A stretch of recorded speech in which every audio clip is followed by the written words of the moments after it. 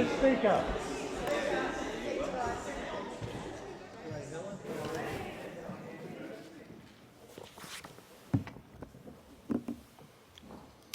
I acknowledge the Ngunnawal and Ngambri peoples who are the traditional custodians of the Canberra area and pay respects to the elders, past and present, of all Australia's Indigenous peoples.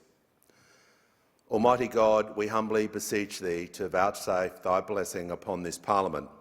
Direct and prosper our deliberations to the advancement of Thy glory and the true welfare of the people of Australia.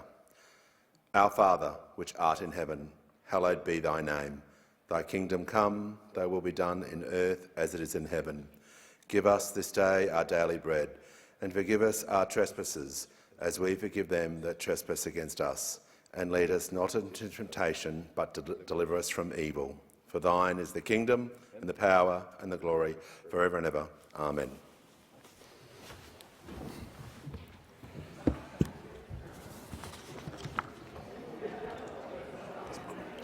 And I give the call to the member for Macquarie.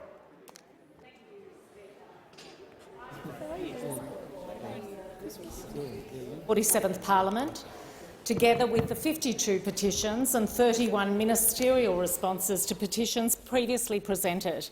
I'm pleased to report the high number of ministerial responses received, and on behalf of the committee, I'd like to thank the ministers responsible. Every one of these petitions represents an issue that's important to a group of Australians and which deserves a considered and thoughtful response. Today, I table a response from the Minister for Foreign Affairs that responds to several petitions that were signed, in total by 55,232 petitioners. These petitions varied in their wording, but were united in their request for Australia to take action against the Iranian government for its human rights abuses. The response from the minister setting out the government's actions should assure these petitioners that this matter is being taken seriously and that Australians are united in their opposition to oppression, particularly of women and girls. Thank you, Mr Speaker, and I look forward to updating the House further on the work of the Petitions Committee.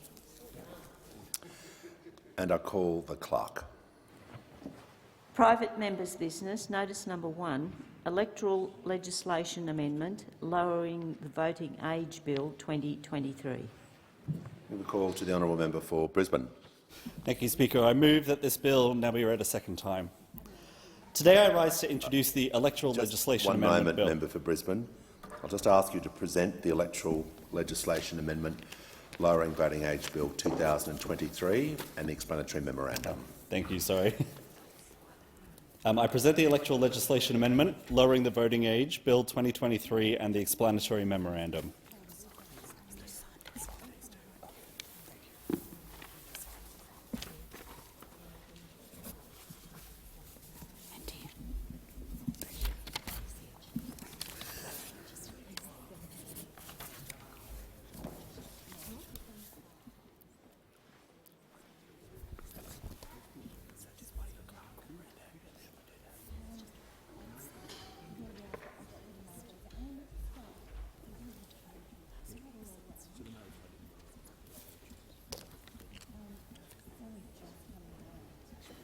And I call the clerk. First reading, a bill for an act to amend the law relating to elections and referendums and for related purposes. And now I give the call to the honourable member for Brisbane. Thank you. Now I move that this bill be read a second time. Speaker, today I rise to introduce the Electoral Legislation Amendment Bill, a bill to lower the voting age in Australia to 16. Around the world, young people are making their voices heard on the issues that matter to them most.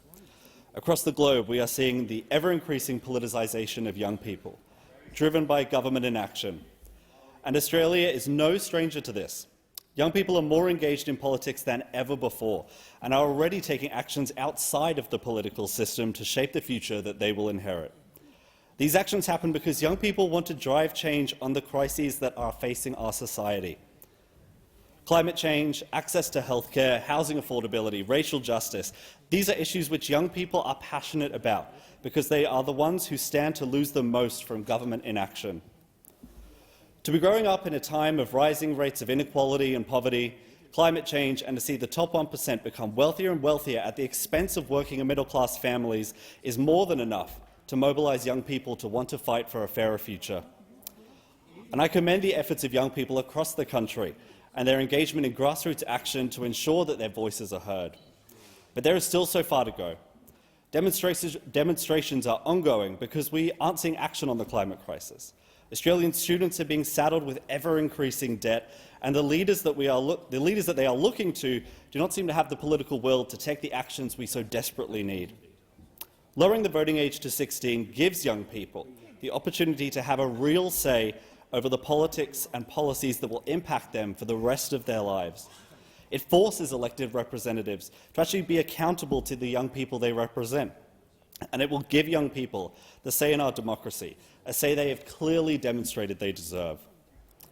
Lowering the voting age isn't just important to ensure that young people's voices are heard, though.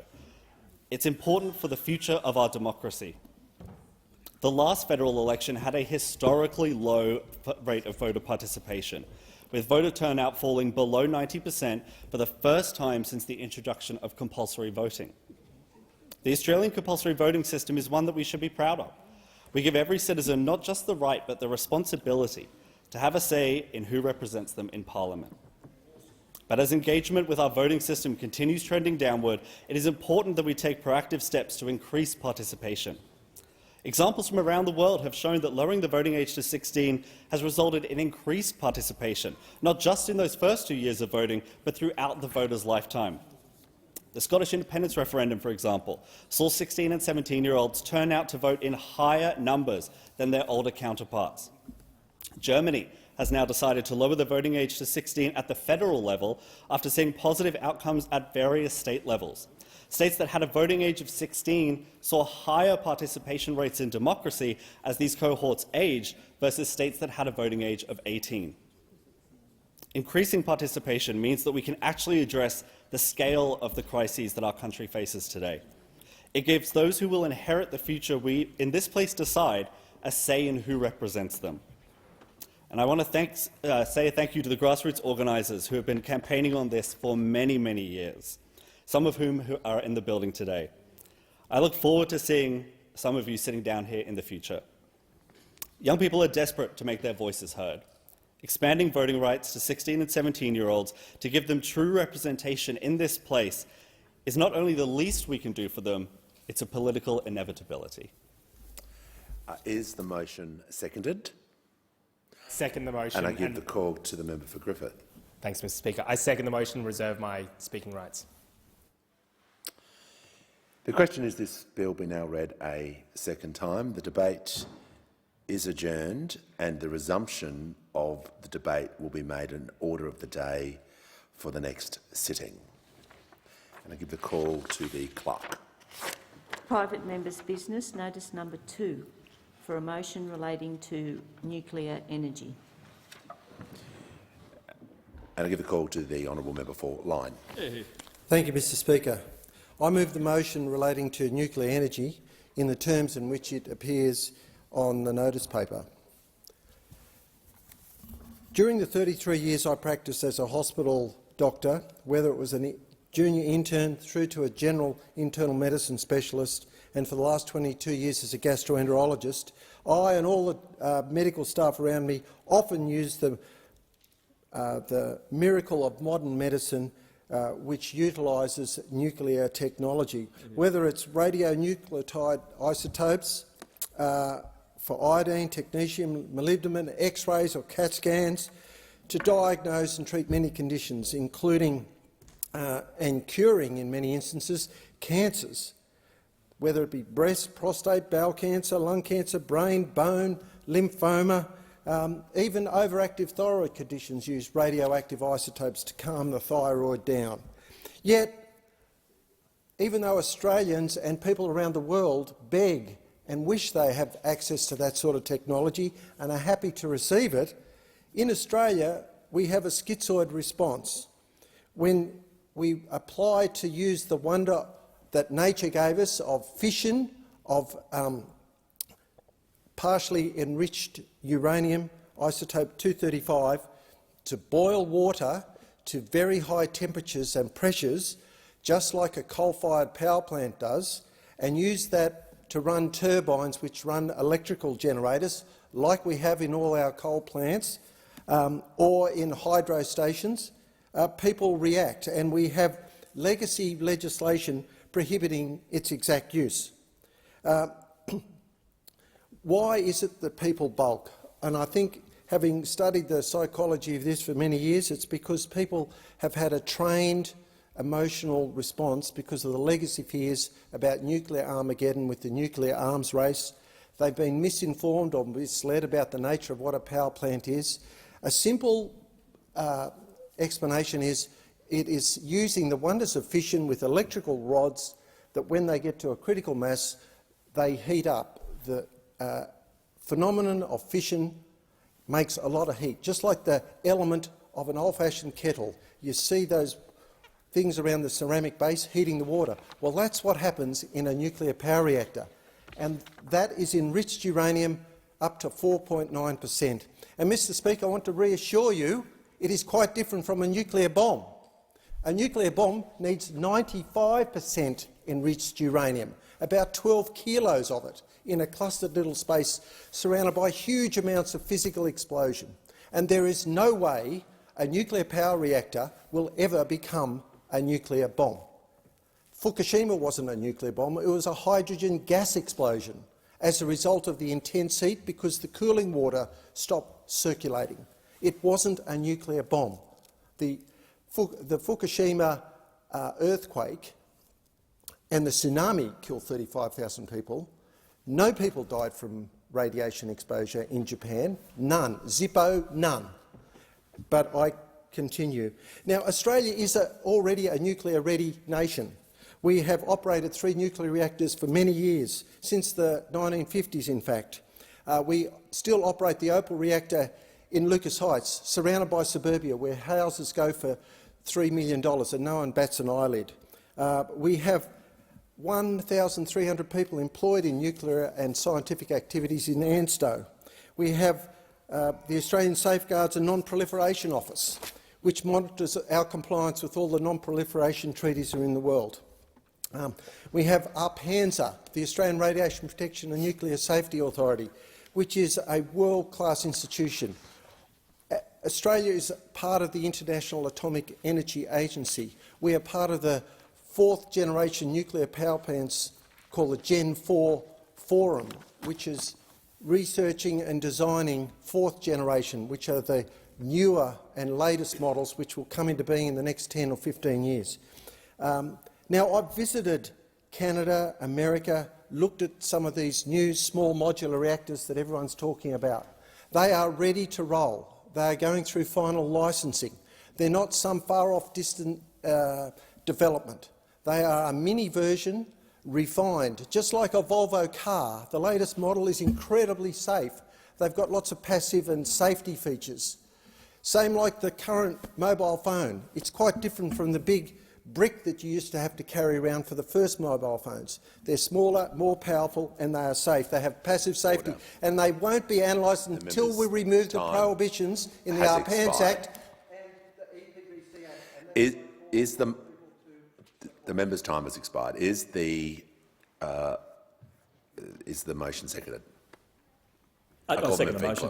Thank you. I second the motion and reserve my right. The question is the motion be agreed to, and I give the call to the honourable member for Gilmore. Speaker, well, I will always rise to set the record straight when it comes to the Liberals and Nationals' obsession with nuclear power. All I can say is I'm so glad to stand here today as the member for Gilmore and part of the Albanese Labor government, because this is the best assurance our community on the New South Wales South Coast can have against a nuclear reactor endangering our community and putting our pristine Jervis Bay at risk of harm. That is what the Liberals and Nationals would do if they had the chance.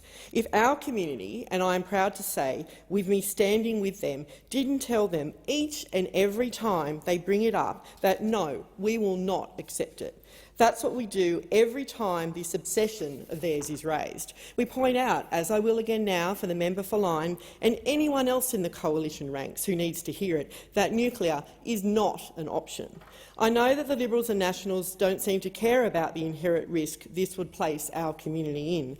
They don't seem to care about the inherent risk to our farmers and farming land, the risk to our health and or our tourism industry.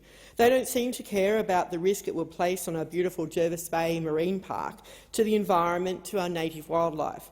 That much is clear, or we wouldn't still be having this conversation. So I guess let's talk in a language the Liberals might understand. The Coalition are constantly banging on about bringing down the cost of energy. They say nuclear is the way to do that. But it has been proven that the costs of nuclear power do not stack up. The CSIRO continues to state that nuclear energy would far and away be the most expensive form of energy in this country. Nuclear energy produces less power now than 10 years ago, while wind and solar continue to grow. The capital cost of nuclear energy per kilowatt-hour has increased, not decreased.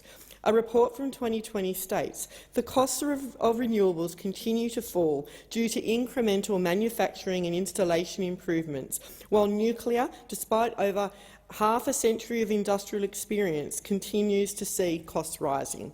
What report is that from, I hear you ask? The World Nuclear Industry Status Report. Even the nuclear industry admits that it doesn't stack up. In the last parliament, the Standing Committee on Environment and Energy held an inquiry into nuclear energy. I sat on that inquiry, and we heard from expert after expert who said the same thing. There is no evidence for nuclear energy in Australia.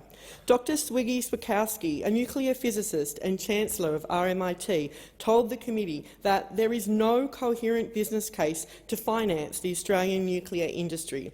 There is simply no evidence that nuclear energy could or would bring cheaper power to Australia.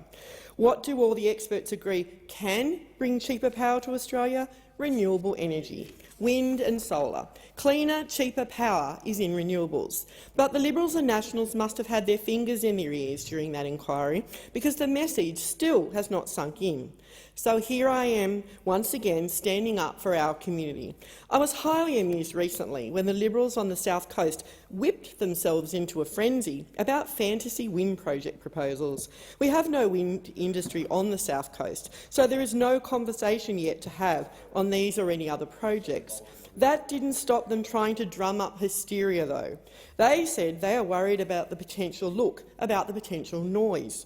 What did I hear whispers of the solution? Nuclear power instead.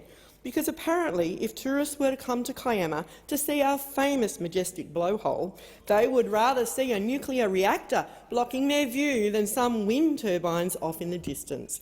I mean, it beggars belief. So once again, I will promise this to the people of the South Coast.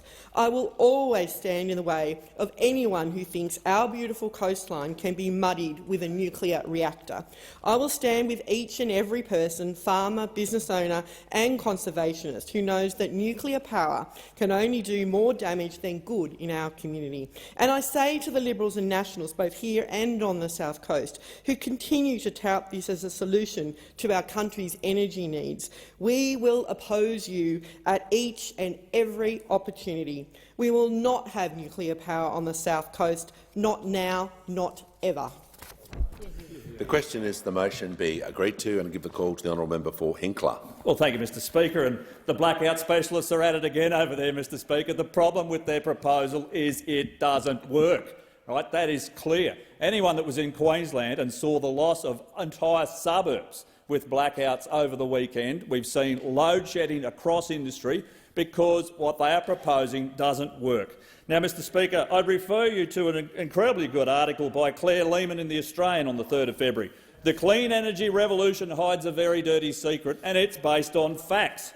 Now, what the proposal is from those opposite, Mr Speaker, is some 2 million hectares of solar across this country. 2 million, a product which lasts maybe on average 20 years. So every 20 years it has to be replaced. Now, I've had reports of a solar farm at Gympie, a new one, which still isn't connected, that lost 20% of its panels in a hailstorm over Christmas, 100,000 panels. Now, in Ms Lehman's article, she says that in China alone, waste from solar panels would add up to 20 million tonnes of waste, 2,000 times the weight of the Eiffel Tower by 2050. And in Australia, it will accumulate 1 million tonnes of solar panel waste by 2047. Now, Mr Speaker, we hear all of the scare campaign and the scare tactics from those opposite. It's all about the half-life. Well, I can tell you heavy metals don't have a half-life. They don't expire. They're there forever. They are in these products and they have to be dealt with. And these are the points that we continue to make, Mr Speaker. It is about facts. It is about facts. Now, Ms Liam's article also identifies nuclear reactors have produced 390,000 tonnes of spent fuel since the 1950s, but solar panels are estimated to create 78 million tonnes of hazardous waste by 2050, 200 times that amount, a technology that has been in place for decades. Now, those opposites say that there's no place in Australia, it's a terrible solution, it's awful. Well, that's not what they say in the United States or France or the UK or South Korea or the UAE or anywhere else that is using this technology, because, Mr Speaker, it works. It is consistent. If you want something which is zero emissions, which will last for decades, this is an opportunity for Australia to look at it.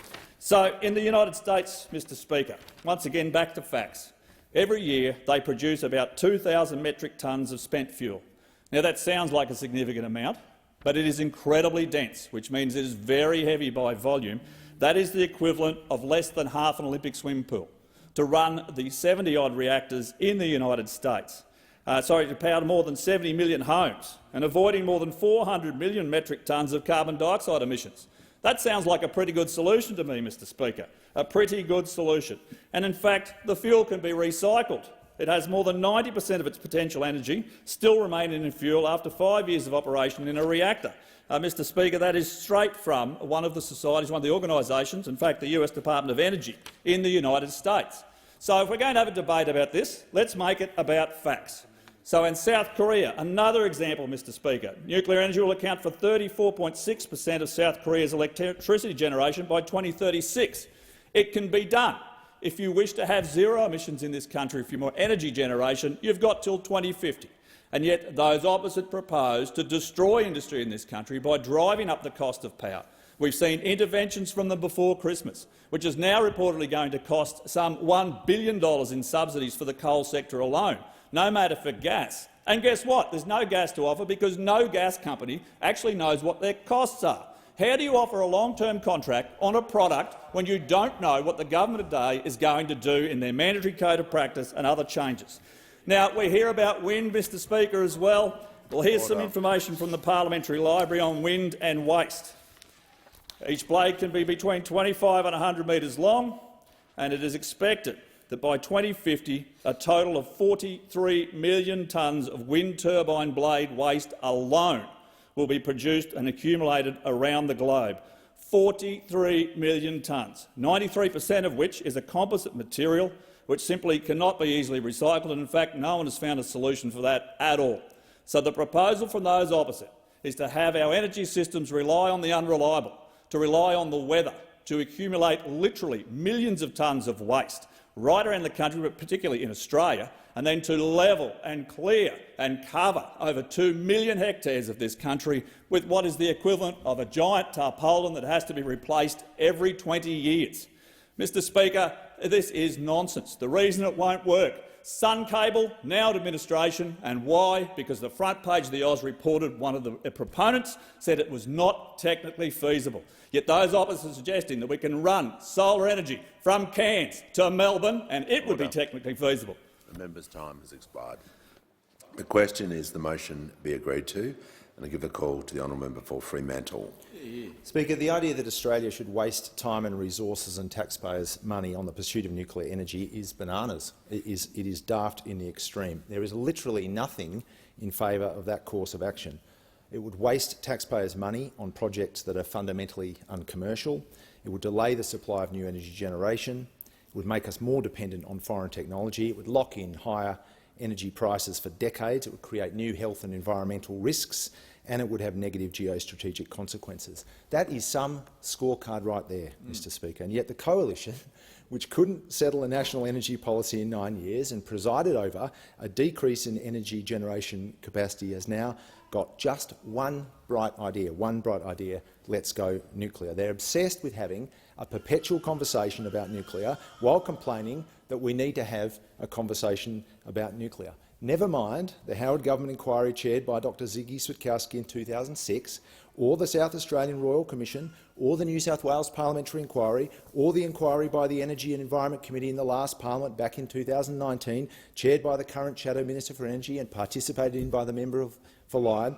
At that most recent inquiry, Speaker, Dr Switkowski said, one of the things that's changed over the last decade or so is that nuclear power has got more expensive rather than less expensive. Right.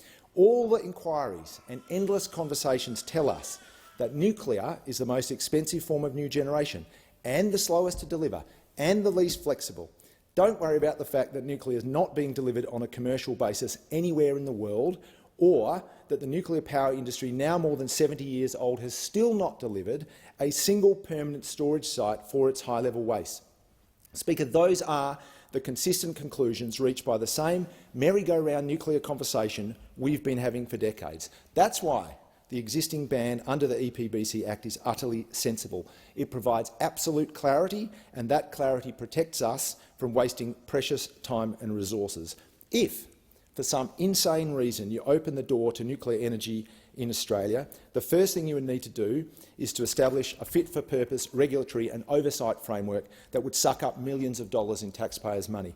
The budget request of the Nuclear Regulatory Commission in the United States in 2022 was $887 million. The first thing you would need, if we went down the crazy nuclear path proposed by those opposite, is an expensive and distracting expansion of bureaucracy and red tape. The second thing you would get, for sure, is the nuclear white shoe brigade, all the spruikers who would end up in these halls trying to chisel some taxpayers' money for their pet pilot projects. That's because nuclear energy is fundamentally uncommercial. It's funded by governments. The as-yet still-to-be-delivered NuScale SMR project that is beloved of the nuclear fantasy crowd is being funded by government. And as predicted during the inquiry we held 3 years ago, NuScale has revised its costs upwards and upwards, including a 53% jump in January this year.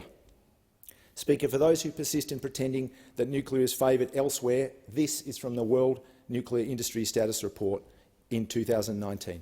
In 2018, 10 nuclear countries generated more power with renewable than with fission energy. In spite of its ambitious nuclear program, China produced more power from wind alone than from nuclear plants. In India, in the fiscal year to March 2019, not only wind but for the first time solar outgenerated nuclear, and new solar is now competitive with existing coal plants in the market. In the EU, renewables accounted for 95% of all new electricity generating capacity added in that year. The most recent report from 2022 says nuclear's energy share of global commercial gross electricity generation in 2021 dropped to 9.8%, the first time below 10% and the lowest value in 4 decades. And it said that in 2021, wind and solar alone reached a 10.2% of gross power generation, the first time they provided more than 10% of global electricity and surpassed the contribution of nuclear energy. Speaker, globally, the contribution of nuclear power to our energy needs continues to decline, while the contribution of renewables grows strongly year on year. The bottom line is this. We know everything we need to know about nuclear energy technology. It is uncommercial. It is eye-wateringly expensive. It is slow and inflexible. It is toxic and dangerous. It has no solution for its own waste after 70 years. Nothing tells you more about the Coalition's complete abandonment of any faintly sensible or reasonable position when it comes to energy policy than the fact that the only new idea they have is for Australia to go nuclear. Well done. I thank the member, and I call the member for Sturt. Thank you, Deputy Speaker. Well, Australia already is nuclear, and I rise to speak most particularly as the member from the City of Adelaide, which until some of the contributions earlier I believed was receiving of bipartisan support towards the decision made 2 years ago to obtain nuclear propulsion submarines to be built in my home city of Adelaide. My colleague and friend, the member for Grey, of course, has about half the world's uranium in his electorate, and he knows, and everyone in this chamber should know, that Australia has participated in the nuclear industry from many perspectives of the supply chain for many decades. And it's the future that I'm most concerned about as the member for Sturt when I hear some of the comments made by those opposite, particularly when it comes to the construction of nuclear submarines, which seems to now be in jeopardy based on some of those remarks regarding safety. There are always two elements to the debate about nuclear. One's economic and one is safety and environmental. This motion has nothing to do with economic points to do with nuclear because it's about removing a prohibition on it. It doesn't call for any taxpayer investment in building a particular nuclear plant. And for those that understand the electricity market in this country, and particularly in states that have a proper market operating, new generation comes into the market based on decisions that can be made by private capital. They can't when you've got a prohibition on a certain technology. But if there are economic arguments against any technology like nuclear, removing the ban won't change the economics of it. And so the economic argument is completely irrelevant because no one will put their private capital into an investment that is not going to achieve an economic return. That's the point that we on this side of the chamber are so passionate about markets. So when it comes to ruling out a technology on economic grounds, that means that you've got some kind of secret plan to dramatically change the way in which the electricity markets operate in this country. And that doesn't surprise us because, of course, you've been doing that very consistently and very recently. But on the safety side and on the dangerous rhetoric coming from those opposite, what we're effectively starting to understand about this government, Mr Acting Deputy Speaker, is that they have got a prejudice against nuclear technology. And that is very concerning to anyone that relies on nuclear medicine. That is concerning to anyone, particularly from a state like mine and representing many people that have an ambition to work in the nuclear industry into the future, particularly on the future submarine program, which involves nuclear technology, nuclear generation, nuclear reactors, frankly, small nuclear reactors, those that are being demonised and attacked from a safety point of view. Well, 8 of them, I understood until this contribution from those opposite recently, were going into the bellies of submarines at construction yards in my home city of Adelaide as part of what I understood to be a bipartisan commitment towards the Royal Australian Navy being given a capability of nuclear propulsion within those submarines. Now, if that is now not the position of the government because of the points they've made about safety when it comes to small modular reactors, then it is the most spectacular revelation with unbelievable national security consequences that I've heard in my career in this chamber.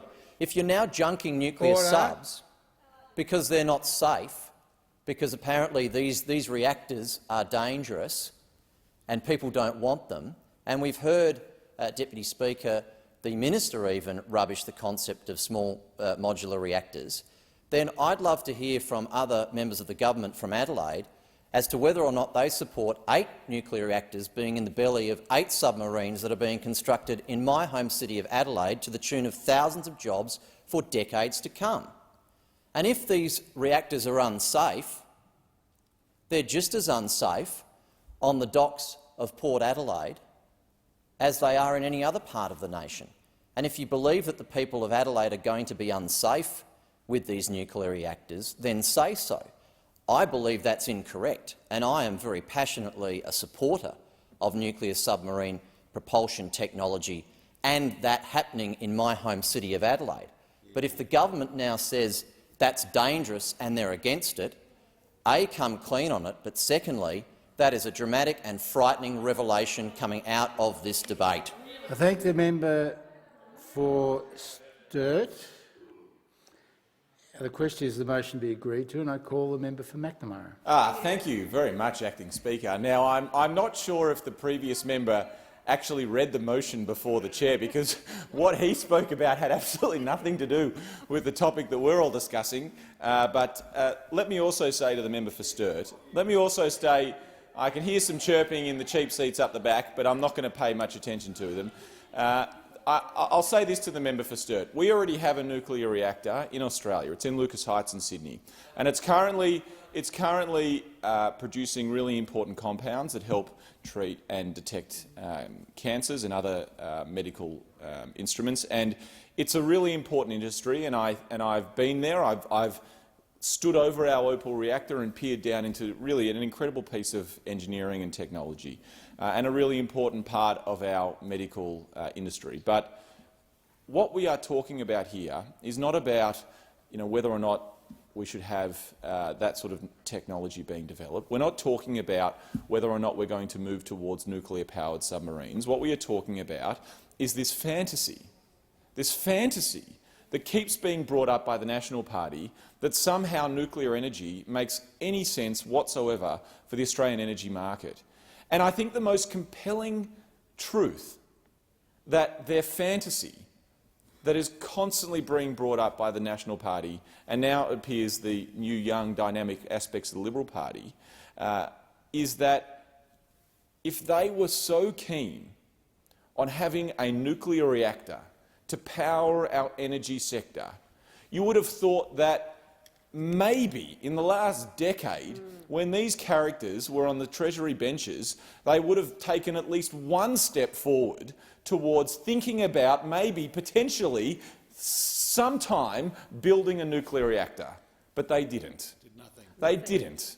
They didn't go near it because it makes absolutely no financial sense whatsoever. We clearly have nuclear technology in this country.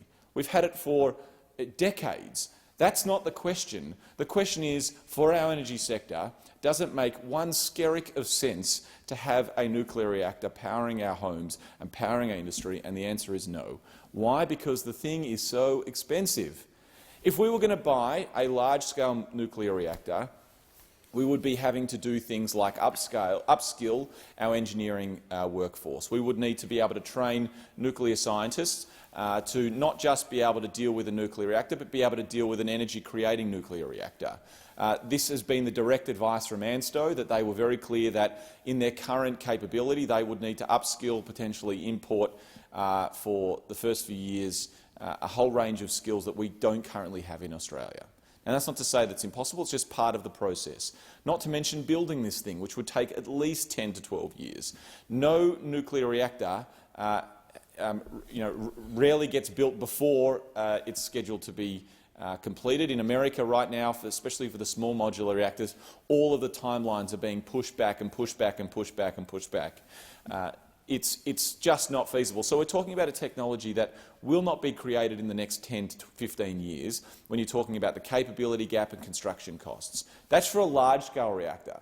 Then these characters like to drum on about small modular reactors, which are in prototype form around the world, Acting Speaker. They're not there. There's no SMR that's been constructed in a factory and rolled out across multiple sites that's saving people millions and millions of dollars in construction and ongoing fees. It just doesn't exist yet. Now, that's not to say that at some stage we shouldn't have a look at SMRs. Sure, let's have a look at it once they've been rolled out and we know that they can operate safely and we know that they can be managed safely and we know that they actually save costs. Because according to their own report done by the CSIRO, not when we were in government, but when these people were in government, the CSIRO made it clear that small modular reactors are still more expensive or as expensive as the large-scale reactors and way more expensive than renewables.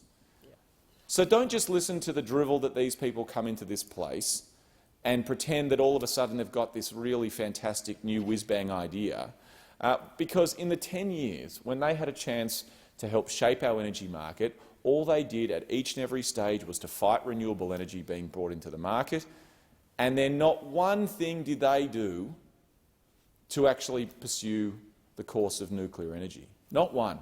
They didn't do it because they know it doesn't make sense. And unless they want Australian taxpayers' bills to skyrocket, they should drop this fantasy and focus on renewables, because that's our future. I thank the member for McNamara. The question is that the motion be agreed to, and I call the member for Capricornia. Thank you, Deputy Speaker. Australians are in a tight grip of a cost of living crisis. In my seat of Capricornia, I hear from families who tell me they are struggling to put food on the table and a roof over their heads. Family-owned businesses are battling to keep the doors open. Rising costs in supplies, manufacturing, transport and energy are tearing these businesses down. One of the greatest challenges that we are currently facing is skyrocketing energy prices. Now more than ever, we need to be working towards an effective and reliable means of energy production. The Labor government has been absorbed in their need to meet climate change targets. They are relying heavily on renewables to deliver 82% of Australia's energy supplied by 2030 to reach their climate objectives. Renewable energy does have its part to play, but it is being set up to fail by Labor's complementary technology policies. Despite plans for over 80% renewable energy by 2030, investment for this sector has been plummeting since Labor came to government. The Albanese government's plans to decarbonise the economy are not working. After just 6 months in government, they have already broken their promise to reduce our power bills by $275. In their October budget, it was predicted that electricity prices will increase by 55% this year. Labor's panic-stricken legislation before Christmas to enforce a price fix on the energy market only created further pressure. Their rushed policies will result in two things: bill blowouts and more blackouts. The Albanese government is losing control of domestic supply. Their policies are restricting the use of our gas supplies and developing the gas resources that we have available. Without adequate access to energy-creating materials, it further forces us to rely on energy resources from overseas, especially from China. Our families are suffering and businesses are on their knees while they wait for Labor to find a tangible solution to this issue. The Australian Workers' Union estimates there will be 800,000 jobs lost if a solution is not found to begin to drop energy prices. A local manufacturing business in my electorate has told me that if something is not done to stop the increase of electricity prices, it will jeopardise their trade with overseas countries. Higher production costs are having to be passed on to the consumer, leaving them struggling to be competitive in an already volatile overseas market. This family-owned business has been around for generations. They have supported hundreds of locals with jobs, contributed significantly to the economy and helped put manufacturing in central Queensland on the map. This is just one business of many across Capricornia who are facing the same challenges. We need to look at better short and long-term solutions to our energy crisis. In the short to medium term, focus needs to be on supply. While in government, the coalition ensured that gas continued to come into the market to support the demand for power. Unfortunately, the current government has not been engaging with the market and states to unlock more gas for use during this energy crisis. Labor has no long-term solution. They are floundering, taking stabs in the dark, which threaten to leave Australians in the dark. Now is the time to talk nuclear and the role that it can play alongside other technologies to reduce how we pay for electricity and strengthen our manufacturing businesses. In order to achieve an outcome that meets climate change objectives while also lowering the cost of energy, our focus must move to new technology. Countries all over the world are successfully harnessing a range of technologies, including nuclear energy, to assist in lowering power prices. 33 nations are currently operating with nuclear power, while another 50 are working on implementing nuclear energy programs to fix their power price crisis. 70% of France's energy supply is constituted by nuclear. United Kingdom, a country not unlike our own, has plans underway for nuclear energy to form 25% of its energy mix by 2050. These countries are ensuring they have reliable and low-cost solution to powering their nation. Australia possesses the largest uranium reserves in the world and are the world's third largest supplier of this resource, yet we do not power our own country with nuclear energy. This untapped energy source produces no greenhouse gas emissions during operation, has a 24/7 base power load that can be adjusted to meet the sporadic nature of renewable resources like solar and wind. Nuclear ticks all the boxes: friendly on the environment, reliable and cheap. Now is the time to begin discussion on nuclear and help our nation to begin to recover from this crisis. Thank you. Thank the member for Capricornia. The question is that the motion be agreed to, and I call the member for Moreton. Thank you, Deputy Speaker. The Nationals banging the drum on nuclear energy It's deja vu all over again, isn't it? Here we are.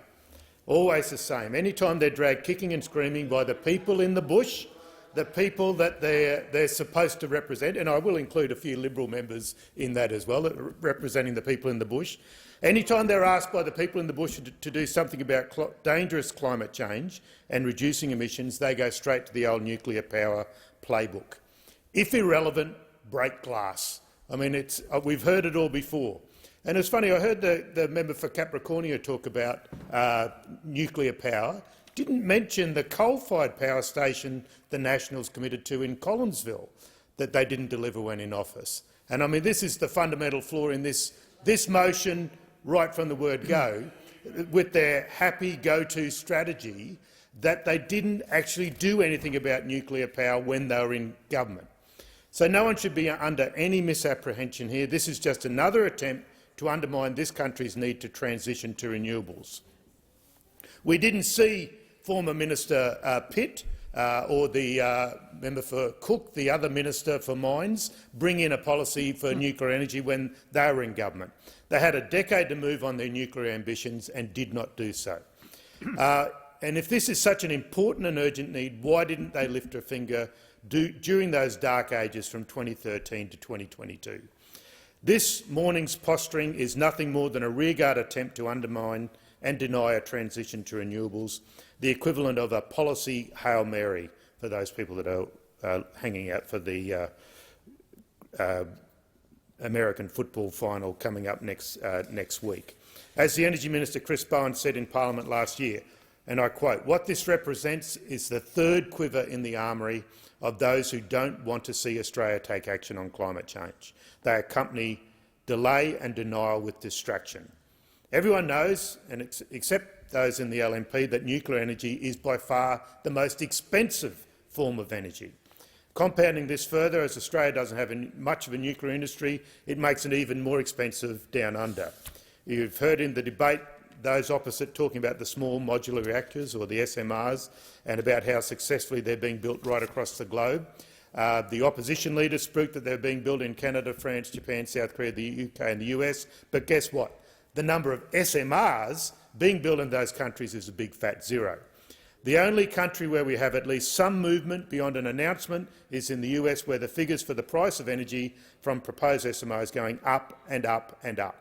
From 2016 to 2020, NewScale and UMOS said that the power price of the SMR would be just $55 US per megawatt hour. Competitive, as the member for Hunter would know. He knows energy very well. But then it went up to $58 US per megawatt hour. And get this, the increased price included the project being halved in size and output.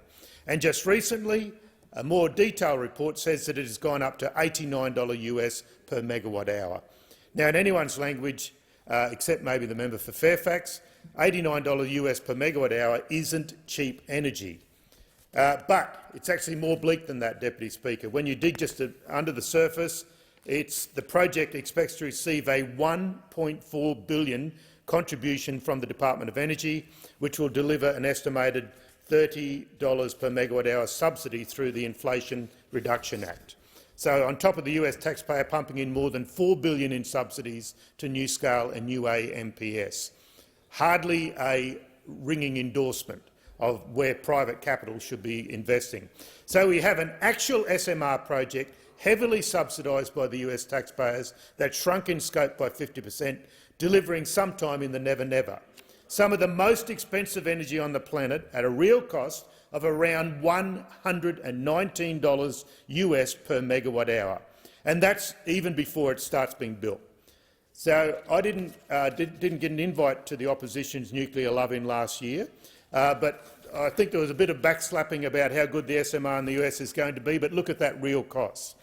We know this because every energy expert with a scrap of integrity knows that nuclear is the most expensive and slowest form of energy to implement. We have cost of living pressures right now. We can't wait 15, 16, 20 years to deliver a higher cost of energy. Nuclear does not make sense. We know that despite over 50 years of industrial experience, costs go up and up and up. I thank the member for Moreton. There being no further speakers, the debate is adjourned and the resumption of the debate will be made in order of the day for the next sitting. I call the clerk. Private members' business, notice number 3, for a motion relating to the introduction of Medicare. Call the member for Werriwa. Thank you, Deputy Speaker. I move the motion relating to the introduction of Medicare in the terms in which it appears on the notice paper.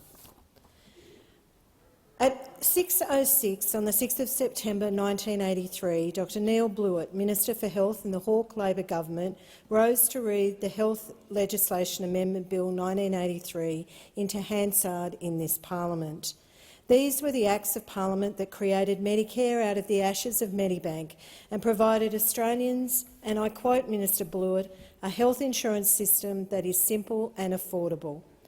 39 years on, we mark the anniversary of Australia's first-class, world-leading universal health system, Medicare. Labor governments have prided themselves in championing equitable and universal affordable health care as a right for Australians. I remember the discussions in my family between my parents before Medicare about who should go to the doctor, what our family could afford and who was sick enough to justify the cost. The Green Medicare card meant that our family and Australians all around our country had access to support and medical advice they could afford. The relief of my parents was obvious to me. It was Labor governments of Whitlam and Hawke who introduced these reforms. Whilst the first resort forms of the pharmaceutical benefit scheme date back to a chiefly Labor government. It is Labor governments that establish our world-leading healthcare system, and the Albanese will continue to defend and strengthen it. For the first time in its 75-year history, the PBS has been amended to provide Australians with life-saving medicines at a cheaper and more affordable price. With new medicines being added to the PBS monthly, it remains crucial that they are accessible should Australians need them. It is the government's responsibility to ensure that there is equitable and available access to medicines and to health care. The last decade has seen this dwindled. The continued freeze on Medicare has forced doctors out and bulk billing rates to drop. In communities like mine and all over Australia, it is harder to see a GP, and more GPs can no longer afford to bulk bill. The release last week of the report of the Strengthening Medicare Task Force sets recommendations that the Albanese government are currently working through to turn this around and rebuild the systems all Australians have relied on for the last 4 decades. Australia's healthcare system ranks among the best in the world. It's an achievement to be proud of, and Labor will always be the party to defend and support it. We understand that for Australia to prosper, it needs a healthy population, and no barrier, especially financial, should hinder a person's ability to access the healthcare and medications they need. The Australian people are currently facing costs of living crisis, and our government should not shy away from supporting Australians during the difficult times. That's why, from the 1st of January 2023, the maximum co-payment was reduced by $12.50 to the new maximum of $30. There are 3.6 million Australians who use prescriptions over $30 a month, who will, from the 1st of January, saved on their scripts under the Albanese government. I've heard constituents tell me of their experiences of being prescribed life-saving cancer medication that would have cost them thousands, if not tens of thousands of dollars, who can now focus on getting better rather than worrying about how or if they can afford the treatment prescribed. But unfortunately, I've also met with constituents, those with chronic conditions, who make choices about the medications they can afford. And this is becoming more and more common as cost of living pressures mount, and it is obviously the most vulnerable that are disproportionately affected. Australia must never be a country where people must choose between providing food and shelter for their family and seeing their doctor or filling a script. There should never be a moment in this country where people are forced to ration healthcare or face bankruptcy, as was the case before the introduction of universal healthcare in Australia. Labor's measures to reduce the cost of vital medications is another step in that direction.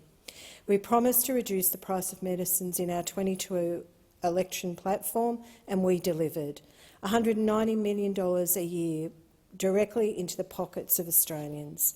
We are a country that ensures that all Australians receive the medical care they need, regardless of income, and that should always be the pillar of our healthcare system.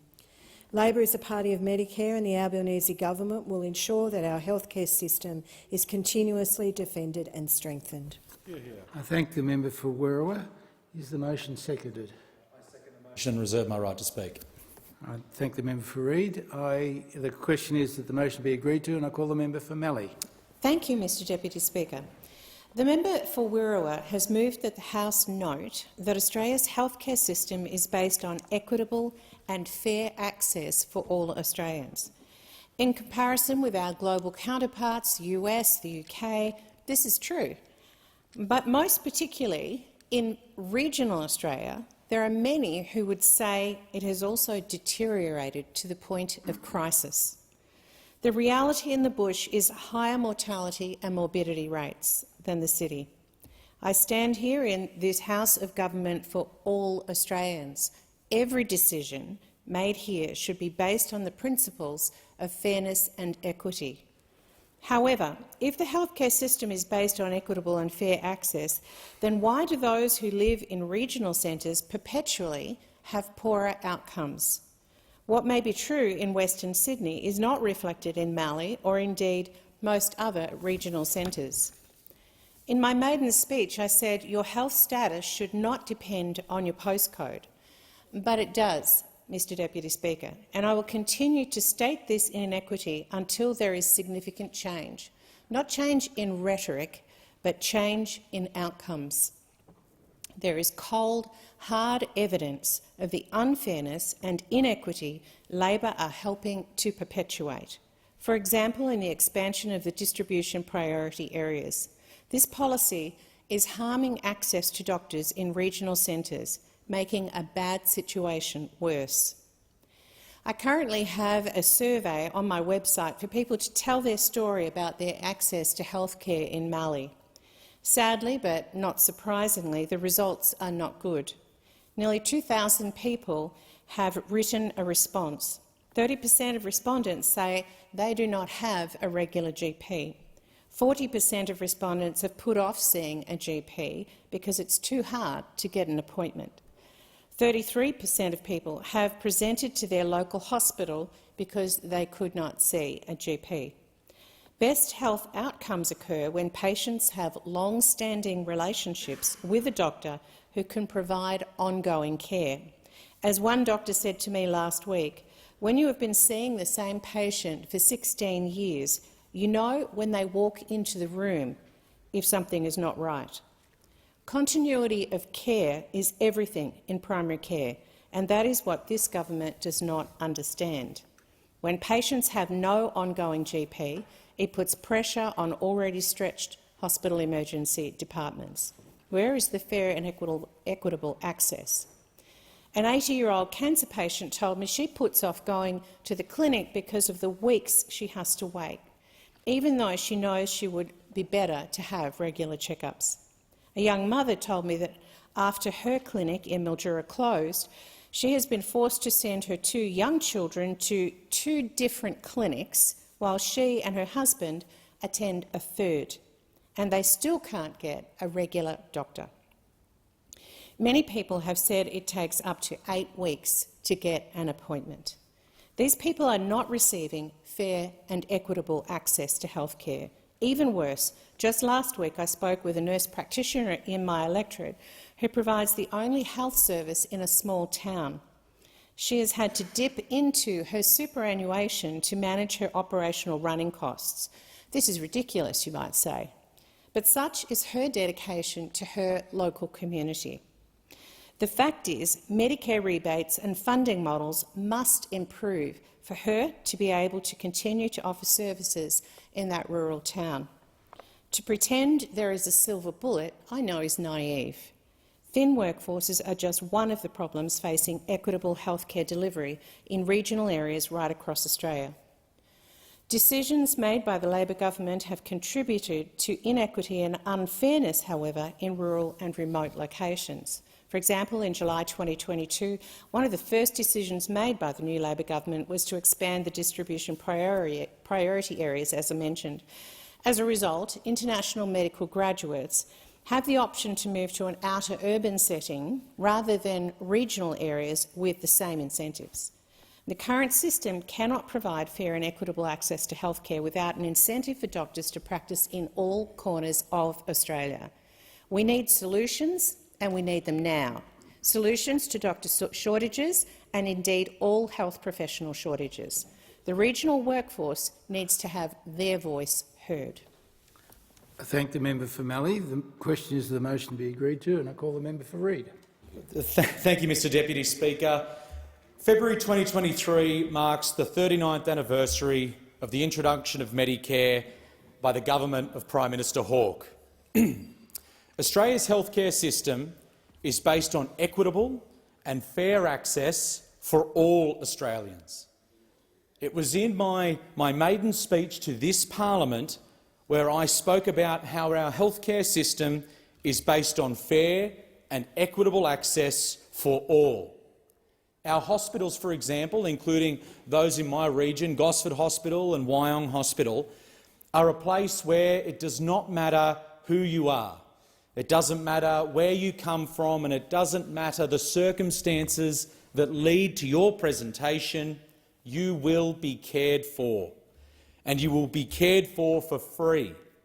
And that's due to a hard-fought Labor initiative that saw a little green card come into the lives of all Australians. And a little green card with the words that represent universal access and complete access, Medicare. And this is only going to improve with the introduction of our urgent care centres, in which my electorate on the Central Coast is receiving one. We are creating a new model of care in Australia, which is seen and which is established right across the world in different nations. Access to care if you are too sick to see the GP or not sick enough to see the emergency department.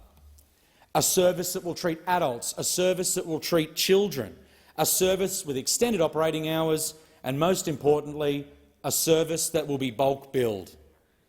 This is part of our promise, the Albanese Labor government's promise to strengthen Medicare and improve access to medical services.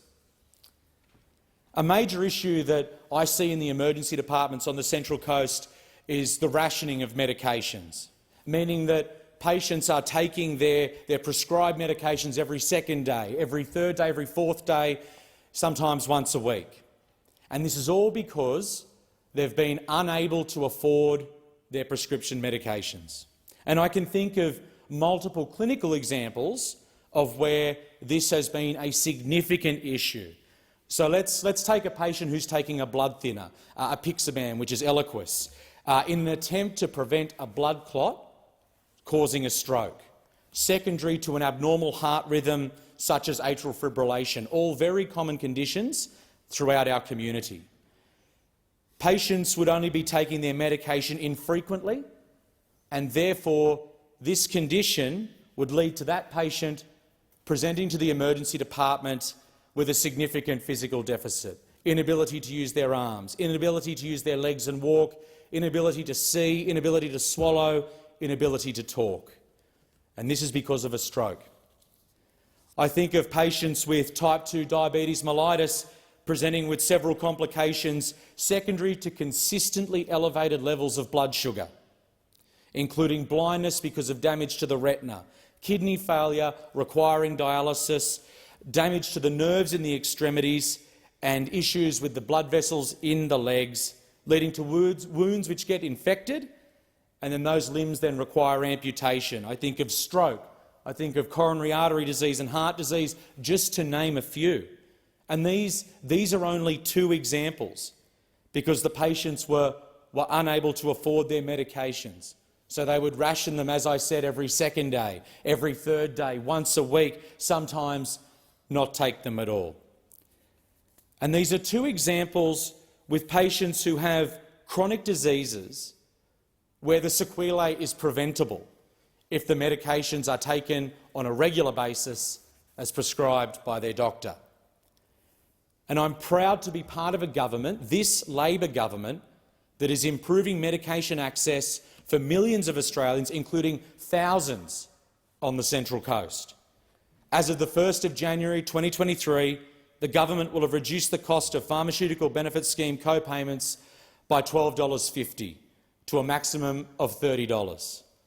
This is not only a cost of living measure, but it's also a measure that will prevent unnecessary trips to the doctor, unnecessary presentations to the emergency department, and it will ultimately save lives. Thank you, Mr Deputy Speaker. Thank the member for Reid. The question is the motion be agreed to, and I call the member for Nichols. Thank you, Mr Deputy Speaker. Very pleased to rise and offer a belated happy birthday to Medicare. It's worth celebrating the establishment of a scheme for basic health care for all Australians. It's also worth noting that while the Whitlam government introduced what was then known as Medibank, it was the Fraser coalition government that established the levy of 2.5% on income to fund it. Medibank closed in 1981 but was revived and rebadged as Medicare in 1984. Now, no system is perfect, Mr Deputy Speaker, and Medicare has had to adapt and change to meet advances in diagnostic medicine and treatments. And while the member for Werriwa was happy to boast in her motion that as of the 1st of January 2023 the government will have reduced the cost of pharmaceutical benefits scheme co-payment, there is no mention that also, as of January 1st, 2023, the government also slashed by half the number of Medicare subsidised psychology sessions. And these are really important, and I urge the government to reconsider this. A concerned psychologist in my electorate took the time to interrogate the clinic's patient records from 2016, and the research shows the percentage of clients discharged once their mental health disorder had been appropriately treated rose from 52% in 2016 to 100% in 2020 when the Coalition increased the number of Medicare-funded sessions to 20. In this clinic, it remained at 100% through 2021 and 2022. So everyone with those 20 sessions was getting the care they needed. So in 2016, 48% of clients were discharged with only partial improvement in their mental health because they ran out of sessions, and that dropped to 0 when the Coalition doubled the sessions. Now, the Labor government has voted to enshrine cuts to Medicare subsidised mental health for all Australians, and these cuts have come at a time when Australians are facing natural disasters, and particularly in my electorate and others, cost of living pressures and household energy bills are skyrocketing. Now, an important thing to focus on is the workforce shortages that affect our health system. So Medicare is a great system, but it needs the professional staff to operate properly. And the shortages in our health system disproportionately impact our regional and rural areas. But the Coalition had and has a solution for Nichols. We committed $19.5 million to fund a collaborative effort by La Trobe University and Golden Valley Health to establish a dedicated rural clinical health school in Shepparton. This would train nurses, midwives, allied health professionals of the future. They would train in a regional setting and, more often than not, based on the outcomes from the rural doctor training that the Coalition has improved in my region, would choose to continue to work in regional areas. Now, Labor came into government and chose to scrap the funding stream that supported that clinical health school. And new governments have that choice, but I don't agree with it, and I urge the government to reconsider. I think the government has got to address the current skills gaps and help train healthcare workforce of the future, particularly in regional and rural areas. So the rural clinical health school proposed for Shepparton to service northern Victoria is worth another look. It's a strong collaboration between La Trobe University and Golden Valley Health, and it will provide increased opportunities for young people across the area to pursue a career in health and undertake study locally. And we need it in our hospitals and our aged care facilities. The Nationals were very keen to fund this, not because it was our idea or our policy, but because it was the best fit to tackle critical work shortages in the region. Medicare is a great institution, but it only works if you have access to health care. You need doctors, nurses, midwives and allied health professionals to deliver that care. There is a long-term and critical shortage of health, aged care and community care workforce of GV Health, with double the critical numbers required for the future. The proposed GV Clinical Health School would complement existing campuses of La Trobe University and GoTAFE in central Shepparton, including current and future planned extensions to expand educational opportunities in the region.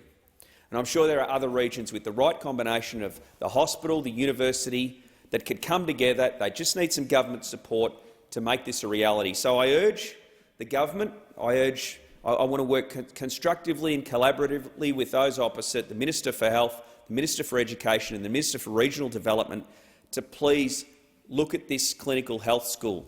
It's a no-brainer. It'll be a great thing for our young people, a great thing for moving young people through training and into looking after our most vulnerable people, those in aged care and those who need acute health care.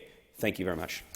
Thank the member for Nichols. The question is the motion be agreed to, and I call the member for Tangi. Thank you, Deputy Speaker. And I would like to thank the member for Warriwa for taking the time to ensure that this Parliament celebrate the 39th anniversary of the introduction of Medicare by the Hawke government. It is so important we celebrate milestones such as this. It is important that we note the milestones that any government service that is so important to the direct well-being of Australians.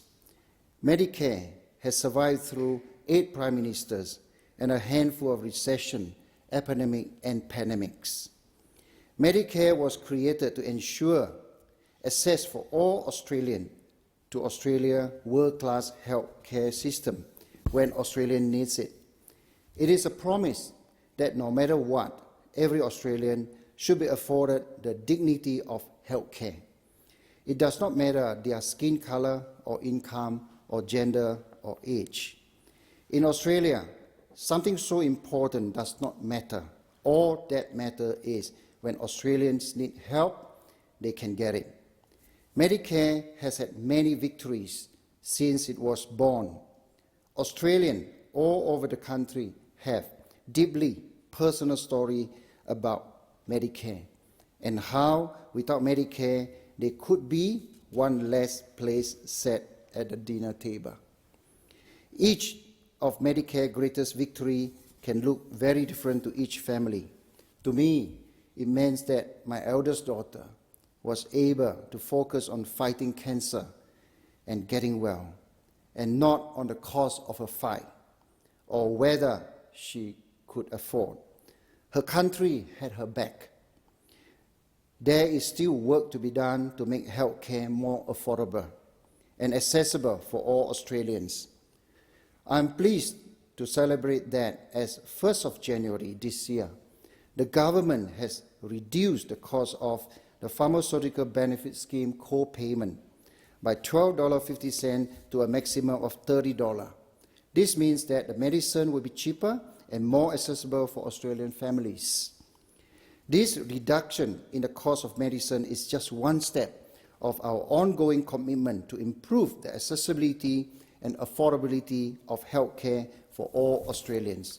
We will continue to work to ensure that all Australians have access to the medical care they need when they need it. The deduction in the PBS co-payment does not just ease cost of living pressure for Australians that are struggling with their health and struggling with their wallet. It is so much more. This says something about Australia as a nation, a community, and as individuals. We want to be there for one another. We want to support people when they are in the fight of their life or for their life. We want you to win. We want you to know that your community and your nation are together with you, even in the time you may feel like the most lonely person in the most difficult place in your life. We want to help you, so we don't have to look into your wallet before you decided to get better. We will cover the bill because we know that you as an individual will want to do the same for us. That is what makes this country so great. As individuals, people want to cover the bill and as a community, and as a nation, we want to, and so we do. Many of us owe you our life, and we make it up to each other before and after we ever get sick. Happy anniversary, Medicare. You make me proud to be an Australian. Thank you. I thank the member for Tangi. The question is to the motion be agreed to, and I call the member for Lindsay. Thank you very much, Mr Deputy Speaker, and I'd like to thank the member for Werriwa for bringing this motion to the House. But I do find it quite extraordinary that those opposite on the government benches are singing their own praises about fair and accessible Medicare, when over the Christmas break we saw an extraordinary cut to Medicare when it comes to mental health. Perhaps those opposite haven't been keeping up to date with what's been going on within your own government. The Minister for Health cut access to Medicare for thousands of people. In fact, over 1 million sessions have been held where people have been accessing additional mental health sessions when the coalition government doubled the accessibility of mental health sessions during the pandemic from 10 to 20. And it is quite extraordinary that the Minister for Health cut those sessions when we certainly are not on the other side of the pandemic.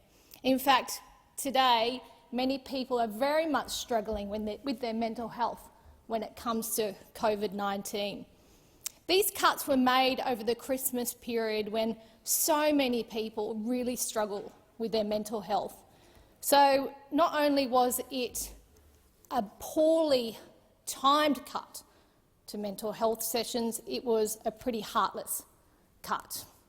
Psychologists contacted me from right across this country, really concerned about the mental health of their patients, because those patients were saying, we don't know what to do.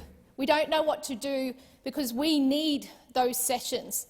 I had mothers write to me saying that their children now interact with other children in the schoolyard. They have more confidence to go out and about because they've been able to access those 20 sessions and they cannot afford to pay for any more. So this is what we're left with, a heartless cut over Christmas during a pandemic when people are suffering most. And they're not only suffering with the pandemic, they're suffering through multiple cumulative impacts of disasters, floods and fires. And I've stood with people when they've lost everything due to floods, where their homes were no longer, where they were trying to pick up, and they were suffering with trauma, they were suffering with mental health because of these cumulative impacts of these disasters. Many people asked the Health Minister to reverse these cuts. Psychologists called for it across the country. And in fact, the Minister promised he would hold a roundtable with stakeholders to come up with a better solution. So we waited in hope. But that roundtable did not produce a reinstatement of those cuts. In fact, just days after, the Minister released a report from his Strengthening Medicare Task Force.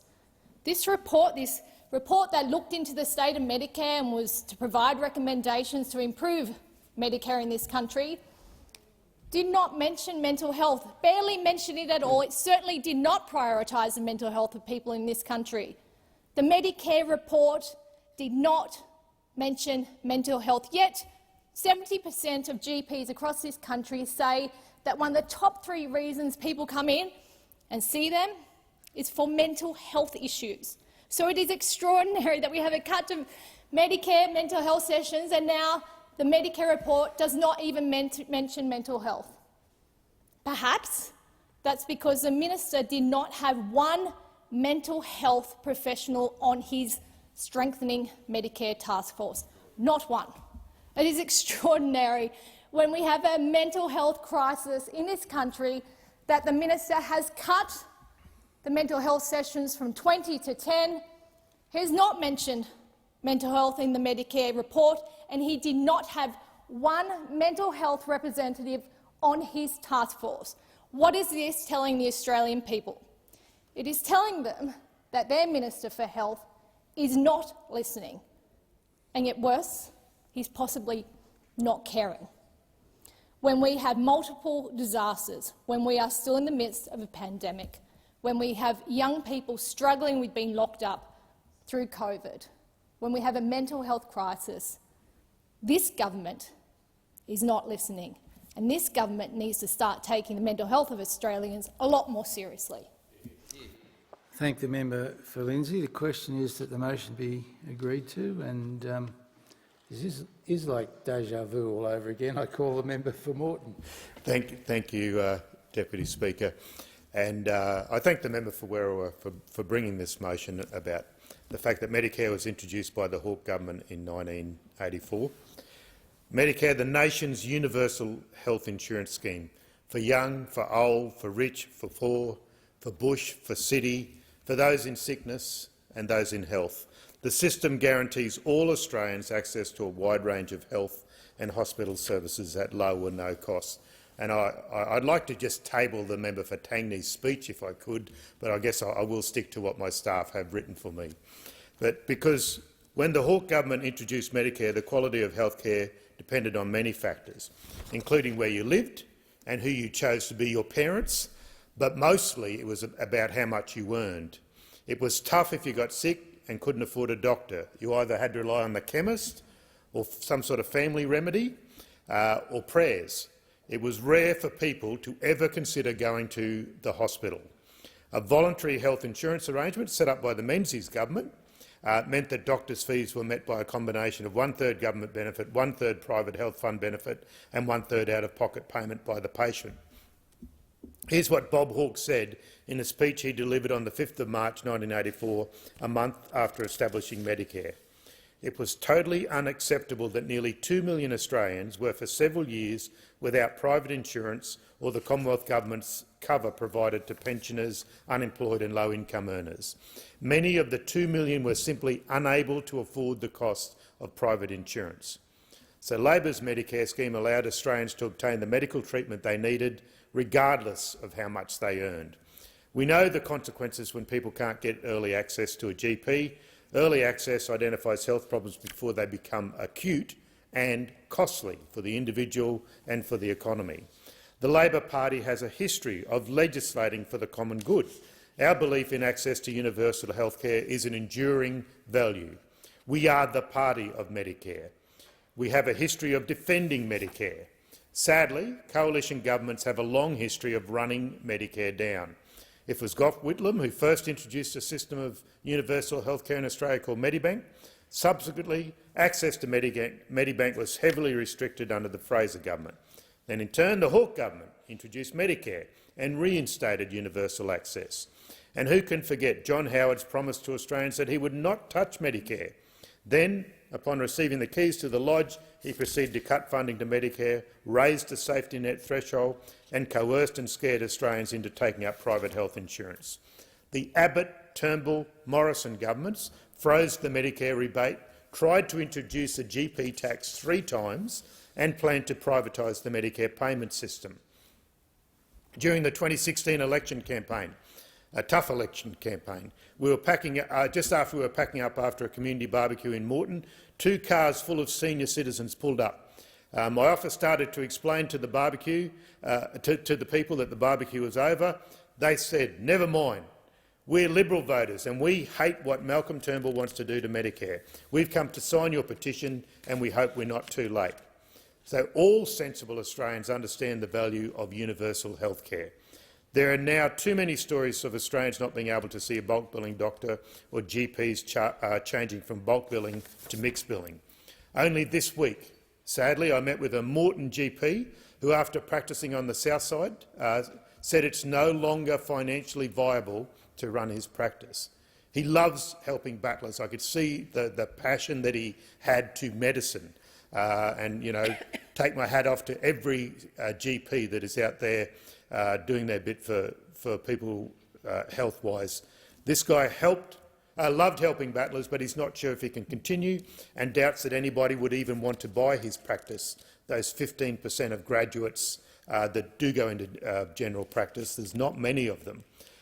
Sadly, the Coalition froze the Medicare rebate for 6 years, ripped billions out of primary care and cause gap fees to skyrocket. It's no wonder that devoted doctors, like the gentleman I mentioned, are walking away from general practice. They're exhausted. Every new Labor government has to clean up the Liberals' mess, but there's no easy fix. These problems have been festering for a decade, and, as we know, it's gone septic in some suburbs and many parts of the bush. The Albanese government is committed to investing in general practice and strengthening Medicare. The Strengthening Medicare Task Force is identifying the best ways to boost affordability, improve access and deliver support for patients. I thank the member for Moreton. The question is the motion be agreed to, and I call a member for the Riverina. Thank you, Deputy Speaker, and I take on board the member for Moreton's comments in relation to Medicare. Once again, he's fallen into the trap of blaming the coalition for all the ills of the nation, whilst praising the Labor government. And I stand at the dispatch box and say that Medicare is a good system. I stand at the dispatch box and say that we have the very best health system in the world, and we should be proud of that. And if you don't believe me, go anywhere else in the world and see for yourself the sort of health system that they have, that is in place in that country in which you are visiting. And thank your lucky stars that you can return to Australia, that you live in Australia, that you've got governments, and I say that plural, governments of all political persuasion that have pumped money into Medicare, money into the health system. And we just heard from the member for Moreton. I mean, this is the member who, when commenting about infrastructure, questioned if a road hasn't been paved, sealed for 70 years, why would you seal it now?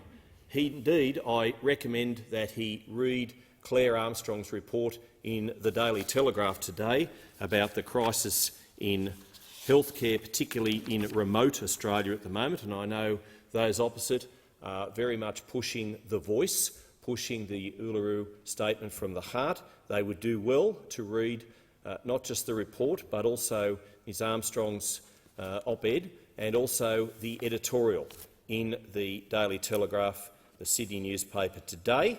And they talk about, in the editorial, about the Royal Flying Doctor Service, financially supported indeed by the Telegraph as part of the groundbreaking Bush Summit, and I know they've held several of those, found that almost 45,000 people in remote Australia have no access to any type of primary health care service within 1 hour's drive, as recommended by the Australian Institute of Health and Welfare. Now, I know a lot of people choose to live in remote Australia. They have to, because they are providing the food and fibre for this nation, many of those people who live in remote areas. And I know that, and Speaker, I know you also know this well, that the head of the Pharmacy Guild of Australia, Trent Toomey, has made comments in recent days and weeks about the system of health. And whilst I acknowledge that the system of health is exceptional, there are things that we can change. There are things that we certainly can improve and indeed need to improve. And pharmacist Toomey says that the COVID-19 pandemic, during which pharmacists helped with the vaccine rollout, indeed they did, and thank you for that, had shifted power and made decision-makers more likely to listen to the Guild's proposals to improve the health system. Now, the Pharmacy Guild represents about 5,900 community pharmacy owners, and I quote Mr Toomey when he says, "The point I'm saying is the hospital system is under strain and other elements of primary care are under strain. Money is not the solution to system reform." He said the only solution to Australia's health crisis was fully utilising all health practitioners to their full scope. Nurses, yes. Dentists, yes. Pharmacists as well. I agree with him on that point, Deputy Speaker, and I know the role that chemists play in rural areas, particularly when in some of those very small country towns they are the only primary health care deliverer, because there is a lack of, as the member for Forrest just points out, a lack of GPs, general practitioners. And coming from a regional area, I know how important this is, and there needs to be a balance. We need to strike the right balance. That is why I'm very pleased that my hometown, Wagga Wagga, which is the head of a very large Murrumbidgee Valley healthcare provider, looking after 250,000 people through the Wagga Wagga Base Hospital and the Murrumbidgee Local Health District. I know that when in 2020 the then Federal Regional Health Minister, the member for Parkes, put in place a new model to boost access to GPs in our region and make rural generalist training more attractive for young doctors. The model, which was launched on 12 October 2020 in Wagga Wagga, gives junior doctors interested in working in rural general practice in the Murrumbidgee region the experience, exposure and qualifications they need to become rural generalist doctors, GPs with additional skills such as obstetrics or emergency medicine. And I know that, coupled with the Murray-Darling Medical School that I put in place, is going to make a real difference to get GPs in country areas. They can work with chemists, they can work through the Medicare system, indeed. And as I say again, I'll repeat my comments at the outside of this speech, that we have the best medical system in all of Australia and we can improve upon it. Thank the member for Riverina. The time allotted for this debate has expired. The debate is therefore adjourned and the resumption of the debate will be made in order of the day for the next sitting. I call the clerk. Private members' business, notice number 4, motion relating to the childcare sector.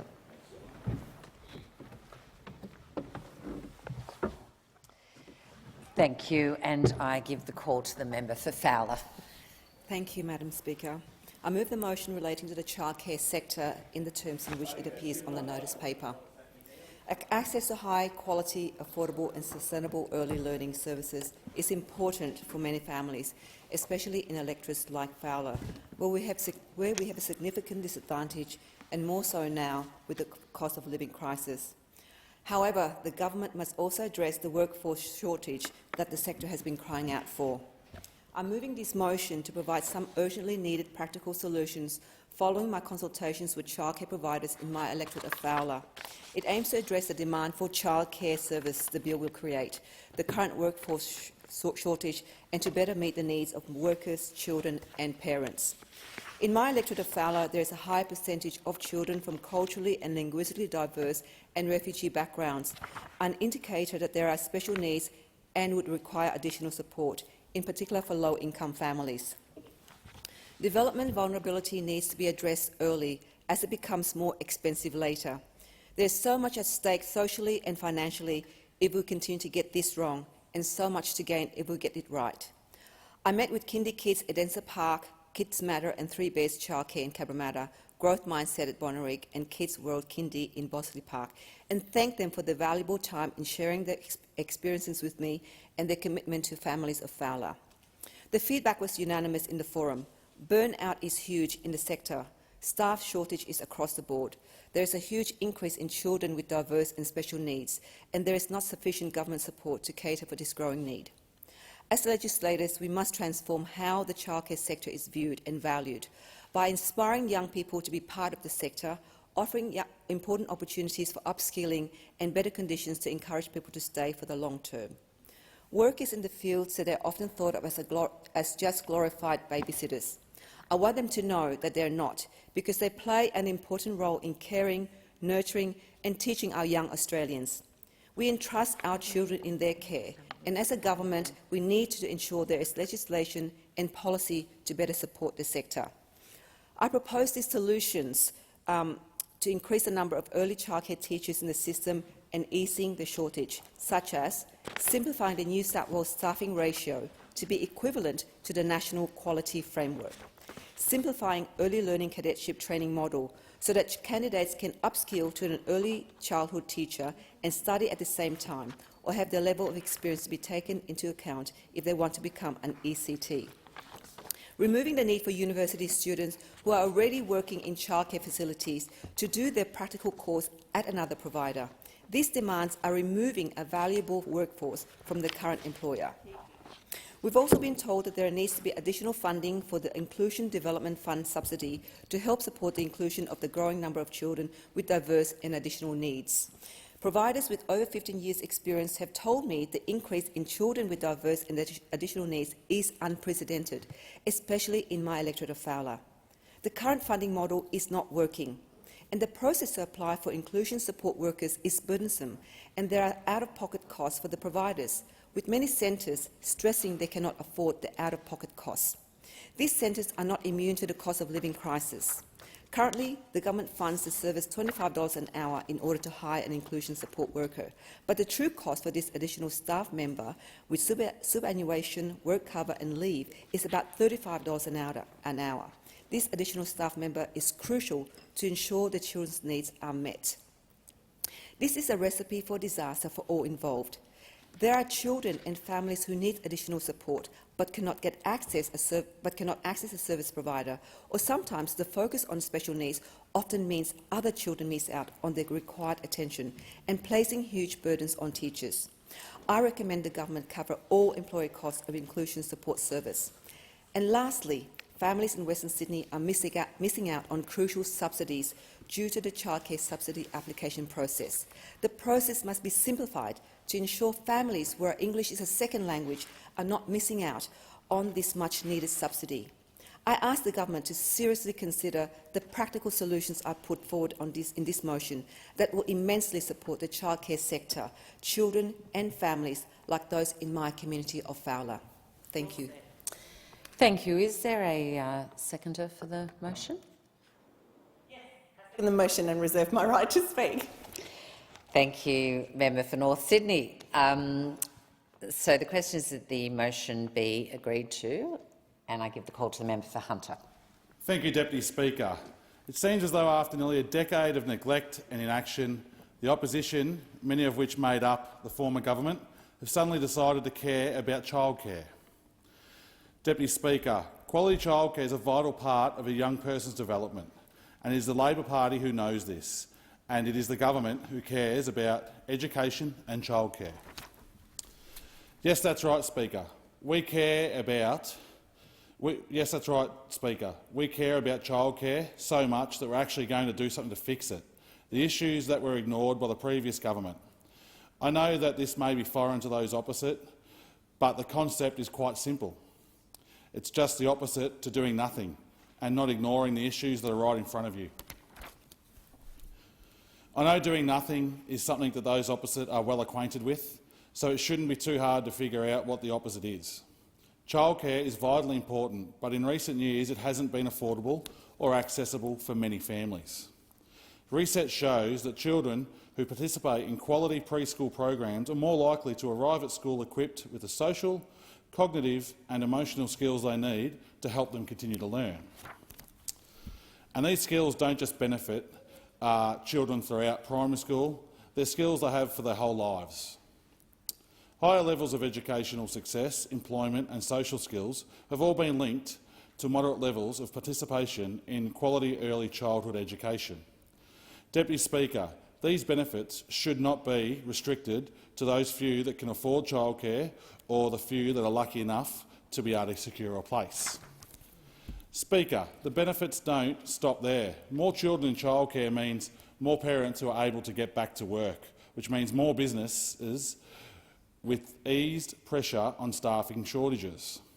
Again, this motion will see a list of issues rattled off by those opposite as if it's the first time this has been brought to their attention. They do a really good job at pretending these issues don't exist, less than a year ago when they were in government. But of course, we all know that these issues have existed for much longer than the past few months. Just ask any parent of a young child in my electorate and they will tell you how hard it was for them to get their children into childcare and just how much it costs. The Upper Hunter is one of the worst childcare deserts in Australia, with there being over 5 children waiting a place in childcare to every one place available.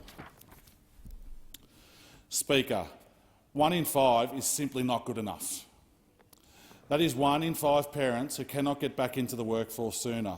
That is 1 in 5 children with a head start on their journey of education. That's 1 in 5 children and families that are being left behind. But, Speaker, this government leaves no one behind, and that's why we're introducing the Family Assistance Legislation Amendment Cheaper Childcare Bill. Childcare should be accessible, and it shouldn't be for only the ones that can afford it. That's exactly what this bill is going to make a reality.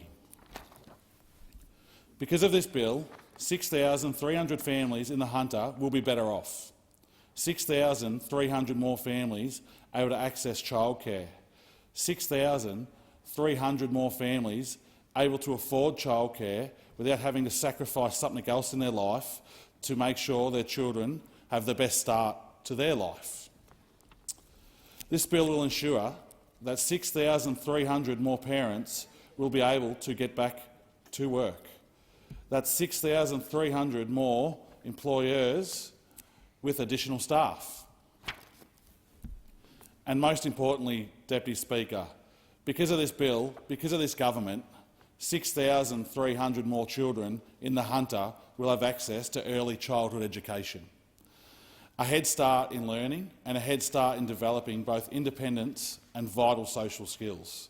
This bill is good for children, is good for parents and is good for our country. And Deputy Speaker, it is a very welcome beacon of light in my electorate, which is crying out for more accessible childcare right now. Thank you, Deputy Speaker. Thank you. And the question is that this motion be agreed to. I give the call to the member for North Sydney. Thank you, Madam Deputy Speaker. I rise today to speak on the motion moved by the member for Fowler.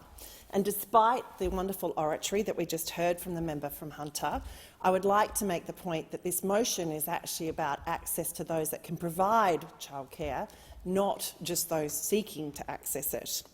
Many people may think the electorates of Fowler and North Sydney have little in common, but we're more alike than not, especially when it comes to the issues of childcare affordability and availability. Like Fowler and many other electorates across the country, North Sydney is a vibrant and diverse community, with 50% of people living in the area having been born overseas and 30% speaking a language other than English at home. And also, much like Fowler, families in North Sydney are suffering the knock-on effects of a severe shortage of early childhood care and education spots. Research consistently shows the considerable economic benefits from spending on early childhood education and high-quality care. Quite simply, the more families that can access early childhood education to help both their child's development and to enable parents to work as they wish, the better. But successive governments from both sides of the aisle, both federal and state, have failed to adequately monitor the needs of this sector, and so we find ourselves requiring urgent and necessary reform. Childcare fees in North Sydney are the highest in the country and run substantially above the government benefit rates. In North Sydney, for families on an average household income, the net cost after current subsidies of placing one child in daycare for 5 days a week is about $23,000 per year, or nearly 20% of their income.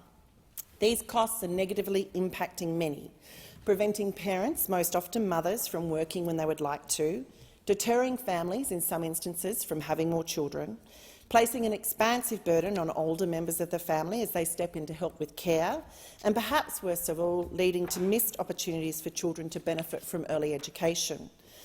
But as is often the case, while those of us who sit in government may struggle to find ways forward, those in business or on the front line see opportunities for innovative ways to overcome hurdles.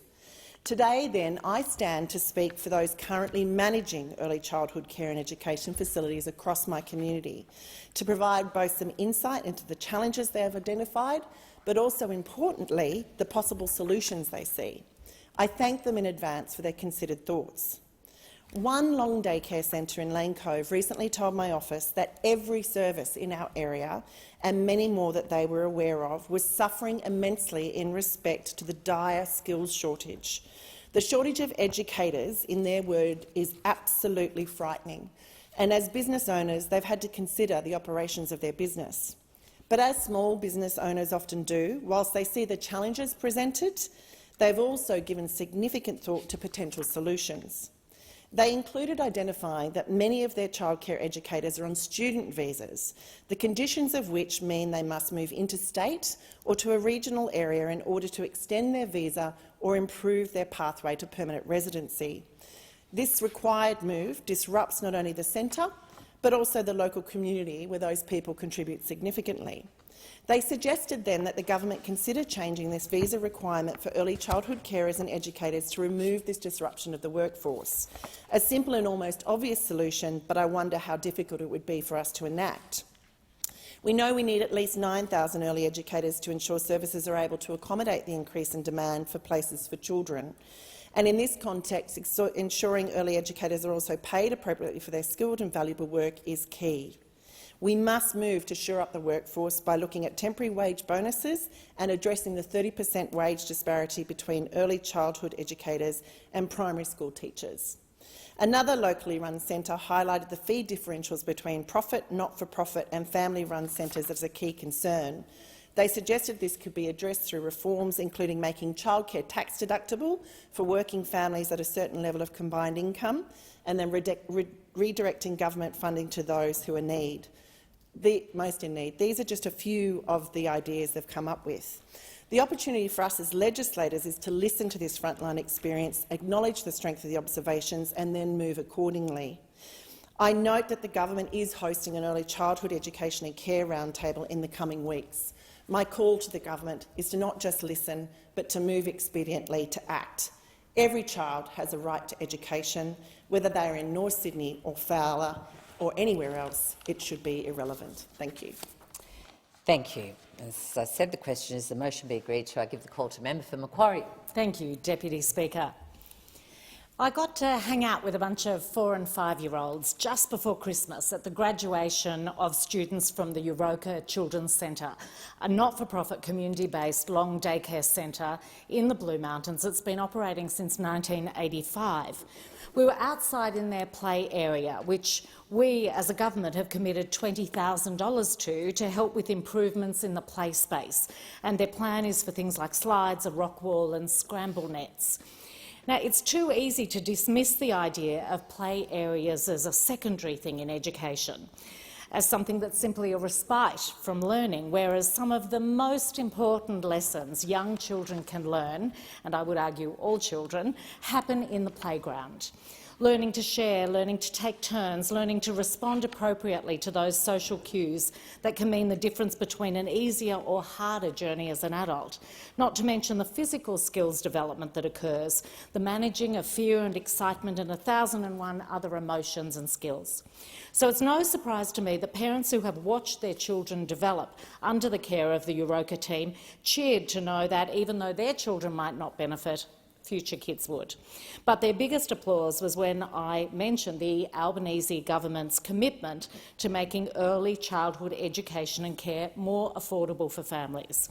I thank the member for Fowler for raising this important issue, a game changer for families and for our economy. And of course we know our landmark reforms are only possible if we retain, recruit and train a high-quality workforce. And we have a plan to do exactly that. I want early childhood educators in my electorate of Macquarie, the Blue Mountains and the Hawkesbury to know that I appreciate the pressures that you're facing, your workload, and as a government we value the vital role you play, which can shape a child's future. Our plan to support early educators, the directors of preschools and long daycare centres and the parents who rely on them begins with recognising the professionalisation of this workforce, recognition that they are educators, not childminders, recognition that they are highly trained experts, recognition of the need for significant career pathways, and recognition that all these things have been ignored by a decade of neglect and inaction from previous Liberal governments. We know changes are needed. We've committed to working with early educators, the sector and unions to overcome the long-term issues like the persistent challenges to attract and retain staff and the huge gaps that mean people in regional areas, including mine, cannot access early childhood education and care when they need it or as much as they need it. Both the Hawkesbury and Blue Mountains have been identified as having serious shortages of places. The contrast between our approach to these issues and the Liberals, while in government, is stark. They ignored, denied, minimised and did as little as possible to address the really pressing issues. By contrast, we take these issues seriously and look to have responses that mean we don't have to revisit the same issue every few years because we aim for a longer-term sustainable response. Tackling childcare costs is a fundamental way to reduce the cost of living pressures that families are facing. It will make early childhood education more affordable for 1.2 million families. Now, 75% of those families earn less than $180,000 a year, and around 50% earn less than $120,000 a year. The costs of childcare for these families are a big chunk of their pay packet, and this will help. What's more, it means that people who couldn't look for work because of the prohibitive costs of early childhood education and care will now have more choices. Last year, 73,000 people who wanted to work didn't look just for that reason. And that means that while this is about families with young children, it's also about the skills shortage and the local businesses in my community who can't find people to work. So attracting new workers to the early childhood sector is essential for all this to happen. We know that the shortages can't, in the short term, be filled through the domestic market, so we've looked to migration to help ease the shortages by expanding the migration program to 35,000 places, prioritising visa processing times for qualified teachers, including early childhood teachers. In partnership with the states, we're delivering 180,000 fee-free TAFE and vocational places, and that includes 10,000 right now for early childhood studies in New South Wales. That's the start, and we know there's more that we'll do. Thank you. There being no further speakers, the debate is adjourned, and the resumption of the debate will be made in order of the day for the next sitting.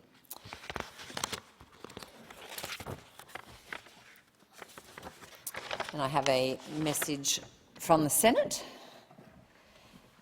I've received a message from the Senate returning the Treasury Laws Amendment bills. Sorry, the Treasury Law Amendment Energy Price Relief Plan Bill of 2022 without amendment.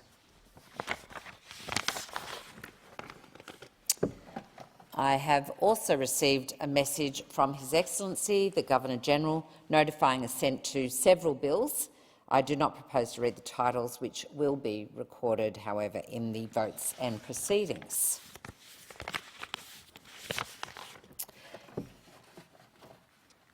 I also have a report I wish to report to the House that on the 22nd of December 2022, I received advice from the Chief Government Whip nominating members to be members of the Joint Standing Committee on Electoral Matters, and in accordance with Standing Order 229B, as the House was not expected to sit for several weeks, the appointment became effective on that date. But I now call the Minister to move a motion to resolve the membership of the committee. I give the call to the Minister for Veterans Affairs. Thank you, Deputy Speaker. I ask leave of the House to move a motion for the appointment of members to the Joint Standing Committee on Electoral Matters. Is leave granted? Thank you. Minister. Thank you, Deputy Speaker. I move that Ms Lawrence and Ms Stanley be appointed members of the Joint Standing Committee on Electoral Matters. I'll put that question to the Parliament. All those of that opinion say aye. To the contrary, no. I think the ayes have it. Thank you. And I will call on the clerk for the next item of business. Government business. Order of the day number 1, Treasury Laws Amendment, Modernising Business Communications and Other Measures Bill 2022. Resumption of debate on the second reading. Thank you. So the question is that this bill be now read a second time, and I give the call to the member for Hume. Thank you, Deputy Speaker. Deputy Speaker, I rise to speak on this bill, the Treasury Laws Amendment, Modernising Business Communications and Other Measures Bill.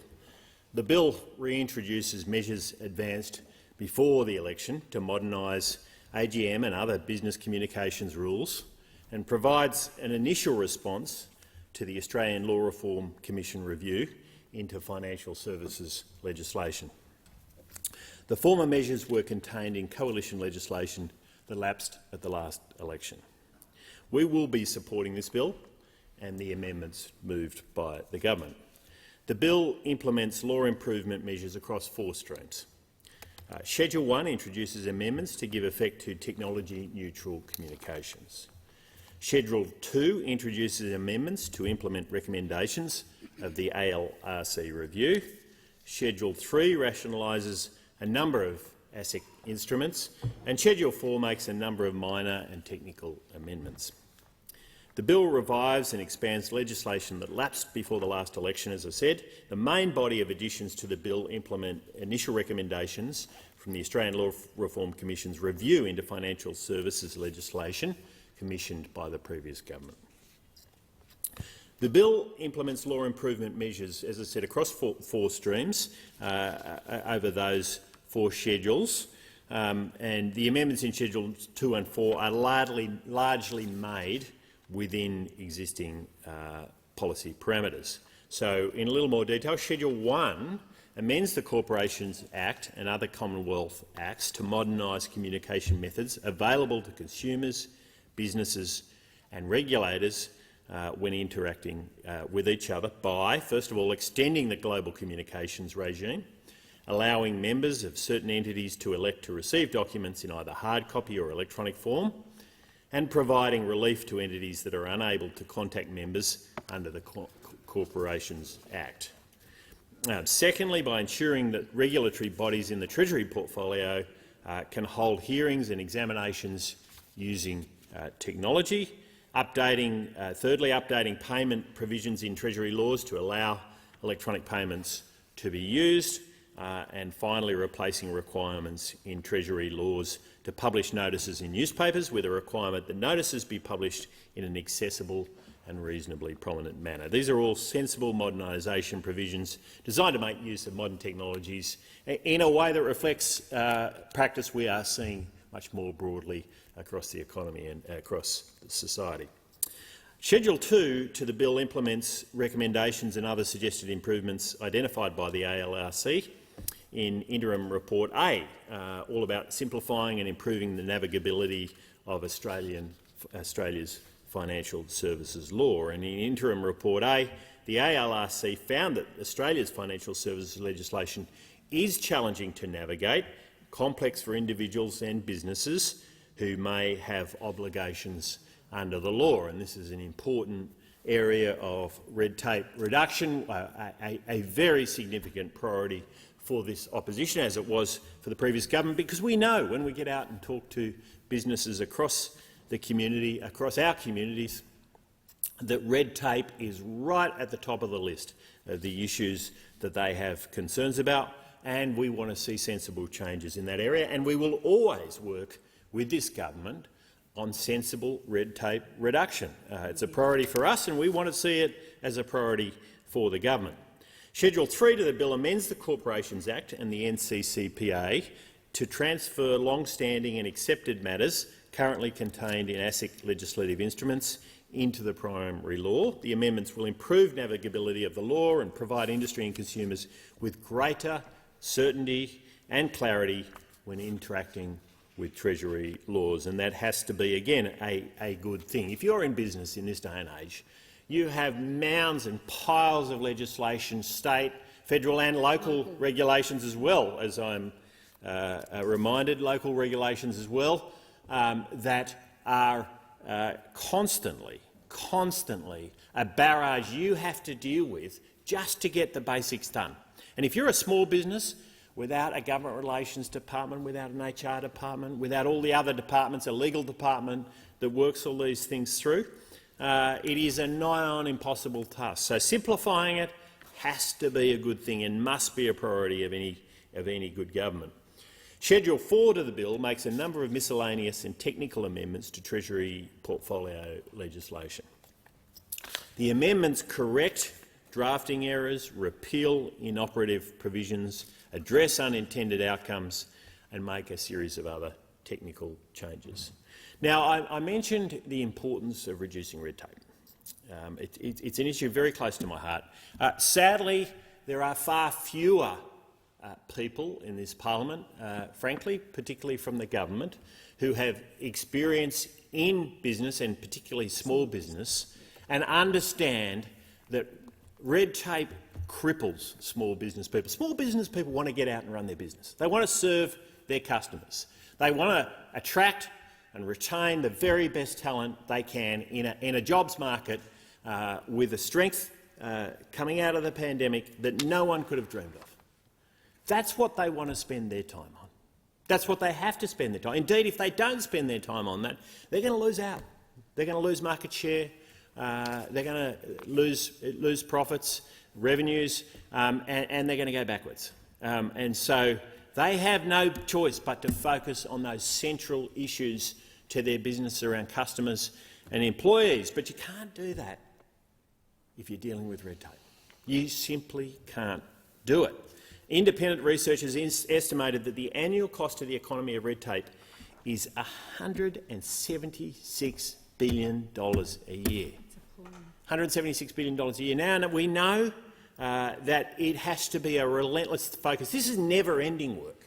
Those opposite like to say if something wasn't done in the past, then it doesn't need to be done now. But the truth is that red tape reduction is never-ending work for any government. It must be continual and relentless. A government must be continual and relentless in its focus on taking this away. It's important also to note that red tape's costs to the economies are more than just the direct costs, that $173 billion I talked about. It includes businesses that never started. I mean, we know small business people or people who want to start a small business. You take a tradie who says they want to start their own plumbing business or electrician's business, and they start looking at what they have to do to start that business. And we know it is a very significant deterrent. Jobs never created, ambitions never fulfilled, because the amount of the tidal wave, using mixed metaphors, the tidal wave of red tape coming at that small business person who wants to get started is just too much, and ultimately they give up. And that's an unfortunate thing. We don't want people who want to go into business to give up. We want them to keep going because they're the job creators, Deputy Speaker. That's where jobs come from. They don't come from the government. They come from business people who are building businesses. To the extent that it's government that creates a job, that's at the expense of those business people because they have to pay the taxes that fund those government jobs. Any business person you talk to will tell you that the cost and burden of compliance is, along with staff shortages, their number one issue. And of course, because they want to spend that time on attracting and retaining talent, great people to their business and attracting and retaining customers, it's the one they don't want to have to spend their time on. I hear this as I get around and talk to business endlessly. In fact, we were down in Melbourne last week talking to small business people as the Treasurer was out in the press gallery trying to explain his 6,000-word ideological essay to the press gallery. We were talking to small business down in the suburbs of Melbourne. That's where we were, Deputy Speaker. And we didn't have to explain using long, complex, convoluted sentences and words what our economic policy is, because it includes getting rid of red tape, amongst other things, bringing down inflation and interest rates, the practical things that affect businesses today, not ideological diatribes. Now, APRA has pointed out in its issues paper for modernising prudential regulation that there are currently 140 prudential standards and prudential practice guides in total covering the 5 APRA-regulated industries. 140 practice guides. The Basel framework has expanded from around 300 pages before the global financial crisis. I should say this is a global framework, not one that Australia can directly affect other than as part of an international process. 300 pages to 1,600 pages today. The Australian Law Reform Commission has pointed out that the consolidated legislative framework for Australia's financial services sector runs to over 43,300 pages. Financial services. Now we know there was work to be done coming out of the global financial crisis to make sure that we had a financial services sector that was fit for purpose. The truth is our sector performed better than most in the world and has continually done so. But 43,000 pages is something that I think needs to be dealt with. Combined with further reforms of the coalition, this bill which, as I say, we support, is expected to reduce regulatory burden for businesses by more than $500 million per year, and that's a big impost. That's a big impost. Now, in financial services, we know there's a lot of big businesses, and big businesses can handle red tape better than smaller ones, but it's still a cost. It's still a cost, and ultimately that has to be paid for by customers. We do want to see a lot more small businesses in this financial services sector, and in fact technology changes we're seeing happening right now are encouraging smaller businesses into the financial services space, and that is a good thing, because that kind of competitive rivalry, that dynamic sector that you see when you have lots of smaller businesses coming in and taking on new innovations and taking different approaches to serving customers is exactly what we need. Now, this project is no small task. The Treasury portfolio laws covering over 50 acts contain thousands of provisions spanning corporations law, taxation, competition and consumer policy, and financial sector regulation. And all of those areas of legislation and regulation have good objectives. There's nothing wrong with wanting to have a sector that is properly regulated, but do we need this much? Is there some of it we can just take out because it's not helping, or indeed is technology making it easier nowadays for us to actually regulate in much smarter, much clever ways? So this is the beginning, not the end, of reducing red tape and supporting deregulation. It must be just one of, as I say, a never-ending series of initiatives and pursuits to focus on taking red tape out of our economy. We should also remember, as we're talking about regulation, that the best regulator of any industry is a customer, an empowered customer. So everything we can do to empower customers to demand of their service providers what they need is a good thing. And it's why I've been such a strong advocate in this place of good consumer and competition laws, making sure that they are focused on genuine competition, not vested interests or crony capitalism. It's genuine competition, and that ensures that you have an empowered customer. Digital initiatives that can ensure digital identity was a good example of this, where we are making sure and should make sure, and we certainly did make sure when we were in government, that the customer is given as much power as possible and the customer can do the regulation, not a regulator sitting here in Canberra or another capital city. Business needs a government that listens to them, not one that tells them that government is at the centre of the economy. Because when business does well, the economy does well. Deputy Speaker, from the sole trader all the way up to big employers. As I said earlier, wealth creation doesn't come from government departments. It comes from hard-working, entrepreneurial business people innovating, providing solutions to their customers, employing people, attracting great people and empowering them to do good work for their customers.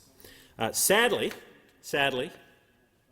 Deputy Speaker, the signs are not good of the focus on business as the centre of wealth creation in this economy, because this government, to date, and I live in hope, but to date is about more intervention, not less. And we saw this in the Treasurer's essay over the summer. Now, the Treasurer spent the summer writing a 6,000-word essay. This is at a time when Australians have taken, in many cases, the first holiday they've taken for a number of years, where they could get out and really enjoy this wonderful nation we have, where they could buy presents for their families and see all their family members in person at a Christmas event. And they got to, I know from observing it, they got to January and many of them were looking at the credit card bill and the bank accounts and went, I wasn't expecting that. It is a tough time for them. It is a tough time for them as they're making ends meet. And many of the business people, of course, starting to see the impact of rising interest rates, rising inflation. And despite that context, we had a Treasurer who buried himself in his 6,000-word ideological essay focused on making government the centre of the economy. Well, government will never be the centre of the economy, or at least it's not an economy I want to be part of. It's not a community and society I want to be part of when government is at the centre. The Treasurer believes his proposal for activist government running the economy from the top is a solution to the challenges Australians face today. He thinks that's the solution. Now, our solution on this side is about the aspirations of every Australian, the enterprise of every Australian businesses, empowering them, putting them at the centre of the economy, that their dreams and visions are the dreams and visions of the government. We shouldn't be imposing our view of how they should live their lives. We should be empowering them to live their lives and run the businesses the way they want to run them, to serve their customers, to manage their household budgets, to live the best possible lives they can, to support their children, to give them the best possible opportunities. That's what government should be about. And in fact, the fact that the Treasurer has spent the summer writing this long essay, I read it, Deputy Speaker, it was hard work, I have to say, it was hard work. I read it all. It's a damning statement on the priorities of this government that is how he spent his summer. Now, he did do something else. He decided he wanted to change the look of the $5 note. He did that as well. That's a priority, isn't it? That's a priority, according to the Treasurer. You know, Australians don't want to change the picture or who is on the $5 note relative to what they really want. What they really want is to work out how to make sure they've got more $5 notes to pay their bills, Deputy Speaker, to pay their bills. These are the practical issues that Australians are facing, and sadly this is a government we're seeing already, just 6 months or so in, has lost a sense of their priorities. Their priorities are not the priorities of the Australian people. It's a government that thinks it knows better than hard-working, aspirational Australians.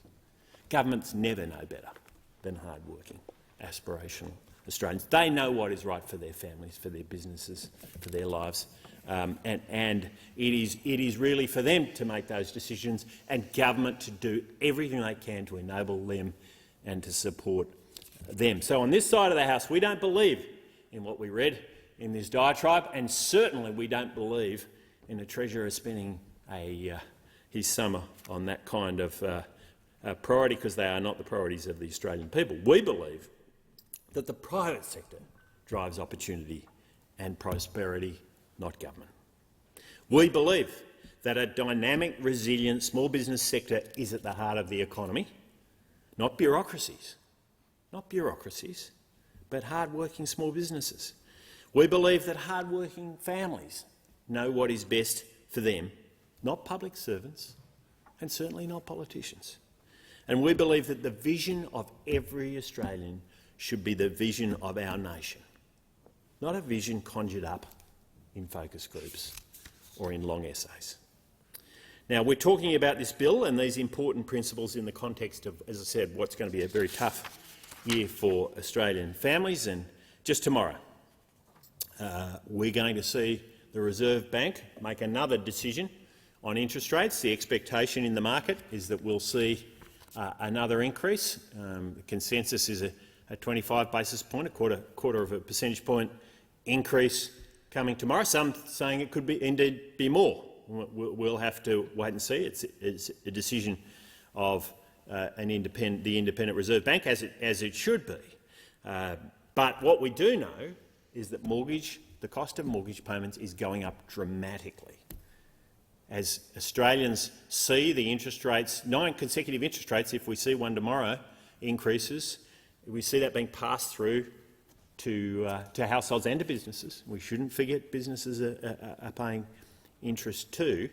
And of course, we've got the added impact of the fact that for many Australians they'd locked in mortgages at low interest rates, and they're shifting onto flexible rates, and we're going to see more and more Australian families being hit with that. But on top of that, a trip to the grocery store, to the supermarket, is costing more. Summer air conditioning is going to cost more. Rent is costing more. Fuel is costing more. Inflation is eating a giant hole into the household budgets of Australian families. Over the 12 months to December 2022, the CPI rose 7.8%.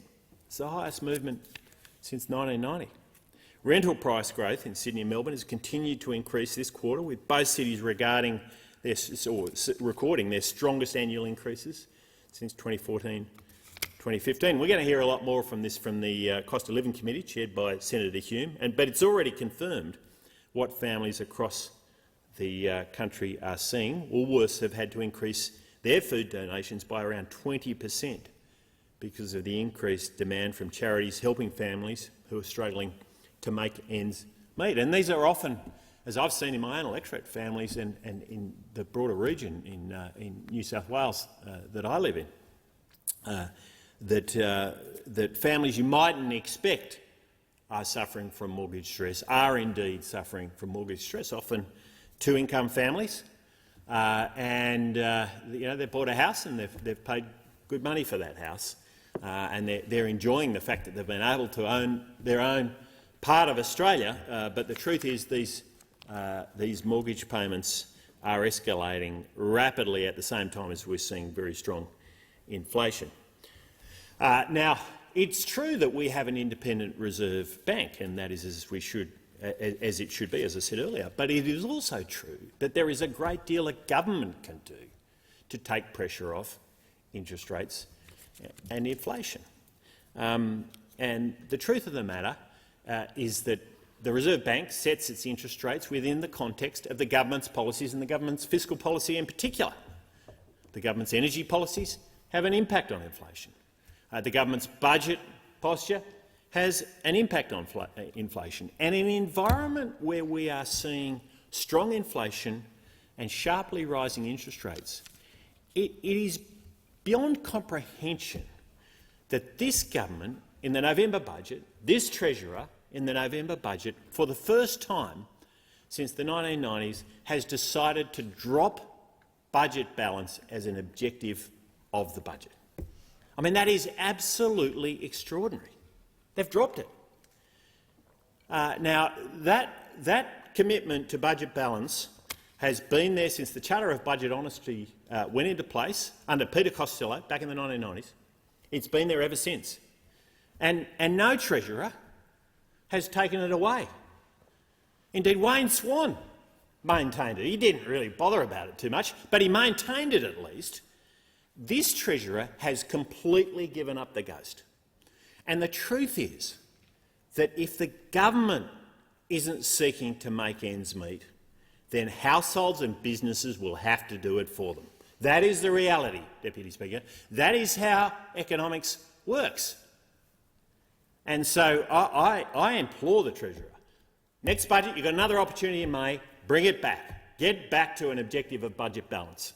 Don't listen to your colleagues, that long queue of Labor colleagues. They all want to be heroes, Deputy Speaker. They all want to throw gazillions of dollars at their portfolios.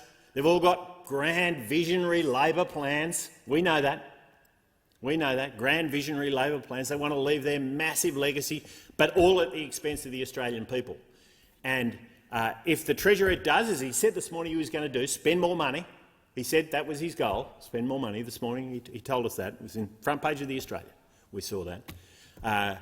Then the truth of the matter is that Australians will pay for that with escalated interest rates and inflation and potentially in the future higher taxes. Now let me spend a moment on taxes, Deputy Speaker. We know Labor governments always want to tax more. They pretend otherwise. We heard them before the last election say, no, we're going to be a government that doesn't raise taxes.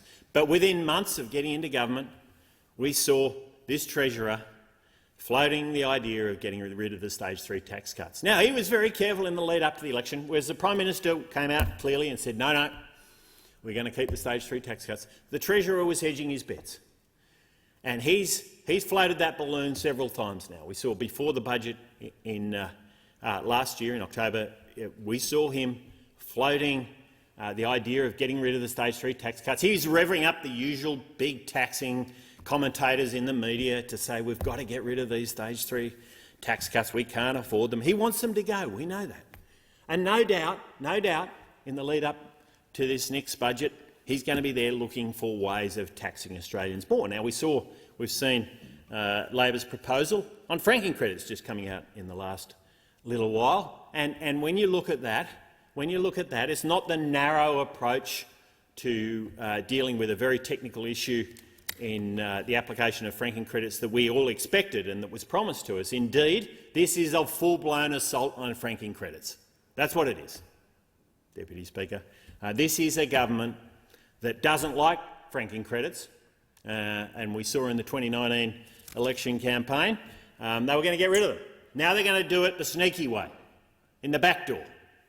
And that legislation, for anyone who is worried about getting access to franking credits, which many older Australians rely on for their incomes, should talk to their accountant about what is coming forward in that legislation, because this is a full-blown assault on franking credits. Now, we haven't even got then to superannuation, because we know the Labor Party is scurrying away there with their favourite think tank, the Grattan Institute, looking at ways that they can hit superannuation harder. Because, you know, Deputy Speaker, this government, the Labor Party, has always seen superannuation as their money. Not Australians' money, but as their money, to be used for their pet projects and to be taxed as they see fit. So I have no doubt we're going to see an assault on Australians' superannuation in the coming months and years from this Labor government. They're certainly contemplating it, we know that, and I think they're going to have a good crack at it. But let's see, Deputy Speaker, but one way or another, this Treasurer is going to want more money, and he told us this morning. More spending. More spending is what he said, and he's going to keep floating ideas for how he's going to do that. And the truth of the matter is, if he spends more money, just as he did at the last budget, over $110 billion in extra spending in that last budget than in the previous one, he likes to pretend otherwise. He contorts the numbers in all sorts of ways. You just have to go into two lines: spending in the last budget, spending in this budget over the forwards. $110 billion of extra spending, and who knows how much more it's going to be at the May budget. And if governments spend more, it puts upward pressure on interest rates and inflation. Economics 101. That's how it works, and that is exactly what we're seeing. And of course, the Reserve Bank then ends up having to do all the heavy lifting. Some of that heavy lifting, sadly, may well happen tomorrow, is expected to happen tomorrow. And if the government doesn't do the heavy lifting, I have no doubt that the Reserve Bank will do exactly that. And it's not just me saying this, Deputy Speaker. A new IMF report makes it very clear that one of the best things the government can do to alleviate pressures on the budget and inflation is to rein in spending and to reconsider some of its big spending programs. And we, in the budget in reply speech, the Leader of the Opposition offered to work closely with Labor on some of the more difficult programs in that area, important programs we want to see succeed, like the NDIS. Deputy Speaker, it is time for those opposite to focus on the priorities of the Australian people, not their own priorities, not their own dalliances. It is to focus on the priorities of the Australian people, and that is helping them to deal with the cost of living pressures they are dealing with in their households and in their businesses every single day.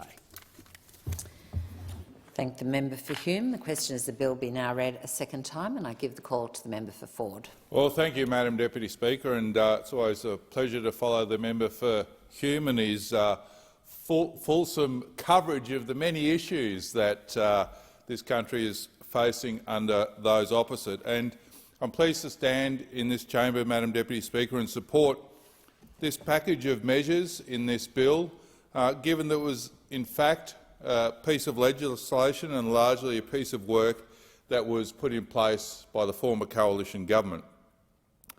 And as the member for Hume has rightly touched on, focuses on the need to reduce red tape and regulation and the cost of doing business. Now, if we have a look at that particular aspect Madam Deputy Speaker, and go through a list of some of the red tape that currently exists across our economy. Independent research has showed that the cost of red tape in our economy is some $176 billion a year.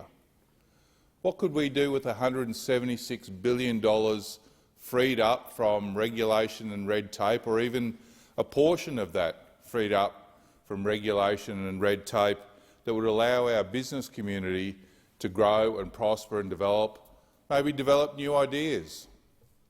People take the chance and the opportunity to open a new business, to employ more Australians, whether that's on a full-time or a part-time basis or whatever works for those employees.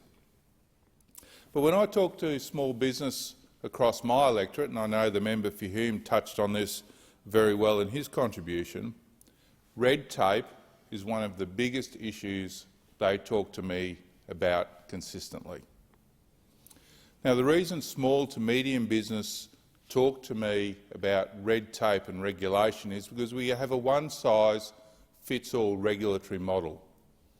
It doesn't reflect the differences in the different size of business. If you're a large multinational business, you have a HR department, you have a legal department, you have a whole variety of departments that can manage the red tape challenge that faces our economy. But if you're a small business, if you're our local cafe or a local mechanic shop or a local manufacturer, any number of small businesses across my electorate, they don't have all of those resources. The owners of the business are that resource, and they have to work out how they spread their time across dealing with the red tape issues, but more importantly, growing their business, serving their customers, developing new products, developing new ideas. Because we know, Madam Deputy Speaker, that it is actually the small to medium businesses in this country that are the drivers of innovation and new ideas in our economy.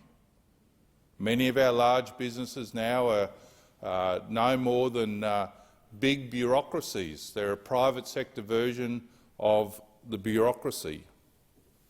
And it's where ideas don't get developed because they no longer wish to take the risk that maybe they once did to grow their business to that size. Now, if you have a look at some of these figures, APRA has pointed out in a recent issues paper that modernising prudential regulations, well, that's important because there's currently 140 different prudential standards and practice guides. As the member for Hume touched on, the Basel framework that affects our financial services sector has gone from 300 pages before the global financial crisis to more than 1,600 pages today. Corporations Act has almost doubled in size since 2001 and now contains some 14,500 internal cross-references. The Law Reform Commission pointed out that the consolidated legislative framework for Australia's financial services sector runs at over 43,000 pages. These figures should scare everyone in this chamber, because somewhere along the line, somebody in some business has got to understand and be across these regulations and this challenge of meeting this red tape burden. Now, of course, we will always require a level of regulation to ensure that our economy functions properly and that business and people do the right things. But it is ensuring that that regulation is fit for purpose for a modern 21st century economy. And I think it's fair to say that that's probably not the case. In addition, this bill also introduces some other schedules that make amendments to give effect to the ability to communicate for meetings and other matters in a more broad brush manner using the technology that's available today rather than the narrow list of ways of doing that are currently in place. Schedule 2 introduces amendments to implement the recommendations of the ALRC review, Schedule 3 rationalises the number of ASIC instruments, and I think that's an important step, Madam Deputy Speaker. We know that ASIC do some really good work, and I know in my time in the Corporations and Financial Services Committee, where we had ASIC in front of us regularly, we had some very good discussions about the range of work that they're doing on a wide variety of matters.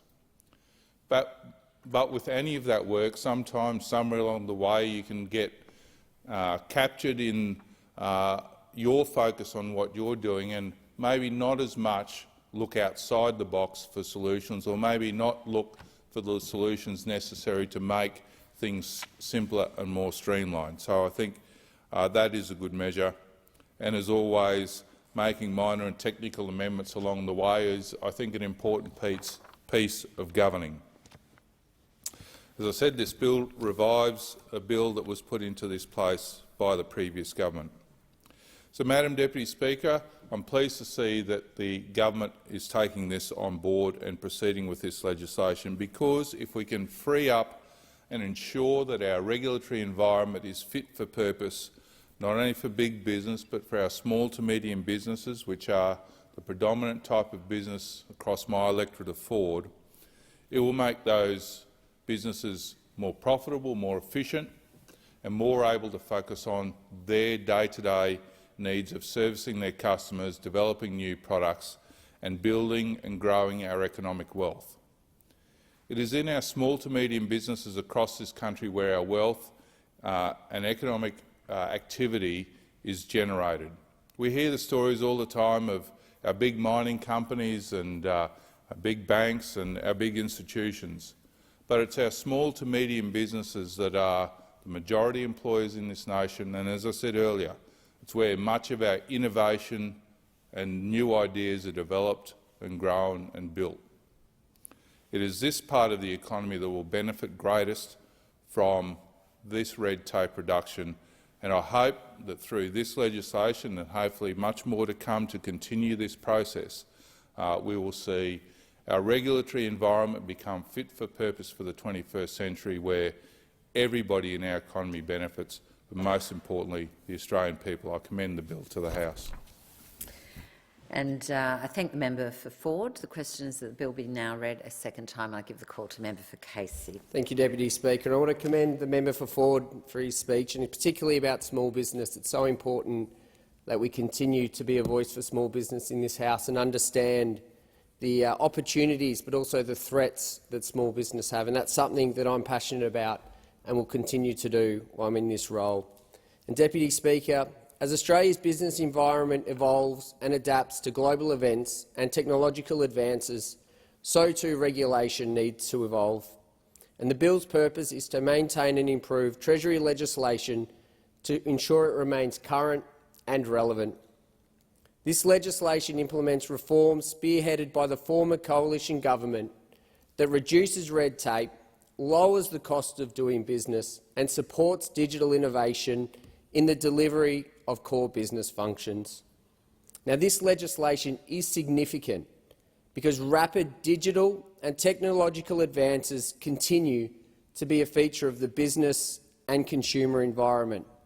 However, regulation has not always kept pace, and it is vital as legislators that we do all we can to ensure regulation keeps pace with technological advancements, to unleash economic growth, but also to ensure consumers, businesses and infrastructure are safe from cyber attacks. According to the Financial Services Council, this bill will make communication requirements technology neutral, benefiting consumers, creating faster turnaround times and improving accessibility for rural and regional businesses and communities, including businesses in my electorate of Casey. It is a great example of the importance of updating legislation to allow a digital environment to flourish for the benefit of all Australians. This makes it all the more worrying that this Labor government does not think the digital economy is important. They have decided not to have a minister responsible for it and either do not understand its significance to Australia's future or just don't care. Any business you talk to will tell you that the cost and burden of compliance, along with staff shortages, is their #1 issue and biggest constraint.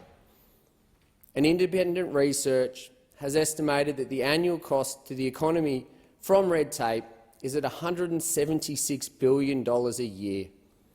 And red tape's cost to the economy are more than just the direct cost.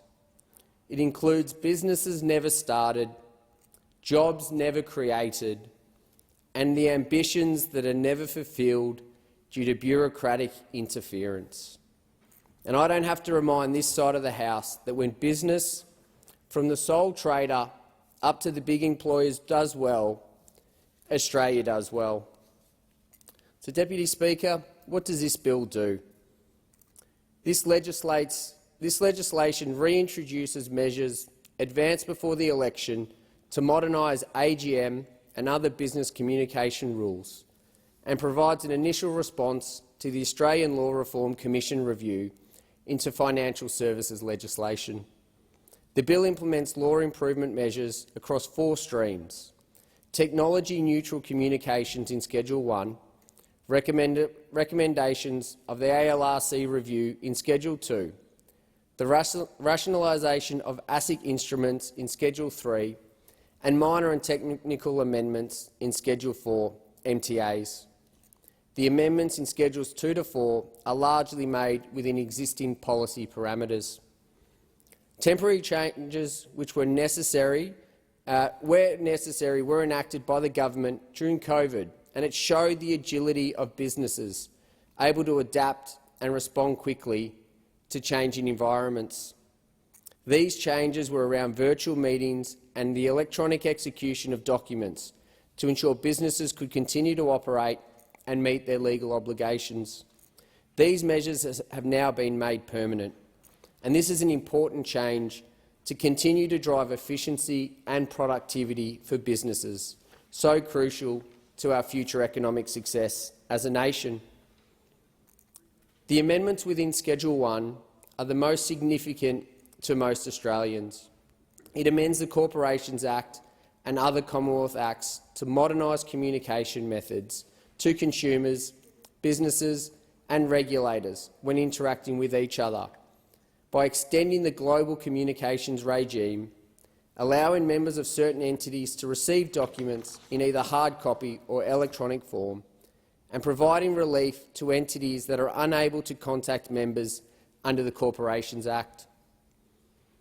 Ensuring that regulatory bodies in the Treasury portfolio can hold hearings and examinations using technology. It also updates payment provisions in Treasury laws to allow electronic payments to be used, and replaces requirements in Treasury laws to publish notices in newspapers, with a requirement that notices be published in an accessible and reasonably prominent way. Now, the Corporations Act has almost doubled in size since 2001 and contains over 14,500 internal cross-references. Combined with further reforms of the Coalition, this bill is expected to reduce regulatory burden for businesses by more than $500 million per year. This project is no small task, with Treasury portfolio laws covering over 50 acts that contain thousands of provisions spanning corporations law, taxation competition and consumer policy, and financial sector regulation. This needs to be the beginning, not the end, of reducing red tape and supporting deregulation. Madam Deputy Speaker, businesses need a government that listens to them, not one that tells them that government is at the centre of the economy. Sadly, this government's policies, public statements and even their essays demonstrate that it isn't listening and has the wrong priorities. After promising to work with business, this government has released a wave of new regulation and a ministry whose instincts and reflexes are to stifle business. At a time of rising interest rates, high inflation and a need to support economic growth over the medium term, business needs to be supported and nurtured. Australians need a government that supports their aspirations and supports enterprise to drive innovation, create jobs and deliver prosperity. Australia faces unique economic challenges this year. Inflation is likely to stay higher for longer than first expected. 800,000 Australians' mortgage holders are due to be switched from fixed to variable interest rates, and a real risk of a global economic downturn exists. But business, big and small, are rightly identifying the issues and the solutions to Australia's current economic challenges. Last week, Ernst & Young's chief economist, Sherelle Murphy, called for the government to take pressure off the economy and the RBA by delaying their own spending, and that governments don't need to be adding fiscal stimulus and working at cross purposes with the RBA. Legislation the government plans to pass in the next year calls for a mammoth $36.5 billion of extra borrowing for extra spending. The government insists this won't drive up demand and affect inflation. While the Treasurer says these funds will not affect the budget, the money still has to be borrowed. Its impact will still be felt across the economy and make the task of taming inflation much harder. In the past week, the Australian Industry Group, the Business Council of Australia and the Australian Chamber of Commerce and Industry's pre-budget submissions have all echoed the Coalition's call since the October budget to restore the fiscal guardrails, to rein in spending and to drive productivity reforms that support business to invest, to grow our economy and to employ more Australians. The government should listen to these calls to provide relief to the challenges Australians are facing today. The government should listen to business and prioritise solutions that reduce pressure on inflation and secure Australia's economic prosperity. Driving productivity is a crucial lever to help Australians navigate the economic challenges we face. A key driver of improved productivity, as this bill demonstrates, is through technology and embracing the digital economy. By not appointing a minister for the digital economy, it is just another example of a Prime Minister who doesn't understand the economy and has no plan to tackle the economic challenges we face. We know that Australia's digital activity value add increased by 7.4% in 2019-2020, compared with a 2% increase for the total Australian economy. Now, this is a huge value add for our economy. It is vital that we continue to build digital skills across our economy. We must help small and medium businesses build their digital capability, and we must continue to invest in the technologies of the future. And supporting small business with their technological capabilities is not just about their productivity and their economic growth. It's about allowing those small business owners, those farmers, those tradies to get their work done and get home to spend more time with their families. Tradies, as an example, start on the tools because they love it. They didn't join to do admin and do paperwork, and technology can allow them to do what they love, build their business, support their family and spend more time with their loved ones. The Coalition has made a range of practical proposals which put aspirational Australian families and businesses at the heart of our policy agenda. Across the country, the Coalition's team are meeting with small business owners, employers and community organisations to hear their issues and concerns. In Casey, I've met with many local small businesses almost every day, and they are worried. The main concerns they raise are increased demand for food relief, rising energy prices, skill shortages and engaging young people in the value of work. I listen to them and I will fight for them. And they deserve a government that listens to them. They deserve a government that understands the opportunities and benefits to small business that the digital economy can bring. A Minister for the Digital Economy is a vital part of maximising the digital economy and Australia's economic growth and a secure future. I thank the member for Casey. There being no other speakers, I'm going to put the question and the question. Minister. I'll call the Minister. I beg your pardon. Thanks, Deputy Speaker. First, can I thank all the honourable members who have contributed to the debate. It's true that the Albanese government has a plan for a modern, data-enabled economy that extends the benefits of digital technology throughout the financial services sector and to every corporation in the country. The bill contains measures designed to maintain and improve Treasury portfolio legislation to ensure that it remains current and fit for purpose. It reflects the government's commitment to its regulatory stewardship role and is a step towards more modern and efficient legislative framework that supports businesses and consumers in their interactions with each other.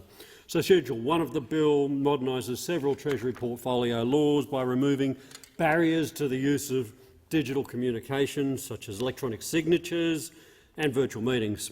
Now, these amendments build on temporary changes that were introduced during the COVID-19 pandemic and will support a more effective use of technology, providing businesses with greater flexibility to respond to advancing technological changes. Schedule 2 to the bill implements recommendations to reduce complexity in Australia's financial services laws that were made by the Australian Law Reform Commission, including by removing a whole heap of redundant definitions and using consistent headings for definition sections. Schedule 3 to the bill transfers long-standing and accepted matters contained in ASIC instruments into the Corporations Act and to the National Consumer Credit Protection Act. The amendments will improve the clarity of the law, provide certainty and make it simpler for regulated entities and consumers to understand their rights and obligations. Finally, Schedule 4 makes minor and technical amendments to Treasury portfolio legislation, including amendments that clarify the law to ensure it operates in accordance with the actual policy intent of Parliament and make minor policy changes to improve administrative outcomes, remedy unintended consequences and correct technical or drafting defects. So with those words, Deputy Speaker, I commend the bill to the House. Thank you, Minister. The question is that this bill be now read a second time. Those of that opinion say aye. Those against no. I think the ayes have it. Clerk.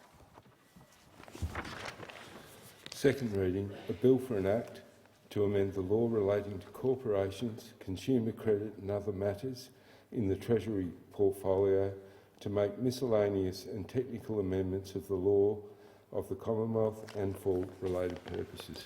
The House will now consider the bill in detail and understand it is the wish of the House to take the bill as a whole. The question is that the bill be agreed to, and I call the Minister.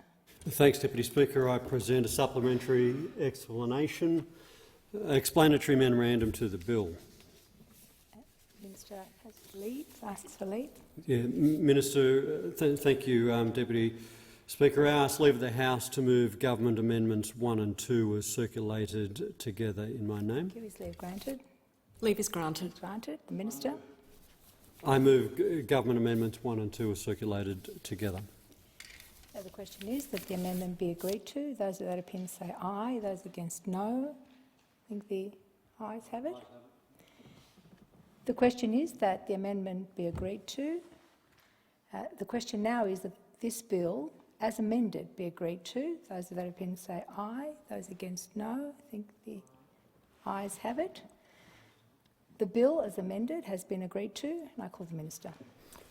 I ask leave of the House to move the third reading immediately. Leave granted. Leave is granted. I move that this bill be now read a third time. The question is, this bill be now read a third time? Those of that opinion say aye. Those against no. I think the ayes have it. Clerk. Third reading, a bill for an act to amend the law relating to corporations, consumer credit and other matters in the Treasury portfolio to make miscellaneous and technical amendments of the law of the Commonwealth and for related purposes. Call the clerk.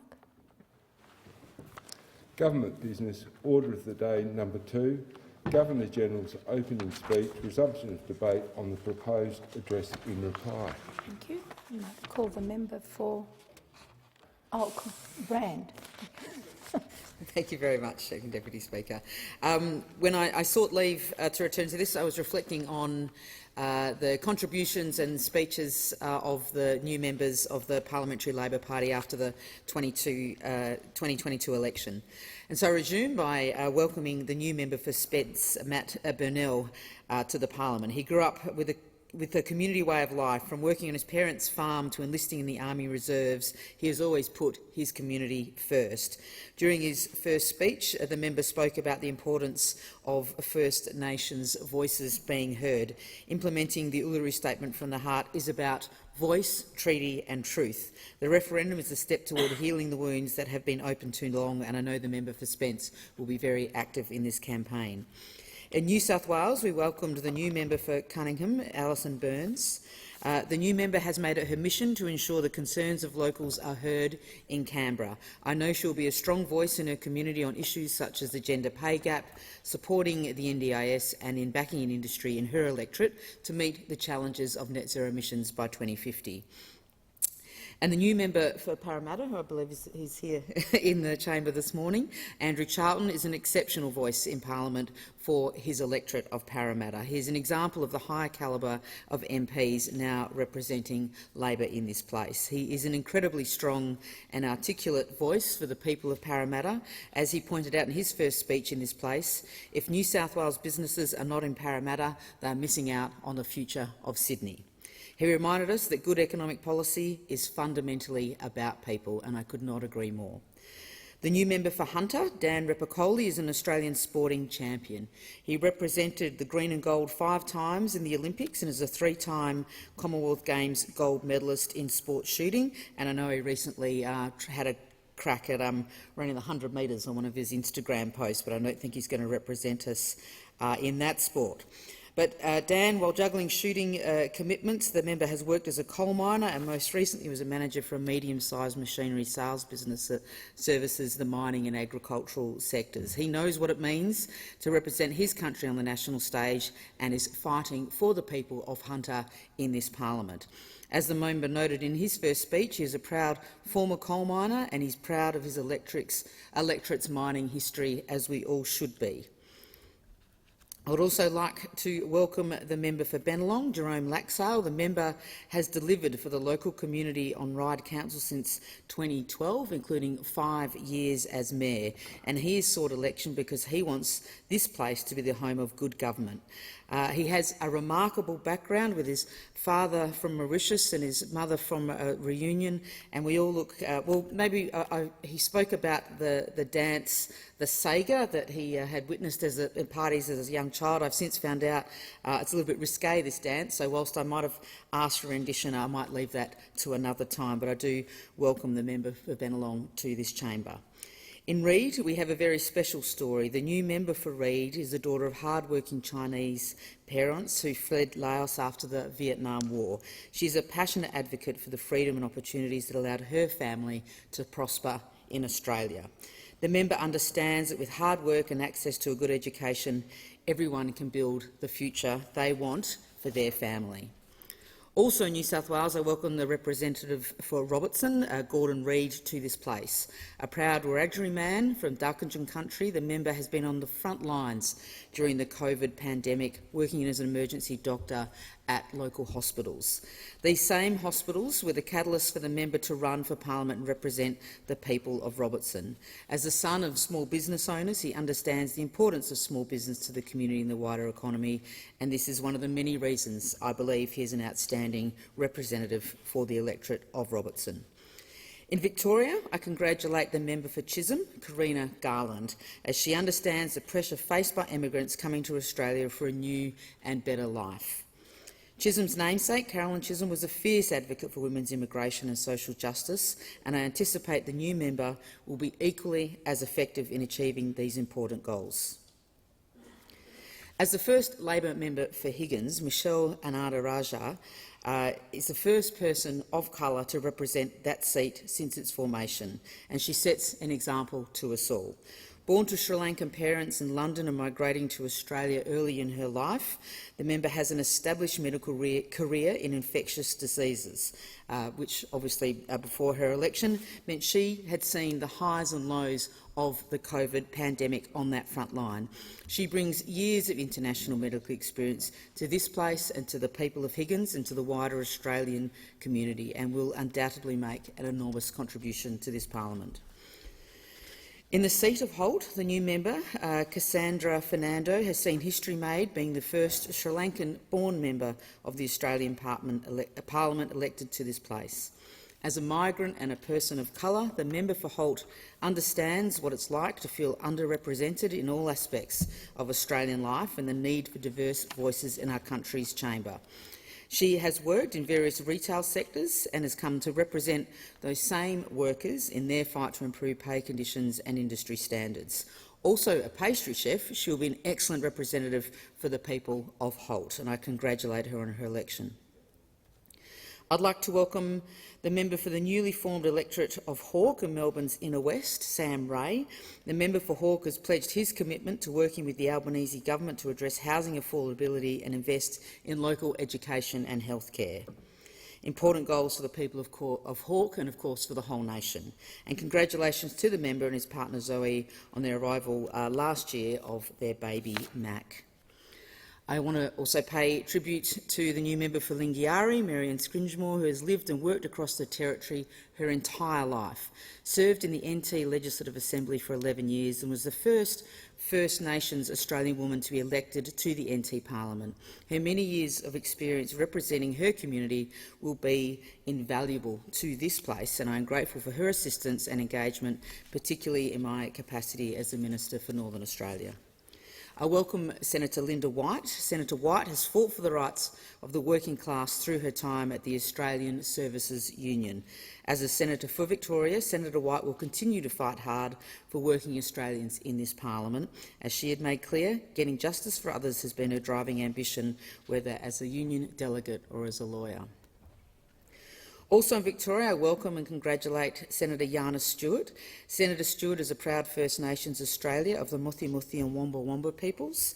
Through her career as a family therapist, working for the Victorian Aboriginal Childcare Agency and the Victorian Child Protection System, Senator Stewart has gained a deep understanding of the needs of Victorian communities. Her inspiring dedication to her community will make her a great senator and a great asset to this place. Acting Deputy Speaker, the election result on the 21st of May in 2022 made clear that the people of Australia wanted change. They wanted secure local jobs. They voted for affordable childcare. They voted for affordable housing. They wanted to see real action on climate change, and action is being taken. The people of Australia want reconciliation with and reconciliation of our First Nations people, and we will work across the community of this vast continent to ensure First Nations peoples have a voice to this parliament, and we will implement the Uluru Statement from the heart in its entirety. With my colleagues in the Albanese government, we are working to build a better future where no one is held back and no one is left behind. In my last remaining few minutes, I want to acknowledge and thank my team. It's substantially larger than it was on the 20th of May last year, and I do want to acknowledge the transition teams that came in from the various departments to help support members of the then opposition, which then transitioned into government, and it says a lot about our democracy that we can have a change of government and the bureaucracy stands by to make sure all new ministers, assistant ministers, everyone that has to take on new responsibilities ably supported by a good, thoughtful public service, and I really want to thank all those teams in the Department of Industry, Science and Resources who helped me, and I'm sure other newer ministers feel the same way.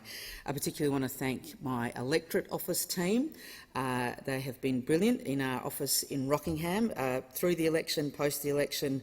It's also a transition for them, of course, as a shadow minister going into a ministerial role. So I really thank you all and thank you for your ongoing commitment to the community. As we all know, electorate officers around this country really are at the front line of communities' engagement with each of the members of parliament, and they sometimes have to put up with a lot of things we would hope they do not, yet they persevere, have great patience and they help the community a great deal.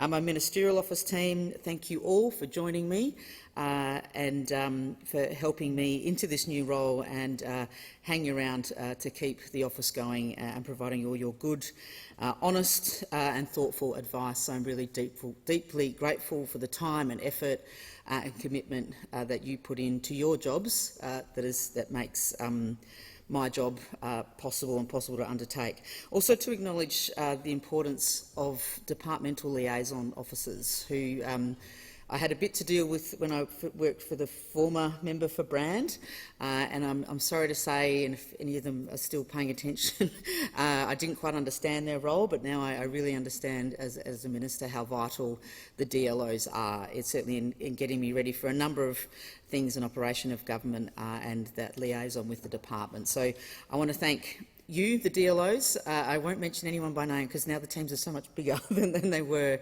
I fear missing names out. But thank you all. Thank you for your commitment since before the election, of course, and then since the election last year on being part of good government and being part of my team as the federal member for Brand and the Minister for Resources and Northern Australia. Thanks again. Thank you, Deputy Speaker. Minister, and I call the member for Longman.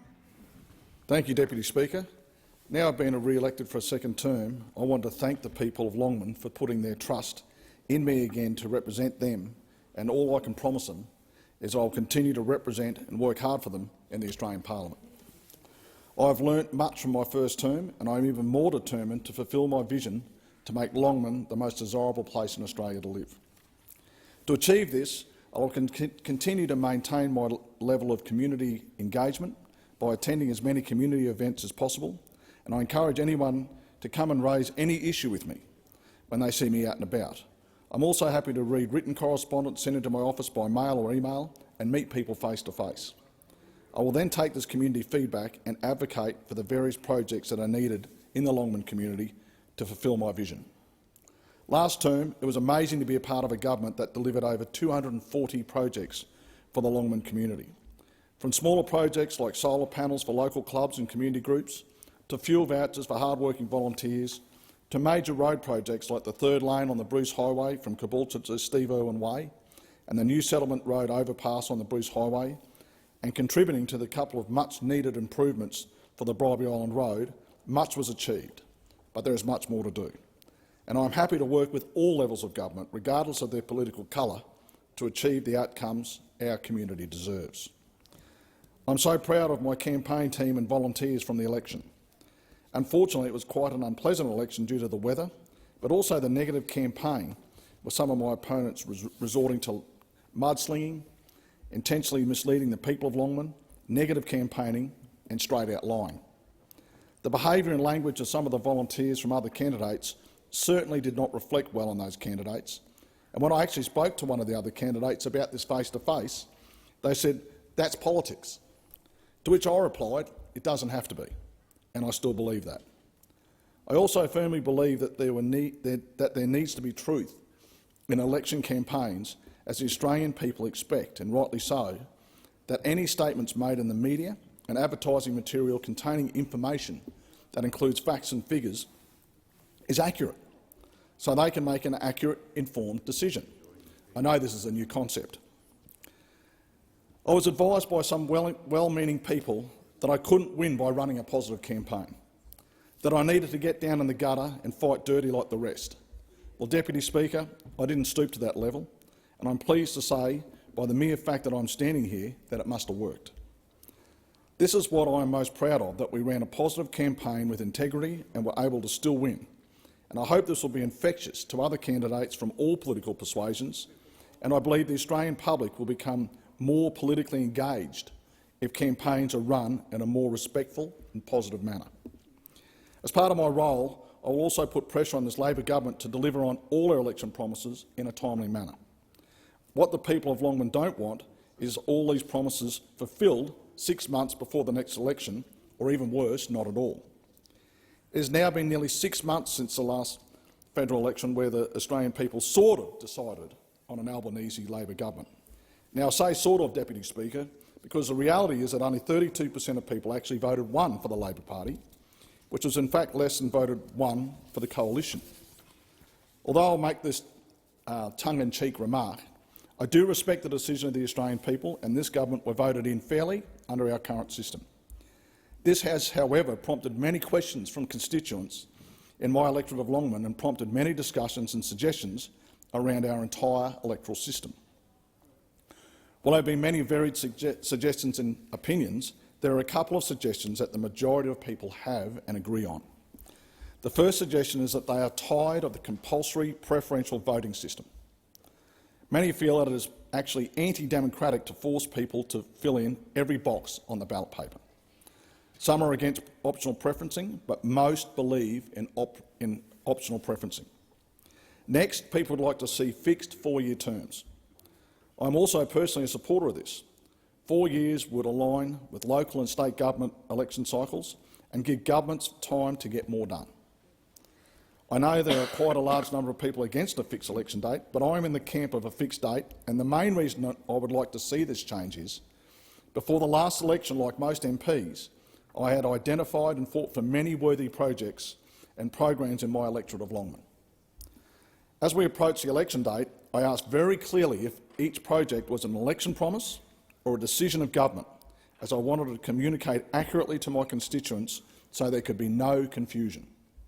So we announced decisions of government projects such as $5 million for the Caboolture PCYC under the Community Development Grants Program, $3.5 million for the Caboolture Football or Soccer Club under the same program, $1.8 million for 4 years funding for Bribie Headspace to help our youth on Bribie struggling with mental health issues from the health budget, $5 million for a Veterans Wellness Centre in our community, and funding from the Coalition's $28.2 million peri-urban mobile program for additional mobile towers in communities like Longman that are geographically uniquely located where the suburbs meet the bush.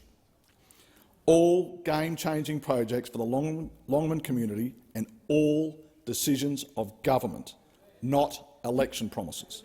Unfortunately, due to the timing issues with the signing of documents due to going into caretaker mode for the election, some of these were not officially signed off. This created a loophole for the new Labor government to legally, although not morally, back out of these projects, which for a time on a couple of them they tried to do. Fortunately, with the help of shadow ministers, I've been able to ensure the funding for most of these projects will go ahead as promised, and I hope I'll eventually get them all across the line. I also note that this Labor government are now saying that they will fund them under different programs that they've come up with different names or as election promises. A cheap shot, I know, but at the end of the day the community gets what they have promised, and that's all that matters. So, to prevent this type of thing happening again, if we had fixed 4-year terms, governments would have no reason not to have any decisions of government signed off before going into caretaker mode and remove the issue of a change of government backing out of promised projects. Another issue that was highlighted in the last term was the need for an update to our constitution, particularly the powers of state and federal governments. People rightly expected their federal government and Prime Minister to lead through the pandemic. It is reasonable to expect in a time of national crisis the national or federal government to lead and have jurisdiction and freedoms to make decisions on behalf of the nation. Unfortunately, the Prime Minister was not able to do this, as the Constitution clearly states that the states are responsible for the delivery of public health care and impose the vaccine mandates. This needs to change. Deputy Speaker, Longman is one of the fastest growing communities in Australia, and as such there is much infrastructure, services and amenities needed to accommodate this growth. My commitment to the people of Longman is that I will work with this government to achieve the outcomes for our residents, to achieve the standard of living that they deserve. When good decisions are made, I will support this government, but when decisions are made that aren't in the best interests of the Longman community or the Australian people at large, then I will speak and vote against those decisions. I commit to the people of Longman that I will continue to be positive and talk up our wonderful community and our great country. In closing, I would like to acknowledge all the hard-working volunteers who helped on the campaign, of which there are simply too many to mention here today. You know who you are, and I thank you. A special mention goes out to my campaign committee, including Peter and Beth, Graham and Lynn, John, Fiona, Peter, James, Beck, Lou and Mitchell. I also want to thank my staff, Sheryl, Sue, David, Emily, James, Peter, Mel, Alistair and Fiona, for all our hard work during the campaign. Last, I want to thank my family, who rarely saw me for about 6 weeks, especially my wonderful wife Alexandra, who, despite having her own job, helped out tremendously. Thank you, babe. I love you. I thank the member for Longman, and I call the Honourable the Minister, the member for Ballarat. Thanks very much, Deputy Speaker, and I would like to begin by acknowledging the traditional custodians of the land we gather on here today, the Ngunnawal people. And at the beginning of this speech, I also want to acknowledge and thank the traditional owners of the land on which I live and the land that I represent in this place, the Wathaurong and the Djadjurrung people, and I pay my respects to elders past, present and emerging. Representing the people of Ballarat is an honour of a lifetime. It's something I have never taken for granted, and it's something I never will take for granted. I've said that at every election. You have to deserve people's votes, and that starts the minute you're elected, not in the 33-day election campaign. To have the people of Ballarat, my hometown, place their faith in me over the course of a few elections now is something for which I will always be both grateful and enormously proud. To the people of Ballarat who voted for me to represent them, I want to thank you very much. I wouldn't be here without the tireless support of so many in the wider Ballarat community. To those who didn't vote for me, of course, I also represent all of you with all of my heart. In every corner of the electorate, from Ballarat to Creswick, from Trentham to Linton and Clunes to Shelford, our positive campaign and our plan for a better future was giving a ringing endorsement. And it was heartening to see this replicated right the way across the country. In particular, I want to acknowledge the new communities that I represent for the first time, largely across the Golden Plains Shire. Your part of the region is incredibly beautiful. I've thoroughly enjoyed getting to know you over the last 18 months, and I look forward to getting to know you even better over the years to come. For the communities that have left my electorate, Blackwood, Bacchus Marsh and Ballan chief amongst them, thank you for the many years of support. I will miss engaging with you on a daily basis, but I think you might still see me at the occasional Easter Woodchop Autumn Show and especially the Cherry Festival. I know that in the new member for Hawke, Sam Ray, you will continue to have an engaged and dedicated local representative for years to come. When you look at the election results in Ballarat, it was a terrific outcome, a 2.7% swing, something for which I am very grateful. Not a single point of that swing, though, would have been possible without the immense amount of hard work from a dedicated group of staff and volunteers. Any election campaign is the combined work of hundreds of volunteers, supporters, friends and family. The list is exhaustive of thank yous, so I will just say a few, starting with my family, my husband Mark and my son Ryan, who were out there every day, but also my son Ryan, who accompanied me on the election day itself and handed out for me. Next, my dedicated staff in the electorate office and the portfolio officers, thank you for the late nights and the early mornings. It was certainly all worth it.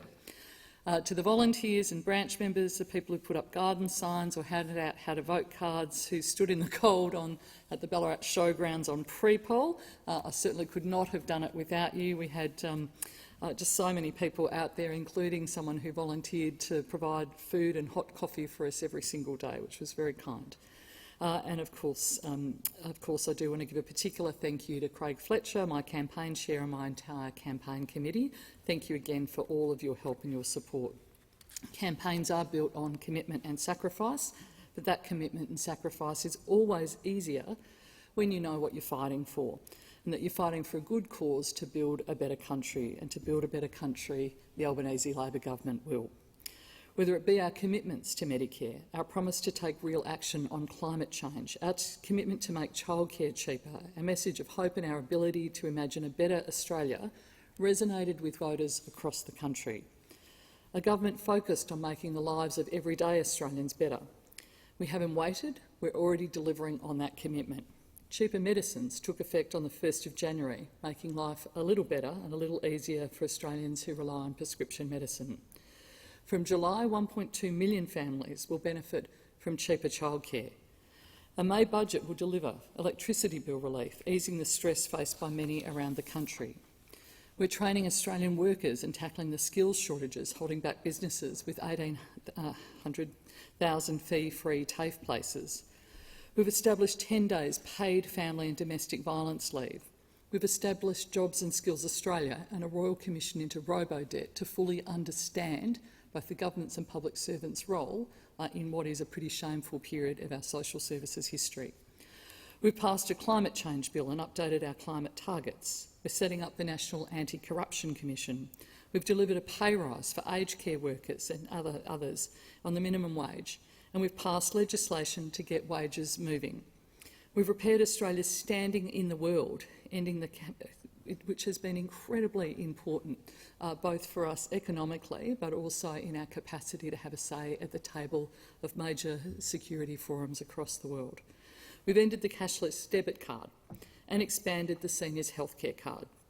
But perhaps most importantly, we're taking the next steps on the long journey of reconciliation by delivering the Uluru Statement from the heart in full and initiating long-awaited constitutional change. We can't fix all of the problems left over from the previous government overnight, but we're certainly not wasting a day. We want to deliver these changes, not for our own good, but because we don't want to waste our time here. I've spent long enough on the other side of the chamber to know that the halls of government are not something to be taken lightly, nor are they to be taken for granted. We have only a short amount of time here in this place, and we can't waste it. I don't want to waste it in my local community, and I don't want to waste it in the portfolio I represent. I have the absolute honour of having responsibility for infrastructure, for transport, for regional development and local government, a portfolio that is focused on improving the lives of everyday Australians. Every day we commit money to projects where we look at the multitude of areas across the transport portfolio as well. Nation-building portfolios that can and do make a real difference in the lives of all Australians, portfolios that reach into the heart of every community around the country. Good infrastructure and transport projects are key enabling forces to drive economic growth. They create jobs, they boost productivity and they improve people's lives. Particularly as we look to build back better after COVID, effective transport policy and targeted infrastructure investments can help build equity into the heart of communities across Australia. We want to build infrastructure so that transport is not a constraint on people's lives, but instead is an enabling force allowing them to thrive. Investing in transport means those in marginalised suburbs and regions can take advantage of opportunity. It allows wealth to spread, it allows people to live where they want to, and it builds a better, more connected region right the way across our nation. On our side of politics, we don't just see infrastructure as simply bricks and mortar, or even more cynically, to attain votes or to sandbag seats. We see infrastructure as a means of genuinely improving people's lives, creating secure Australian jobs and delivering a better life for working families. And when we were last in government, we invested in nation-building projects in partnership with the states, like the Pacific Highway duplication, Cross River Rail and metro projects in Sydney, Melbourne and Perth. And in our first months, we've picked up right where we left off. This is clear in our actions to review Infrastructure Australia, turning it back into the expert advisory body to the Commonwealth, advising Commonwealth investment that Australia really needs. It is clear in our actions to establish the National High Speed Rail Authority, as well as a $500 million down payment to start works on the important corridor between Newcastle and Sydney and the Central Coast. And it's clear in our ongoing commitment to the Western Sydney Airport and to the Inland Rail project, and particularly to get the latter, the Inland Rail project, actually back on track so that it contributes to our national freight task. While infrastructure and transport projects are vitally important to the future of our nation, they're particularly important in our regional communities. As a regional MP, I'm particularly delighted to have overall responsibility for regional development. I have a keen understanding of the issues faced by the 7 million Australians who live outside of our capital cities. Those of you who are lucky enough to live in our regions, I'm committing to elevating and to supporting you. Those of us who call our regions home understand that our national story is as much about the contribution of our regional centres, towns and villages to the economic growth of the nation as it is about our capital cities. It's a story of incredible diversity, of richness of culture, heritage and place. And this has continued over the course of the pandemic, with many being drawn away from the cities to our regional areas. Importantly, we cannot view our regions as one. For as many similarities that our regions may have, no two are the same. Our regions are defined by their diversity and their difference. Each and every region has different strengths, weaknesses, needs and possibilities, and that's been the story of this country. Government's role is to identify what those strengths are, invest in them, build in them, and support regional Australia to reach its full potential. The people of Australia overwhelmingly voted for an Albanese government and the bold commitments that we brought to the election, but they also sent a clear message that the privilege of government should be given the respect that it deserves, that we need to govern in the best interests of all Australians. Australians want integrity, accountability and transparency back in their political system. We saw it with commuter car parks, we saw it with some road upgrades, we've seen it with a community development grants program that the previous member referred to. We've seen it most recently with the audit reports in Building Better Regions funds. We saw it with the way in which sports grants were allocated. And as I said, we didn't talk much about it, but if you look at the infrastructure investment pipeline, I think that had a fair bit for the previous government to answer to as well. Our government is committed to building a better future for all regional Australians because it doesn't matter whether you live in Burnie or Broome. Our community's potential is worth much, much more than politics, and it's vital for the future of the country. When Australians see a need for vision, for a big picture view of the future in our economy, they turn to Labor governments. From the city to the country, I'm determined to see these key economic portfolios play their role in helping to build a better future for all Australians. That's the commitment I make. We took the promise of a better future to the Australian people, and we've already taken steps to turn that vision into a reality. I want to thank all Australians for the opportunity to govern, and I want to particularly thank the people of Ballarat for your continued support at the last election and those preceding. And with that, I commend the appropriation bills or the address in reply to the House. I thank the Minister and I call the member for Gippsland. Thank you, Deputy Speaker, and I, like all members, very humbled to be elected to the 47th Parliament and honoured to continue to represent the people of Gippsland to the best of my ability. And I'm determined, as the member for Ballarat just spoke a few moments ago, to make sure we can work together wherever possible to build a safer, a stronger, a fairer, a better regional Australia where everyone can get ahead. And I want to say a simple thank you to the people of Gippsland for the trust you've shown in me again in allowing me to represent your interests in this place. And in that spirit of bipartisanship, I'd like to acknowledge in particular the election of the new government, recognise the Prime Minister on his success and congratulate new ministers on their roles. And it is a great credit to the people of Australia that a change of government can occur in this country in such a seamless way. Our democracy is precious, and the fact that we can change governments without resorting to violence should never be taken for granted. The fact that we can change governments without that election result being contested, as they may be in other parts of the world, I think is a credit to organisations such as the Australian Electoral Commission for being able to manage a sometimes emotional and difficult political debate, but maintain the confidence of the Australian people to have a fair and open, transparent election. And those results, to the best of my knowledge, weren't contested in any part of the country. And I congratulate the AEC for its work. I don't congratulate the AEC for the prolonged period of pre-poll voting, but I'll have more discussions with them in the months to come about exactly how many hours we need to provide for people to vote in the lead up to the election. But I think that's one area of reform we can keep working on. Elections are a huge logistical task for all the candidates, and it ran very smoothly, though, in Gippsland, and I want to acknowledge all the other candidates who contested that election. Again, the AEC staff in my region, the volunteers who manned the booths and engaged in a very constructive and positive way and a respectful way across Gippsland during the election period. I also, in that same vein, would like to acknowledge my hard-working staff and family members who deserve enormous credit for their efforts in achieving the result we achieved as a team across Gippsland. I want to thank them for their ongoing support in my role as a member for Gippsland. I also want to acknowledge the achievements of the previous government and the former Prime Minister Scott Morrison and all the MPs and ministers I served with, whether it was in a outer ministry role or a cabinet role, and also acknowledge the members who won't be returning for this 47th Parliament, either through retirements or election results. We're in a stronger position than most other nations because of the decisions that we made as a government and the hard work of millions of Australians in the face of incredible difficulties. During the time of the previous coalition government, we encountered natural crises, whether it be drought, storms, floods and bushfires, and of course the impacts of the pandemic.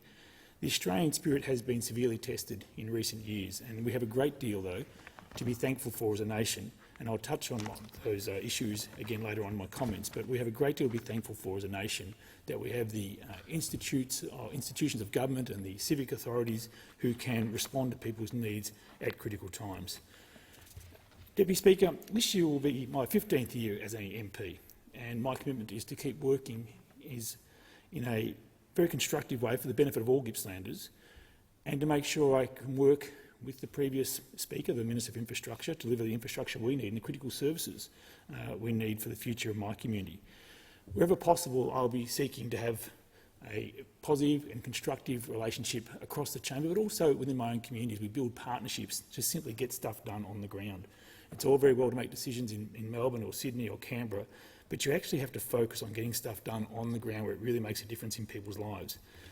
And one of the main reasons why I want to continue as a member for Gippsland is to ensure that we are working in a very positive way to build hope and optimism, particularly amongst young people.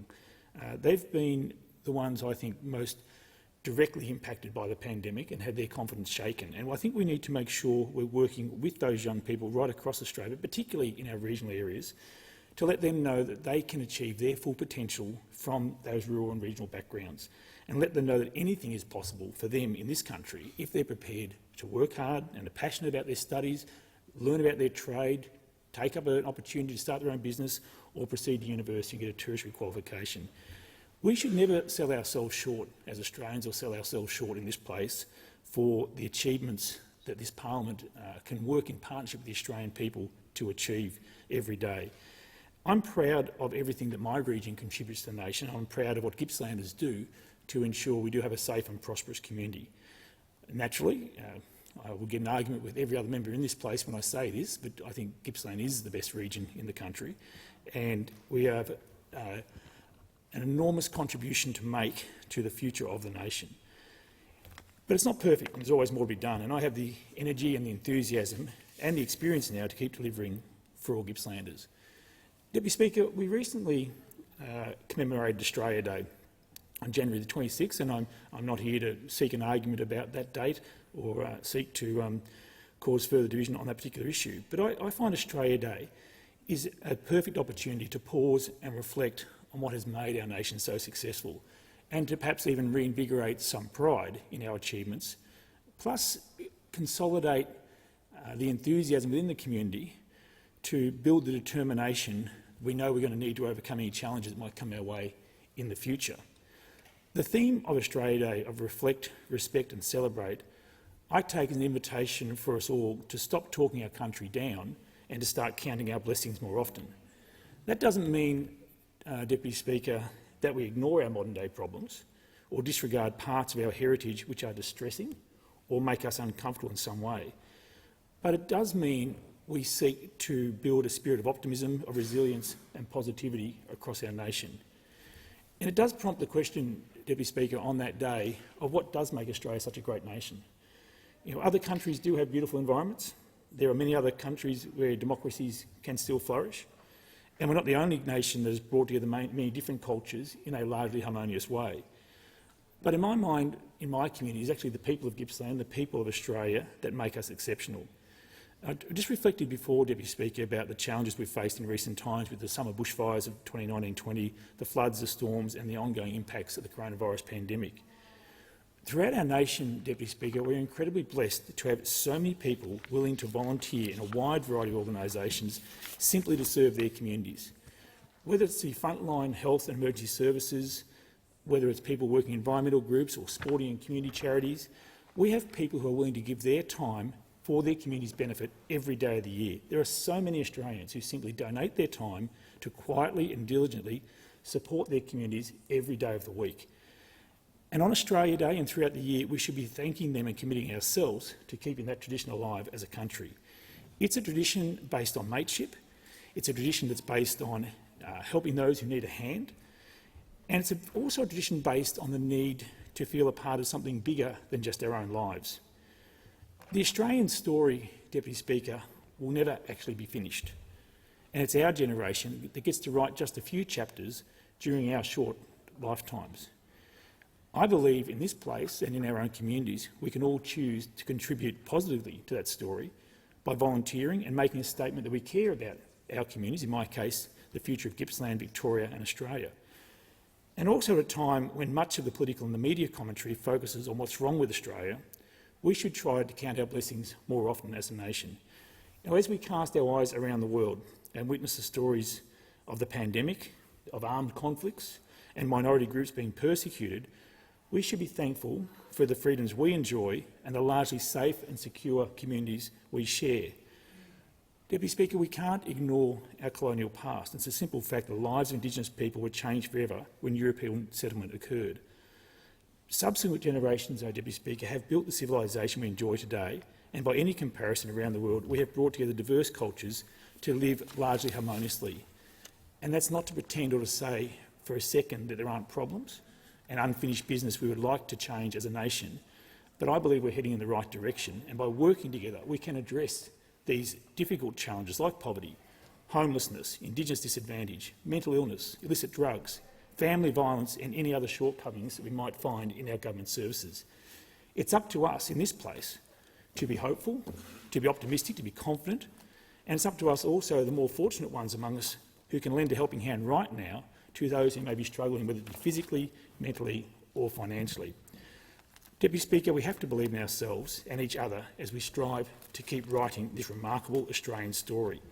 Now is the time for leaders in this nation to find more common ground and unite around issues of critical importance to the future of Australia. The debate is interrupted in accordance with Standing Order 43. The debate may be resumed at a later round. The member for Gippsland will have the right to continuation, and I call Are there any statements by honourable members? And I call the member for Holt. Thank you, Deputy Speaker. I attended the delightful Sri Lankan Independence Day celebrations organised by the Consul-General Sandeep Samarasinha in the suburb of Box Hill in the division of Chisholm over the weekend. The celebration gave us an opportunity to reflect on our own journeys. Despite most of us at Box Hill Town Hall that evening have taken different paths in life, we shared in a common birthplace, a culture and a heritage. It was pleasant to interact with many others who were born in the busy suburb of Dehivela, where I grew up. The shared sense of experience with the bakeries and restaurants I visited as a child took me back 25 years into the past. For most of the 130,000 strong Sri Lankan diaspora, many of whom reside in my electorate of Holt, Australia is our home and has been for so many years. Yet our heritage is special to us. We are proud to carry on some of the traditions our grandparents followed. As the chair of the Parliamentary Friends of Sri Lanka and the first Sri Lankan-born federal MP, I thank the Albanese Labor government for supporting Sri Lanka during these times of need and congratulate Sri Lanka on completing 75 years of independence. Thank you. And thank you. Give the member for Hughes. Deputy Speaker, in my home state of New South Wales, we are celebrating Seniors Festival. It was a privilege for me to recently facilitate the Stroke Foundation Stroke Safe Speakers event at St Vincent's Aged Care Facility at Heathcote within my electorate of Hughes. I thank Paul from the Stroke Foundation, who provided an informative and collaborative forum through sharing his experiences. Stroke Foundation Australia focuses on prevention and treatment of strokes. My much-loved Nana and also my father-in-law both died of complications from strokes many years ago. Therefore, I've maintained an interest ever since in this debilitating condition. The Stroke Foundation partners with the community to prevent stroke, save lives and enhance recovery. This is done through raising awareness, facilitating research and supporting stroke survivors. More than 80% of strokes are preventable. With strokes, the earlier the discovery, the better the recovery. It is not an automatic death sentence. Stroke-safe speakers are volunteers trained in public speaking and experienced in delivering life-saving messages about stroke. Many have either had a stroke themselves or are close to someone who has. This means each presentation is both informative but also drawn on their own personal experiences, making each talk very important and very powerful. I commend the work of Stroke Foundation Australia and all of the volunteers involved in the Stroke Safe Seekers program. Thank you. Thank you. A member for Bean. Deputy Speaker, I'm pleased to rise to offer my congratulations to an outstanding Australian and resident of Bean. Professor Tom Cowmer, Chancellor of the University of Canberra, is the 2023 Senior Australian of the Year. This is the second consecutive year a resident of Bean has been named Senior Australian of the Year, which is a major achievement and a reflection of the quality of people we have in the south side of the ACT. Tom has already made an extraordinary contribution to our country over many decades. Tom has served as the Aboriginal and Torres Strait Islander Social Justice Commissioner, the Race Discrimination Commissioner, and he's a Fellow of the Academy of Science. He was a key architect of the Close the Gap initiative through his authorship of the Social Justice Report of 2005. And since 2005, Tom has served in the important role of co-chair of Reconciliation Australia. Deputy Speaker, his work continues to have an enduring impact on public discourse in Australia and beyond. With Professor Marshall Langton, he co-led the co-design of the Voice to Parliament initiative. We will have a referendum on this nation-building and healing issue this year. This recognition is a testament to the quality and consistency of Tom's hard work, his commitment to making Australia a fairer place, and the trust with which he is held by all sides of politics. Tom is a leader and a great Australian. I'm proud to call him a constituent. Thank you. Member for Ford. Thank you, Madam Deputy Speaker. And last month marked the practical completion being reached on the Mount Lindesay Highway upgrade from Stony Camp to Chambers Flat Road. This vital legacy project from the previous coalition government's almost $40 billion infrastructure investment in Queensland over the past 10 years. As part of this $75 million upgrade, which was jointly funded by the Morrison government and the state government, the project has doubled the number of available lanes from this stretch of highway to 4 from the previous 2. And for any that have travelled that piece of road, they'll know how important that is from a safety perspective. The finishing touches are now being put in place on these lanes, with all 4 expected to open to traffic in the coming weeks.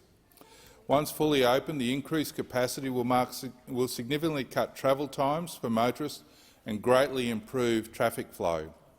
The safety enhancements have also been made, such as the installation of safety barriers and a greater emphasis being placed on conserving the surrounding environment with improved fauna connectivity and protection. This in addition to the new northbound and southbound bridges at Norris Creek at Munrooban, which were officially opened last year. I want to thank all the residents, motorists, for your patience during the work, and all the contractors for the work they did to bring this project to completion. These crucial investments in local infrastructure are a vital contributor to the economic growth of our local communities. Member for Robertson. Deputy Speaker, I rise to speak about an amazing 15-year-old man in my electorate of Robertson, Jonty Wicks, who has suffered some challenging hurdles in his young life but has persevered through these obstacles and shown us all his true strength. On October 26, 2021, while Jonty was riding his bike through the suburb of East Gosford, he was tragically hit by a motorist and sustained significant injuries to his body and brain. Jonty lost a range of functions, including his ability to read, interpret information, participate in conversation and perform simple tasks like making a sandwich. Jonty lost his hand-eye coordination and he was unable to play any sport, which was such a big part of his life at the time. Jonty was also unable to attend school, which further isolated him from his friends and from his social life. And now fast forward to the present day in 2023, and Jonty is making an excellent recovery and demonstrating immense strength. He is now back at school at St Edward's College and quickly showing his immediate circle of friends and family that he will not let this accident affect him further. Although Jonty still manages fatigue, stress and ongoing concussion, he's showing great signs of progress in his recovery. Just recently, Jonty has shown that his recovery is in full swing by being awarded the Toby Martin Scholarship in cricket. I wish Jonty and his family all the best in the future and look forward to hearing about his continuing recovery and progress. Thank you. Member for Fowler. Madam Deputy Speaker, like me, many people in my electorate of Fowler came to Australia looking for a safe haven, security and freedom where we can raise our children and provide them with a good education for a better future. It was therefore an honour to participate in Fairfield City Council's Australian Day citizenship ceremony on Australia Day. For us, Australia Day represents a day that we, as migrant and refugees, can reflect on our journey to Australia and the opportunities that have been afforded to us. For me, it's a day I often reflect with gratitude and gratefulness. I also attended the Assyrian National Council's Australia Day event, where we acknowledged the opportunities Australia has provided for our multicultural communities, including the Australian Assyrian community, who has made significant contributions in Fowler, which everyone in the House will be aware is home to Australians from more than 150 different nationalities. I want to take this opportunity to acknowledge two members of our electorate who are recognised for their dedication to our community. Mr Philip Coleman from Liverpool was awarded an Order of Australia Awards for his community work through the Catholic Church, and Mrs Sorothai Pork Mitchell from Greenfield Park, who was also awarded an Order of Australia Awards for her service to the Khmer community of New South Wales. I'd like to congratulate all of the new Australians who received their citizenship on Australia Day this year, 2023. Let's seize the opportunities or create them now that we are citizens of this great country. Thank you, Deputy Speaker. Thank you, Member for Bendigo. Thank you, Deputy Speaker. The last time our parliament sat for a sitting fortnight last year, I reported to the House that our largest provider of bulk billing services, primary care services, GP services in my electorate, had announced it was moving to a private billing model. 17,000 patients on their books, and I was worried about the impact that that would have on the health outcomes of people in my electorate. Unfortunately, it has had a massive impact on the people in my electorate just a few months after it was announced. I've heard stories of people, a person with a disability has been to see the GP, but because they couldn't afford to pay the gap fee, because they didn't have the money on them on that day, they couldn't book their next GP appointment. It's stories like that that really break your heart as an MP, that people are not accessing GP services because they can't afford that $40 out-of-pocket gap fee. It's not new. It's been happening in other clinics for a long time. But it does make me angry. It makes me angry that the previous government failed to invest in Medicare and have left us in a position where we have people who can't access the healthcare, the primary healthcare that they need because they can't afford gap fees. I welcome the task force report into strengthening Medicare and look forward to finding out from our Minister from Health and from our government what we will be doing to help rebuild Medicare, because we have to and we can't afford not to for so many people in our electorates. Thank you. Member for Curtin. Deputy Speaker, we urgently need to reform the transparency of election funding. ANU's Australian Election Study 2022 showed that more than half of the country believes that government is run for a few big interests. Australians know that donations have the potential to exert influence on politics, so before they vote, they need to know who's funding their candidates so they can make up their own minds about how that might influence policy positions on, for example, gambling, alcohol or climate action. I voluntarily declared all cash donations in real time during my campaign, so anyone could go to my website and see my donors before deciding how to vote. It's really not hard to do.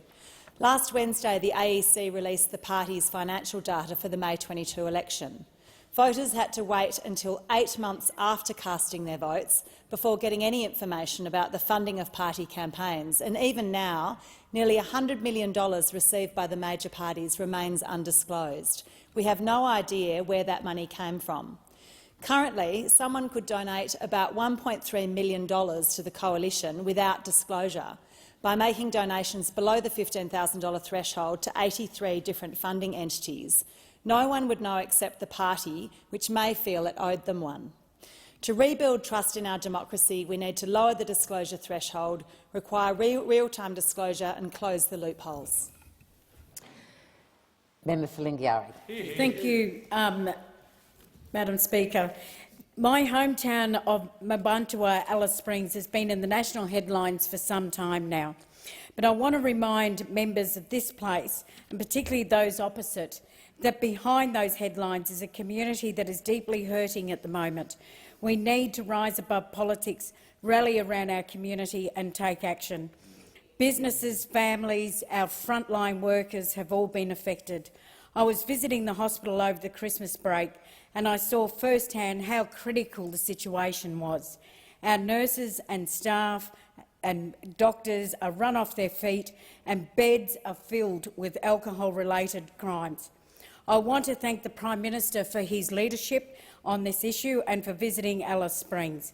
The measures put in place by the Prime Minister and the Chief Minister on the 24th of January have helped.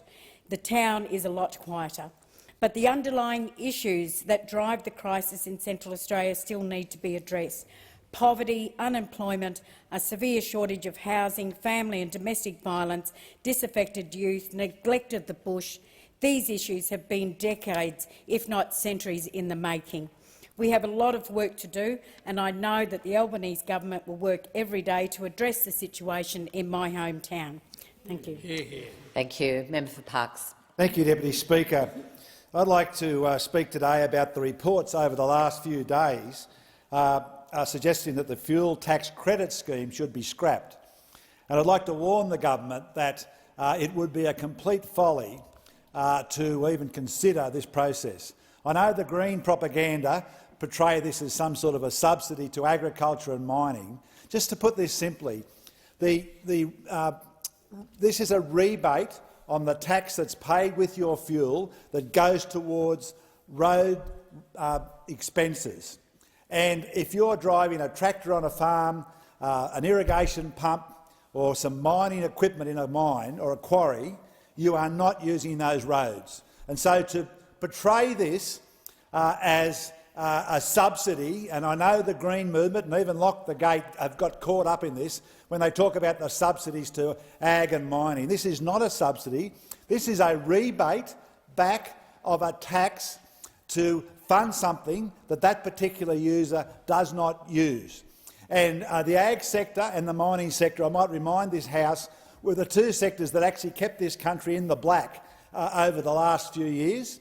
They underpin our economies. They are run very efficiently right across the sector, and they do not want to be burdened with having to pay a tax on something they do not use. Member for Solomon.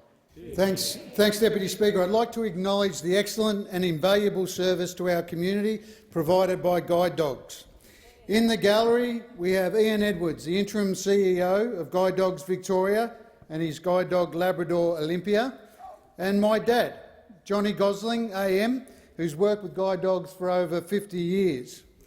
Now, staggeringly, Deputy Speaker, almost half of Australians, including myself, are impacted by some sort of long-term vision condition, but almost 500,000 live with low vision or total blindness. Guide dogs breed, raise and train about 150 dogs per year, with over 1,700 dogs currently in active service. Now, not every dog that's trained becomes a guide dog. About half graduate from the class, but the others go on to be therapy dogs or pets. And dogs are only one part of what Guide Dogs Australia does. They offer assistive technology and mobility training, helping Australians to navigate independently in the community, to engage fully in social activities and sport, and to have as much freedom as possible to fully engage with life. Now, there's a need for more puppy raisers. So if you've got some time and a bit of room and some spare shoes at home that they can have a chew on, please contact Guide Dogs and get amongst it. Thanks, Guide Dogs. Thank you. Member for Flynn. Madam Speaker, last week customers of Westpac's Kincora Bank branch in Gladstone were notified that their local branch was closing. This bank branch closure joins over 550 branches closed since January 2020 by the four big banks. Bank branch closures have occurred all over the Flynn electorate in central Queensland in communities such as Gladstone, Tenham Sands, Mara, Billawheeler, Theodore, Emerald, Springshaw, Capella, Mundubbera, Gingin, Gayndah, Gracemere, Taroom, Wandai and Mount Morgan. Small towns like Mara have difficulty when they host their annual events like the Mara Coal and Country Festival, so they have to hire in ATMs to have EFTPOS available at the Secretary's office. Theodore Bills and Barrels hires 2 ATMs, as they can't use EFTPOS due to poor communications and internet reception. The same thing happens at Jambin Australia Day ceremony. As too many people were trying to access the Wi-Fi, this crashed the system and left people unable to purchase anything. On many occasions, the big banks have advertised customers to use online services. While this may be viable for some people, I have serious concerns for our elderly and those that rely on local bank services.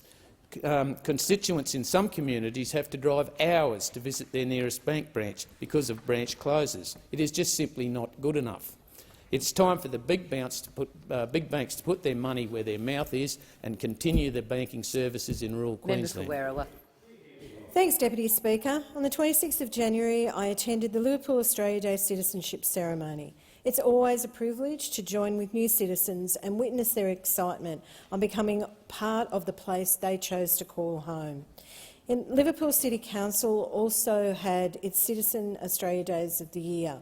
I'd like to congratulate Citizen of the Year Christopher Darcy, as well as Yorga Suga, Garth Eggleston, Ismail Shahid, Ahmed Arubi, Richard Azar, Hammond Care and Cedar Pest Control. Fairfield Council also has Citizens of the Years for the Australia Day. Their Citizen of the Year was Diane Gorman, as well as Nathis Cyril, Khan Van Mack and Lua Knezevich. Campbelltown City awardees for the Australia Day Awards was Kyla Hodges, Reece Riley, Deb Evans-Clark, Lachlan Arbuckle and Horizon Youth St Andrews. Like many local government areas, Werriwa had some incredible family events, and I'd like to thank all of their local governments for giving residents options to stay locally. I do acknowledge, however, that the 26th of January is a difficult day for many of our First Nations people. This year, I hope that all Australians will answer the call of First Nations people for a voice to Parliament and vote yes in the referendum, which is coming soon. We should reflect on Australia Day. Reflect, respect and celebrate. Time. Member for Leichhardt. Thank you very much indeed, Madam Deputy Speaker. I rise today to congratulate the Cairns and District Chinese Association, known as CADCI, for their vibrant Chinese New Year celebrations. Cairns Festival was held over a 15-day period and was a great opportunity to share and celebrate North Queensland's rich Chinese history. Some of the highlights included the spectacular Chinese lion and dragon dance performances, a yum cha and even a Cairns Hockey Club race day. The final night was brilliant Chinese New Year lantern festival and fireworks was shared by many hundreds in the Cairns Esplanade. My beautiful wife Yolandi and I had the pleasure to attend a banquet event, and I have to say it was a wonderful evening, and such colour and absolutely magnificent food. Madam Deputy Speaker, CADCI's vision is to build a Chinese Cultural and Heritage Centre in Cairns to promote Chinese arts, language and the history in far north Queensland. The centre will provide a permanent home for the valuable Litsungung temple collection and other historical artefacts. The facility will be dedicated to the early Chinese settlers who actually were one of the early pioneers in the development in Cairns, dating back to 1876.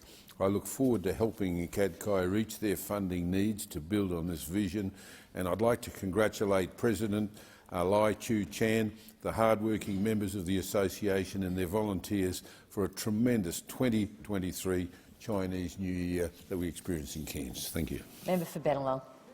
Thank you, Deputy Speaker. Much like the member for Leichhardt, I rise here today to just pay tribute to our wonderful, diverse community in Bennelong who have just ended 2 weeks of extraordinary celebrations of the Lunar New Year. In Bennelong, we're so lucky to have such a large, diverse community. 28.8% have Chinese ancestry, and that's above the New South Wales average of 7.2%, and 6.1% have Korean ancestry. That's well above the New South Wales average of 0.9%. This year was the Year of the Rabbit for the Chinese and Korean communities, and the rabbit is a symbol of longevity, peace and prosperity, and 2023 is predicted to be a year of hope.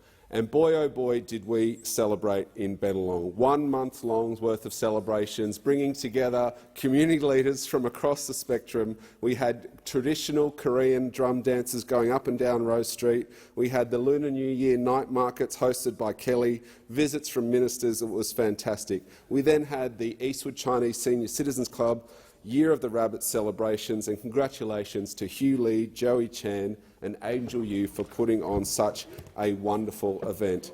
Cass put on a North Region Chinese Aged Care Centre celebration hosted by the Chinese Australian Services Society in West Ryde, and that was fantastic as well, all culminating in a huge extravaganza at Eastwood Oval. What a wonderful time of year. Yeah. And I give the call to the honourable member for Wright. Thank you, Mr Speaker. And given this is the first opportunity for me to get to my feet in this 48th Parliament, it is with great sadness that I wish to offer my sincere condolences to the passing of Senator Jim Molan.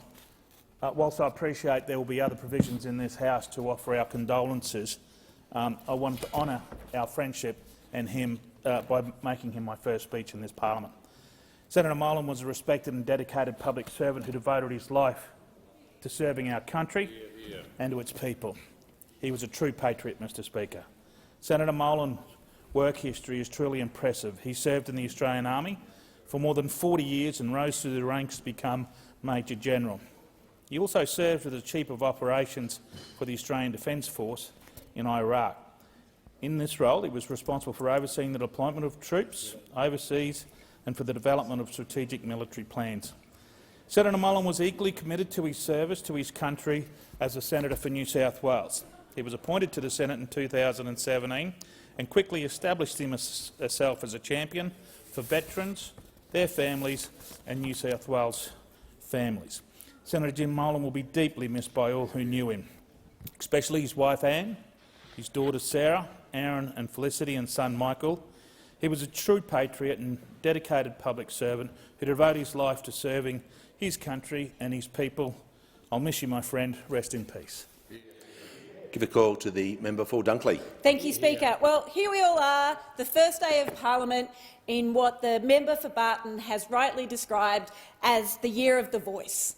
This is a year when Australians will finally have the opportunity at a referendum to make sure our First Nations people are recognised in our Constitution. Yeah. It's also a year where we've got a lot of work to do and we intend to do it as a government. I mean, just this week we're going to see Referendum Machineries Act, which sounds a little bit boring, but is about important changes to how referendums are run so that we can have the voice referendum. We're going to see legislation to set up the Housing Australia Future Fund, so important for safe and affordable housing in this country. The National Reconstruction Fund, so important for industry and jobs and coming out of the impacts of COVID. Legislation to reduce the gender pay gap, so important for women and for productivity in our workplaces. You know, this is a year where some of the hard work we did last year with our legislation has already come into fruition and will continue to. On the 1st of January, we saw cheaper medicines, the first cut to the PBS in 75 years. Last week, the Prime Minister and the Arts Minister launched our National Cultural Policy. From the 1st of Feb, millions of Australians are now able to access 10 days paid family and domestic violence leave. On 1st of July, cheaper childcare will kick in. It's a big year, 2023. Let's get going. Member's time has expired. Call to the honourable member for Gippsland. Thank you, Mr Speaker. And the contempt of banking executives towards regional Australia is well known, with more than 1,600 branches closing in the past 6 years. And Gippsland, we've experienced dozens of closures in our smaller towns, but now Westpac is going a step further. Now, Mr Speaker, forget about crooks wearing balaclavas. The real bank robbers are the executives making decisions in city boardrooms. These corporate bank robbers are robbing country towns of jobs, they're robbing vulnerable people of services, and they're robbing regional Australia of growth opportunities. Mr Speaker, Westpac has just announced it's closing a branch in the city of Sale, which is a town of more than 14,000 people servicing a much larger agricultural region. It is a town which is a centre of economic activity in that central Gippsland region. Now, Mr Speaker, my advice to Westpac customers in Sale is, wherever possible, move your business. Move your business to a bank that still has a branch in your town. It's time to teach these bankers a lesson. Take your money across the street, refinance your home loan. If Westpac executives only want to focus on their own huge profits, it's time to hit them where it hurts. Mr Speaker, it's time for customers to stop being held for ransom. It's time for the corporate bank robbers to receive a message: move your money to another bank.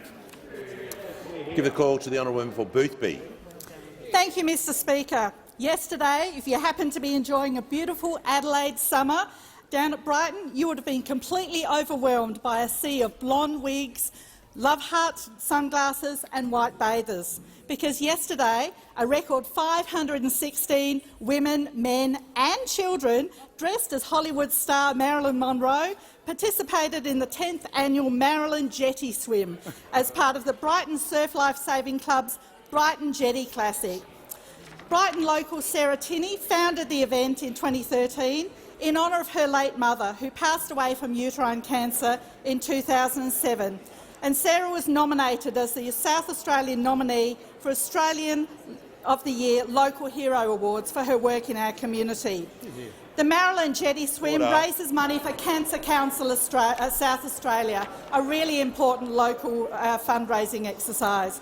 And this year the organising committee had a fundraising target of $185,000, but they actually raised $250,000 for cancer research and cancer services. And this brings the total of money raised by the event to over $1 million, an incredible effort by all involved.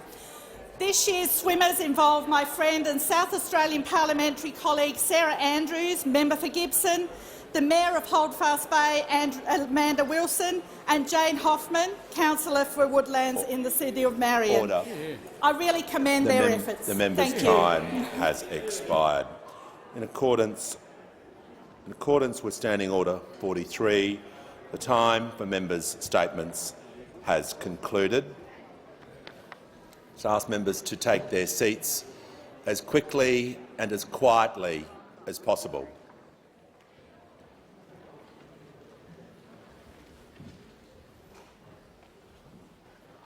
And I give the call to the Prime Minister.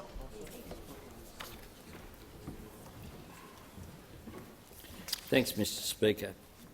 I move that the House record its deep regret at the death on 17 January 2023 of Senator and former Major General Andrew James Molan, AO DSC, place on record its acknowledgement of his service to Australia's national defence and to the people of New South Wales, and tender its sympathy to his family, who are here with us today in their bereavement.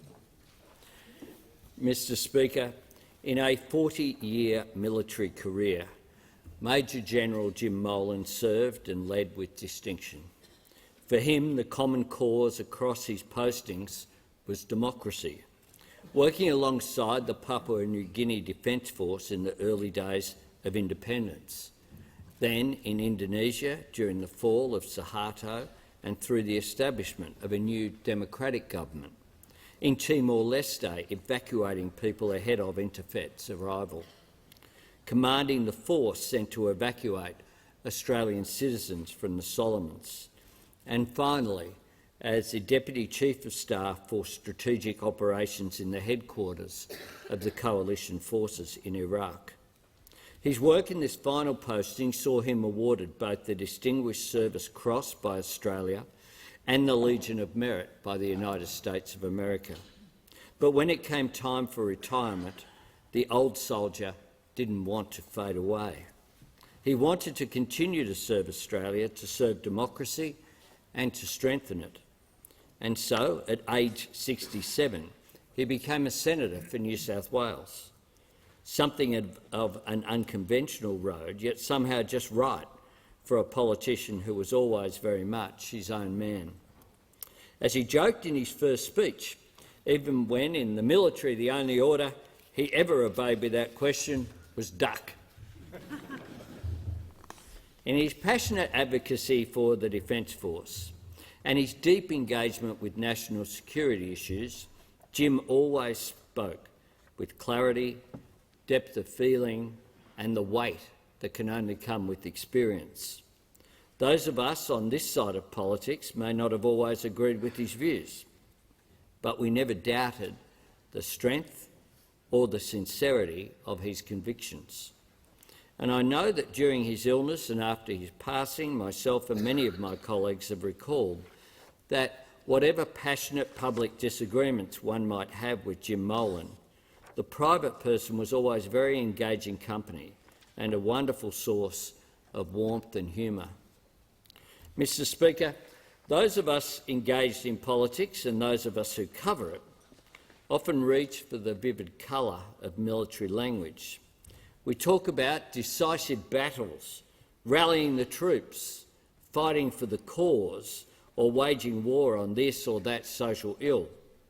But those Australians who have risked their lives for our country, those who have fought for the beliefs that we share and the freedoms that we exercise, they have earned a different and deeper understanding of those words and their meaning. They have a truer sense of courage and sacrifice and of the great love required to lay down your life for your friend.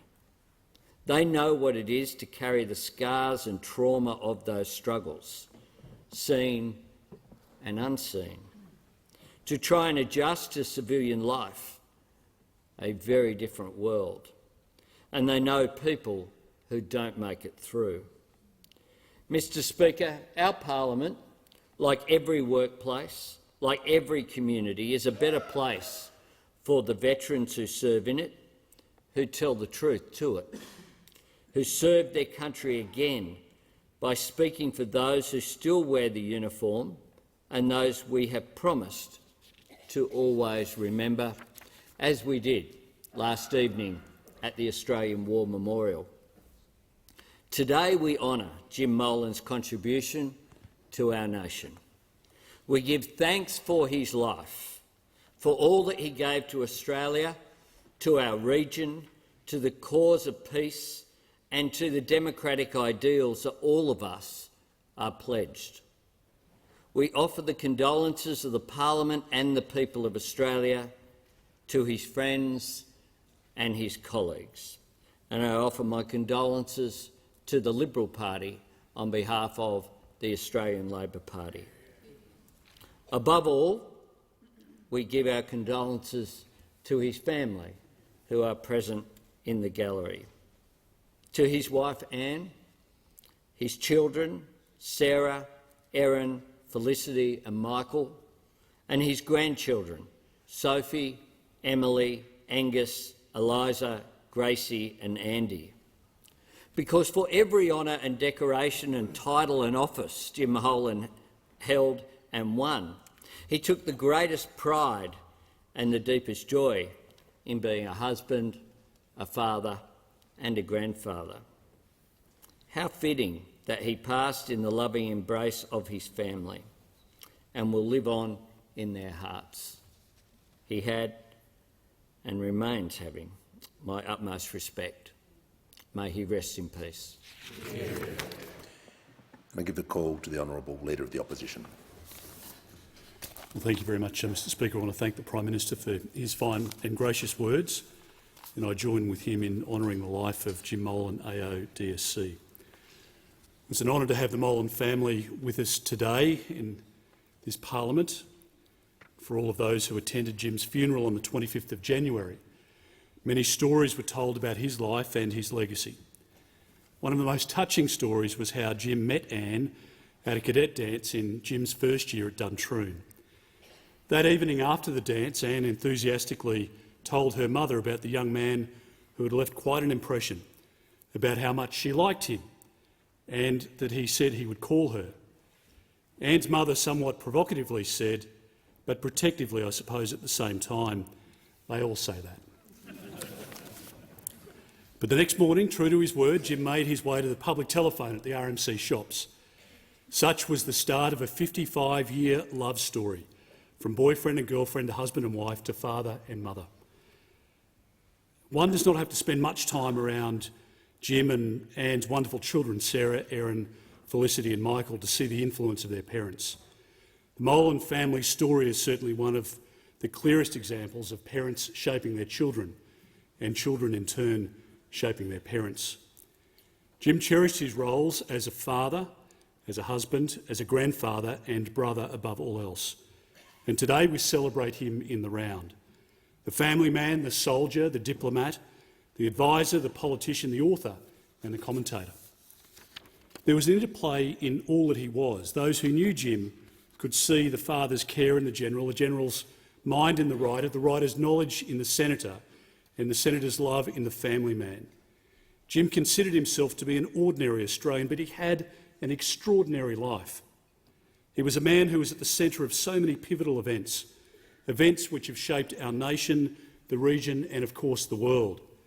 Papua New Guinea's independence, the fall of Suharto in Indonesia, evacuations from the Solomon Islands, peacekeeping in East Timor, counter-insurgency in Iraq, Australian bushfires, illegal maritime arrivals on our border and the rise of China.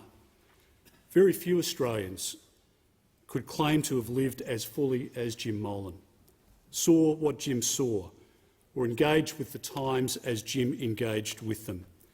He was a man thrust into some of the most difficult and challenging circumstances. He was in the middle of war and bloodshed. He witnessed suffering and the struggle for democracy. He saw firsthand what we would call the darker side of humanity. Those experiences could have made him angry and cynical, or at the very least aloof. But for all that Jim encountered, he was kind and considerate. Whether you knew Jim or met him for the first time, he drew you in immediately with his warm and captivating quality. In turn, you always had Jim's undivided attention. He always displayed generosity to the views of others, even to those with whom he disagreed. He was a gentleman with an unfailingly courteous manner. He was an optimist about humanity, and that speaks volumes about the mettle of his character and the kindness in his heart. Jim joined the Australian Army upon finishing school. His military career saw him rise swiftly through the ranks to ultimately become a Major General. He performed a variety of combat, diplomatic and leadership roles on deployment in our region and beyond. For his work in Indonesia and East Timor, he was made an Officer of the Order of Australia. For the critical role he played in Iraq, he was awarded the Distinguished Service Cross and the Legion of Merit by the Australian and US governments, respectively. As the Chief of Operations for the Coalition Forces, Jim was instrumental in repelling insurgents and ensuring the security of Iraq's transport and infrastructure. Jim retired from the military in 2008, and instead of being fired upon in battle, he would soon find himself battling fires. He volunteered for his local firefighting brigade. He flew rescue and water bombing missions, drawing on his experience as a military helicopter pilot. And in 2011, he was appointed as the director of the National Aerial Firefighting Centre. Perhaps unexpectedly, he was contacted by then opposition leader Tony Abbott to start work on a policy to stop the boats. After the coalition was returned to government, Prime Minister Abbott appointed Jim as his special envoy.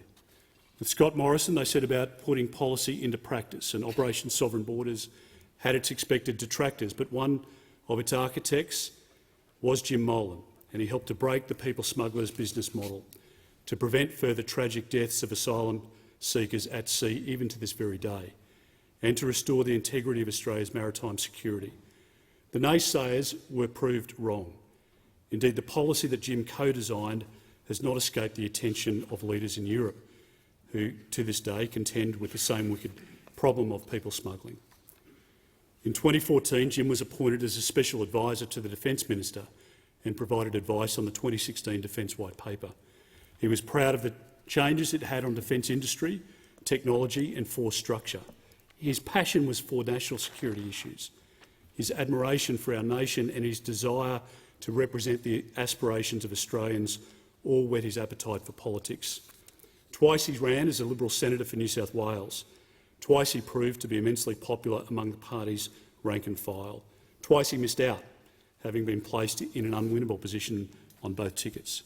But twice he would be elected, filling vacancies left by Fiona Nash in 2017 and Arthur Sinodinos in 2019. In his maiden speech, Jim's self-deprecating sense of humour was on show. Speaking after Senator Steele John, the youngest senator to be elected, Jim said, "I'm definitely not competing with him on that issue. I'm proud to be a member of the fastest-growing demographic in this country." Jim brought his years of experience and wisdom to the role, particularly as a member of the Joint Standing Committees on Foreign Affairs, Defence and Trade, as well as migration. He also used his time as a senator to champion many causes. He supported our veterans, especially those transitioning to civilian life. He advanced research and awareness in the areas of stillbirths, online safety and prostate cancer. In all that he did, Jim fought hard, decently and well. Whether in khaki abroad or wearing a suit on the Senate floor, Jim uttered his convictions with courage. He said that if opponents don't speak against you, you're probably not standing up for enough. Jim was never afraid to utter his centre-right beliefs. In a column in 2018, he wrote, "One great strength of Australia is its natural conservatism. That conservatism does not reside only with right-of-centre parties or groups, but resides quietly in many areas of Australian society. Australians, unlike some Australian governments, will not be panicked into ill-considered change." He went on to say, "We may not be a perfect society, but having travelled widely, I have yet to find a better one in the world. You have a better chance of succeeding in Australia through hard, honest work than anywhere else." Those words speak to Jim Molan, the patriot. He was a man who knew what was valuable in our magnificent society, as he put it, who knew it needed to be defended, as he put it, from the assaults of the pessimists and the ideologues. Jim's love of country, of democracy and of peace was why he spoke and wrote so often about the threats facing Australia, our region and our world. This was why he was a recognisable face on television, his voice compelling on podcasts and his words so persuasive in newspapers. The mind of a military man, one with tactical, operational and strategic insights, was on show in his bestseller, Running the War in Iraq. But it's his final book, Danger on Our Doorstep, for which Jim will be most remembered. It's a warning to the present about China's ambitions and military build-up, a chilling assessment to ensure we don't drift into complacency or sleepwalk into disaster. His words are not those of a China hawk. They're the words of a realist with a deep historical appreciation and ability to read the world. Testimony to his fortitude, Jim wrote that masterpiece during his battle with cancer. It was in the final chapter of this book that Jim reiterated his long-held view and ambition for Australian government to develop a comprehensive national security strategy to bolster our national resilience and self-reliance. He often thought about the future, and when he wrote Danger on Our Doorstep, I'm sure he was thinking about his children and grandchildren, whom he loved so much, that they will grow up in a better world than the one he knew. For the boy that dreamt of being a soldier, Jim said that Australia's servicemen and women represent everything that is good about Australia because they are Australian. In farewelling Jim, we can say that he represented everything great about Australia because he was not just an Australian, he was one of our greatest Australians. Jim was immensely popular and respected by his colleagues and the broader Liberal Party family. On behalf of the Coalition, I offer my heartfelt condolences to our colleagues and to our party members, to his friends and to his family, but especially to his wife Anne, daughters Sarah, Erin and Felicity, son Michael and 5 grandchildren. May he rest in peace. As a mark of respect to the memory of Senator Andrew James Molan, I ask all present to rise in their places.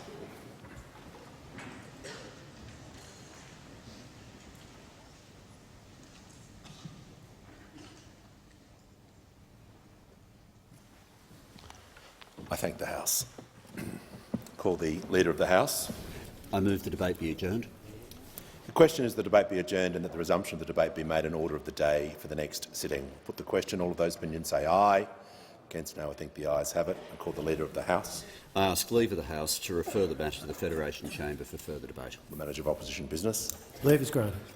Call the Leader of the House. I move that the resumption of debate on the Prime Minister's motion of condolence in connection with the death of Senator Andrew James Molan be referred to the Federation Chamber. I'll put the question. All of those opinions say aye. Against no, I think the ayes have it. And I call the Prime Minister. Thanks, Mr Speaker. I present a revised version of the ministry list with a change in representational duties the member for Ballarat will answer questions representing Katie Gallagher as the Minister for the Status of Women. Questions without notice. I give the call to the Honourable Leader of the Opposition. Thank you very much, Mr Speaker. My question is to the Prime Minister. It's been 430 days since the Prime Minister first promised a $275 cut to power bills, a promise repeated on 97 occasions. This promise hasn't been delivered. Instead, power bills, along with mortgages and grocery costs, have all risen sharply under this Labor government. Why do Australian families have to pay more under Labor? The member for Deakin will cease interjecting. The Prime Minister has the call. Thanks very much, Mr Speaker. And I thank the Leader of the Opposition for his question. I welcome all the members back to Parliament for the 2023 sittings. I'm pleased that the Leader of the Opposition has raised this issue as the first question, and I'm surprised that he hasn't yet raised his views that he held previously, where he actually committed to, I believe, we should have a royal commission into the electricity companies as well as fuel companies. He went on to say there's something that stinks about these electricity companies and fuel companies, and if we can get to the bottom of it, I think we can get a better outcome for consumers. Now, you would expect, given the senior position that the Leader of the Opposition held at that time in 2018, that something might have happened. What was he doing? In 2019, nothing happened. In 2020, 2021, 2022. They had 22 different policies announced, and none of them delivered, just like when the Leader of the Opposition was out there campaigning for a royal commission into electricity companies as well as fuel companies. Nothing happened. But of course, when it comes to energy, we did have a debate here in December. We brought the Parliament back, and we brought the Parliament back to have a debate over whether we would take action. Members on my whether left. we would take action. The member for Page will cease interjecting. The major companies and make sure that there was price relief for consumers and for businesses. But those opposite Order. Members on my left will cease interjecting. and voted against Affairs. it. And voted against it, in spite of the fact that people like the former CEO of Shell said the following. The Prime Minister will pause. The Leader of the Opposition on a point of order. Well, on a point of order, Mr Speaker, what price relief are you talking about? Resume your seat. Resume your seat. The Prime Minister is being in order, and I want to state order. Members on my right, Standing Order 104 is very clear. Answers must be relevant to the question. The Prime Minister is talking about energy prices and energy policy, exactly what the question was about. He is in order. I give him the call. And we intervened into the normal market processes because there are extraordinary times. And the CEO of Shell, the former CEO of Shell, Mr Van Buren, said this: "You cannot have a market that behaves in such a way, logically and effectively and everything else, that it's going to damage a significant part of society. One way or another, there needs to be government intervention." We were prepared to intervene. They weren't. They opposed it, like they voted against their own policies that they've introduced when it comes to energy. Order. Members on my left. The House will come to order, so I can hear the member for Dunkley in silence. The member for Dunkley has the call. Thank you, Speaker. My question is to the Prime Minister. What work has the government done since the Parliament last met to deliver for the Australian people? Give the call to the Prime Minister. I thank the member for Dunkley for her question and welcome her back from the excellent representation that she and the member for Gippsland gave Australia at the United Nations at the end of last year. Well, we have been delivering the positive and practical changes that the Australian people voted for on the 22nd of May. We promised the Australian people that after a wasted decade we would not waste a day, and indeed we haven't. Cheaper medicine started on the 1st of January, the first time there's ever been a cut in the 75-year history of the pharmaceutical benefit scheme. Now, cutting the price of medicines to $30 means that a family with 2 or 3 scripts could save up to $450 a year. On the 1st of February, 10 days paid family and domestic violence leave came into effect, meaning that women in a situation whereby they need to escape a violent circumstance won't have to choose between that and being able to put food on the table, being able to get that assistance. During the break as well, tragically, we provided immediate flood assistance and disaster relief to communities in Western Australia around Fitzroy Crossing, to South Australia in the Riverland, to New South Wales more funding for those communities hit by devastating floods. Expressions of interest for urgent care clinics have opened. We've released the Strengthening Medicare Task Force report. When it comes to our defence, we announced key acquisitions for the ADF, including high-mobility artillery rocket systems, guided weapons and upgrades to the RAF's fleet of electronic aircraft. We launched our national cultural policy in Melbourne, supporting Australian artists and culture, and also at the same time, of course, supporting our economy. We established the Royal Commission into Robodebt. You might hear a bit more about that over coming days, because the evidence there has been quite extraordinary, the devastating testimony about the impact of that disgraceful program on people's lives. And that follows from the other work that we've done through legislation where changes will come in this year. Cheaper childcare from July 1, legislating a National Anti-Corruption Commission. This is a government with a sense of purpose. This is a government not here to occupy the space, but to make a difference to people's lives, and that is exactly what we are doing. The member for McEwen will cease interjecting. The Deputy Leader of the Opposition has the call. My question is to the Prime Minister.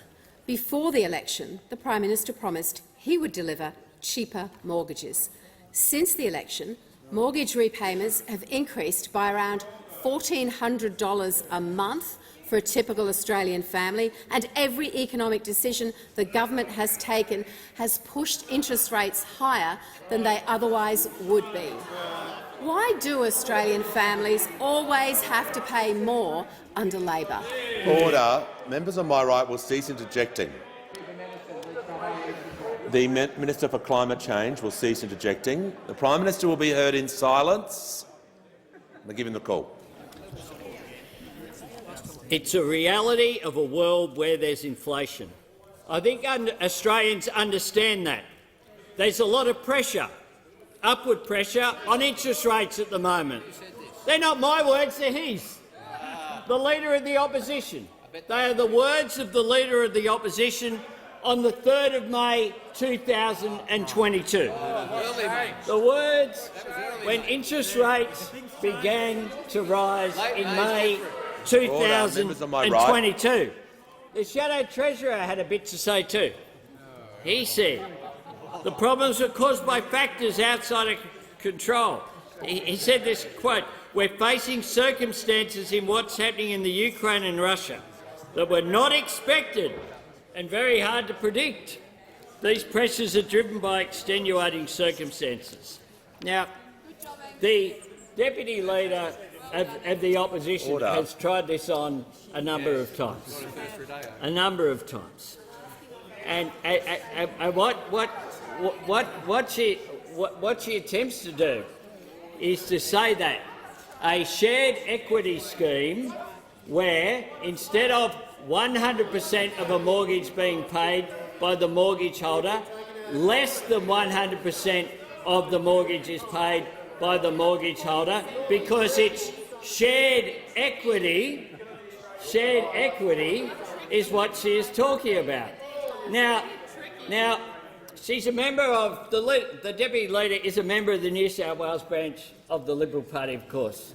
And this week, the Liberal Party in New South Wales, the government of Dominic Perrottet, have announced a shared equity scheme. A shared equity scheme. Joining Victoria, joining Western Australia. I mean, for goodness sake.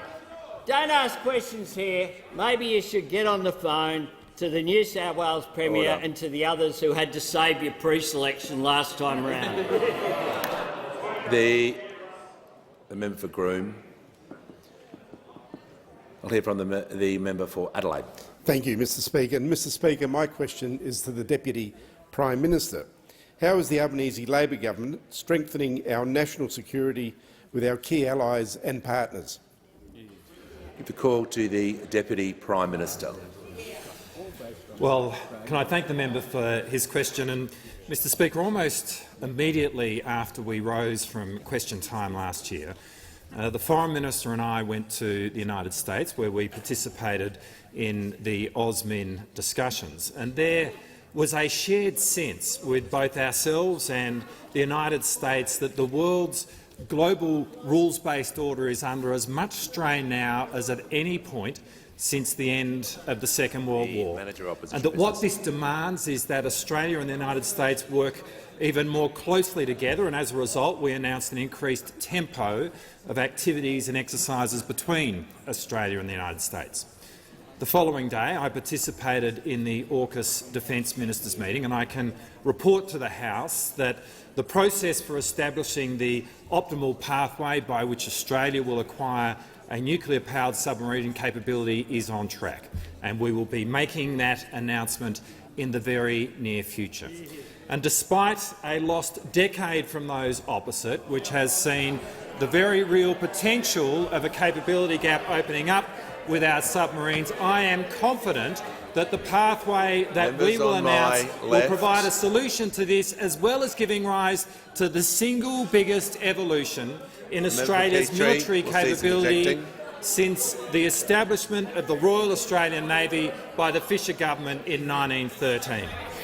Last week, the Foreign Minister and I were in France, and after a difficult 18 months, I can again report to the House that our relationship with France is back on track, thanks very much to the leadership of the Prime Minister.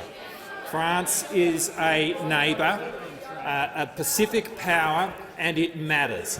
And under the Albanese government, France stands in the very top tier of the most important relationships that we have. And last week we also participated in AUKMIN with our UK counterparts.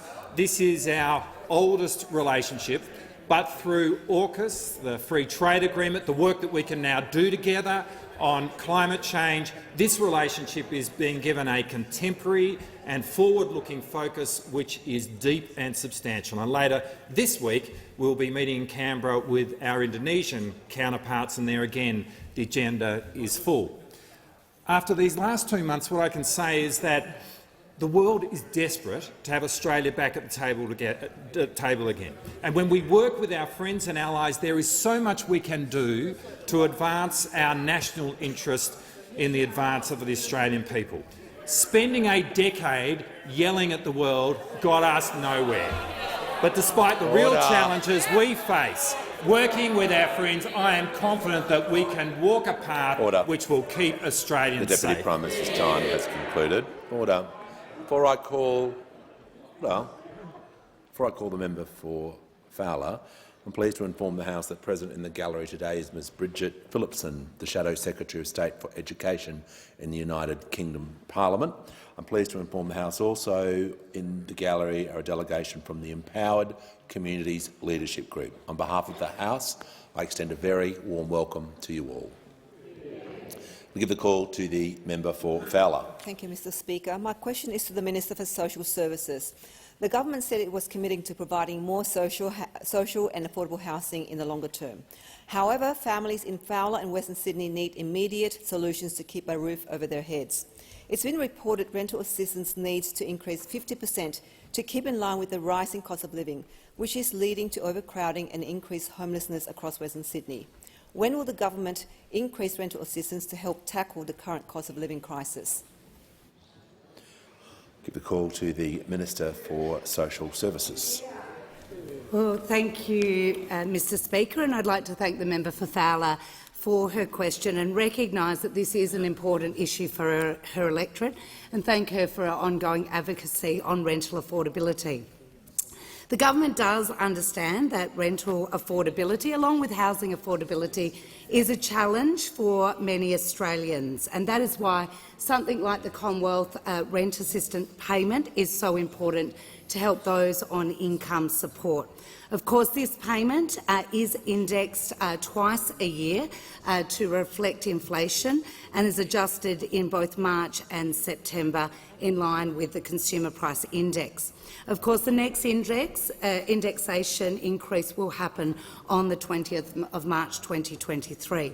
Of course, the government expects to spend around $5.1 billion in rent assistance to help 1.3 million households pay their rent.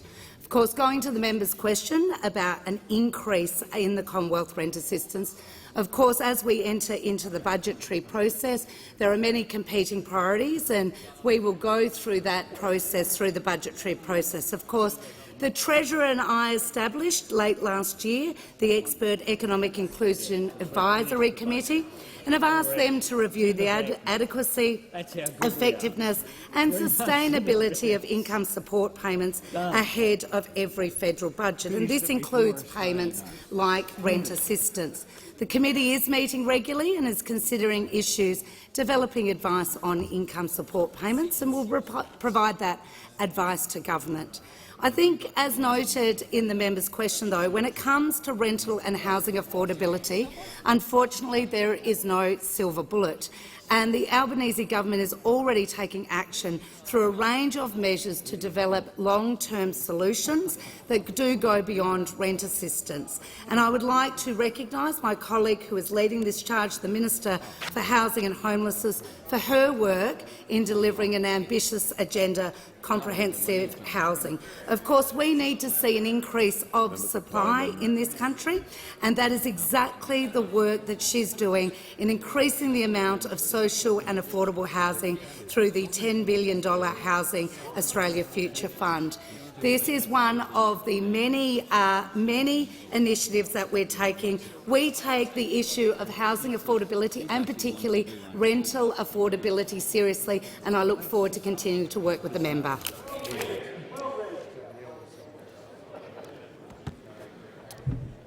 Order. And give the call to the member for Hawke. Thank you, Mr Speaker. My question is to the Treasurer. What are some of the challenges facing the Australian economy in 2023, and how is the Albanese Labor government responding? Give the call to the Treasurer. Order. Members on my left are eager, but they shall remain silent. Got a couple of extra. The Treasurer has much, the call. Mr Speaker, and I thank the member for Hawke for his question. Mr Speaker, we are optimistic about the future of our economy and the future of our country, but we need to be realistic as well about our prospects in 2023. We need to be realistic about the challenges that are coming at us from around the world and impacting our people and our economy. Inflation is the major challenge in the global economy, it's the major challenge in our own economy, and it's the major focus of the Albanese government as well. Honourable members will be aware that 2022 finished with an inflation number at 7.8%. But what they may not be aware of is that the worst quarter for inflation last year was actually the March quarter. The fastest growth in inflation was at the beginning of the year, not at the end of the year. And we do know and we do expect that inflation has begun to moderate in our economy. 7.8% is obviously unacceptably high and puts a lot of pressure on families and others in our community, but we expect that inflation is starting to moderate. It will stay higher than we'd like for longer than we'd like. That is the truth of it. And interest rate rises are an inevitable consequence, as the Leader of the Opposition has previously said, and the Prime Minister quoted him a moment ago. Interest rate rises are an inevitable consequence of inflation as high as it is in our economy. Now, the Reserve Bank will take its decision tomorrow independently. Our focus as a government is on the pressures which are coming at us from around the world but being felt around the kitchen tables of this nation. And that's why we've got a plan for inflation which has three major parts. The first part is to provide responsible cost of living relief without adding to inflation, responsible cost of living relief with an economic dividend. We're doing that with cheaper early childhood education and cheaper medicines, and we're doing that with the electricity bill relief that those opposite voted against. Secondly, we're dealing with the supply-side issues in the economy that were left to get worse and worse over the past decade, addressing the broken energy market, addressing the skills crisis, and by building the resilience of our supply chains, including through the National Reconstruction Fund. And third, by showing spending restraint in the budget, returning 99% of the revenue upgrades over the next 2 years to the budget bottom line when inflationary pressures are most acute. That is unrecognisable to those opposite, who managed to return just 40% of the revenue upgrades in the budget. So, Mr Speaker, this will be a challenging year for our economy and the global economy and for our country, but we can do more than just batten down the hatches and ride it out. We will see this inflation moderate, we'll keep building our buffers, we'll keep building an economy that's stronger, and we'll keep building a better future that Australians deserve. Give the call to the member for Hume. Thank you, Mr Speaker. My question is to the Prime Minister. How many Australian households are set to face higher mortgages this year when they move from fixed-rate loans to variable rate loans? Give the call to the Prime Minister. Thanks very much. We very much understand that the pressure when it comes to increases in interest rates have an impact on families and households. We understand that, which is why we are undertaking measures to take pressure off cost of living, which is why we introduced cheaper pharmaceuticals, which is why we've introduced fee-free TAFE, which is why we will have cheaper childcare on July 1. And for many Australians who do have fixed rates, they will be impacted when those fixed rates end, whenever it is, whenever the particular arrangements that they have as individuals with their financial institutions is. So we know that this is an issue, and that is why we are doing all that we can, just as we did last October, to produce a responsible budget. The member for Page. When members on my left remain silent, I'll take the point of order. Mr Speaker, if this was a priority for the Prime Minister, he'd know the answer to the question. Resume your seat. Order. Members on my left, before the Prime Minister, the Treasurer, the Deputy Leader of the Opposition. I won't rule on the point of order. Call the Prime Minister. Thanks, Mr Speaker. And when the member for Deakin is warned, as we have said, when those fixed mortgages end, there will be an increased pressure on around about 800,000 Australians who will go off fixed rates onto more flexible rates. And that's why, in particular, in the lead-up to the May budget, we will continue to put forward a responsible economic policy, because interest rates, of course, began to increase on your watch. The member for Cornwall has the call and will be heard in silence. Thank you, Mr Speaker. My question is to the Minister for Early Childhood Education. How is the Albanese Labor government delivering on its election commitments to make early childhood education more affordable and accessible for Australians to ease cost of living pressures? I'll give the call to the Minister for Early Childhood Education and Minister Thank you very for Youth. much, Mr Speaker, and I thank the member for Cornwall, my dear friend, for her question and commend her unwavering dedication to the people of Cornwall, to the families of Cornwall and to the children of Cornwall. If I may take the opportunity, Mr Speaker, to welcome everybody back for the new year and welcome to 2023. This is the year that early childhood education will become more affordable for over 1.26 million families right across Australia.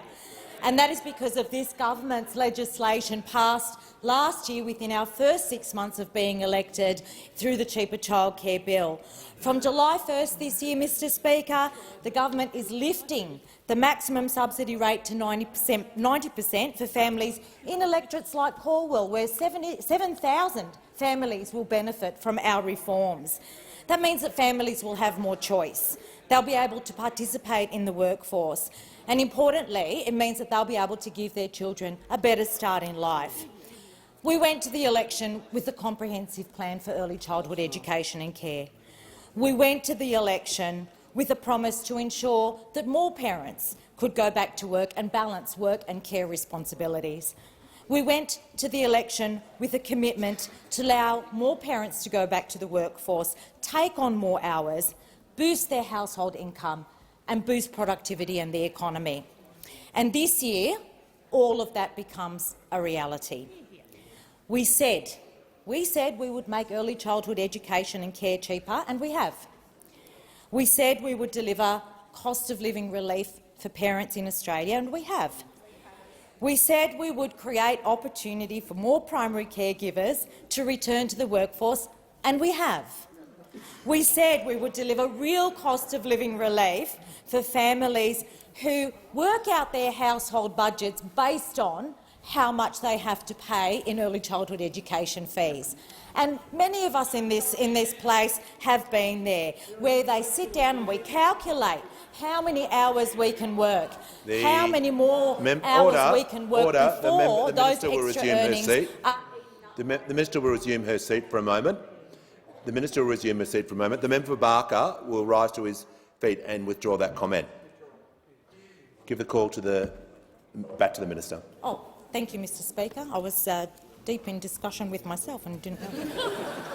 We said we would make early childhood education and care, as I was saying, Mr Speaker. We said we'd make it more affordable, and we have. But that's not all. That's not where it ends, because we've also tasked the ACCC and the Productivity Commission to undertake comprehensive reviews of the sector, to look at pricing mechanisms and to see what more we could be done within the sector.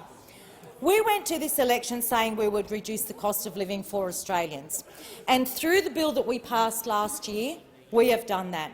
We're committed to giving children the best start in life. We're committed to providing cost of living relief for families and parents right across Australia. We said we'd do it, and, Mr Speaker, we have. Order. Give the call to the Leader of the Nationals. Thank you, Mr Speaker. My question is to the Prime Minister. How many petajoule supply of gas risks being lost to the domestic market because Labor's gas price cap impact on investment, including Senex Energy's decision to put $1 billion in investment in the Surat Basin at hold indefinitely? I'm just going to ask the Leader to read that question again, because I couldn't hear. No, order. No, order. Members on my right. I'm just going to ask the Leader to. Including Senex Energy's decision to put $1 billion in Surat Basin gas investment projects on hold indefinitely. Give the call to the Minister for Climate Change. Well, thanks very much, Mr Speaker, and we thank the opposition for their question. And I must say it provides a very significant level of courage for the opposition to come in and ask about a package that they oppose, Mr Speaker, to ask what impact it has when they sat there and voted against it on multiple occasions, Mr Speaker. They say there's no courage in Australian politics. I beg to differ. The chutzpah is very impressive, Mr Speaker, from those opposite, because in December we put to the House a very simple proposition, that Australian gas companies should be required to sell Australian gas under Australian soil and Australian seas to Australians for a reasonable price, for $12 a gigajoule, and a reasonable price going forward. Those opposite think they should be able to charge unreasonable prices. That's their position. They should be able to charge unreasonable prices. Now, the fact of the matter is, Mr Speaker, that in 2021 96% of gas was sold for under the cap. Now, those opposite say it's a disaster that gas companies should be able to sell for more than that. We say it's reasonable, and we say Australian gas companies should continue to supply gas at reasonable prices, and we're confident they will. Give the call to the member for Cunningham. My question is to the Minister for Health and Aged Care. How is the Albanese Labor government changing people's lives by delivering on its election commitment to make medicines cheaper for millions of Australians? Give the call to the Minister for Health. Well, thank you, Mr Speaker, and I thank the member for Cunningham for her question and for her relentless advocacy for better health services in the Illawarra. Mr Speaker, in May last year we promised Australians cheaper medicines, and on the 1st of January this year we delivered on that promise, with the largest cut to the cost of medicines in the 75-year history of the Pharmaceutical Benefits Scheme. From January 1st, our government has slashed the maximum price for general scripts from $42.50 to just $30. Someone taking one medication a month could save as much as $150 every year, but a family with 2 or 3 general scripts could save up to $450 a year. And, Mr Speaker, we also promised to reduce the safety net threshold for millions of pensioners and concession card holders, and we delivered on that promise, so that over the course of the year the most that those Australians will pay for PBS medicines is an average of just $5 per week. These changes to safety net thresholds will benefit around 2.4 million Australians each and every year. We also promised, Mr Speaker, to lift the income thresholds for seniors' health card holders, and we delivered on that, with more older Australians now eligible for a seniors' health card to access PBS medicines at cheaper prices and bulk-billed doctor visits. Mr Speaker, our cheaper medicines policy is changing lives. Beck from Sydney said, "Thank you, Albo. As a daily user of several medications, this comes as a relief when buying prescriptions. So thank you to you and to your government." Maxwell James from South Australia said, "Today I was able to fill my heart medication script for just $30 instead of $42.50. Cheaper medicines means people can afford to pay for them and not go without other household items." Mr Speaker, we're continuing to deliver on our promise as well to list new medicines on the PBS as quickly as possible. Just last week we listed opicapone on the PBS to treat Parkinson's, a treatment that helps other medications operate more effectively and for longer. Around 1,300 Australians living with Parkinson's would otherwise pay as much as $1,800 every year for this treatment, but now they'll just pay as much as $30 maximum for a general script. Simon, a 45-year-old who's been living with Parkinson's for 9 years, working and trying to live independently, said, "This offers myself and other Australians living with Parkinson's more options and more choice." Since July 1, just last year, Mr Speaker, our government has made 65 new or amended listings on the PBS. Cheaper medicines is not just good for the hip pocket at a time of rising prices, it's also good for Australia's health. Give the call to the member for Lindsay. Thank you, Mr Speaker. My question is to the Prime Minister. I recently spoke with a mum from Glenmore Park in my electorate of Lindsay who is scared that her daughter will not be able to access the full 20 Medicare subsidised psychology sessions that were previously available to her before this government halved these sessions on the 1st of January this year. When will the Prime Minister listen to parents in Western Sydney and restore their children's full 20 Medicare subsidised psychology sessions? Order. Give the call to the Prime Minister. I'll ask the Minister for Health to respond to the question in detail, but I do make this point, that the ending of the funding was not a decision by this government. This government, we chose Order. the additional funding. You left it in writing. Order. Members on my left. You did not put the funding through on a further basis, and the government has responded appropriately, and I ask the Health Minister to respond. To the Minister for Health and Aged Care. Thank you, Mr Speaker, and I thank the Prime Minister for the opportunity to say a few words about this, because as the member for Lindsay I'm sure knows, that the availability of the 10 additional sessions was a COVID measure introduced at the height of the lockdowns and decided by the former government to expire on the 31st of December.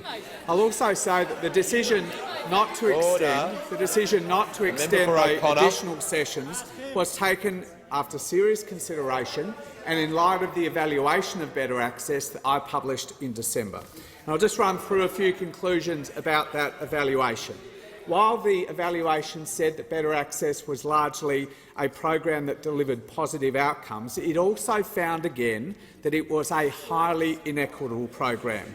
The evaluation said this, and I'll quote, "Those on lowest incomes are least likely to access services, and all of these indications have worsened over time." It pointed out that poorer Australians in the poorest quintile of the community have more than twice the levels of high or very high mental distress, but have the poorest access to this program. It said that location of provider services was a significant factor contributing to that. It also said that poorer Australians, because of their inequitable access to this program, are far more likely to be medicated. Member for Lindsay. The critical conclusions of the evaluation in response to the member for Lindsay's question, though, is this, that it found that the 10 additional sessions didn't make access better, it made access worse. It cut tens and tens of thousands of Australians out of any access to service whatsoever. The number of new entrants to the program actually reduced by 7%. Tens of thousands, and overwhelmingly all of the additional services went to the wealthier parts of the community, while the poorer Australians actually went backwards in terms of their access to services. Now, I and the Assistant Minister for Mental Health held a forum with about 80 different groups in mental health early last week, and I can say this, that other than the 2 associations representing private psychologists, not a single group urged the government to reintroduce the additional sessions because they recognise what the evaluation said. Although there is a need for additional services for complex mental health, this program was not delivering it. Order. When the House comes to order, I'll hear from the member for Moreton. Thank you, Speaker. My question is to the Minister for Government Services. After the recent fortnight of public hearings at the Royal Commission into robo-debt, what have we learnt about who was responsible for the shameful robo-debt scheme? Give the call to the Minister for National... I'll hear from... Order! Members on my right, I'll hear from the Manager of Opposition Business. Well, Mr Speaker, I just want to draw your attention to the words of Speaker Snedden when a similar issue arose about members the on my extent right, to which members on my right will cease interjecting.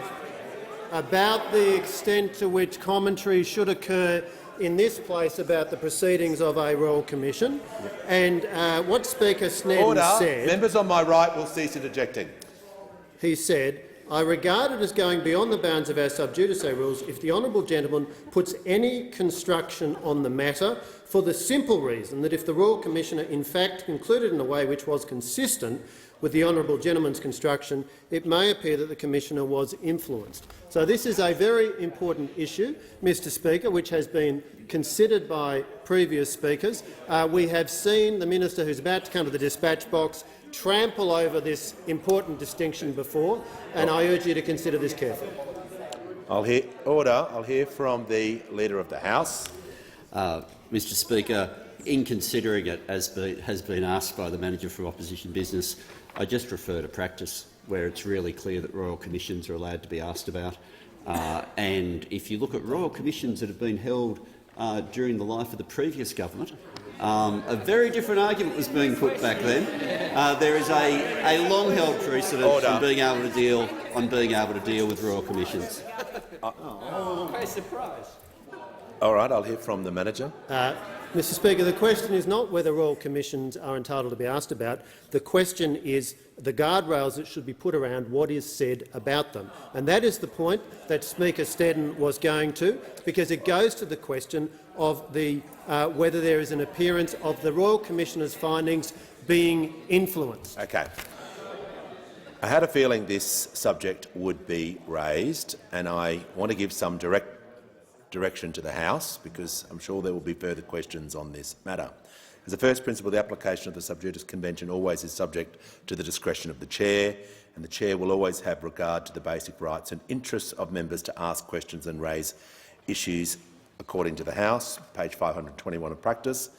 I'm going to refer to former Speaker Smith, who noted in relation to comment in proceedings about a Royal Commission, quote, "It would be a ridiculous restriction of debate if matters that have been raised in public and reported in the media could not be aired in the national parliament."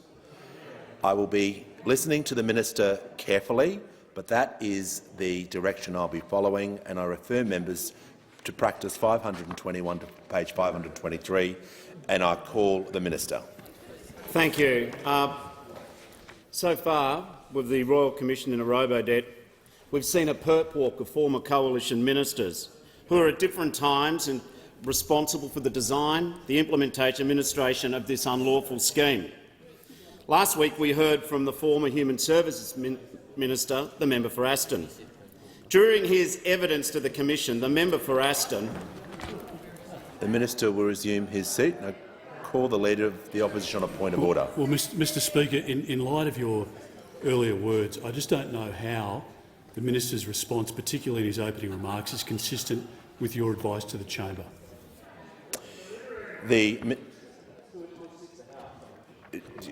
Sure, I will call. The minister has the call. The Royal Commission of robo-debt sent a conga line of coalition ministers, not a perp walk. I'll just ask the minister to get to the substance of the question. Okay. He has been asked. During his evidence to the Commission, the member for Aston acknowledged that 1. He was responsible for the administration of the robo-debt scheme between February 2016 and December 2017. 2. He knew that robo-debt produced inaccurate debt notices. 3. He did not think to raise questions about the legality of the scheme for the duration of his time as the minister.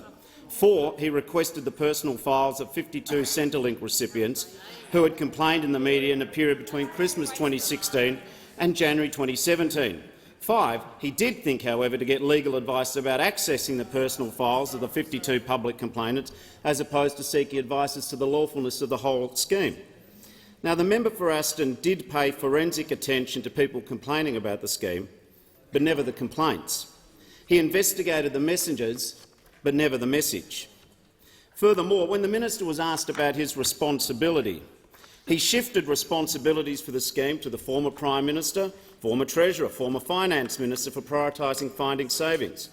He also shifted responsibility for not understanding about the illegality of the scheme to senior public servants, one of whom is now deceased. Further, he said that he had no visibility of the scheme. The minister will resume his seat. The Manager of Opposition on a further point of order. Well, Mr Speaker, standing orders are very clear. Standing Order 90, all imputations of improper motives to a member shall be considered highly disorderly. Now, we've just had a series of character assessments from the minister. This is a clear breach of the standing orders. I understand the minister was reading reports from the Royal Commission, but under the standing orders, he is entitled to refer to reports, media reports, and actually the actual Royal Commission itself about what was said. And I'm listening to the minister carefully. If he strays from that point, he'll be pulled into order. I'll give him the call. The minister, when he was asked about responsibility, made it clear that he blamed the ERC. He made it clear that he blamed senior public servants. It wasn't his fault that he didn't know about the illegality. Instead, he said senior public servants should have told him, including one who's now deceased. He said that he had no visibility about the scheme when it was brought to Cabinet, and he said that the issues of current policy responsibility were the matter for the former Social Services Minister.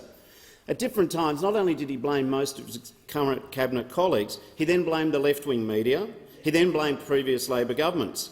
The human blame factory here also blamed the complainants of the scheme. However, I think the last word about the evidence that we heard from that particular minister concerning the unlawful robo-debt scheme, the last word should be left to his former media advisor, who put it better than most. The minister requested the file of every person who appeared in the media in order to make other victims think twice before coming forward. What a fine specimen of coalition ministerial responsibility. Order. Members on my right. The Leader of the Opposition will cease interjecting. I give the call to the Leader of the Greens. Thank you, Speaker. My question is to the Minister for Resources. The UN Secretary-General, the world scientists and the International Energy Agency all say no new coal and gas projects can proceed if we're to meet climate goals. But the Labor government's first emissions projections name 7 new giant gas projects that you will open up before 2030, including Beetaloo, Scarborough, Narrabri and Browse. In a time of climate crisis, why is Labor opening new coal and gas mines under its safeguard mechanism? The order. I give the call to the Minister for Northern Australia and the Minister for Resources. Thank you, Mr Speaker, and I thank the Leader of the Greens for his question. As you know, this government is committed to taking action on climate change. We've legislated targets. We've legislated to reach net zero emissions by 2050. The Minister for Climate Change and Energy is working very hard with industry and with anyone else who wants to consult with us, with the government, on the safeguards mechanism, and it will be the safeguards mechanism that is the main, or one of the main ways by which we will, and the industry itself, whether it be any emitting industry, whether it's gas, concrete, agricultural industries, that will be the mechanism by which they will have to reduce their emissions. We have said consistently on this side of the parliament, the government has said consistently, projects will only go forward if they stack up environmentally, socially and economically. We will not be sponsoring them. They will happen if they are able to happen and they meet those very tight restrictions. But what we know, this government is committed to net zero emissions by 2050. We know there is a climate crisis around the world, and we will not be adopting Greens-based policies that are economy-wrecking. We will continue to make sure this economy keeps working, and to be frank, we all know that parts of this country will continue to need gas for at least the very medium term, and that is an important part for minerals processing, for manufacturing industry. This is just the facts of where we are, and that is why making sure it's a net zero emissions aim is so important, and we are committed to this. We've legislated for it. We will make it happen, and I do hope that the opposition come along with us to make sure it does happen. I give the call to the member for Corangamite. Thank you, Mr Speaker. My question is to the Minister for Social Services. How is the Albanese Labor government delivering on its budget commitment to provide a more modern, more flexible and more generous paid parental leave scheme? I give the call to the Minister for Social Services. Thank you very much, Mr Speaker, and I would like to thank the member for Corangamite for her question. As a passionate advocate for families in her electorate, I know that she'll be following this very closely. So, of course, improving paid parental leave was one of the most frequent proposals raised at the Jobs and Skills Summit that this government held in September. It brought together unions and businesses who really articulated the importance of improving paid parental leave. Of course, the Albanese government is now delivering on that. We are delivering a $500 million investment announced in the October budget to expand the scheme to 6 months by 2026. And we have wasted no time in delivering this commitment, introducing legislation in November 2022 to fix paid parental leave so it's right for the times and right for the future. The legislation currently before the House implements the first stage of the government's changes from the 1st of July 2023. 180,000 families each year will benefit from a stronger and more generous paid parental leave scheme. The current scheme does not have enough access to dads and partners. It limits flexibility for parents to choose how they take leave and transition back to work. And the eligibility rules are unfair to families where the mother is the high income earner. Our legislation fixes this. It gives more families access to the payment, provides parents with more flexibility in how they take leave, and encourages them to share the care to support gender equality. From the 1st of July 2023, we will move to a single payment scheme to allow all parents to access government-paid leave at the same time as their employer-paid leave. This will help families maintain their income while caring for a newborn. We'll also expand eligibility with a more generous household income test of $350,000, which will give more families access to the payment. We will, of course, encourage parents to share care with an easier claiming process that allows either parent to take leave first and removes the assumptions about mothers and fathers being primary and secondary carers. Parents will also be able to take leave in a way that works for them. Of course, on the 1st of July 2024, we'll add 2 additional weeks a year to the scheme each year until it reaches 26 weeks. And to ensure we're on track, we've got the Women's Economic Equality Task Force consulting with parents, families and the community to make sure that we've got the expansion to 26 weeks right. We are delivering on our plan for a better future for families, a fairer future for families and a stronger Australia. The call to the honourable member for Barara. Thank you, Mr Speaker. My question is to the Prime Minister. In June 2022, the National Aboriginal Community-Controlled Health Organisation wrote to the government pleading for the Commonwealth to extend the NT alcohol ban for an additional 2 years to maintain their dry status and prevent a spike in alcohol-related injury and offending. Why did the Prime Minister ignore these calls from Indigenous leaders? The call to the Prime Minister.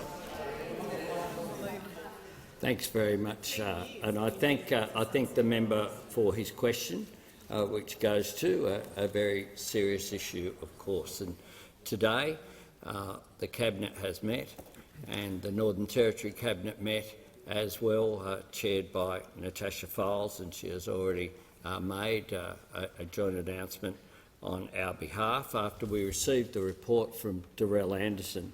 And it's true that there were changes as a result of the decision of the former government to stop the Stronger Futures program in June of last year, after it was put in place by the former Labor government in 2012 over a 10-year period under then Minister Macklin.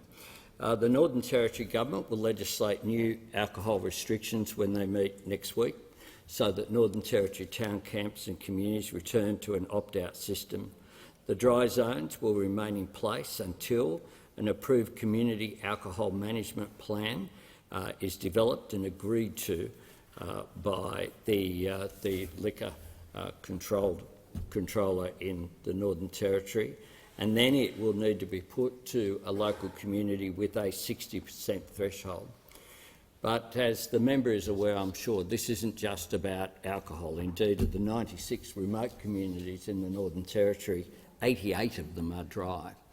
This is about intergenerational disadvantage. It's about a lack of employment services, a lack of community services, a lack of educational opportunity.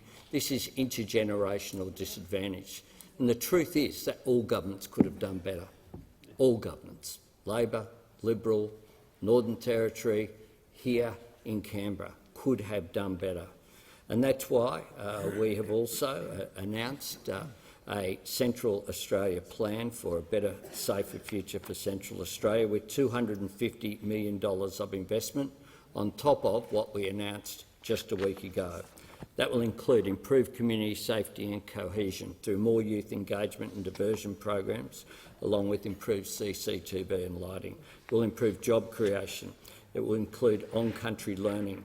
Importantly, preventing and addressing issues caused by fetal alcohol spectrum disorders.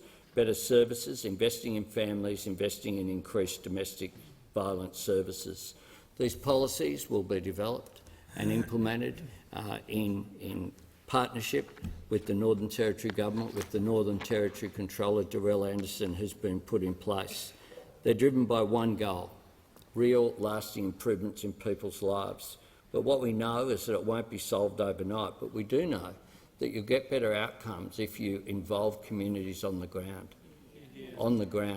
rather than think that decisions should be best made in Canberra, and that is why we've structured this. I'm very pleased that the Cabinet approved this on the basis of, after receiving the report from Darrell Anderson. That report will now be released publicly for all to see. Now it's been considered by both the Northern Territory Cabinet and the Australian Cabinet, and I'd invite the opposition to participate constructively in this. There's nothing to be served by trying to politicise these issues. What we need to do is work together, all of us, to achieve better outcomes for the most disadvantaged group in Australian society, First Nations people. That's what my government's committed to doing. Give the call. Order, members on my left. I give the call to the member for Jagga Jagga. Thank you, Mr Speaker. My question is to the Minister for Skills and Training.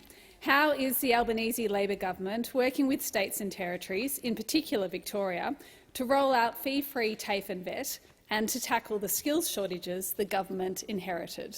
I give the call to the Minister for Skills and Training. Thank you, Speaker. I'd like to thank the member for Jagga Jagga for the question and her strong support for TAFE, not only in her electorate but across the country. Last week I joined the member for Jagga Jagga at Melbourne Polytechnic in Heidelberg to meet students who have enrolled in fee-free TAFE courses for this year. We met with students and apprentices in waterproofing, carpentry, electrical and locksmithing. We also met the hard-working teachers and support staff who help mentor the next generation. While there, the member for Jagga Jagga and I spoke with Natalie, one of the few female locksmith teachers in Australia. After completing her locksmithing course back in 2004, Natalie decided to return to Melbourne Polytechnic in 2018 to teach, to inspire and to support the next generation of locksmiths. According to Natalie, locksmithing is a wonderfully old and beautiful trade with a great career pathway, but like most other trades, it is of course changing as a result of technology, and as locksmithing isn't just about locks and safes, it's also focused on emerging areas such as electronic security. In TAFEs all over Australia, we find people like Natalie dedicated to supporting the next generation of tradespeople, Speaker. And like them, Natalie is a great advocate for vocational education and training, and someone who's focused on highlighting the many benefits of VET employment into good, secure, rewarding jobs. Speaker, according to the OECD, Australia has the second highest labour supply shortage per capita in the developed world. The National Skills Priority List last year showed an almost doubling of occupations on that list, from 153 to 286 occupations. That's why it's so critical we see the enrolment in the 180,000 fee-free TAFE places this year, so that we can ensure that workers have the skills that are in demand, that businesses have the skills that they're crying out for, that indeed our economy has the skills that it needs to grow. The Albanese government is taking a very collaborative approach by working with all state and territory governments, and late last year we signed 8 separate agreements with states and territories to deliver these enrolments. And as I've been advised, there's been some very good progress in terms of the enrolments. For those listening, if you're interested in getting new skills or reskilling and moving into other areas, particularly areas of demand, I'd invite you to consider enrolling into these courses. Along the way, of course, during the course of this year, as those places are being filled and people acquiring skills, we'll be negotiating a national skills agreement, a 5-year agreement with state and territory governments to ensure we have reforms in the VET sector, a sector that needs to deliver skills that our economy demands. Give the call to the honourable member for North Sydney. Given the New South Wales EPA ordered Coles and Woolworths to dump more than 5,200 tonnes or 5 billion pieces of soft plastic into landfill from their failed red cycle scheme, and acknowledging that single-use plastic is not only a pollution crisis but a climate one— If the member can resume, I've just got to ask her to state the question of who you're directing the question to. I've just asked the clock to be reset, and I'll give the call to the member for North Sydney. I was distracted, sorry. My question is to the Minister for Environment and Water. Given the New South Wales EPA ordered Coles and Woolworths to dump more than 5,200 tonnes or 5 billion pieces of soft plastic waste into landfill from their failed recycle scheme, and acknowledging that single-use plastic is not only a pollution crisis but a climate one, will the minister force change by introducing a levy on the production and consumption of single-use plastics made from virgin plastic? The call to the Minister for the Environment and Water. Thank you, Mr Speaker, and I want to thank the member for North Sydney for her very important question. She's quite right to identify the scale of this problem and the importance of this problem of soft plastics and the failure of those opposite to institute real change in recycling, particularly for soft plastics. The report that she is referring to says 139 million tonnes of plastics were produced in 2021. And what that means in practice for Australia is that by 2050, if we keep going the way we're going, the plastic in the oceans will weigh more than the fish in the oceans by 2050. In Australia, the average Australian is ingesting about a credit card's worth of microplastics every week through the food and the water they drink. So it is a shame that we've wasted a decade, but we are turning that around. This government has committed to a $250 million investment in upgrading recycling infrastructure with the states and territories and the private sector, including specifically $60 million for those hard-to-recycle plastics like soft plastics. We know that families around Australia have been doing the right thing. They've been collecting their soft plastics, they've been schlepping it down to the supermarket, and then instead of it being recycled, it's sitting in warehouses causing environmental problems. We've established the Circular Economy Advisory Group that includes, it's chaired by John Thwaites. It includes our Chief Scientist, Engineers Australia, Chemistry Australia, the CSIRO. With the Minister for Industry, we're investing in research grants to support the circular economy. We've joined international efforts to reduce the use of plastics around the world. We've joined the High Ambition Coalition to End Plastic Pollution, and we've signed the New Plastics Global Commitment. We are one of 500 governments and businesses around the world to have signed up. Of course, those opposite could have done this stuff. In fact, they announced, yes, you announced some very ambitious targets. You did. You announced very ambitious targets 4 years ago. An ambitious target of 70% recycling of plastic by 2025. Guess where they got to? 16% they got to. 16% you've been at for 4 years. So I wouldn't be interjecting if I were you. I'd be very careful with that one. Can I say, Mr Speaker, that this is such an exciting area. We have scientists at the University of Technology working on algae-based replacements for plastics. We've got enzyme-based recycling at Australian National University through Samsara Labs. That means almost endless, infinite capacity to recycle plastics.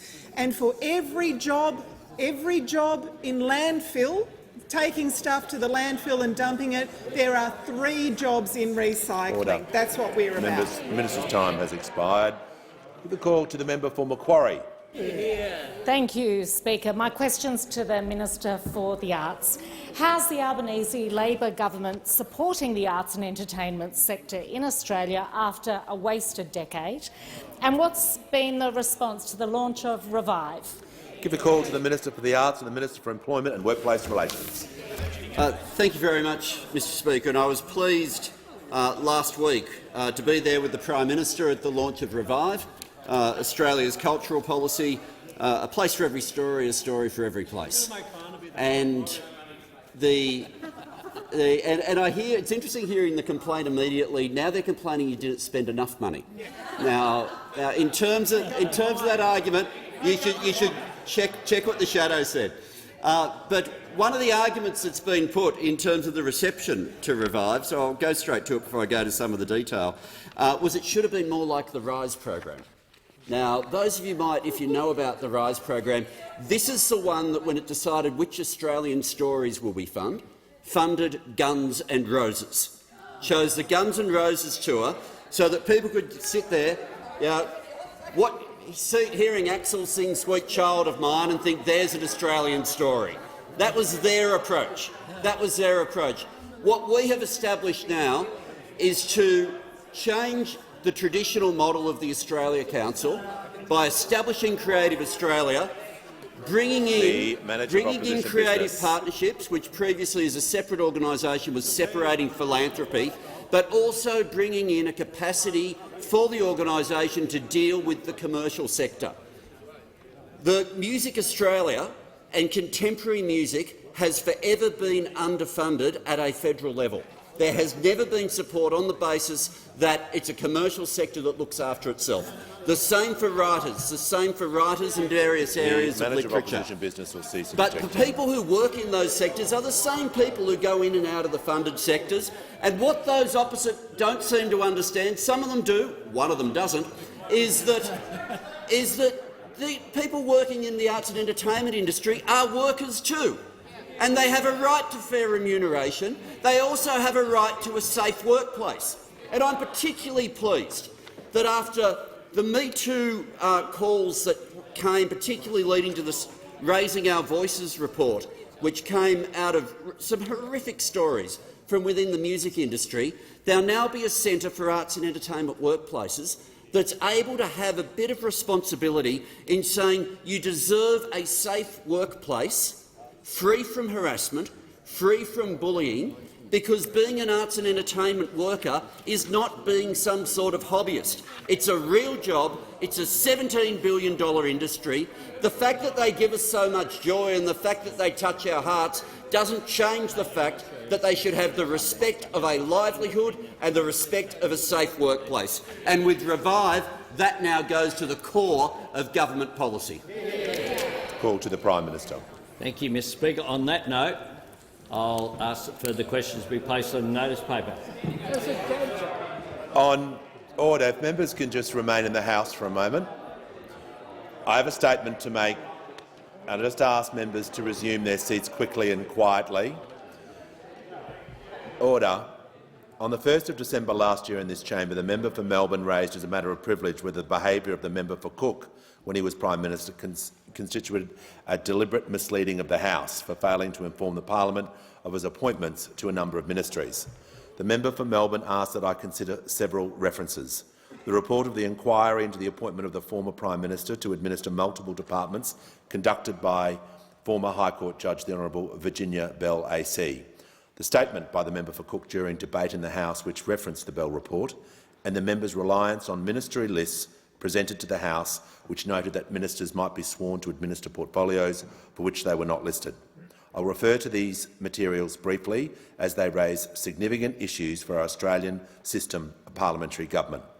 The member for Cook, in his contribution to debate on the motion of censure, focused on matters of executive government, reflecting on various aspects of his prime ministership, including his ability to respond to questions in the House.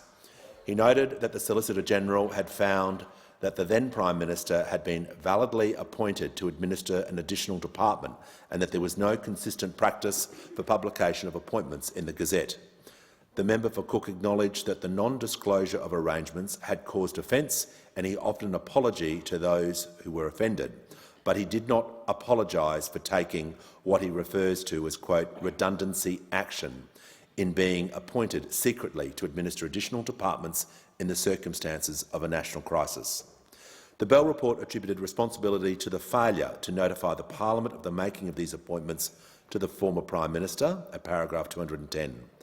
The report relied on the opinion of the Solicitor-General that the absence of any notification of the appointment to administer a department was not consistent with the principle of responsible government, a central concept of the Constitution which, according to the High Court, is based on a combination of law, convention and political practice. In terms of parliamentary practice about such notifications, since its first edition in 1981, the authoritative text House of Representative Practice has contained an explanatory statement that any ministerial and departmental change is notified publicly and announced in the House. I find the final implication expressed in the Bell report to be the most concerning, that the lack of disclosure of the appointments to the public was apt to undermine public confidence in government. Once the appointments became known, known the secrecy with which they had been surrounded was corrosive of trust in government. Nevertheless, as fundamentally important to these matters are for the House and our Parliament, I see no prima facie evidence to support a matter of deliberately misleading the House by the member for Cook. I remind members that the House has addressed this matter through a different procedure. By resolution on the 30th of November, the House censured the member for Cook, allowing an extensive debate on the issues I have referred to for his failure to disclose appointments to administer multiple departments when he was Prime Minister. The matter of deliberately misleading the House is a serious one, and rightly there should be prima facie evidence that the House has been misled and that the misleading has been deliberate. In order for a Speaker to act under Standing Order 51 and allow such a matter to be referred to as of right to the Committee of Privileges and Members' Interests, I am not able to grant precedence for referral on this occasion. I present the Commonwealth Ombudsman Quarterly Report under Section 65(6) of the Building and Construction Industry Improving Productivity Act 2016 for the period 1 April to June 30th, 2022, and I also present the following Auditor General's Report for 2022-2023, Number 10 Performance Audit, Expansion of Telehealthcare Services, Department of Health and Aged Care, and Number 11, Information Report, Australian Government Procurement Contracting Reporting 2022 Update. And I call the Deputy Leader of the Opposition, has indicated she's seeking the call. Mr Speaker, in accordance with Standing Order 105B... Members will resume their seats or leave the chamber quickly and quietly. The Deputy Leader has the call. Mr Speaker, in accordance with Standing Order 105B, I wish to draw your attention to the 10 questions in writing asked of the Minister for Small Business, which remain unanswered. I ask you, Mr Speaker, to write to the Minister for Small Business seeking reasons for the delay in answering, especially given her absolute incompetence last year. I shall respond to the member's request as the standing orders provide. And I call the Leader of the House. Mr Speaker, many documents are tabled in accordance with the list circulated to honourable members earlier today. Full details of the documents will be recorded in the votes and proceedings.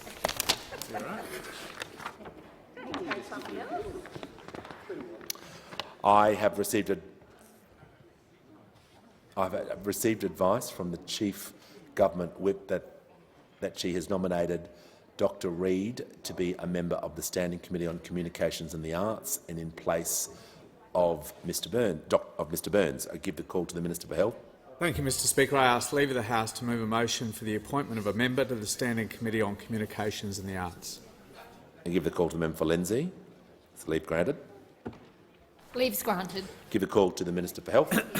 Thank you, Mr Speaker, and the member for Lindsay. I move that Mr Burns be discharged from the Standing Committee on Communications and the Arts, and that in his place Dr Reid be appointed a member of that committee. I'll put the question. All of those opinions say aye. Against no. I think the ayes have it.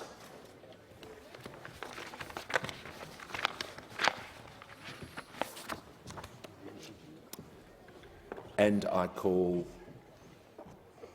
the clerk. Government business. Order of the day number 2.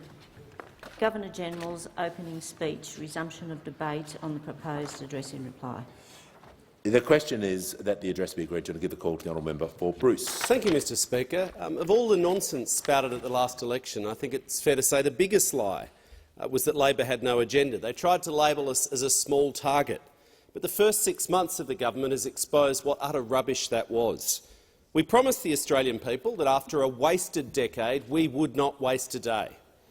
During our first 6 months in government, we passed more than 60 bills in the parliament and delivered an increase in the minimum wage and a pay rise for aged care workers. We've made childcare cheaper, established 10 days of paid family and domestic violence leave, convened a Jobs and Skills Summit, established Jobs and Skills Australia, ended the cashless debit card, expanded the Commonwealth Seniors Healthcare Card, established a Royal Commission into robo-debt, delivered the Regional Home Buyers Guarantee, passed a climate change bill and updated our climate targets, repaired our international relations, established a National Anti-Corruption Commission, passed legislation to get wages moving, the Secure Jobs and Better Pay Bill, And the government has an enormous agenda in front of us to pursue this year. The Energy Price Relief Plan to take some of the sting out of the power bills in the face of global shocks like the war in Ukraine. Action to strengthen Medicare after nearly a decade of Liberal cuts and neglect. We've got major national security decisions coming, with the Defence Strategic Review, the Nuclear Submarines Task Force and the Force Posture Reports.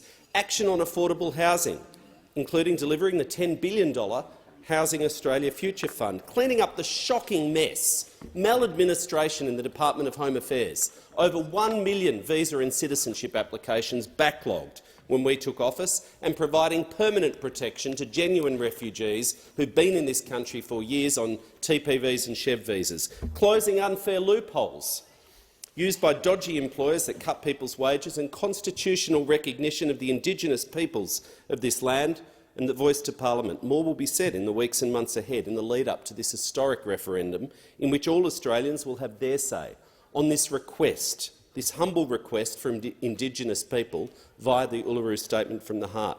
There's a lot more I can talk about shortly, Deputy Speaker, but I want to make some comments on an issue of recent and growing public concern that I've been reflecting on. Recently, there have been media reports of students in Australia using artificial intelligence to cheat on their exams. AI technology, such as smart software that can write essays and generate answers, is becoming more accessible to students, allowing them to complete assignments and tests without actually understanding the material. This is causing concern, understandable concern, for teachers who are worried about the impact on the integrity of the education system. By using AI to complete their work, students are effectively bypassing the educational process and gaining an unfair advantage over their peers. This can lead to a lack of critical thinking skills and a decrease in the overall quality of education. Moreover, teachers may not be able to detect if a student has used AI to complete an assignment, making it difficult to identify and address cheating. The use of AI to cheat also raises ethical questions about the responsibility of students to learn and understand the material they're being tested on. It also highlights the needs for teachers to adapt their teaching methods and assessment techniques to address the challenges posed by new technologies. Now, Deputy Speaker, I have to admit I didn't write that. In fact, no human wrote that. The AI large language model, ChatGPT, wrote that. Last night, I simply asked ChatGPT, quote, "In 90 seconds, please summarise recent media reports about students using artificial intelligence in Australia to cheat and explain why teachers are worried about this." I think it did a pretty good job. And it represents a significant step forward towards AGI, artificial general intelligence, which we need to think about. Now, to be clear, Deputy Speaker, the development and implementation of artificial general intelligence in Australia brings both risks and benefits to the country. On the benefits side, AGI has the potential to revolutionise many industries, including healthcare, transportation and finance, by increasing efficiency, reducing costs and improving decision-making. AGI could also bring new opportunities and economic growth as companies invest in developing and implementing the technology. However, AGI also brings a range of risks that must be carefully considered and managed. One of the main risks is for potential job loss, as machines and algorithms become better at performing tasks that were previously done by humans. There's also a risk that AGI could perpetuate existing biases and discrimination, particularly in decision-making processes such as hiring and lending. AGI raises significant ethical and moral questions, such as who is responsible when a machine or algorithm causes harm or makes a decision that is harmful to society or individuals. There is also a risk that AGI could be used for malicious purposes, such as cyber attacks and disinformation campaigns. It is important for the Australian government and our society to carefully consider the risks and benefits of AGI and take a responsible approach to its development and implementation. This may include investing in training and education programs to prepare workers for the changing job market, as well as regulation and oversight to ensure that AGI is developed and used in a responsible and ethical manner. AGI brings both benefits and risks to Australia, and it is crucial for the government and society to carefully weigh the potential outcomes and take a responsible approach to its development and implementation. Deputy Speaker, I confess also I did not write that either. I asked ChatGPT to explain in 2 minutes the risks and benefits to Australia from artificial general intelligence. Another pretty good job. Now, I don't think I've breached any standing orders, but I'm sure I'll be told later if I had. I don't think there's a rule that says members can't write their speeches with ChatGPT. I'm not sure, well, it's certainly not a practice I would recommend or propose to continue in the future, though the opposition may find it useful. They could find good applications for it. You know, what do we stand for? What are our values? Why does the Deputy Leader think it's okay not to have any policies? See what it's got to say on that. Which of our 22 different energy policies should we have stuck with? Is climate change real? Why did we think it was a good idea to dump Malcolm Turnbull? Who let Senator Reddick into our party room? What is wrong with Alan Tudge? I'll stop with the ChatGPT references now, because I think I've made my point. But it's a serious point that I'm trying to illustrate. AGI, artificial general intelligence, presents a broader and deeper set of both risks and opportunities for society than any previous technology. Plausible risks include the disruptive, the catastrophic and existential. It doesn't take long if you start thinking to realise the disruptive and catastrophic risks from untamed AGI are real, plausible and easy to imagine. Existential, I know, however, is an exceptionally strong word. It sounds and is inherently alarmist. Existential risks are posed by events that would annihilate or permanently and drastically curtail the potential of intelligent life on Earth. Now, there are specialist scientists and brilliant thinkers, Deputy Speaker, who spend their lives studying these risks. Things like asteroids, runaway climate change, supervolcanoes, nuclear devastation, solar flares or high mortality pandemics. But artificial general intelligence is increasingly topping their list of worries. I haven't asked ChatGPT about this, but I've spent time over summer talking with leading researchers and draw in the rest of my remarks on an article by Wim Nord and Otto Barton. AGI has the potential to revolutionise our world in ways we can't yet imagine. But if AGI surpasses human intelligence, it could cause significant harm to humanity if its goals and motivations are not aligned with our own. If humans manage to control AGI before an intelligence explosion, it could transform science, economies, our environment and societies, with advances in every conceivable field of human endeavour. But the risk that increasingly worries people far cleverer than me, Deputy Speaker, is what they call the unlikelihood that humans will be able to control AGI or that a malevolent actor may harness AGI for mass destruction. Of course, many doubt, optimists, if you like, doubt that these risks will materialise and remain optimistic that humans will find a way to manage them.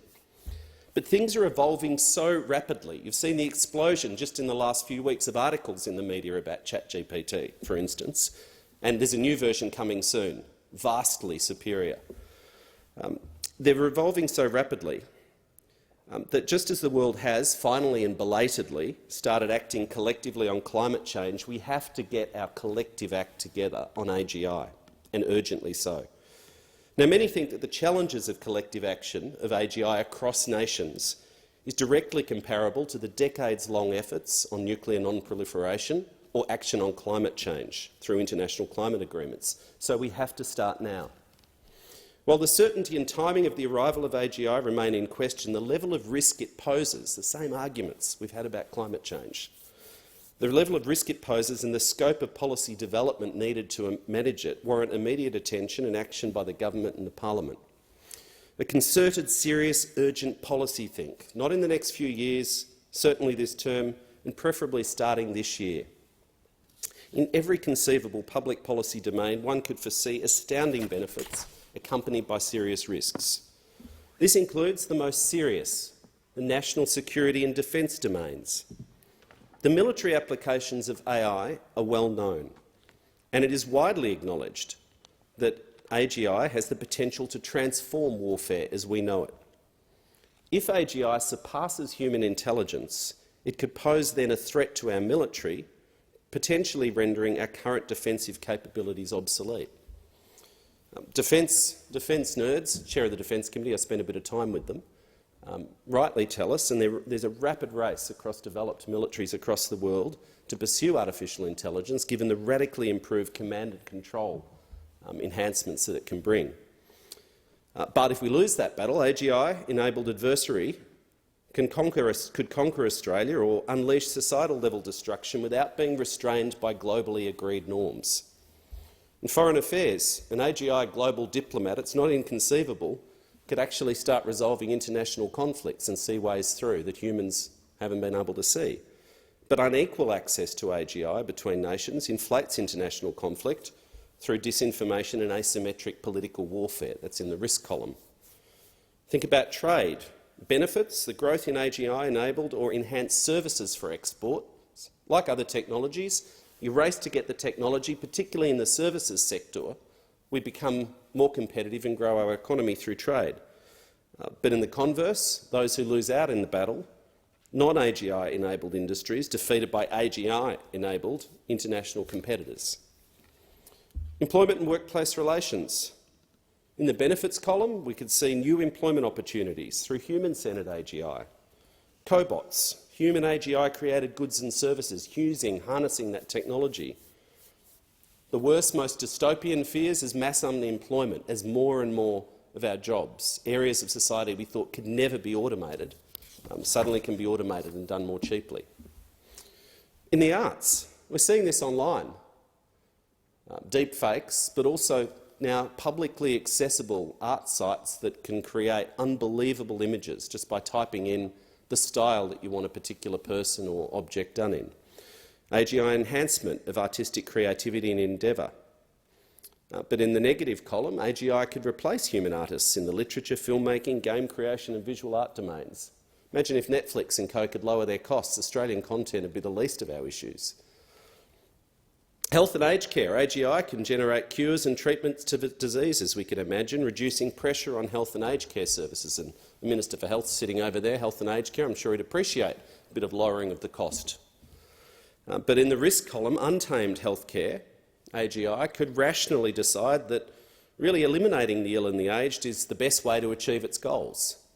The need for ethics in all of these decision-making processes.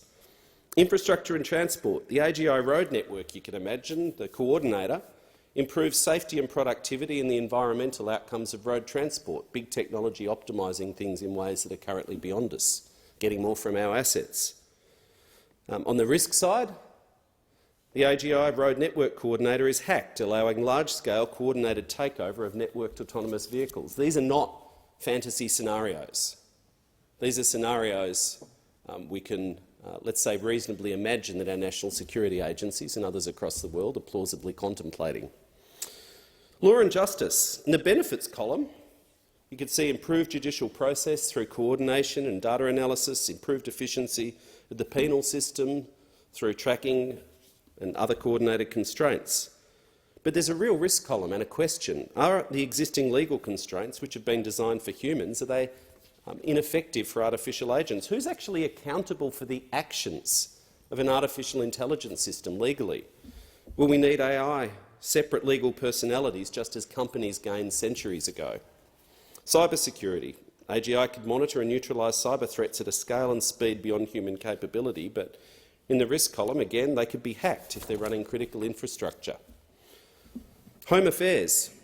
Domestic security. You can see the benefits from coordinated identification, tracking and disruption of antisocial individuals and groups, and our intelligence agencies and those across the world are looking at this. But you can also see the potential for radical groups to be empowered if they gain access to this technology through turbocharged influence campaigns, misinformation, deep fakes and coordinated weapon systems. So, Deputy Speaker, even aside from the almost endless policy nerd analysis that you could do on this, AGI has the potential to change how we as humans relate to each other. What might AGI do for loneliness? What might it do to inequality?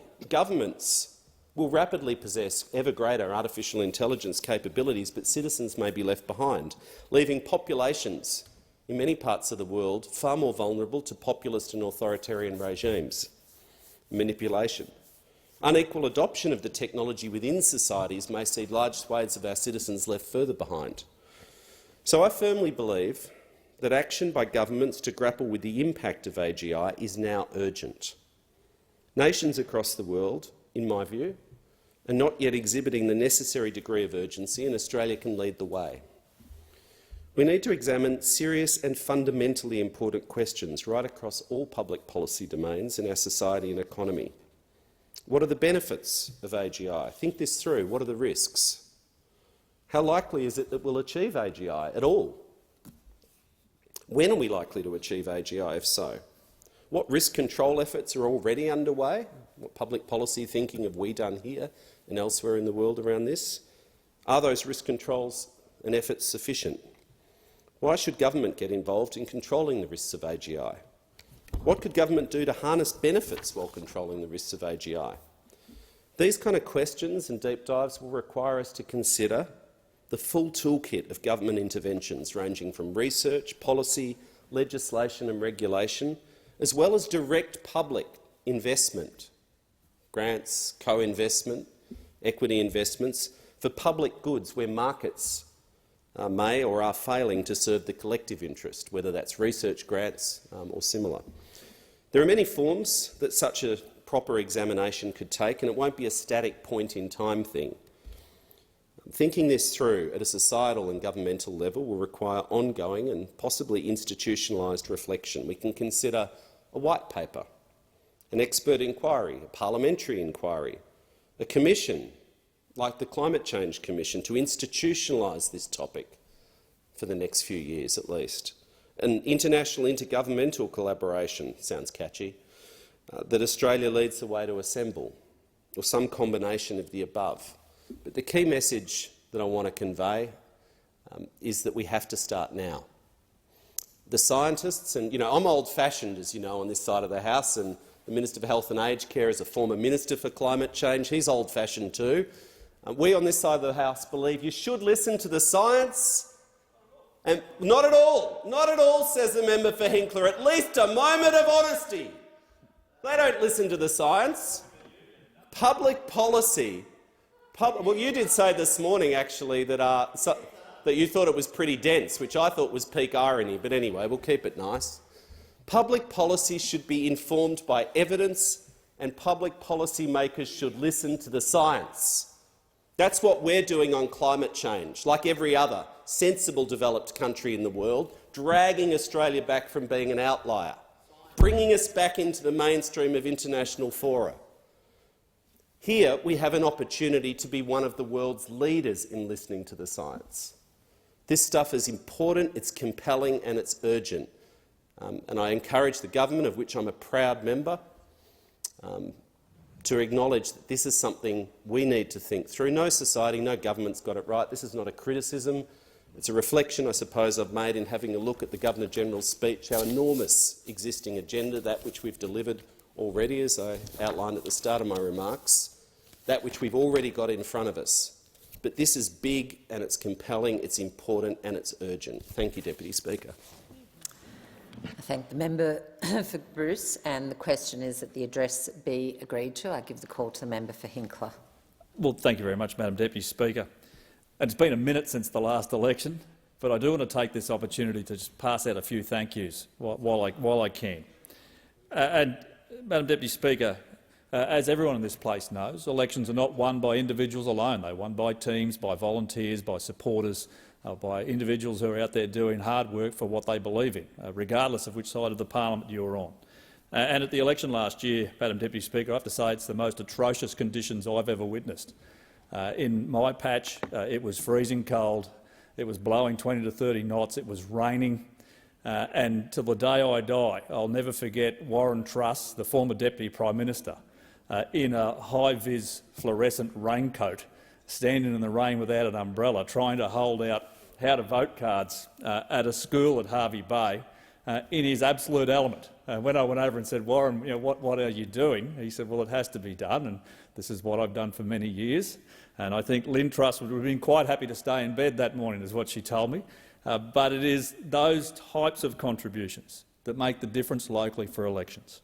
I, of course, want to thank my family, my wife Alison, for their ongoing tolerance and forbearance, because they get involved in this too. as every member's family does. To my office staff, to Anne, Stacey, Liz, Paula and Judy, thank you for what you do every single day, because it's them who are the forward-facing individual that sees most of the constituents, 117,000 of them that I have now, Madam Deputy Speaker.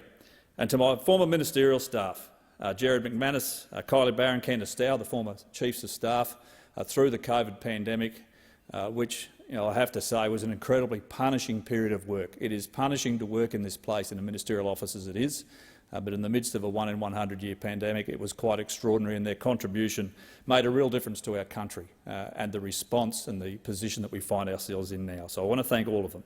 To Debbie Lees, who has been with me for 10 years, and unfortunately almost 10 years, I lost after the election. She's gone on to do other things. What a magnificent contribution she's made to my office and across the board. To all of the members and volunteers, Madam Deputy Speaker, I thank them for their support.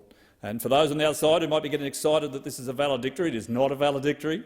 I am very clearly continuing, and I will continue to come to this place as long as my constituents send me. As long as the people of Hinkler send me to this place, I will come. As long as I have the support of the Liberal National Party and the local members, I will be here fighting for them and fighting for the things that matter. And one of those things, Madam Deputy Speaker, is Paradise Dam. I mean, what an incredible story. A dam that was built to a price, not to a standard, by the Queensland Labor government, which had an extraordinary failure. It is the biggest public infrastructure failure in this country's history. It is extraordinary. The fact that it was built to the standard that was built, the decisions that were made by the state. This is now a project which will cost $1.2 billion of the taxpayers' money to repair, to make it the same capacity as it was when it started. And the impact has been significant on my local region, because without reliable water supply, well, you cannot grow tree crops. You cannot have high-value horticulture, because you simply cannot make the decisions necessary in the long term, knowing that you can keep those products alive. If you can't water your trees, they die and they are lost. Now, sugarcane's a very different proposition. You can have a disastrous season and you can recover with support of banks and others, of course, but tree cropping is very much different, as is horticulture. And I do want to name some of my constituents who were involved heavily in the fight for Paradise Dam. Jamie Hanson, who I know had been incredibly frustrated. A good grower, we're about the same age, we actually went to high school together. Sometimes, Madam Deputy Speaker, I wonder whether far too many people might have my mobile number. And I know Jamie's frustration over the long period of time that it took to get this right. Our local community waited 868 days for the Queensland State Labor government to actually commit to rebuilding the dam. 868 days. It's really not that difficult. Can you imagine the frustration for people who owe money, who owe their banks, who have mortgages that they're committed to, who have planted tree crops looking for a future in the long term for them and their families? The hardship that they have been through around this issue is quite extraordinary. It has an impact on property prices. We lost investors. We have very significant farm changeovers. It has been an incredibly difficult period. To Wayne Baldry, to Bree Grimer, the head of the Bundaberg Fruit and Veggie Growers, to Dino Akers, one of the local former sweet potato growers, now growing other things. These are people who know what hard work means, and they know what happens to their businesses and the people that they employ if they cannot rely on their governments to deliver the infrastructure they need. This dam was built, as I said, to a price, not to a standard, and it failed. It failed. And I think all governments should recognise and acknowledge what that's meant for my local community and what has now needed to be done to make it reliable, to strengthen it and to use it into the future. We continue to see challenges at the Paradise Dam. There was all sorts of experts, as you would imagine. We have seen significant problems locally, simply getting answers. I mean, it's not that much if you're a local grower to ask your government to make a commitment, knowing that you have to pay the bank for the next 15, 20 or 30 years, based on what you can produce from your hard work and the land that you own. It is not that difficult. So, a short history.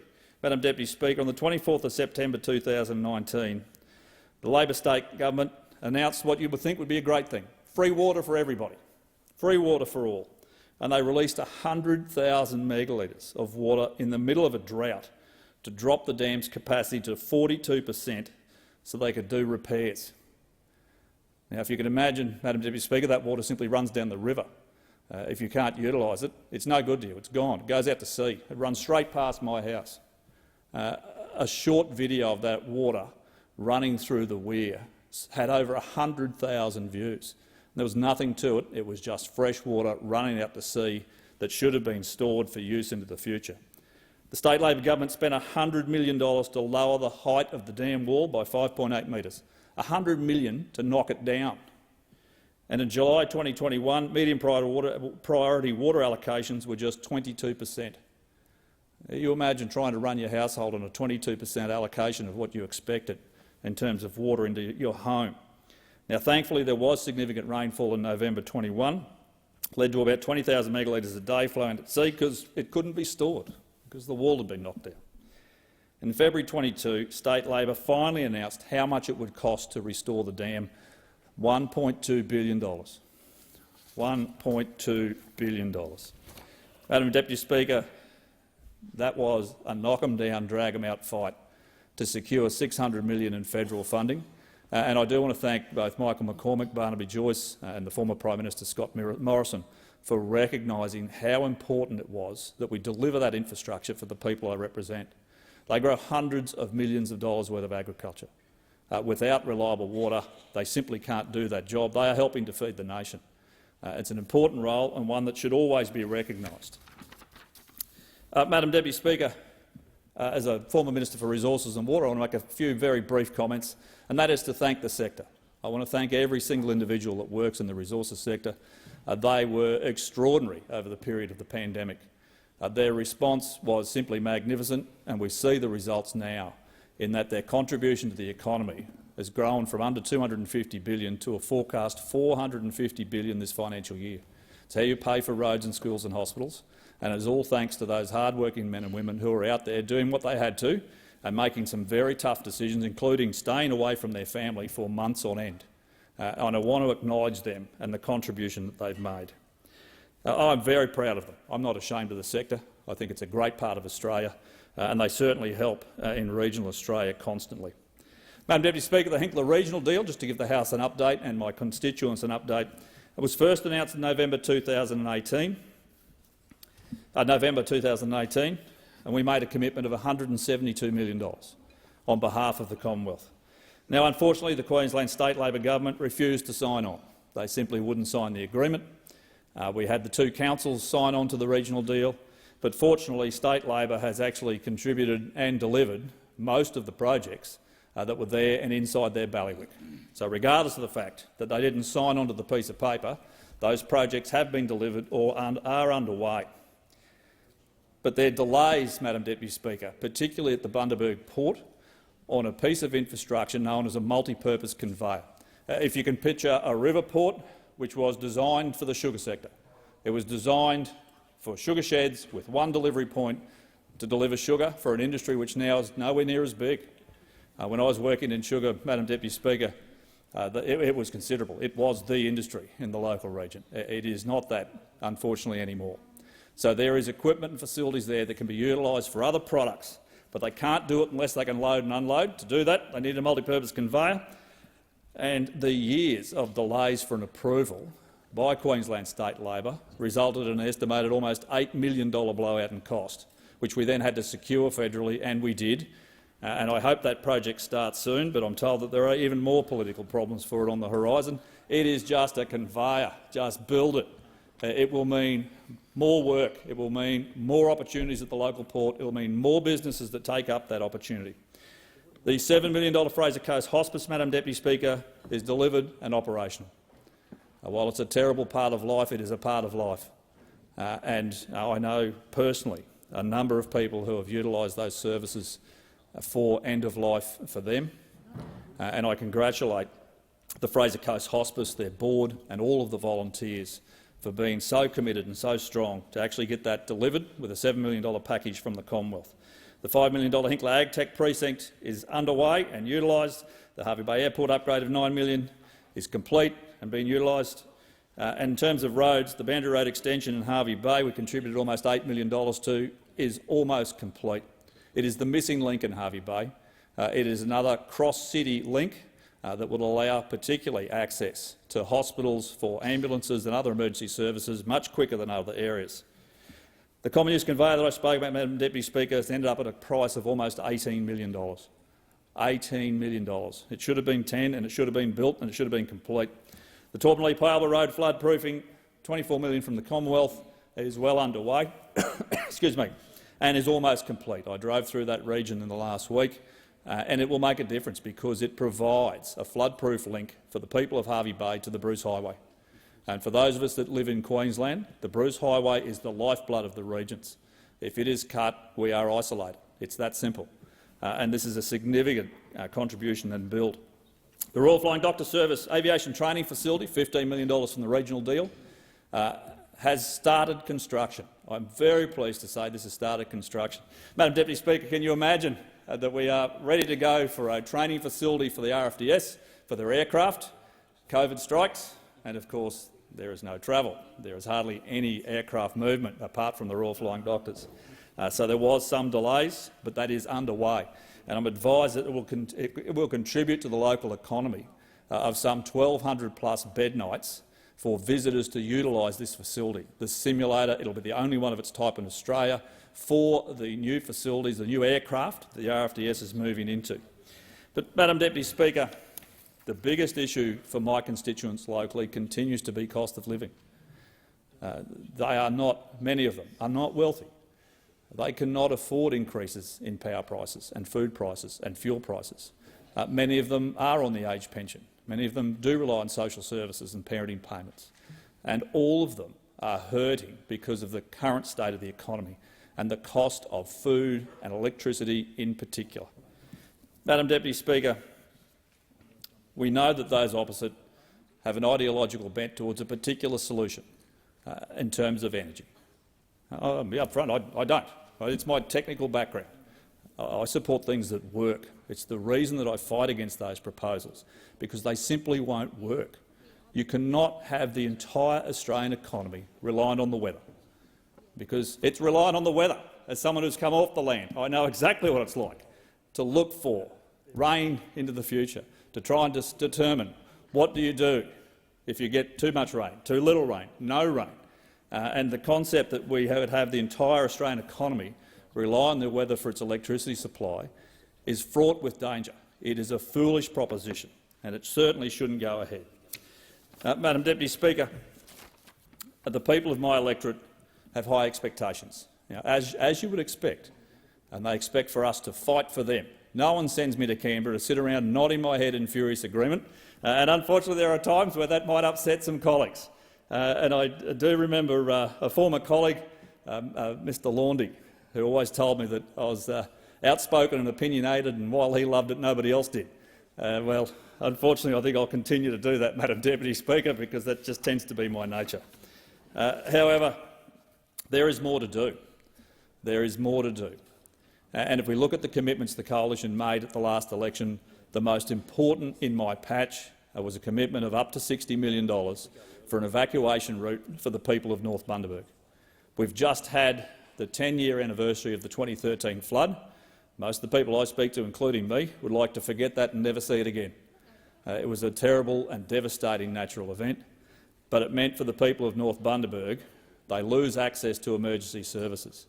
They lose access to the hospital, to police, to ambulance in a reasonable time.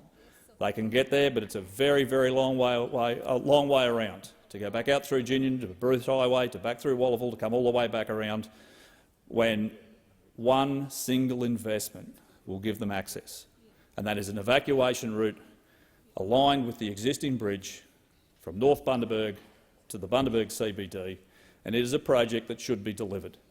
Now, there will continue to be debate about whether you're better to build a flood levy, which in my mind is an incredibly difficult engineering technical problem, because the banks of the Burnett River are renowned for requiring extensive piering. They're soft, they sink, It's incredibly difficult. I spent a lot of time working for organisations along that riverbank, and they would put in pier after pier after pier, trying to find a foundation.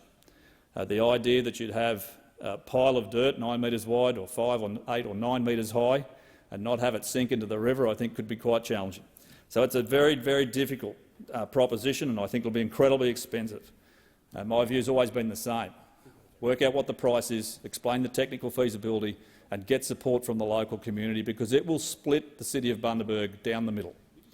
And for those people in North Bundaberg, I know that they are much more focused on the ability to save their lives, to evacuate quickly and to have that evacuation route put in place. And we will continue to fight for it because it's an important piece of infrastructure. And I would say to the state government, yep, we all know you've got an election coming up. We all know that the state seat of Bundaberg is a very marginal seat, but there are over 10,000 people on the north side who are relying on all of us to deliver for them the opportunity for them to be safer into the future, whether it's this generation or the next. That is something which simply needs to be built. At the Bundaberg Port, Madam Deputy Speaker, I was surprised but still quite pleased to see an announcement down at the Bundaberg Port. We committed some $6 million 5 or 6 years ago for a new port project which will allow for tug access, hard stand and delivery of significant infrastructure into the Bundaberg Port. Is another string, another piece into the economy. I was very surprised to see it announced by the local state Labor member who had absolutely nothing to do with it, didn't deliver any money and wasn't even there when it was first announced.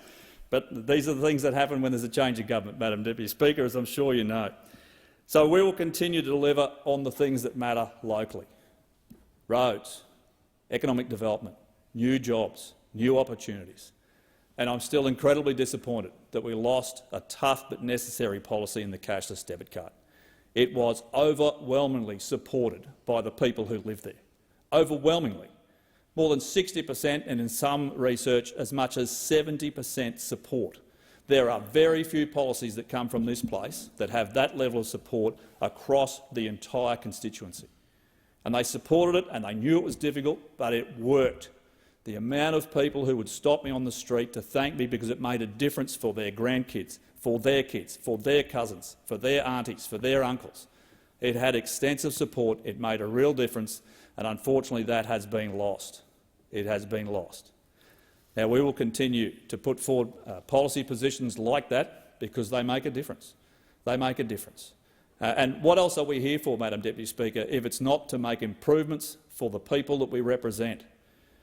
Now, when I came to this place almost 10 years ago, Madam Deputy Speaker, 10 years in September, my sole focus, and it remains, is to build our local economy so that we can lift people out of poverty, so we can give them an opportunity for a job, an opportunity to be trained, an opportunity for them to make their own decisions, an opportunity for them to live their life in the way that they choose and pay their own way. And to do that, they have to be employed in well-paid jobs that are in the region. And I'll continue to fight for those because it matters. Now, the unemployment rate has come down significantly, but it is still not at the national average. It is still above the national average, including for youth unemployment. So that is what I will continue to deliver on for the people that I represent. And as I said at the commencement, Madam Deputy Speaker, while they continue to send me, I'll keep coming here and I'll continue to fight for them. Thank you. The question is that the address be agreed to. I give the call to member for Werriwa. Thank you, Deputy Speaker. In the spirit of reconciliation, I would like to acknowledge the traditional custodians of country throughout Australia and their connections to land, sea and community. I pay respects to elders past and present. I extend respect to Aboriginal and Torres Strait Islander peoples here today. Our First Nations people are at the heart of our national identity, and the identity of First Nations people must be at the heart of our nation. The spirit of reconciliation must not be confined to pleasant words and false promises. It must not be determined by those who do not directly represent First Nation people. It must stem from a source of action. Action to reconcile, action to represent and action to recognise. It was Prime Minister Gough Whitlam and a Labor government who pulled the stolen soil of Gurindjeri people back into the hands of Vincent Lingiari. It was Prime Minister Keating and a Labor government who confronted our national identity when Keating delivered the Redfern Address. And it was Kevin Rudd and a Labor government who led the parliament in an apology to our First Nations people. And it will be Anthony Albanese and this Labor government who will implement the Uluru Statement from the Heart in full: voice, treaty and truth. With the draft question suggested, it is now time to listen and make our way towards implementation. In doing so, we progress a referendum to constitutionally enshrine a voice to the Parliament as a matter of priority. For far too long, tragedy has unfolded in First Nations Australians. They died too soon, they are educated far less, incarcerated too often and suffer more preventable disease. It is saddening to me that not much has changed in 10 years since the apology, and it is really time to finally improve the lives of First Nations people. These issues are generational and structural, and the only way to remedy the issues is to implement structural change while talking with First Australians. The Uluru Statement from the Heart, constitutional recognition and an Indigenous voice to Parliament will work towards doing this. Last year's election was a choice, and I want to thank the people of Werriwa for choosing me to be their representative in the federal parliament for a third term. It is an amazing honour to represent an area where I've lived all of my life and raised my children. No campaign is won through the actions of a single person, and that rings true, of course, for my campaign.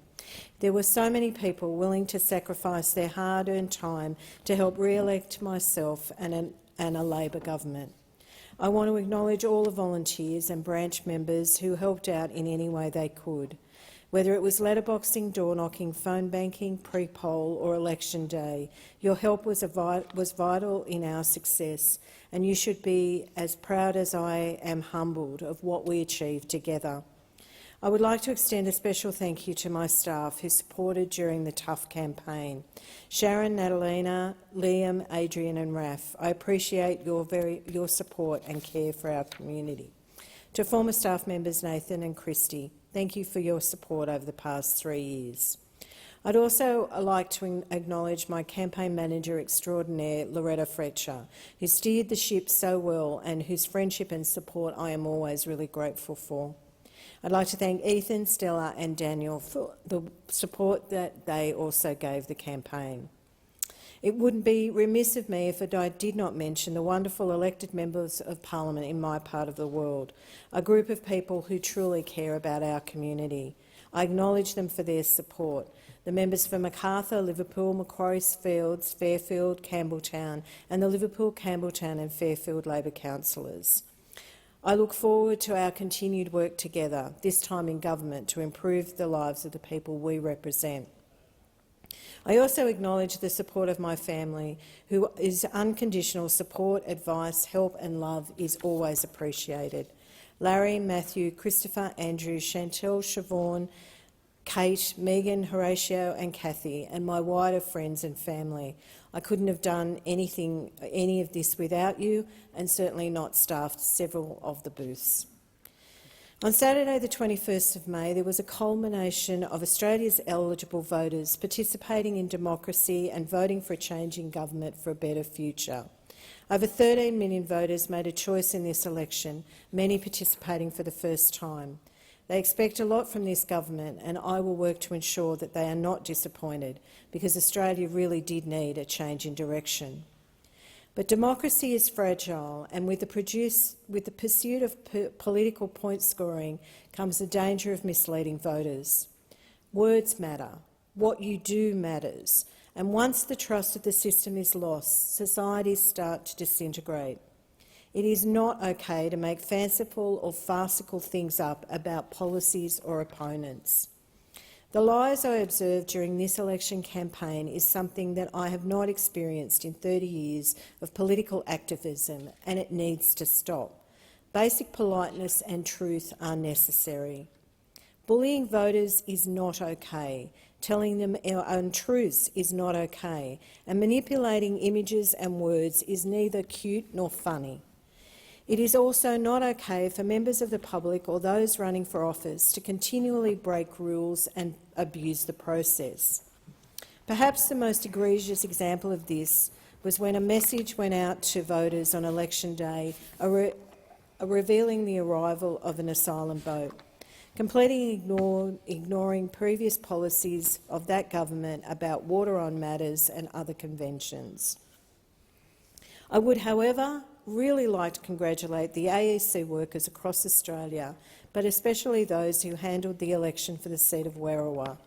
They work long and stressful hours in the election period, but they are beyond reproach, ensuring that elections are run fairly, and they do not deserve what I saw in abuse that they got. And in future, I think both members of the parliament and those seeking office should think about that.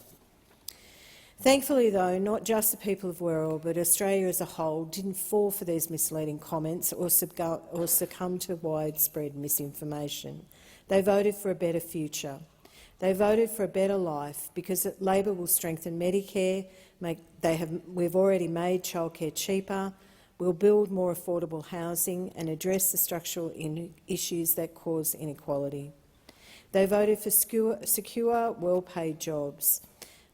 As Labor creates them in growing industries, offering 465,000 fee-free TAFE places, creating up to 20,000 new university places, closing the gender pay gap, and our government has already delivered fee-free TAFE places starting from the beginning of this year. Australians voted for a future made in Australia. Our Labor government will back Australian workers and businesses, invest in our manufacturing capability, diversify our economy and make Australia self-reliant, something that was clearly necessary through the last few years and sadly wasn't there.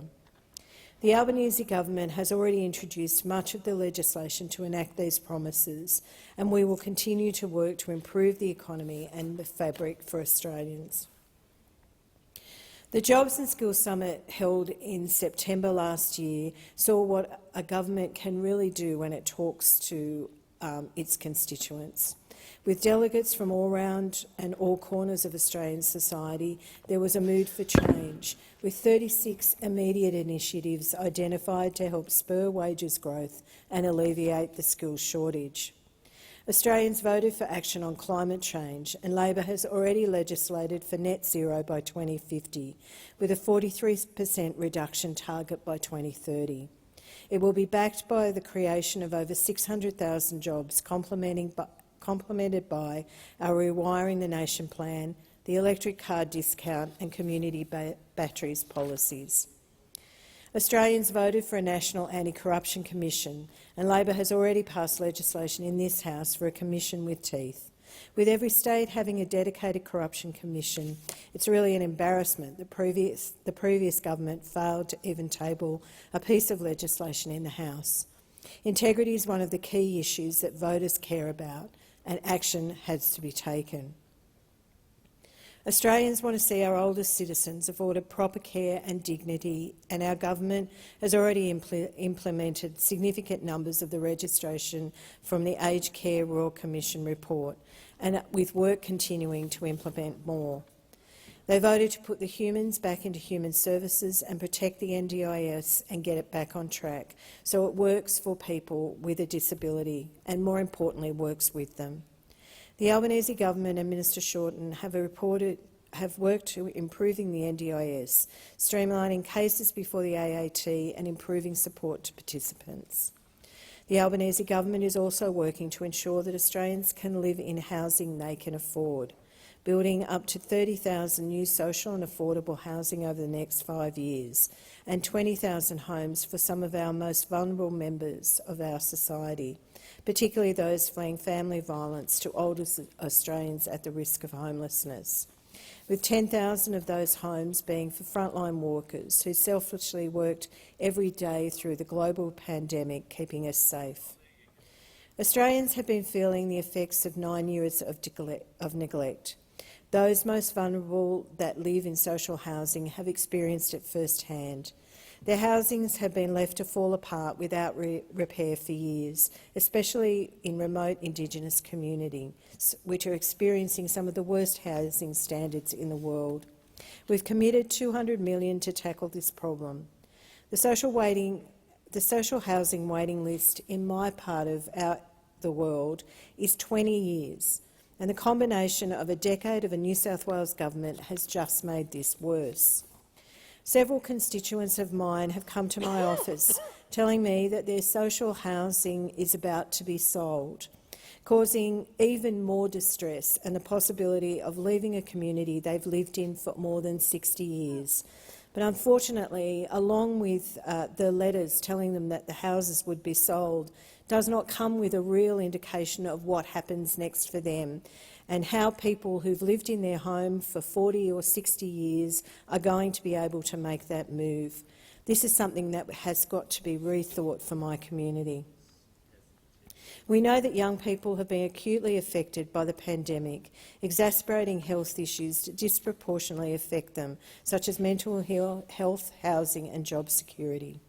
The results of the 2021 census show us that Werriwa is a significantly younger electorate than the rest of Australia and New South Wales, and the median age is 34 compared to New South Wales's average of 39. According to the Salvation Army's Social Justice Stockdate, the biggest issue that my constituents care about is mental health and housing affordability, with housing affordability coming a close second.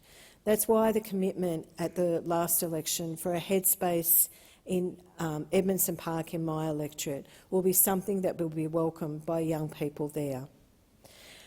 Ultimately, these local and national initiatives mean that the people of Australia no longer need to feel left behind by their government. They no longer have to put up with someone who never takes responsibility and constantly sprouts untruths. The Australian people have a leader and a team to take responsibility for things that matters most to Australians. The 2021 census showed Werriwa is becoming more diverse, with almost 50,000 of our residents being born overseas and 66% of households using a language other than English at home. But Werriwa is not a static electorate. Our cultural identity constantly shifts, ebbing and flowing with the rich diversity of cultures that is southwest Sydney, and continues to grow as where our suburbs call home. Not only are we a culturally diverse community, we're also a spiritual one as compared to the rest of New South Wales and Australia as a whole.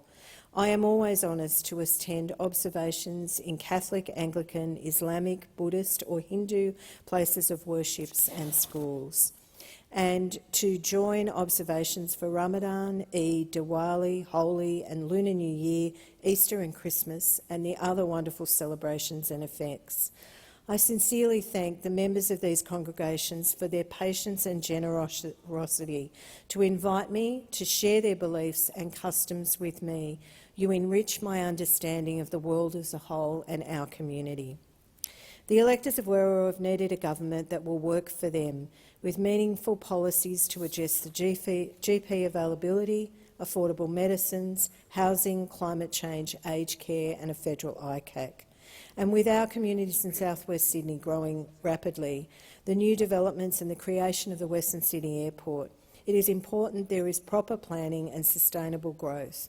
Job creation from both the construction phase of the airport and ongoing jobs needs to be created to the benefit of local. And we also need the infrastructure and road networks and train networks that will service the airport and make our part of the world continue to work. I will continue to fight for the residents of Werriwa on the issues that they care about, and I thank them all for supporting my election and myself again. The question is that the address be agreed to. The member for Lyne. Thank you, Mr Deputy Speaker. I rise today to speak about the wonderful happenings in the Lyne electorate and matters in this wonderful place I'm privileged to stand in. This morning I moved a motion in favour of recognising the amazing nuclear capability that our nation has through ANSTO, ARPANSA and operating 3 nuclear power plants. We are a world leader in radioisotopes production. In fact, we supply 27% of the world's medical isotopes for diagnosis and treatment. Not many people realise that. We have been irradiating silicon for making silicon chips for the market of computers for decades. We also have a huge slice, and the world depends on us to do that work at Lucas Heights. Otherwise, there wouldn't be enough chips, Mr Deputy Speaker. The amazing thing about the Australian nuclear potential is that we have the possibility of the whole box and dice with new, modern, small modular reactors replacing our retiring coal fleet. To put things in perspective, that is quite urgent. We saw what happened to the electricity market when one power station closed one of 4 units, and that was Liddell. But there are 3 more units to close. In fact, by 2030, there is if any more coal-fired power stations bring their closure plans forward, we could be losing up to 60% of our baseload generating capacity. Now, we know because of the capacity factor, or the percentage of time that renewable energy generators, whether they're wind farms or solar farms, their capacity factors vary from full-on, and they're available on average 24% of the time in a really sunny country like Australia for solar. But there are plenty of times when they produce none, like every night and every evening and dawn when there's not enough to generate electricity. And there are months and weeks when there is low wind activity, even in the high wind areas. That's why the capacity factor, or the percentage of time that renewable wind farms produce energy, is on average about 30% on land. Offshore you might get to 35%. They also have a finite lifespan. These wind turbines and solar panels only operate for so many years, and after about 10 years, 15% of wind turbines will have some mechanical problems. They've got a design life of 20+ years, but experience overseas turns out that it's much shorter than that. So that's why we need to replace baseload with baseload. Australia and the transition, which is now forced into legislation, means that these coal-fired power stations will close, unfortunately, without any adequate replacement. That's why the whole motion was aimed at removing the blanket prohibitions that exist at the federal level, because we deal with federal legislation in the RPANS Act, preventing RPANS licensing a nuclear power plant that is producing electricity. But the paradox is we've had 3 nuclear power plants in this country. The one at Lucas Heights is an open reactor, so it doesn't have a pressure vessel that stores the heat. But it is the same technology, and we're quite comfy with Lucas Heights operating. Yeah.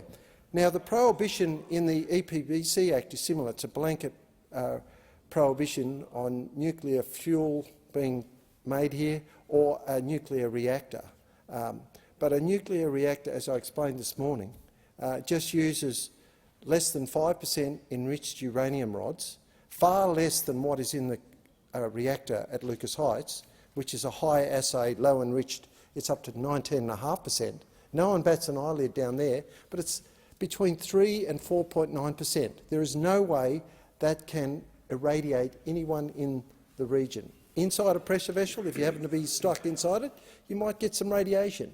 But it's a nuclear kettle. That's all it is. I'm trying to demystify what is in a nuclear reactor. People shouldn't be afraid of it. But unfortunately, we have seen responses which are the classic things that nuclear reactors are, particularly the small modular reactors, are something way off in the distant future. But as I mentioned, in Canada, the Ontario Power Generation, the public utility that runs the power system and runs 22 nuclear plants in Canada, is well advanced in their plans to build a new 300-megawatt small modular reactor. It's going through its final licensing, but it will be built and operating in 5 years, Mr. Deputy Speaker. 5 years. It's not off in the 2040s or 50s, which people on the other side seem obsessed with. Now, actually, the economics of them is the other issue that they tend to criticise us about. But I would just like to point out that when I was in Canada, the retail price for electricity at the electricity plug in the block of units I was staying in, I thought, let's see how cheap it is in Ontario. Have you looked at your bill lately, Mr Speaker? You might find that you're paying 35 cents wholesale before all the other prices, all the margins are added by transmission costs and all those things. But it's 6.5 cents Canadian. That's about 8 cents. That's a retail price at your plug in Canada. Because in Ontario, they have got 65% of their power coming from nuclear power plants. They've also got hydro. They had a Green Energy Act doing all the things that we are doing now. It started in 2008, but by 2008 they had abandoned it in Ontario and repealed it because they found their cheap, reliable electricity was becoming more expensive every year. Because whilst electricity is cheap when you're getting it from a wind turbine or a solar panel in the paddock or out at the massive solar farm or on your roof, to integrate it into an electricity grid and into machines is very expensive, and people don't appreciate that. The arguments that are always put up is that nuclear energy is too expensive. Well, that is an absolute false assumption. Electricity in France is the cheapest in Europe, almost. The only people that get cheaper electricity up in Sweden, and they're expanding their nuclear capabilities too. But they sell into Europe. They are the biggest exporter of electricity in the world, and they have 70% of their energy from nuclear. They've never had a nuclear accident, same as Canada. They have been involved in nuclear power plants since the 1950s. They have never had an accident. So the estimates that 3 experienced engineers have analysed the average cost of these new SMRs, and they have lectured on these economics, and it looks to be an overnight cost of 7,200 Australian dollars if you look at all the published data around the world, which is a far better figure than what is mentioned in the Gen Cost report, which hasn't even analysed nuclear for 2 years and won't until the next Gen Cost report in 2 years' time. But it's quoted as Bible. Now, a standing committee of this House in 2019 interrogated the Gen Cost report, and the member for Fremantle spoke on this, but he omitted to say there were many more depositions from people who actually had the experience of being involved in power plants who disputed those figures. So we interrogated the CSIRO that had their name put to that report. And they said, well, look, we didn't actually write the report. We got this company, an engineering firm based in New South Wales and Queensland, we got them to do it. So we interrogated them, and they hadn't even checked with any vendors or operators of nuclear power plants. They hadn't even done their homework. They relied on one article put out by the World Nuclear Association and extrapolated from it. So we contacted the World Nuclear Association, and they didn't have any figures that were anything remotely like what was proposed in the Gen Cost report. And now the Gen Cost report is written by a different engineering firm. There are other engineering groups that have analysed the Gen Cost report. A very eminent Canadian trained and experienced engineer and a group of concerned engineers and scientists have written to AEMO alerting to this fact, that their projections are not accurate and faulty. There is another group that have analysed the Energy Policy Institute of Australia. It's not-for-profit, non-partisan group that analysed all energy policy, and they did an economic analysis of the integrated system plan, which is based on that GenCost report, and they found it totally inaccurate. And the scary thing is that the integrated system plan has relied on the GenCost report to justify their non-consideration of nuclear. It's summarily dismissed. So it's a question of getting some reliable data on the record about the cost of nuclear. But recent builds in the world, Japan's last build was 3 years to build a huge, large, over 1,000 megawatt plant. In the Emirates that I visited in 2013, in my first term in Parliament, they were then embarking on building their nuclear power plants. Now, they've built 4 of them, Mr Deputy Speaker, in the space of the time that I've been here. 4 huge 1,400 megawatt plants, as big as Liddell almost. And they've built 4 of them. 3 of them are commissioned and running now, and the 4th one is due to come online this year. And the people at Massachusetts Institute of Technology have analysed the costs of all these builds. And there are 3 standout large nuclear builds that have been running over time and over budget. And they are case studies for how you shouldn't build it.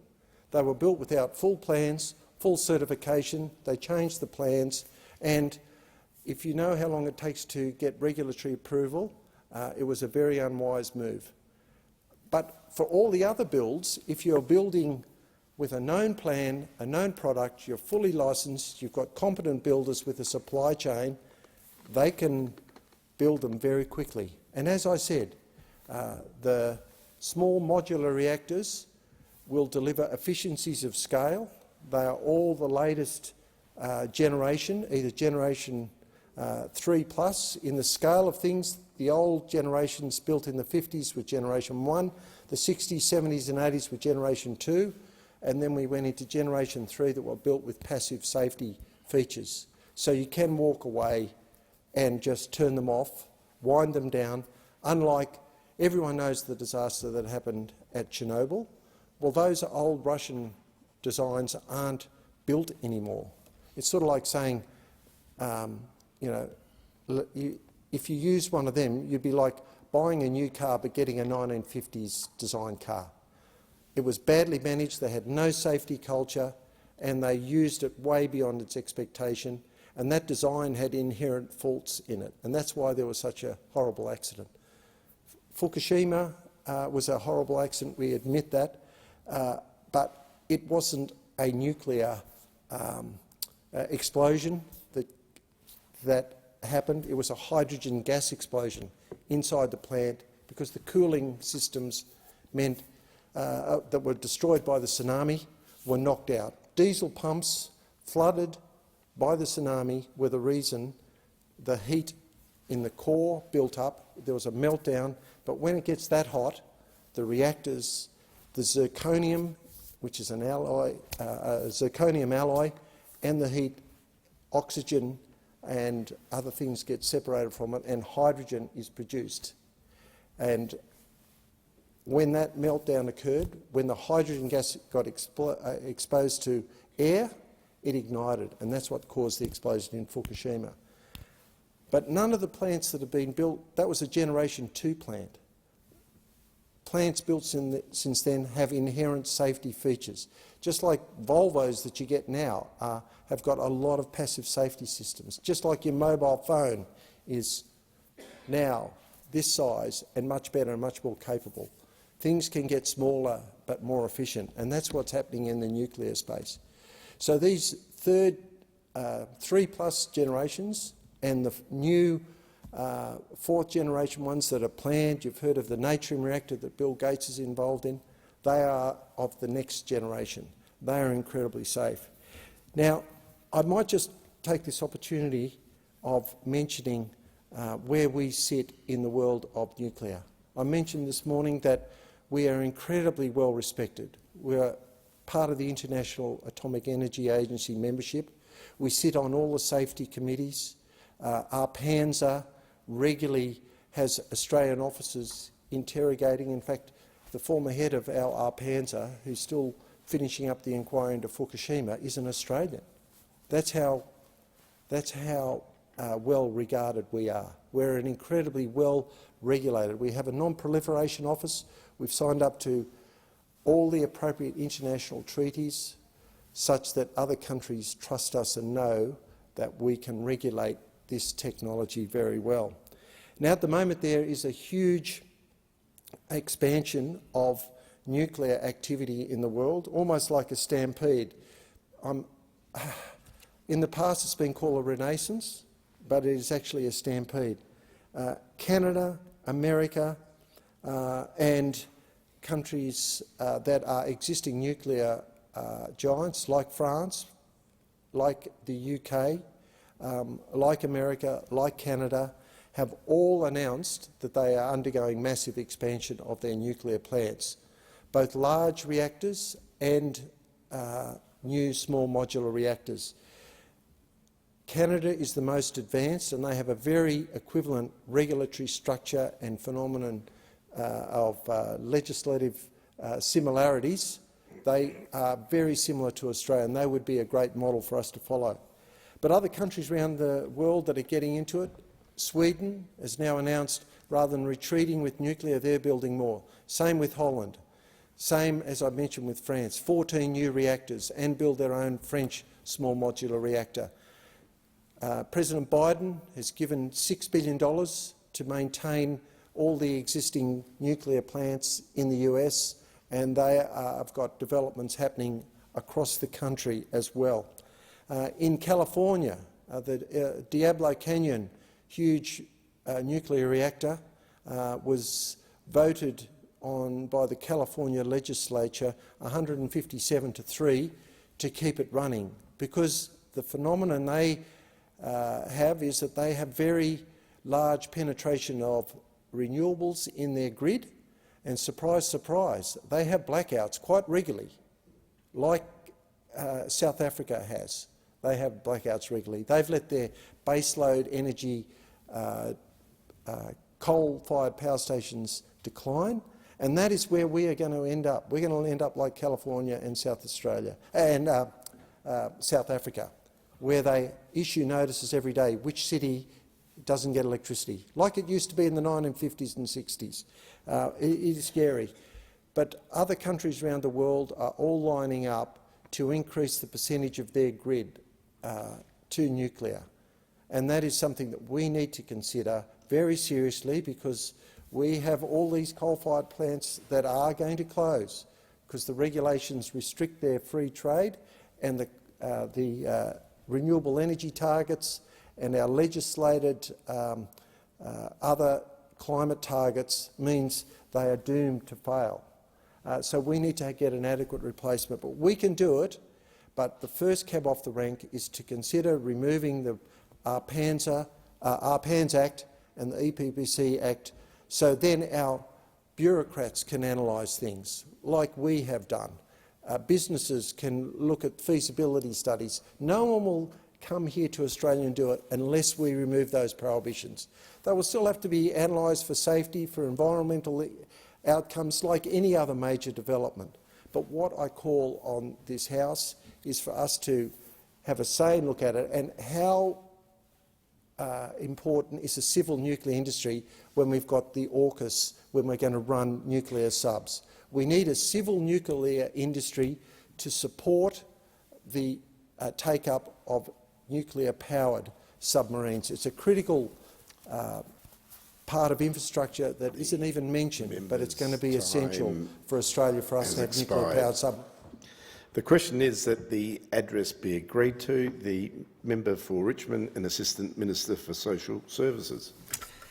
Look, thank you, Deputy Speaker. And following on from the member for Lyne, who I note dedicated his entire speaking time to talking about nuclear power, as I know he and many of the National Party members do like to spruik nuclear power everywhere. Well, can I make it really clear that my opinion and the opinion of people in my area is that nuclear power is too expensive and far too dangerous. And that's been a view that's been echoed many, many times right throughout the north coast of New South Wales. And one of the reasons why people are such strong opponents is we do know that it must be based in close proximity to water. So coastal areas would be a prime location, indeed such as the members' electorate as well.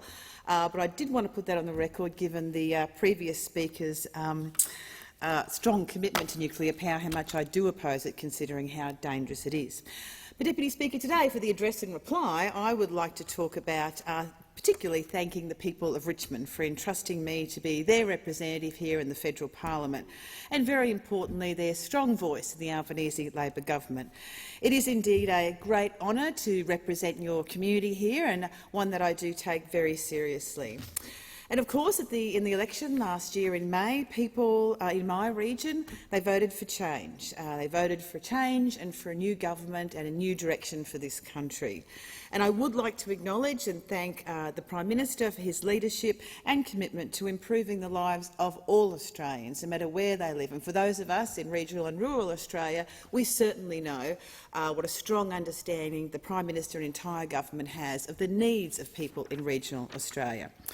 And when it comes to my area, the Prime Minister has been to the New South Wales North Coast many, many times over many decades, and he certainly understands the people and the issues. And he was there on the ground a year ago, particularly soon after the very devastating floods that we had. Indeed, Deputy Speaker, we are coming up to the first anniversary of the floods that really hit the North Coast very hard. And in fact, there is still a lot of widespread trauma across the region because of the floods. Many people are still, of course, looking to get a lot of their premises repaired and their residences.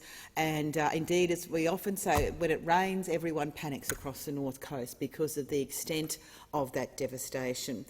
And as I said, the Prime Minister was there soon after on the ground listening to locals about the impact of the floods. And we're talking about right from the border region right through to the southern part of my electorate in Ballina, and of course in the adjoining area in Page in Lismore, which was severely devastated. And the Prime Minister was there listening and talking to people right throughout the region in my area, in Ballina and in Murwillumbah, and indeed many others from the Labor team came as well to hear firsthand about the impact on our community. And of course, since being elected, the Albanese Labor government has delivered much-needed funding to the region to assist with the recovery as well. Now, Deputy Speaker, as I said many times during the federal election campaign, only voting Labor will ensure that you get a Labor majority government to deliver on our commitments, the only way we can deliver on our agenda to improve people's lives. And I really want to acknowledge and thank particularly all the many Labor members and volunteers who worked very hard for my re-election and the election of the Albanese Labor government. And I would especially like to acknowledge my incredible hard-working and dedicated staff. Now, as I said, Deputy Speaker, before, our region has been devastated by the floods, and as I've said many times to people in my community, I'm here with you every day, every step of the way, and it has been a very long year, a very difficult year. But we are a very resilient, very close community and look out for each other. What I would like to point out is there is still a lot of widespread concern that the former Morrison government failed to provide the support we needed on the ground at the time, especially denying us extra disaster payments, which were made to people in areas south of my electorate of Richmond. And to this very day, Deputy Speaker, I find it absolutely staggering, as do people in my region, that the former Prime Minister, the member for Cook, played politics with people's lives who have been devastated by floods. You just can't do that. And indeed, we are seeing a similar tale in New South Wales, of course, with the former Deputy Premier there, when we were made aware of the rorts that he had in relation to the bushfire grants. And what I say to all of those in the Liberal and National parties, this is above politics. When people are hit with natural disasters, you need to, one, be on the ground and listen to them, and two, provide the support and services they need, because this impacts people for a long time. And at the time when the member for Cook denied us that extra funding, it was a really significant blow to those people who had lost so much. Now, in terms of the flooding and the impact, we do need to see greater planning from the New South Wales government in terms of emergency management. That was certainly highlighted at the time and all the subsequent inquiries. And what it exposed was that the New South Wales government had really nothing in place in terms of providing the immediate support needed, the recovery or the rebuilding. We were left on our own. The community rightly demanded a lot better in terms of that planning and resourcing. And this is an issue that we certainly need to have a greater emphasis from the state government. Now, as I said, Deputy Speaker, before, at the federal election, the people of my area voted for change, for that new government and of course, our plans to build a better future for everyone. And since the election, we've hit the ground running and demonstrated the approach to the values that really do shape this government, how we really want to get things done in a determined way to improve people's lives. And of course, after that decade of waste and inaction and delay from the previous government, we inherited a whole range of problems that we got to work on immediately. Of course, the previous government left us an economy of $1 trillion in debt, declining productivity, wages going backwards, and of course, Medicare in crisis as well. So many issues right across the board. Aged care in crisis as well. We inherited this from the previous government because of their inaction. And of course, it always does fall to Labor governments to make the big reforms that create lasting prosperity and a better future for everyone as well. And as I say, we've really hit the ground running across a whole range of different areas. And here we are now on the first sitting day of 2023 and looking back on all of the commitments and all the many aspects we've delivered since being elected. There's certainly been so many changes that have improved people's lives. And of course, one of the most important things in my area too is in investing in secure local jobs in the regions. It's vitally important. So in what we've delivered in investing in skills and training, including fee-free TAFE in areas of skill shortage, that's really important to support local jobs, really important to protect local regional economies. Also, of course, we've delivered real action on climate change, an issue that for so many people in my area and across the country have been calling out for such a long period of time. And of course, many issues that we're addressing in terms of the cost of living increases, like cheaper childcare, again, another issue that families have desperately called on for so long. Fixing the aged care crisis as well, vitally important for our older Australians when they need to access that care. And of course, when it comes to health care, providing those cheaper medicines and of course working to fix Medicare and all the problems that we inherited because of the inaction of the previous government.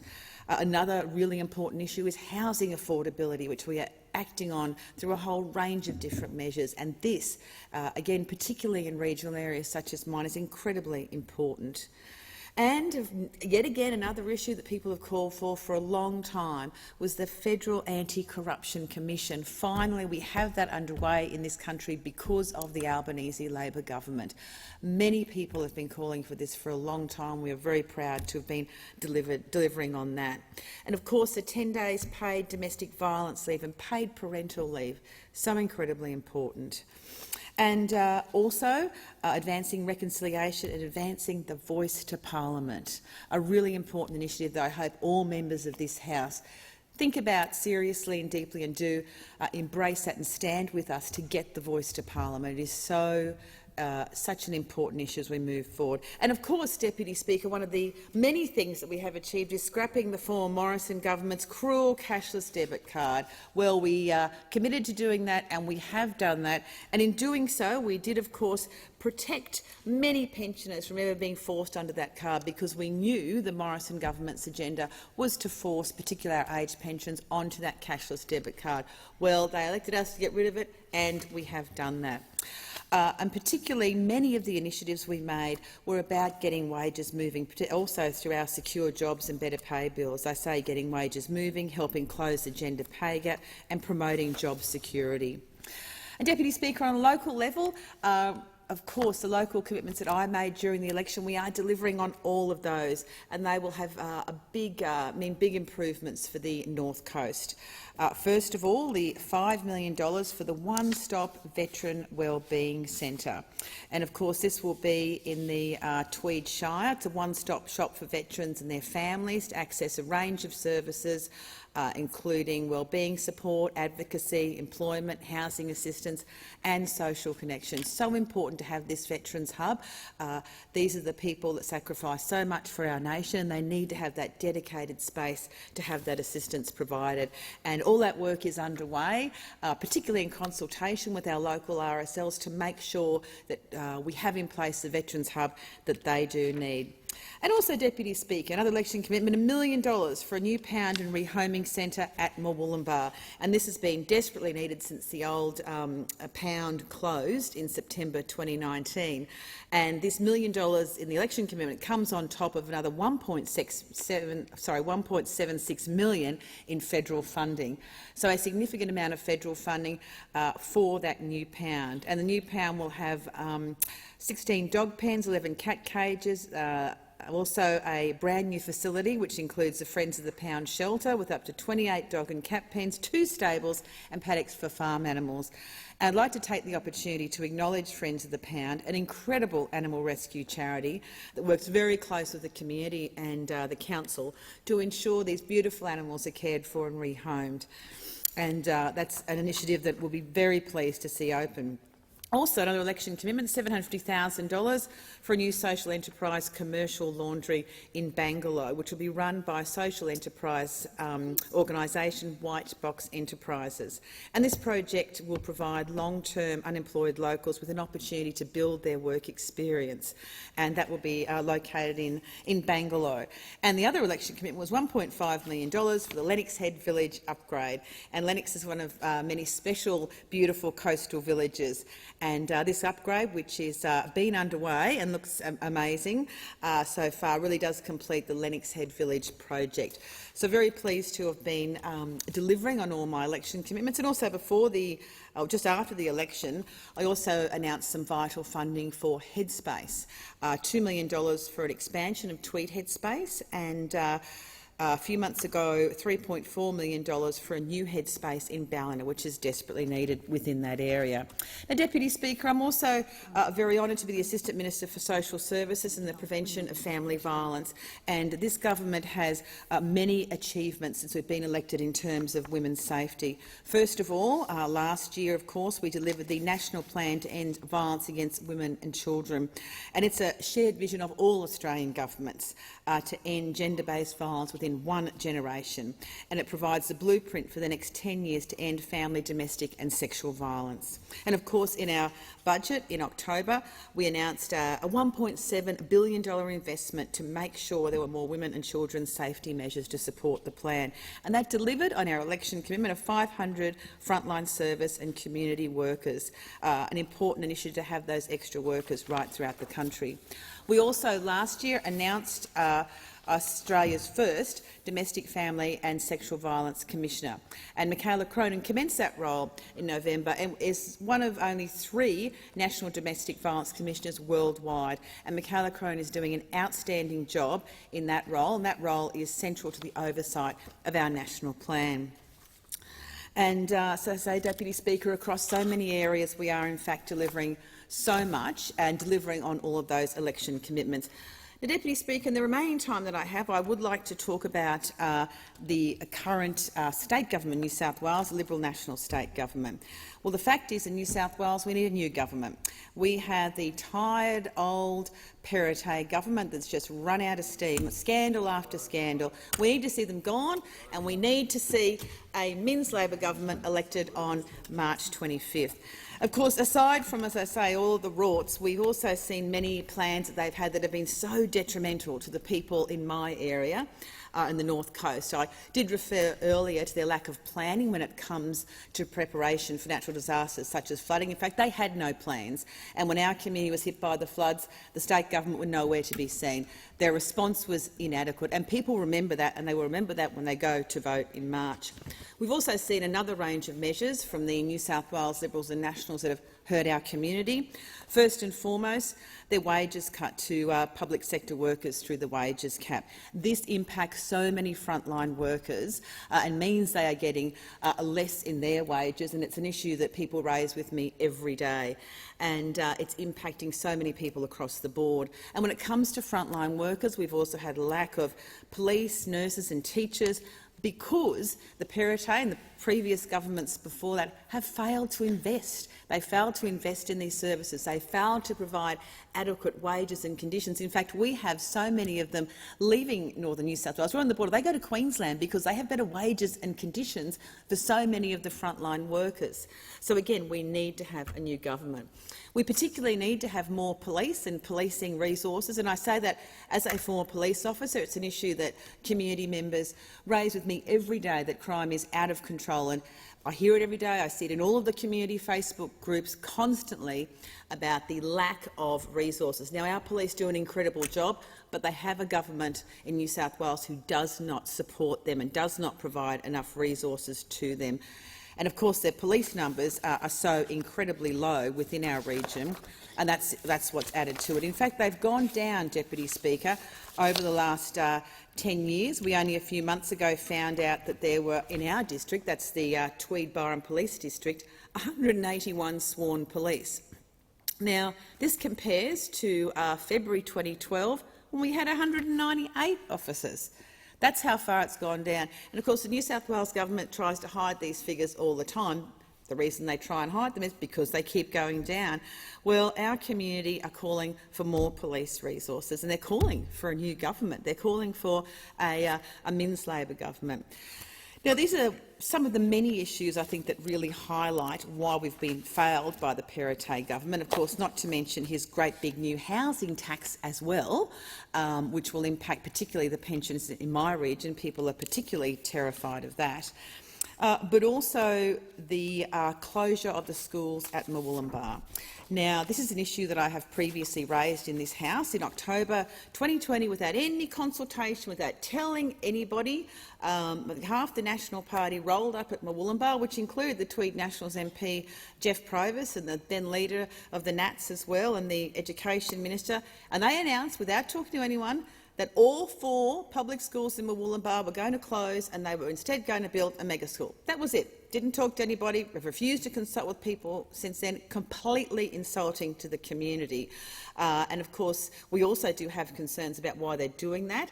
There's some big land grabs we think that is underway in terms of Wollumban High. They want to flog that one off for sure. Part of their privatisation agenda, of course, right throughout the state that we see time and time again. So this really shameful act by the New South Wales Premier and the Tweed Nationals MP, Jeff Provis, must be stopped. The fact is their government are unfit, unwilling and unable to govern New South Wales with cuts like this. Shutting those 4 schools not only hurts the children and the community, the jobs will be cut there. It is devastating for the whole community. And so, of course, people have an opportunity to stop this. New South Wales Labor will not allow these schools to be closed at all. And that is a very strong point that's been made by the State Member for Lismore, Janelle Saffin, fantastic Labor member there, outstanding in fact, and she has talked a lot about the fact that these schools will all remain open under Labor. And so I urge people in Murwillumbah and right throughout the North Coast to make sure that they do change the government, get rid of this old, tired Perrottet government, get a fresh new start with Chris Minns and all of the incredible agendas that he and his team have in terms of improving health and education and frontline services, ending privatisation. And we particularly need to see in our region, we need to see these schools saved. who in their right mind shuts 4 schools and forces everyone into one campus? We're talking about very young children right through to high school. The level of trauma this has caused the community is absolutely massive. And this has been going since October 2020, and they have refused to come and listen to people because it shows what they think of us, how insulting they are to regional and rural people that they behave this way. And the question is, whose school will be next? Where else throughout the New South Wales North Coast will they be shutting schools? Will it be in Tweed, Kingscliff? Will it be in Pottsville? Or will it be all the way down to Byron Bay, Ballina further and beyond?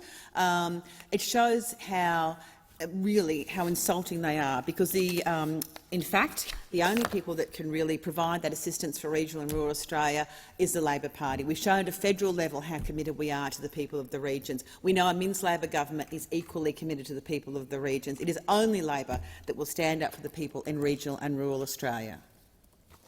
The question is that the address be agreed to. The member for Mallee. Thank you, Mr Deputy Speaker. As I reflect on my first speech in Parliament in 2019, I remain constantly reminded of the privilege to serve the people of Mallee and represent them in federal Parliament. A lot has changed since my maiden speech, both in Mallee and more broadly in Australia and indeed around the world. The COVID-19 pandemic changed us all and changed many aspects of our lives. How society operates, how politics is perceived and operates right around the globe. Thankfully, we have pushed through those challenges and are now on the other side, getting back to business. Some things, however, do not change. Mallee is a beautiful, diverse, productive and innovative region. It is a great privilege to represent the people of Mallee from Talbot in the south, Kahuna in the east, Pelagelo in the west and Mildura in the north. Mallee is over a third of the geographical area of Victoria, 83,500 square kilometres.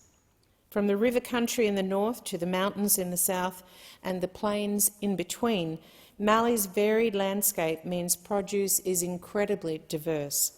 Incredible productivity comes from prime agricultural and horticultural land. Producers grow stone fruit, grapes, vegetables, wheat, legumes, olives, almonds, dairy, sheep and beef, just to name a few. Mallee is not only about agriculture, but other key industries such as minerals and clean energy systems which contribute to the economy. Remplan now estimates Mallee's gross regional product at $9.92 billion, with an annual economic output of more than $14 billion. The people of Mallee are proud of their innovation, with groups such as the Birchip Cropping Group and Mallee Sustainable Farming pioneering farmer-driven research to enhance the agricultural industry in our area and beyond. The people and communities of Mallee are particularly resilient and thrive when faced with challenge. Travelling around the district, I am filled with pride at the many local enterprises in Mallee and that despite the odds, they are thriving. People are connected, towns are alive and services are operating. To bring a little bit of Mallee to my colleagues here in the House, I invited producers from across Mallee to showcase their fabulous produce in 2022. Magnificent Mallee was supposed to occur in 2020, but COVID prevented it taking place. I'm thrilled to say that over 20 producers were at the showcase, and what a night it was for all concerned. It is an event I'm incredibly proud of. Another example of resilience and innovation in Mallee is the extraordinary development and uptake of digital agriculture for farmers to engage and access global markets.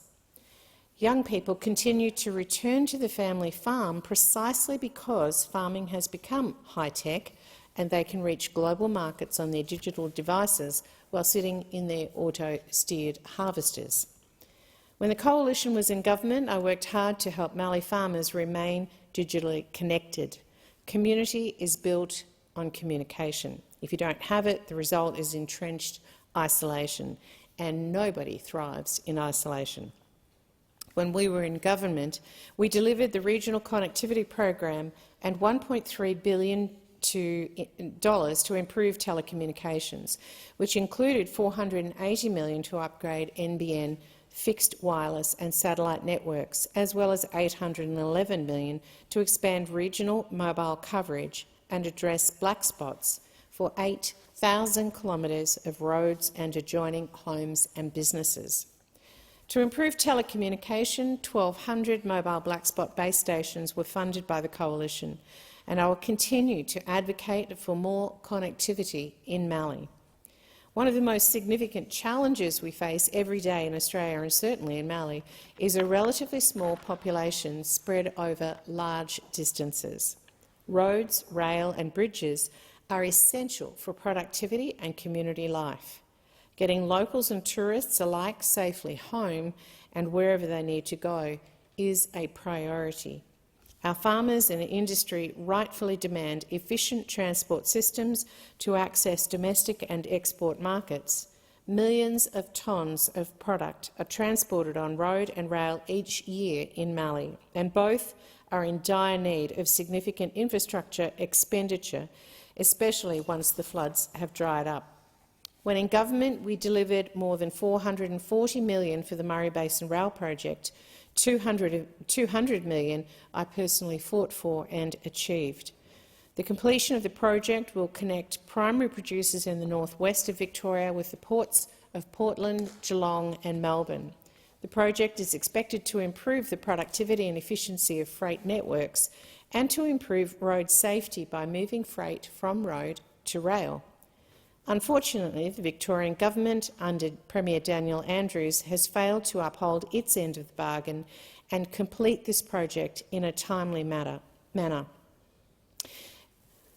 And more disappointingly, the current federal government, Labor government, has taken $280 million out of our Rossi program in the Mallee, 5 highways that desperately need that infrastructure spend, and it's been ripped out by this government. As someone who regularly travels on Mallee roads throughout my electorate, I know that an efficient regional rail system would bring many social, safety and productivity benefits for everyone. More trains mean fewer B-doubles and B-quads on the road. Mr Deputy Speaker, I have Australia's mightiest river as my northern border, and other rivers such as the Avoca and the Loddon in my electorate, and consequently water is a priority issue. Droughts and floods have dire consequences, as we've seen recently in communities in Mallee. Water from the Murray River is the lifeblood of our regions, underpinning agriculture and primary industry sectors, which support 220,000 jobs and inject billions into our national economy. The Murray-Darling Basin Plan is key to this and critical to the people of Mallee. We need to protect our farming communities by ensuring greater regulation, accountability and transparency. However, the greatest risk we face now is Labor committing to water buybacks. Buybacks are a disaster to regional communities, and making it worse, Labor are not transparent about any of it. Apparently, the member for Sydney does not believe it's necessary. And this has Mallee farmers more than worried about the potential impacts on them if the cost of licensed water rises. We have always advocated for the people and that any water taken must not impact our communities, undeniably Australia's food bowl. The Murray-Darling Basin Plan must be managed in a way that considers the continent, not parochial corners of it, as Edmund Barton would say. The cost of living, particularly energy prices, remains another pressing issue for Mallee, indeed all Australians. Power prices are going up, and the Labor government has no plan to mitigate the impact on mum and dad families. Labor have broken promises to cut power bills by $275, and the average Australian family will be $2,000 worse off in the current situation. The Labor government has committed to reckless renewable energy targets which will further drive up these prices. The Minister for Climate Change has acknowledged that since the election last year, 22,000 solar panels will have to be installed every day until 2030 and 40 wind turbines built every month.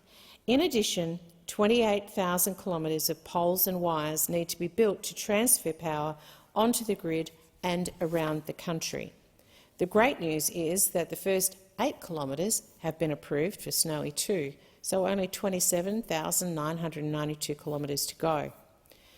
I'm committed to emissions reductions, lowering energy prices but ensuring sustainability and reliability, and consequently I will always advocate for sensible, measured approaches. Under the previous coalition government, we had set a technology roadmap which meant targets could legitimately be achieved while ensuring sustainable energy costs and delivery. Indeed, Mallee is perfectly positioned for renewables. In 2019, when I was elected, the capacity of existing grid infrastructure made some promising options unviable. I lobbied the former Minister for Energy, Angus Taylor, and welcomed the announcement of the VNI West interconnector via Kerrang, which is in Mallee, to be delivered by 2027.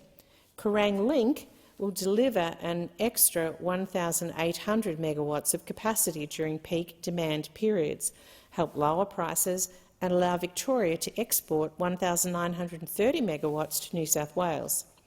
The project will help maintain system security and reliability while also allowing more renewable energy to be connected to the grid. The project will open the floodgates for private sector investment in what is known as the Murray River Renewable Energy Zone, an area mapped by the Australian Energy Market Operator that encompasses significant renewable resources. There are currently 11 wind farms and 44 solar farms in Mallee, with another on the way with 390,000 solar panels soon to be installed. Working with businesses in Mallee has been a big part of my role in my first term and now in my second term of parliament. Pre-COVID, we had almost 20,000 small and medium businesses in Mallee, many of which are family-owned. Back then, they struggled to attract workforce, and the pandemic years created additional challenges, with many businesses just unable to survive. Attracting a workforce remains a significant issue, particularly in the horticulture industry. Without workers, you cannot harvest. Food goes to waste and supply is affected. When supply is affected, prices go up. That is why I fought so hard for an agricultural visa to help growers in Mallee and beyond solve that issue. The Nationals and government delivered this, with Vietnam signing a memorandum of understanding with the federal government. The Ag visa was to be demand-driven and allow skilled, semi-skilled and unskilled workers from participating countries to come to Australia, and offered a pathway to permanency. The Labor Party scrapped this visa, insulting growers across Australia who were robbed of a solution to their issues.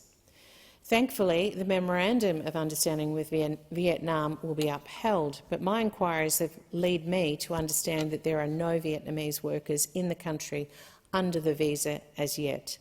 We need to do better, and as long as I stand as a Member of Parliament, I will fight for better. I was recently honoured to be offered the Shadow Regional Health Portfolio, tackling an issue that is not only one of utmost importance for the constituents of Mallee, but for all who live in regional Australia. In my maiden speech, I addressed this issue, that your health status should not depend on your postcode, but it absolutely does. We need responsive and sustainable healthcare delivery for the 9 million people who call the regions their home. Isolation is a key contributor to poor health outcomes and risks. While isolation might be mitigated by telecommunications and a network of first responders, distance and the lack of workforce are key troubles for regional communities. We need more doctors, nurses, allied health and mental health workers. We have reached crisis point, and the current federal and state governments have only offered band-aid solutions. A survey I am running for the people of Mallee, of which 2,000 people have responded so far, shows that 30% of them do not have a regular GP. 40% put off trying to get an appointment because it's just too hard and takes weeks. And many have to wait 8 weeks for waiting. A third of respondents have had to turn to the hospital ED because they cannot get an appointment with a GP. This is untenable and resulting in poorer mortality and morbidity rates in regional areas. A longer-term solution is training local students in health in our regional centres such as Mildura, Horsham, Swan Hill. I fought for and achieved an election promise to fund a biomedical wet lab in La Trobe University in partnership with Monash and Melbourne universities in Mildura to help build the workforce into the future. And in opposition, I have approached the Minister for Health and the Minister for Education to support this vital project. I have invited both ministers to come to Mildura and meet the local universities and the hospitals to further this important scheme. This is a local solution and needs support. This investment in modern, high-tech facilities would mean that La Trobe will be even better placed to ease some of the pressure we currently face in regional health workforce. I will continue to fight for Mallee's healthcare system at all levels. A great source of pride was when I was able to deliver funding for the multi-million-dollar radiation therapy bunker in Mildura with Mildura Health Private Hospital. This centre, which will open in the next few weeks, will mean people will not have to travel to Adelaide or Bendigo or Melbourne for radiotherapy and cancer treatment. I know the added burden that travel and isolation from families mean when you're sick. In my maiden speech, I was privileged to have my father in the house. He was suffering from terrible cancer at that time and had to travel for radiation to Melbourne. We lost him not many months later. Cancer is an awful disease, and everything must be done in research and services to make this journey easier for those who suffer, but even more so for families in regional communities. The inequity is unacceptable. I'm pleased that shortly patients will be able to receive life-saving treatment in Mildura, closer to their families and in their homes, near their homes. I remain passionate about injustice and understand the need for holistic approaches to the barriers faced by regional and rural communities. Before I came to Parliament, with a small team, I founded a not-for-profit organisation, Zoe Support, a holistic wraparound and place-based support to meet the needs of teen mothers and assist them to re-engage in education and employment. Zoe Support continues to have extraordinary outcomes, impacting 2 generations and sometimes even 3. Homelessness, mental health issues, drug and alcohol use and family violence have been significantly reduced through this essential service. Many young mothers are now educated and employed, and their children regularly attend school. Many are in their own private housing, not public housing, and managing their affairs. Over the years, I studied vulnerability in my PhD. I saw it in the mums at Zoe, and it provided great insight into our service model. I understand that the vulnerable are all around us, and in fact are us. Young mothers, Indigenous Australians, refugees, farmers in drought or flood, the unemployed, the aged, the chronically ill, those who live with a disability, and returned soldiers, among others. The structural factors of vulnerability are irreversibility, dependency, and unpredictability. While these factors are present every day in all of our lives to some extent or other, for the vulnerable they can be overwhelming and paralysing. I will continue to fight for the vulnerable and for my regional and rural communities in Mallee. In closing, I said when I took office that I was deeply humbled to be given the opportunity to represent the people of Mallee. Now, in my 4th year in office, I remain deeply humbled and grateful for the opportunity. I look forward to continuing to fight for Mallee and to contribute to the prosperity and well-being of all Australians. The question is that the address be agreed to. The member for Eden Monaro, an Assistant Minister. Thank you, Mr Deputy Speaker, and I'm thrilled to rise today as the Minister for Regional Development, Local Government and Territories, and more importantly as Member for Eden Monaro. I've been given a portfolio that I'm incredibly passionate about, growing up in regional Victoria and then moving to regional New South Wales, where I'm also raising my own kids in a beautiful part of the world, the Bega Valley, a stunning spot for anyone who wants to come and visit. I know how important it is that regional communities aren't left behind, and I want to see our regional areas continue to thrive so that our kids have the same opportunities that their counterparts do who live in the cities. As a former mayor of the Bega Valley Shire, I'm also all too aware of the challenges facing our local government sector, and I look forward to working closely with my local government counterparts on the issues impacting them, financial sustainability chief among them. Over the last 8 months, I've dived headfirst into my role as Minister for Regional Development, Local Government and Territories, and I've learned a lot so far. However, there's always more to know, and there are always more communities to understand. I've been fortunate enough to travel to a number of rural and regional areas across Australia already, and I'm looking forward to exploring more of our vast regions and meeting those people who make our regions so amazing. I've been to Norfolk Island for on a couple of different occasions, and will soon be travelling to Jervis Bay, Northern Territory and the Indian Ocean Territories. As part of my ministerial role, I've really enjoyed the opportunity to speak with over 170 local councils to hear what's important to them and to give them an opportunity to raise their concerns. And I intend to continue doing this, and I'm looking forward to as many meetings with councils as possible during my time as Minister. The Albanese government went to the election with an ambitious legislative agenda, and since that election, the Albanese government has delivered. It's delivered cheaper medicine, which took effect on the 1st of January, a decision which many people across Eden Monaro, in particular those on medication, but also a number of our local pharmacists, have highlighted what a major reform this is. Cheaper childcare, which will benefit 1.2 million families from the 1st of July, many of those in Eden Monaro. 180,000 fee-free TAFE places to help ease the skill shortages and help more Australians train for better jobs, a job that those opposite vacated in their time. And work has now begun on important renewable energy projects that will create jobs, boost communities and make sure Australia has a secure, reliable energy supply.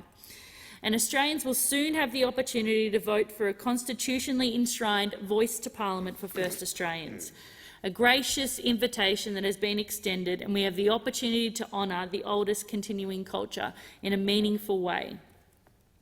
While my ministerial portfolio will keep me busy, serving the Eden Monaro remains my highest priority. We've had an incredibly tough couple of years, and our communities deserve a strong local voice in Canberra, and I'll continue to be just that. I will always advocate for the needs of Eden Monaro to ensure that we get the best for our region. With an electorate that spans 42,000 square kilometres, I know that there is a lot to deliver for our communities. And while I know there is more to do, I was pleased that an Albanese Labor government have committed to delivering much more than the last government did for our region.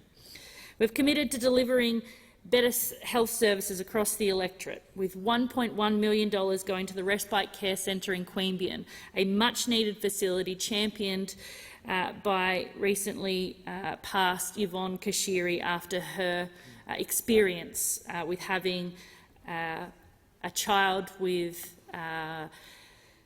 terminal illness who unfortunately passed away in an aged care facility without a dedicated respite facility for people of his own age. $5 million for the Veterans Wellbeing Centre in Queanbeyan. We know that there is a huge current and former defence personnel in our region, and we need to make sure they have access to the services they need, which is why this announcement was so fantastic and much needed. $4.7 million for the return of maternity services to Yass Hospital. With one of the biggest country regions booming, it is high past time that we have those services delivered back to that local hospital. $2 million for the Googong Sports and Social Club, upgrades for Free Body Oval and George Brown Oval, fire trail maintenance in the Snowy Valleys, $750,000 for an all-abilities playground in Murray and Bateman, all things that are needed to make our communities livable. Infrastructure and furniture improvements for preschools and schools across Eden Monaro, $10,000 to the Cooma Lambie Street Preschool and the Cooma North Preschool, as well as the Captain's Flat Preschool, $20,000 for the Eden Public School landscaping, $80,000 for the Yass High School basketball court, $20,000 for Brungle Public School playground and $20,000 for Cancoban Public School desks and chairs. All much-needed upgrades going to some of the 120-odd schools across Eden Monaro. Improving phone connectivity and getting rid of black spots is a huge priority for us, especially after the amount of natural disasters our communities have endured, which is why we've committed $1 million each for the Snowy Mountains, Monaro and Kings Highway, and $3.5 million for patchy areas along the Princess Highway between Ulladulla and Eden. We know the Royal Commission into the Black Summer bushfires showed that people were expecting that they would get information when they were travelling on these main thoroughfares as they were leaving emergency areas. More needs to be done and our government will deliver it. $500,000 each to deal with mobile phone black spots in Carwoola, Mystery Bay, Dalmini and Talbingo. Much needed upgrades that these communities have been campaigning on for years now. And we're also delivering critical safety upgrades for roads across Eden Monaro, $17.4 million for the Brindabella Road and $65 million for the creation of Duns Creek Road. In addition to this funding for key upgrades and improvements that are very much needed, and after listening to local feedback, the government has increased the funding for Brindabella Road by $20 million, bringing our investment to $37.4 million, which will provide much-needed safety upgrades and improve tourism opportunities into the Tumut region. I'm incredibly proud to be the member for Eden Monaro. It is a privilege that I will never take for granted, and every single time I stand up in this parliament, I always have the Eden Monaro community in front of mind. With that being said, I'm going to use the rest of my time to shine a light on some of the incredible things that have been happening across my electorate. Snowboarding has really taken off in Eden Monaro and is the home to the Snowy Mountains, as it should. A huge congratulations to Jindabyne's Josie Baff, who got her first ever snowboard World Cup podium finish in snowboard cross, and it was a gold. And to Dalmini local Valentino Gazzelli, a huge effort to win the Crystal Globe at the 2022-23 FIS Snowboard Big Air World Cup in Austria. Incredible work, Josie and Valentino. Thank you for everything you're doing for Eden Monaro and to make Australia proud. At this year's Australia Day ceremony in Queanbeyan, it was fantastic to recognise the brilliant season of the Queanbeyan Whites Rugby Union Club, the Queanbeyan Tigers AFL Club and the Monaro Panthers Football Club, which were all recognised for their premiership-winning seasons in 2022. And if the Queanbeyan Blues had managed to score a few more, it would have been 4 of the football codes that Queanbeyan took the Premiership Cup in. Queanbeyan sports excellence at its finest, and I'm confident to say there will be even more stellar results in the 2023 season. I also want to give a shout-out to our very own futsal superstar, Christian Marchetti from Jerrabombra.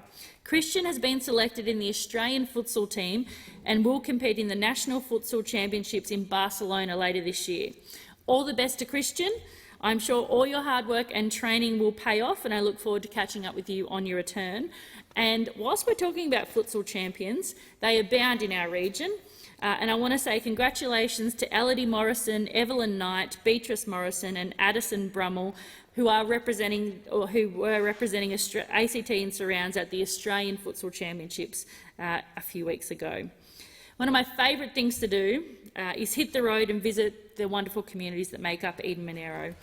Recently, I've held mobile offices in Talbingo, Wyndham, Cooma, Narooma, Yass, Cooma, Adelong, Bungendore, Cobargo and Queanbeyan.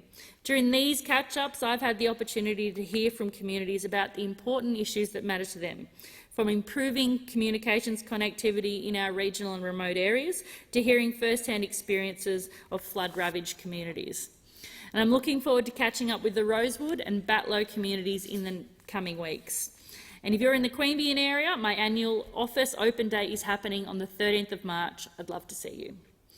Eden Monaro is home to so many fantastic festivals and events, and we celebrate what the arts does for our community, which is bring people together and give people a reason to travel to our beautiful part of the world. Last year I had the privilege of attending the Melanoma Awareness Day Festival, something that's very close to my heart, and I want to give a shout out to all those involved. That day was put together after we lost a beautiful community member, Tracy Beasley, and our local community will continue to hold the Melanoma Awareness Day Festival, and I look forward to attending again later this year. We also had the inaugural Wanderer Festival at Pambula Beach and the Thor Festival in Merimbula the following weekend. It was great to see the New Morella Folk Festival back a few weekends ago after the disruptions of the past few years. These events are not only a fantastic opportunity for our communities to come together, it's not only a fantastic opportunity for our visitors to come, but it does really show what our communities have to offer. And I am incredibly proud that all of these festivals are mainly run by volunteers. We've seen music performances, artisan workshops, comedy and the Oktoberfest. And I want to thank the organisers of all of these events for their ambitious contribution to our region. I look forward to seeing these and other local events reach new heights in 2023 as our landmark national cultural policy starts delivering benefits for Eden Monaro. Attending citizenship ceremonies remains one of the highlights of my role as a local member, as it did when I was a local mayor. And I'm not surprised Eden Monaro continues to attract new citizens who have chosen to make our beautiful part of Australia their home. I've been really honoured to attend citizenship ceremonies in Queanbeyan, Cooma and Bega, and I thank the local councils for putting on such memorable ceremonies to welcome our new citizens. Since July last year, we've had the pleasure of welcoming over 250 people from around the world. It certainly is, in my part of the world, a vibrant multicultural electorate, and I look forward to the positive impact our newest citizens have on our communities. An interest and understanding of civics and citizenship are values that are fostered from a young age in our schools, which is why I'm always proud to engage with students from across Eden Monaro. In the last few months alone, we've had the privilege of welcoming 15 schools to Parliament House from across the electorate. Whether it's a large school like Bega High School or a smaller regional school like St Joseph's in Adelong, the experience of walking these halls, the halls of our nation's democracy, is something that most students won't forget. And now more than ever, a respectful dialogue that positions First Nations people as central to our future is paramount. And that's why it was a real honour to meet Lumen Christi Catholic College with the Honourable Linda Burney for the unveiling of an amazing piece of First Nations art done by the school students. Thank you to those students for including us in that experience. I've been fortunate enough to get out to visit the students of Eden Monaro in their own schools. A highlight for me, and I hope the students too, was being involved in Stephanie Alexander's Kitchen Garden initiative with the Cobargo Primary School. Welcoming Stephanie Alexander to a community, a small community, after what had been a pretty terrible experience during the 2019-2020 bushfires was amazing. To see how well those kids take to that program, to see her interaction with the kids in the kitchen and then eating that food was amazing, and I want to thank her for the work that she does with schools across this country. That program is amazing, and if you have a chance, I'd ask the schools to have a look at whether they can incorporate that Kitchen Garden initiative into their own school. I was even able to revisit my days working as a lawyer when the Year 11 Legal Studies students of Bega High kindly invited me into their classroom for a chat about what being a lawyer is all about and what a fulfilling career it can be. I'm looking forward to getting out to even more schools in 2023, and I'm excited to bring Parliament House to your classroom. Last year we saw the passing of Her Majesty Queen Elizabeth II, which coincided with her Platinum Jubilee. In my speech commemorating Queen Elizabeth in this place, I recounted the many times that she'd visited the seat of Eden Monaro and the many memories held by constituents of the Queen and her long service to our country. To celebrate her Platinum Jubilee, the federal government initiated the Planting Trees for the Queen's Jubilee program. It saw community groups and organisations honour the Queen and her legacy of service and achievements by commemorative tree plantings.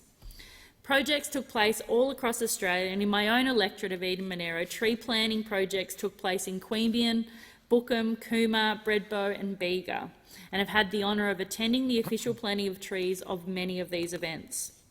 Planting trees to mark the Queen's 70 years of service will leave a lasting reminder of the Queen's service for future generations to enjoy. A heartfelt thank you to all of our community service organisations and volunteers. I was so proud to learn of Amar Singh's Australia Day Local Hero Award for 2023. Amar is the founder of Turbans for Australia, and in response to the Black Summer bushfires, during the COVID-19 lockdowns and in any time of need, Turbans for Australia have made meals, put together food hampers and delivered truckloads of water, groceries, toiletries, toys and tools to those in need. I'm so proud of the work they have done in Eden Monaro, and I want to say thank you for taking the time to take our communities into your heart and helping them. An award well deserved, Amar. I'd also like to pay tribute to the many individuals and organisations who work tirelessly to improve our community. A small honour roll might include Orange Sky, who provides washing services in Queanbeyan every Wednesday and Sunday. Sleep Bus in Queanbeyan, who will this week celebrate providing 1,000 safe sleeps to our community. Yas Spin, who through volunteering at event after event raise money for local people suffering illness. Monty's Place in Narooma, who serve free meals to the community. Vinnie's, Anglicare and Salvo's, Home in Queanbeyan. The list could seriously go on and on. These organisations and volunteers do so much across our community. In Eden Monaro, more than a quarter of our population volunteer in some capacity, whether that's for a service club, for a sporting organisation, in the local P&C. And I want to say a big thank you to you, because our small communities, our country communities don't run unless we have amazing volunteers like yourselves doing fantastic work. And I want you to know that thank you is never enough, but here in this place I want to say thank you to the work that volunteers do across Eden Monaro. Just last week we had the Terry Campese Foundation providing cash vouchers to families to help with back-to-school supplies for our local kids.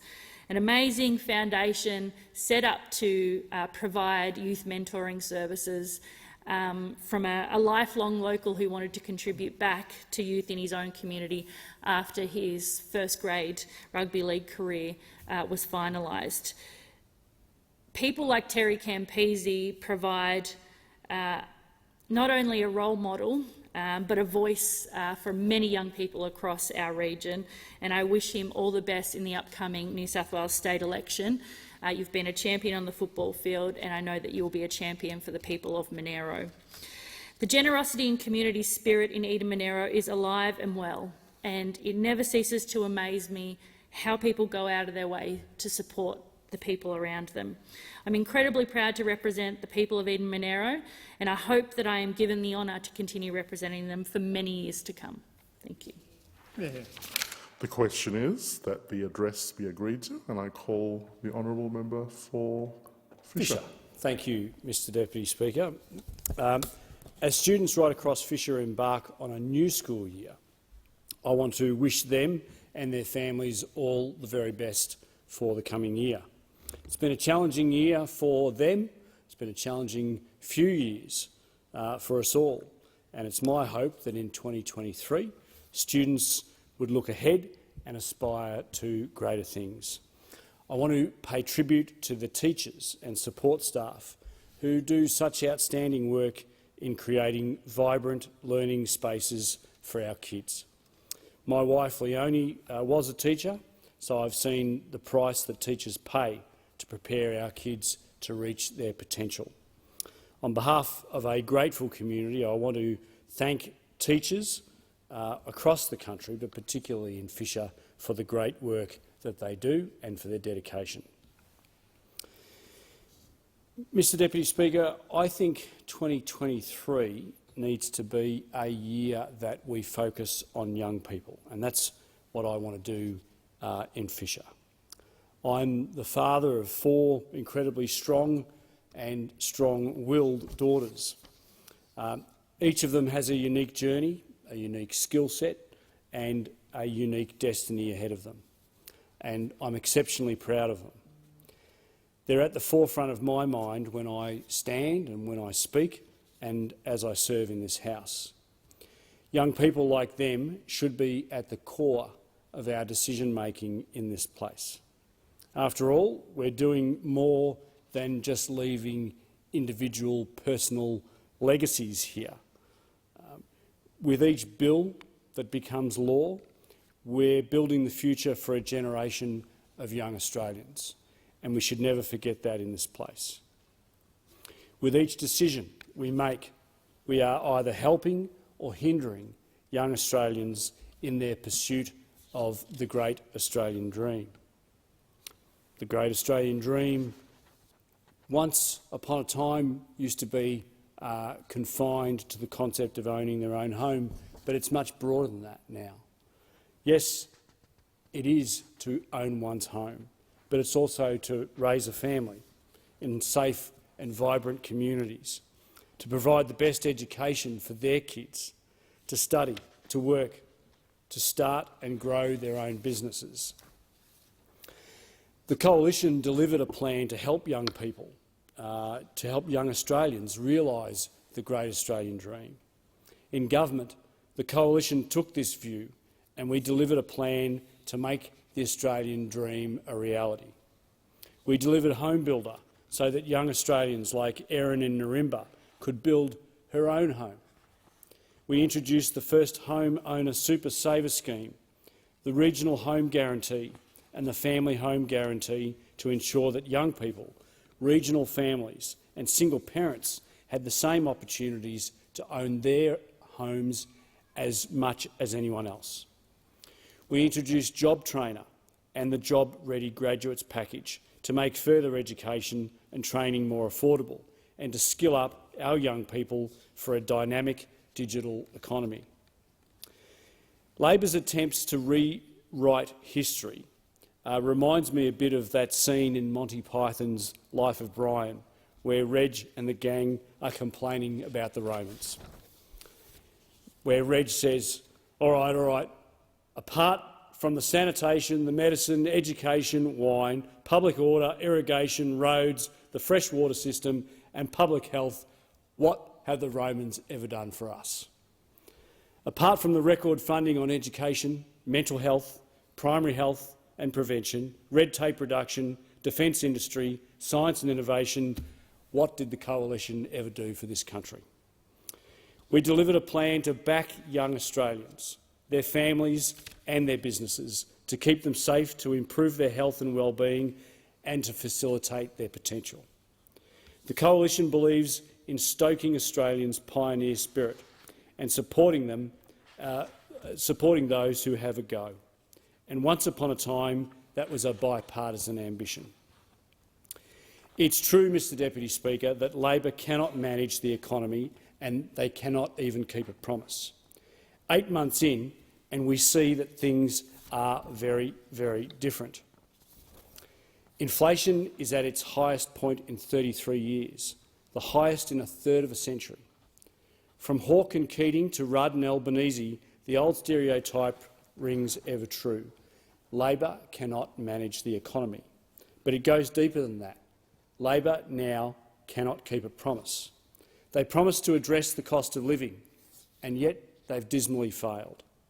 Every day I hear story after story about young Australians who are anxious about their future. 24-year-old single mum Georgia from Mooloolaba is worried about whether she can afford to continue her full-time carer responsibilities, with the cost of fuel and food continually going up. 30-year-old entrepreneur Jade from Narimba, who launched her business last year and is already deciding whether or not she can afford to continue. 18-year-old Uni SC student Sarah, who couch surfs 2 nights a week because she can't afford to drive to and from her classes every day. These are young Australians, with aspirations to break generational inequities, to make a difference and to build a brighter future. Many of them lent Labor their vote at the last election, and Labor is squandering their goodwill. They voted for Labor, who led a fierce marketing campaign about opportunity and equality. And what we have is the worst cost of living crisis in 3 decades. What we have is a greater divide between regional Australia and urban elites than ever before. Labor promised the world and then they give you an atlas. Or in this case, they pretend they never made the promise at all. They promised to cut power bills 97 times. They promised to cut them by $275. We've repeated this fact ad nauseum and we will continue to do so. Now Labor don't even acknowledge it. Meanwhile, they are presiding over the most expensive average wholesale electricity price on record. By the government's own admission, electricity prices are set to rise by more than 63% and gas prices by 40% over the next 2 years. I think about this impact and the impact it will have on my local IGA, my butcher, my local fish and chip shop. They'll be forced to reduce service, increase prices, lay off staff, or in the worst case, maybe even close up shop. We're seeing it across the country already. I think about how this will affect my daughters and young people like them across the country. Students who won't be able to put fuel in the car, who will reconsider visiting a GP or can no longer afford to go to the gym. Young families who will not be able to afford to pay for their kids' swimming lessons or soccer boots. Young homeowners who will struggle to eat and pay their bills in the same week. Young homeowners who have no one to bail them out of financial hardship, who will be forced into selling or perhaps bankruptcy. Young entrepreneurs who might throw their hands in the air and be forced back into a job, giving up on their ambition to realise that great Australian dream of running your own business. This opposition, we on this bench, will keep the torch to the government's feet on power bills because that is what Australians expect us to do. We on this side of the House will keep the government to its promises, to its election commitments, because that is what Australians expect us to do, and it's what Australians expect this government to do, that is, to live up to their promises. Labor promised to bring down fuel costs. Instead, they removed the excise freeze and have increased red tape for the small businesses and franchises who make up a large number of servos across my electorate. At the same time, they're funding climate warrior training programs and thrusting brand new emission taxes on primary producers and mining companies, increasing the cost of supply even more. How does that help everyday Australians? Ask the mum or dad who has to drive their kids to soccer on a Saturday morning whether their fuel prices are down under Labor. Ask the young hospitality worker who, after a long shift at work, is forced to pay more for their Uber thanks to Labor's inaction on fuel prices. Ask the truckie who's lost his job because the company's hit hard times, and the farmer who can't get his produce off the property because there aren't enough drivers. How are these things fair to Australians? They promised to cut the cost of healthcare. After nearly a decade of record investment, reform and growth in healthcare, thanks to the coalition, Labor inherited a health system that was the envy of the world. Now Australians are paying for their false promises and intervention. They've cut 70 telehealth services, further increasing the healthcare gap between regional Australia and the inner city. They promised urgent care clinics across the country. Not a shovel has hit the ground. They promised 50 of these urgent care clinics. And just a couple of weeks ago, the Prime Minister stood up and made this big announcement about expressions of interest for 3 out of the 50. They promised that 50 would be up and running within their first 12 months of government. What we will see is none in the first 12 months. Meanwhile, ambulance ramping in my state of Queensland is at an all-time high. Police have stepped up and stepped in to fill the ambulance gap, bringing people to hospital, only to be ramped as well. So we've not only got a ramping of ambulances in Queensland hospitals, but now we've got ramping of police officers.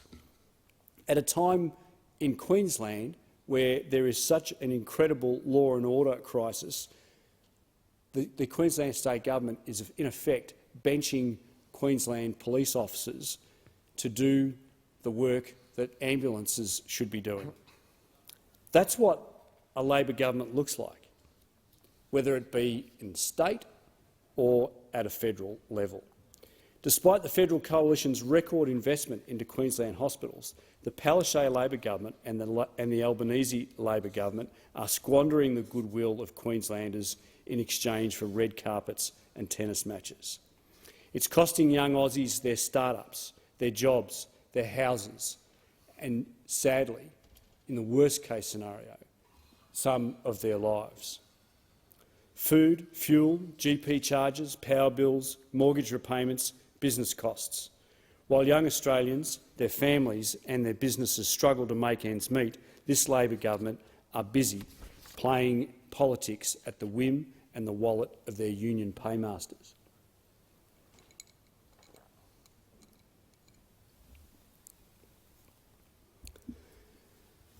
And look, Mr Deputy Speaker, I wish I wasn't standing here saying all of this. When we were in government, I used to, as a member of the government, I used to sit here and listen to those opposite whine and whinge and complain incessantly.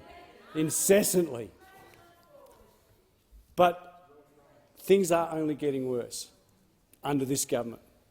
The Reserve Bank estimates that 800,000 Australian mortgages will be moving off fixed mortgage rates this year. Before tomorrow's RBA decision, and the RBA will make its own decision, but before that decision is made, the annual repayments on a $758,000 mortgage will have climbed by almost $16,000.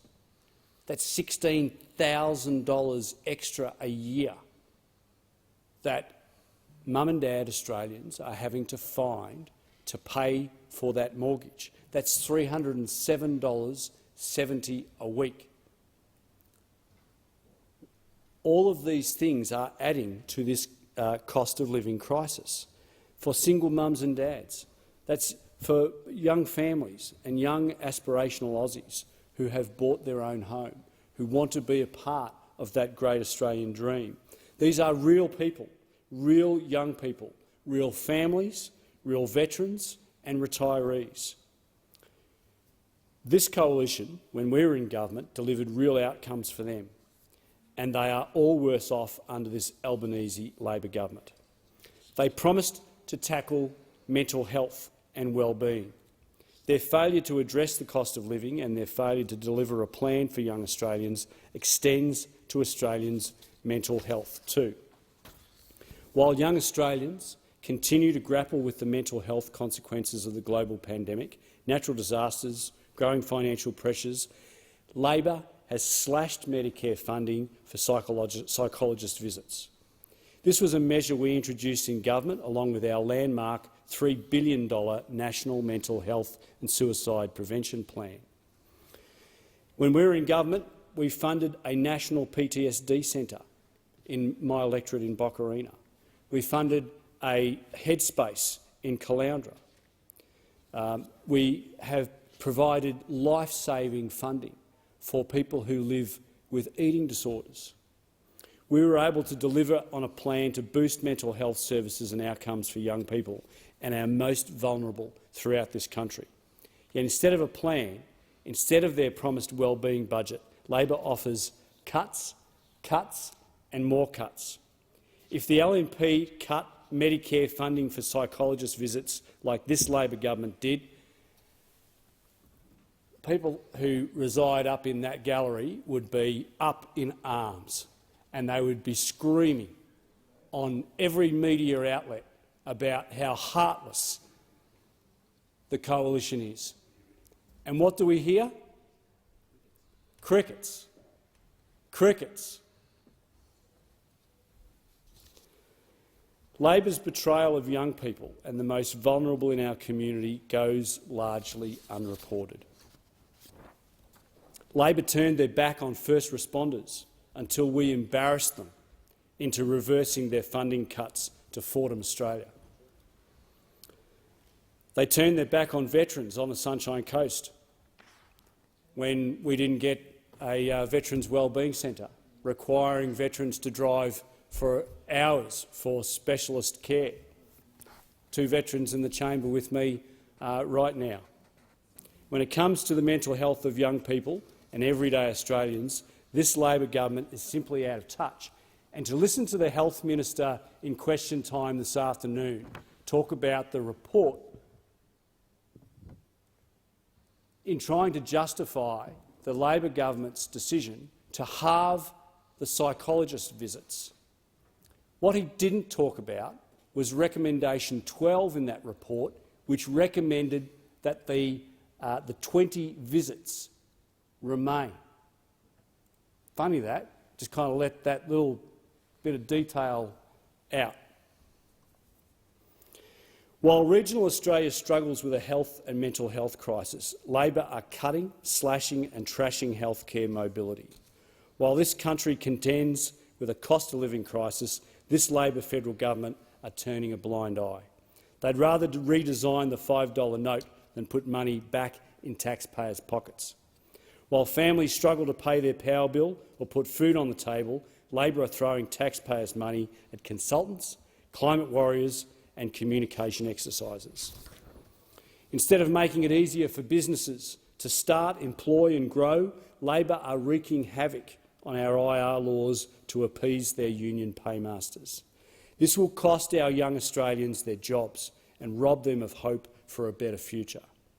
Labor promised the world to young aspirational Australians, and they have given them an atlas.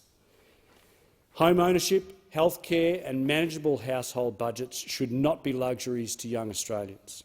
Yet after 9 years of good government, the Australian dream is slipping from their grasp. This Labor government have no plan for young Australians. They don't have a plan to back small and family business. They don't have a plan to tackle the cost of living. They don't have a plan to protect and propel Australia forward. 8 months in, and we have a government frantic, fumbling and failing to listen to those who elected them to this place. I say to the young people of Fisher and to young Australians the country over, the Coalition is listening to your voices. We are your voice in opposition and we strive to be your champions in this place. I encourage you to speak up, reach out and make your voices heard. We are building your future in this place, and together it is essential that we play our part to work with you in building a better future for you. The question is that the address be agreed to, and I call the honourable member for Newcastle. Thank you, Deputy Speaker, and it is with great optimism that I stand in this chamber to begin the parliamentary new year with a reflection on the Governor-General's address in reply to this parliament many months ago now, it's fair to say. I'd like to offer my congratulations to all members who have been elected in this place and indeed the other place. And of course, I celebrate a Labor government victory. I'm very heartened to see the incredible work that Labor has done already. After a wasted decade, we are not wasting a single day. And it was Labor Prime Minister Paul Keating that remarked that when you change the government, you change the country. And how right he was. From the moment the Labor government was sworn in, we've been working to clear away the mess and chaos of the previous government. We have hit the ground running. We're restoring security to the national energy grid. We're delivering support to flood-affected communities, implementing the strongest ever biosecurity measures to protect our agriculture sector from foot and mouth disease, establishing the Defence Strategic Review to make sure that our Defence Force has the capability to meet our changing national security environment. We're backing a pay rise for workers on a minimum wage. We're lifting our climate change ambition and rebuilding Australia's reputation in the region and in our international relations. We've also moved to change the way that government functions, making Parliament a better place to work for everyone. I had a look back at my previous address and reply speeches ahead of writing this speech, and in 2016 I spoke about the serious lack of diversity in the 45th Parliament. Out of 150 members, only 43 were women. In the other place, there were 30 women senators out of a total of 76 senators. That, thankfully, is not the same as what I see here today. I am so heartened that in the 47th Parliament there are now 58 women, almost 40% in the House of Representatives. And in the other place there are 43 women, now 56.6% of the Senate makeup.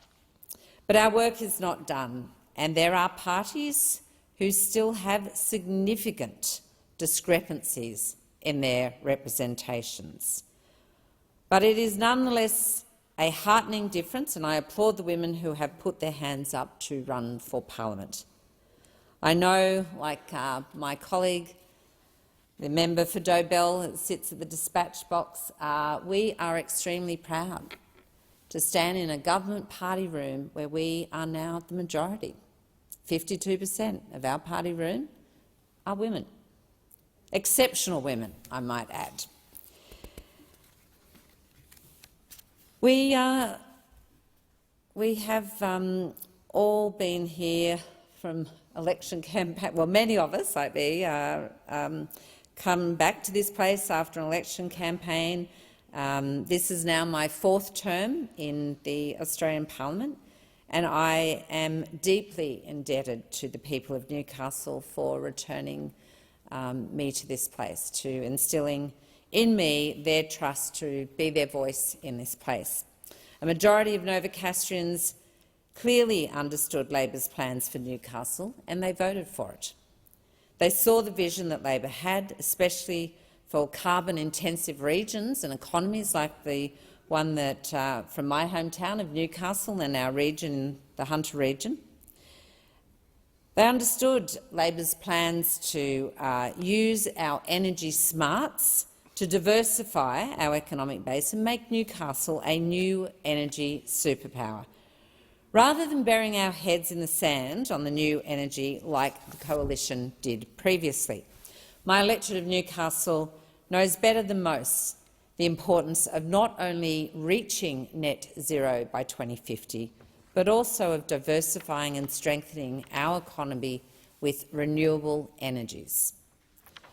The Labor government's Powering Australia plan will deliver on our commitment to ensure that 5 out of 6 new jobs will be in regions like ours.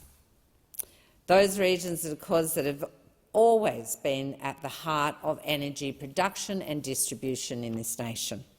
The Newcastle and Hunter region has powered Australia for generations, and under Labor we will continue to power Australia into the future. The people of Newcastle are over the moon to see the back of the climate wars.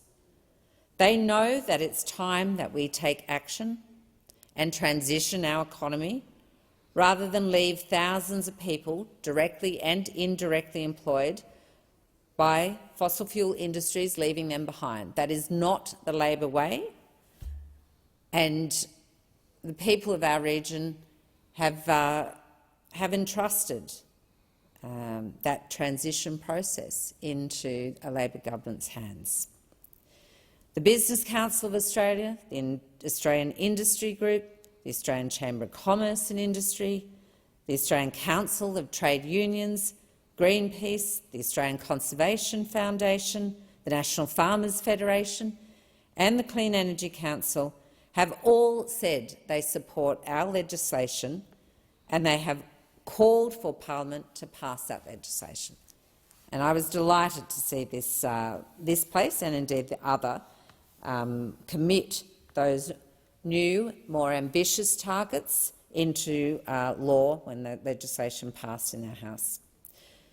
Novocastrians, businesses and industry groups that I meet with regularly are telling me how excited they are about those opportunities before Newcastle and Hunter now. Newcastle and Hunter are rapidly becoming a centre for green hydrogen, and there are quite a few projects on the horizon.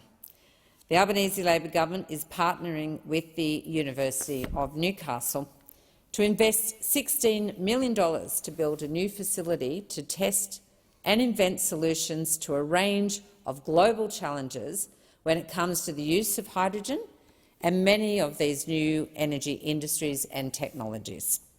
The skills, techniques and technologies developed by this project at the University of Newcastle will enable local industry, including hydrogen investments at the Port of Newcastle, to reach their full potential. There's a lot of thinking as to what will be required, what industry is going to need in a skilled workforce, but also places to test and to accredit and ensure safety in the use of these new energy technologies. There are also two green hydrogen projects that federal Labor committed to help fund, with $41 million going to each of those two projects. One is with Orica and Origin, and another one based with the Port of Newcastle. There are huge opportunities for the production and export of green hydrogen. It makes sense for the Port of Newcastle to play a substantial role in Australia's bid to become a significant exporter of renewable energy, especially green hydrogen. With its existing access to global energy supply chains, world-class infrastructure, strong industry partnerships, proximity to existing demand, links to domestic rail and road networks, a local highly skilled workforce and proximity to renewable energy zones, the Port of Newcastle is well placed to develop a hydrogen hub and to export hydrogen as a tradable energy commodity.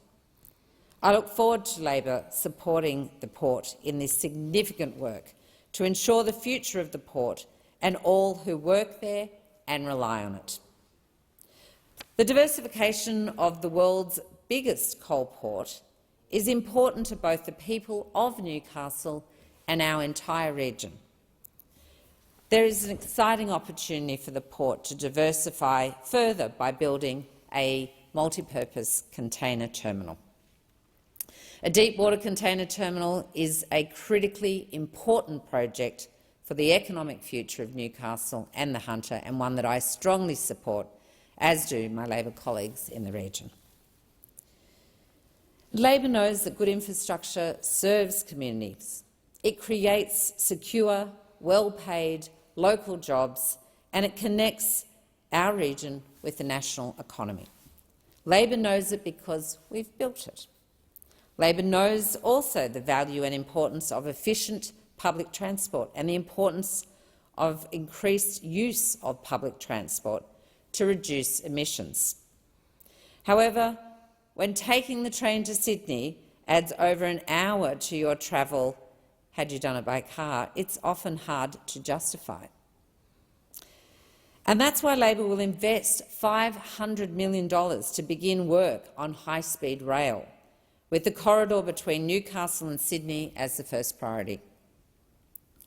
We'll start with the fast rail corridor, but we will plan and build on that existing fast rail works to move to high-speed rail.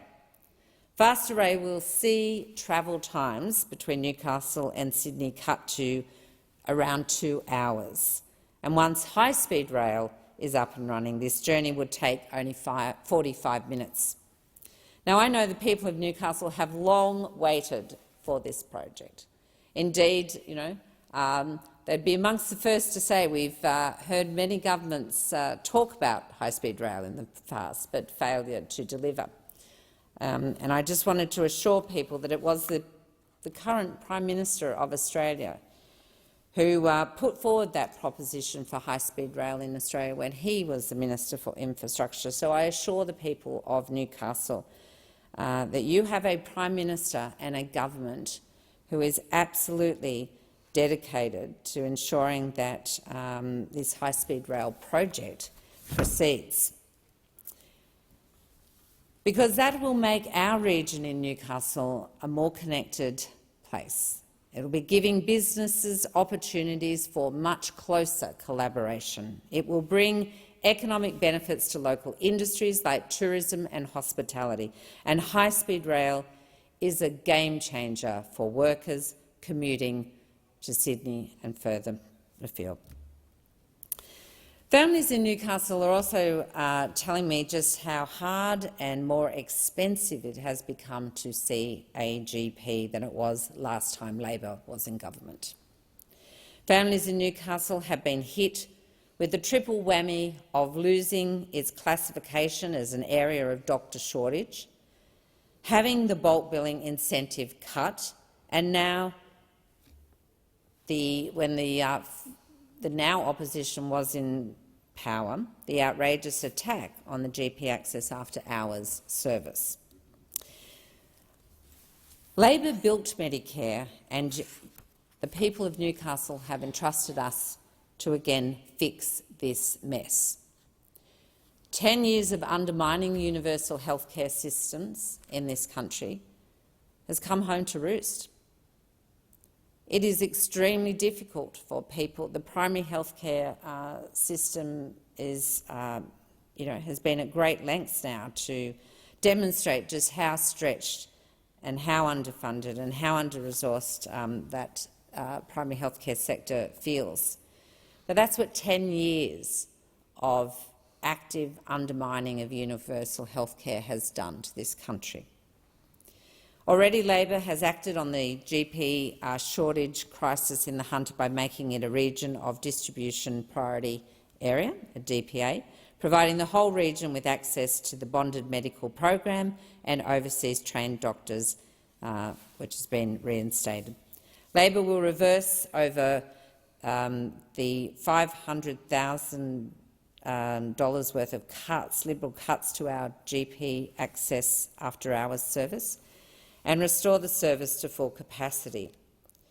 The Department of Health and Ageing is in discussions with the Hunter New England and Central Coast Primary Health Network and the GP Access about the implementation of that election commitment, and I know that my constituents are greatly looking forward to these services being reinstated in full. We know we have been the best service in the country for after-hours GP cares, and we want to see that service restored, to be fully reinstated, so that we can continue to deliver best practice, high-quality services to the people of Newcastle. Labor is also investing $1 million over 4 years to revitalise the Caden Centre Cancer Exercise Oncology Clinic to ensure that they can keep their doors open. The Caden Centre delivers custom targeted exercise programs prescribed by allied health professionals to drastically improve the long-term health outcomes for people living with cancer. This is an essential service for people living with cancer and chronic illness. The Caden Centre has developed a groundbreaking model of care delivery for patients undertaking chemotherapy, involving a personalised exercise program to optimise a patient's fitness prior to the definitive cancer treatment. The program has seen a 50% reduction in major complications, shorter length of hospital stay, reduced readmissions and more patients returning to complete their intended oncology treatment. Under this Albanese Labor government, Cadence Centre will be able to support thousands more cancer patients on their pathway to recovery.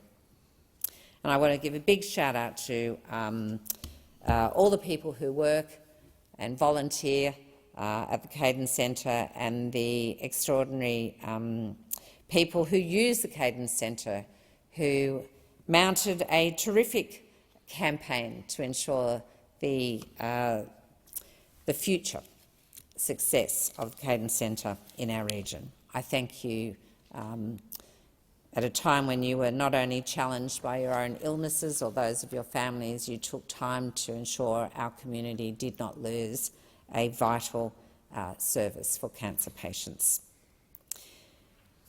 But Labor also wants every child in every school to get a great education, and this Albanese Labor government will make sure that our children get the help they need to bounce back now after COVID. The past 2 years has been tough on families in Newcastle, as is the case across Australia.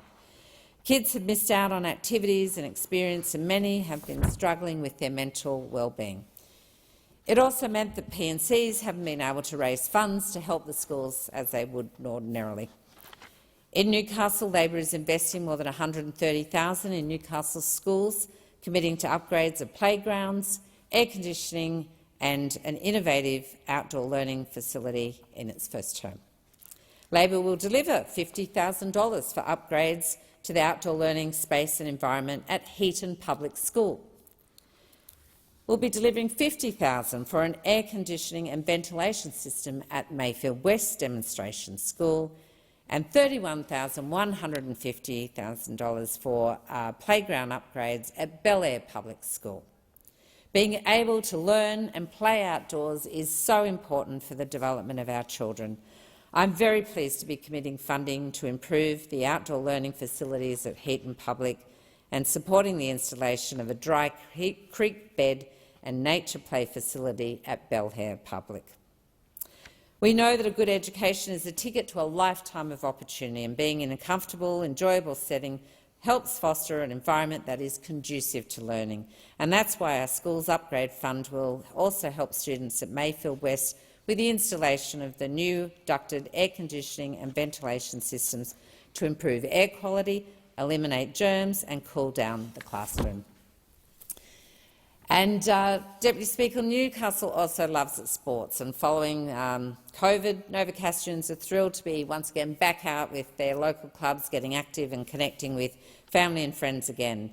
And the Albanese Labor government is investing in community sports infrastructure in Newcastle because we know it's good for local families and we know it's good for local workers too.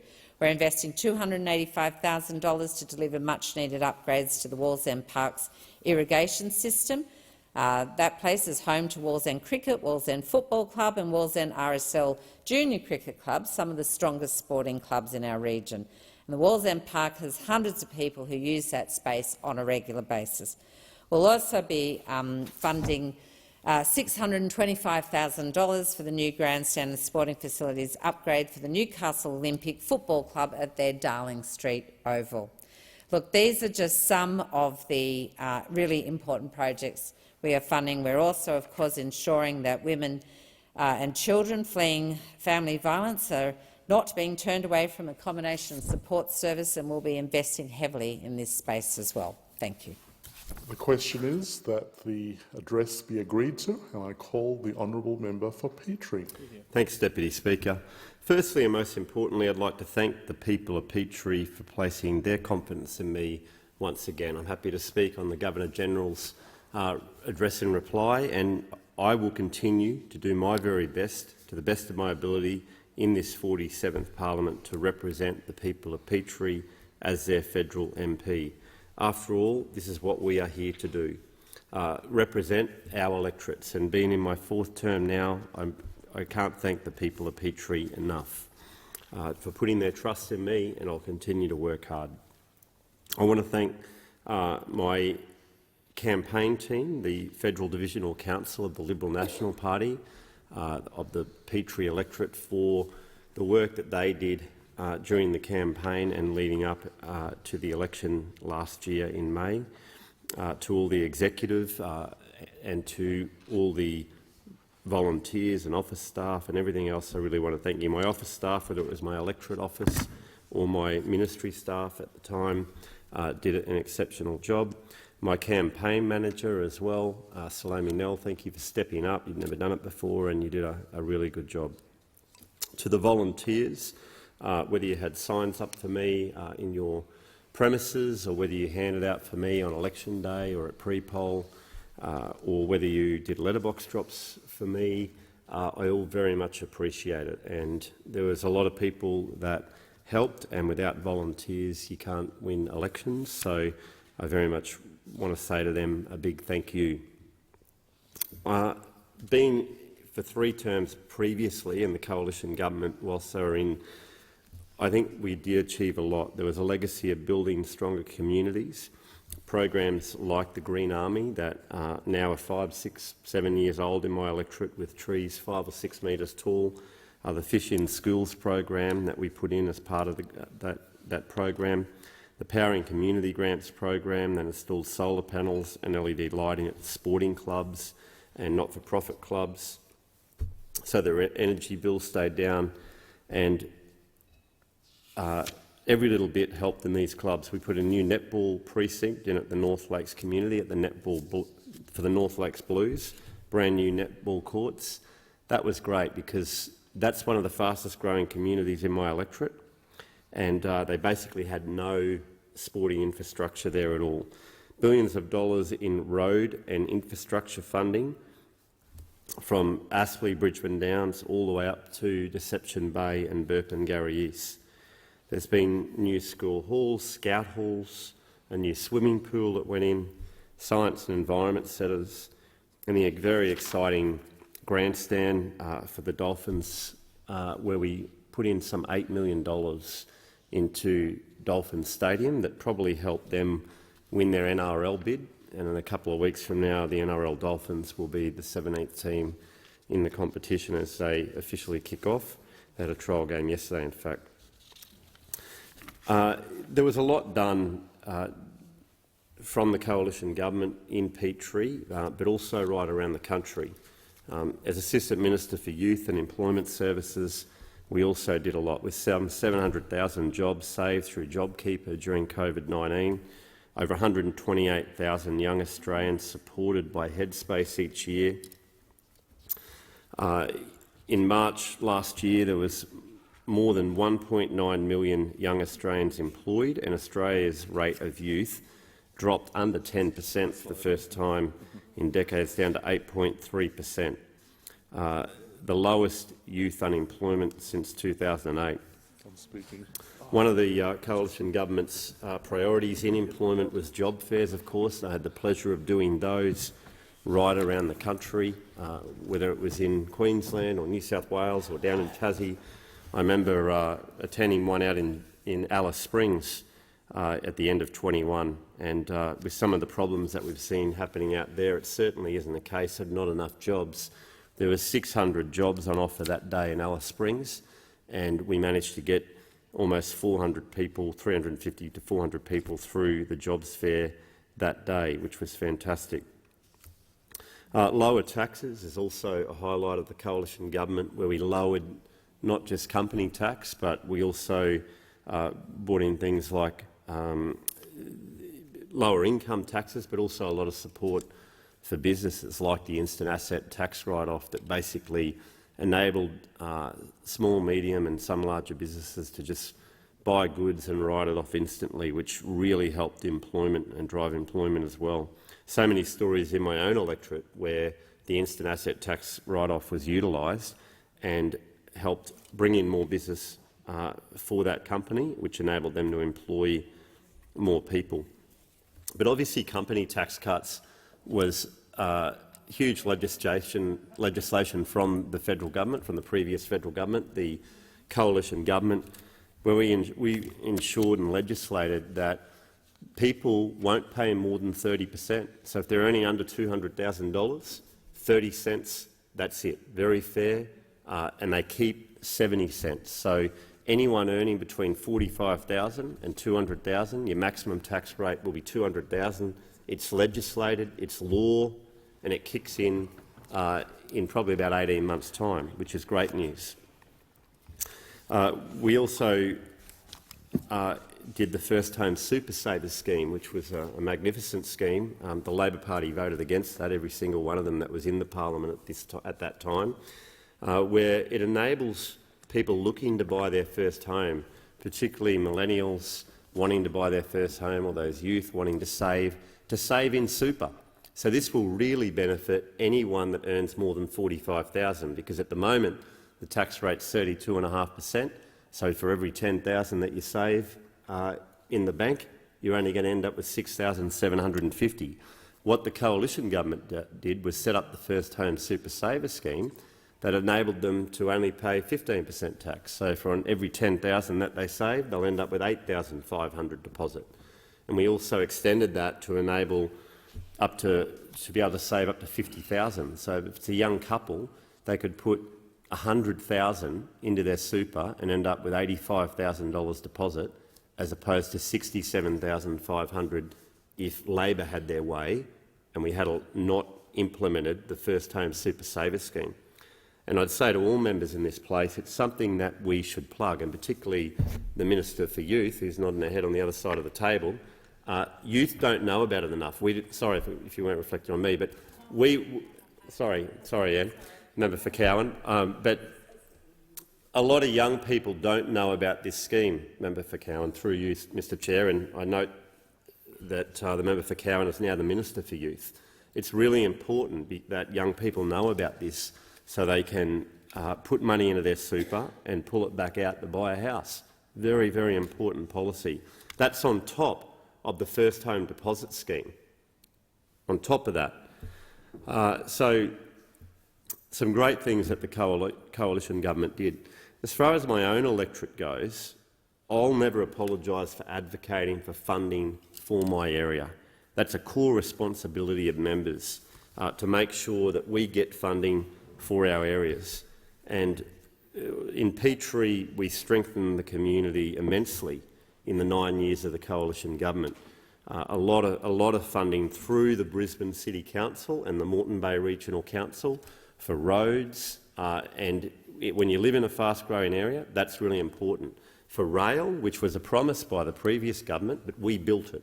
The coalition government built the Moreton Bay Rail Link and funded it after I was elected in September 2013. All the community halls, not-for-profit groups, sporting clubs, all of that funded through the coalition government, and my electorate is much better for it. I was disappointing, because in the last election I had $25 million worth of commitments for the people of Petrie on different projects, and the Labor candidate had zero, nothing, not one, couldn't match $1. And that was very, very disappointing, because traditionally, in Petrie it's been bipartisan support, but here the Prime Minister and his ministers couldn't promise $1, okay? Anything that we matched. And these were grassroots community projects that needed funding. And issues like the Suttons Beach Pavilion in Margate, down on the beach at Suttons Beach, an older building. Where that beach was outside of Indigenous people, was the first settlement in Queensland, first European settlement in Queensland. And the Suttons Beach Pavilion had been there for a long time. It needs repair. It's got concrete cancer. And our commitment under a coalition government was $5 million to the Moreton Bay Regional Council to repair or rebuild that project. Now, the Labor candidate was aware of it, but the Albanese government did not decide to make that an election promise. And not only did they not decide to make that an election promise, I've since written to the Prime Minister, and they've written back to that group saying they will not fund it. Important funding that the Petrie electorate will now miss out on under a Labor government federally and a Labor government in Queensland. Other projects as well, like the Dolphins High Performance Centre in Redcliffe, that would help not just the Dolphins players, but would also help the Queensland Cup players. It would also help students from Redcliffe State High School and other local athletes that would be able to train there. Some $15 million was promised by the coalition government. From Labor, zero, nothing. A new baseball clubhouse for the Padres baseball team.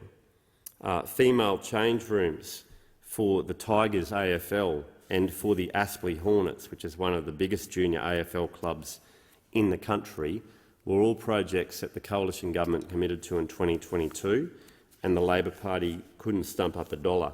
And when it comes to the 2025 election, and the Prime Minister and his ministers want to come up into Queensland, I'll be reminding those groups that they couldn't stump up a dollar. It would have been built by now if the coalition was re-elected.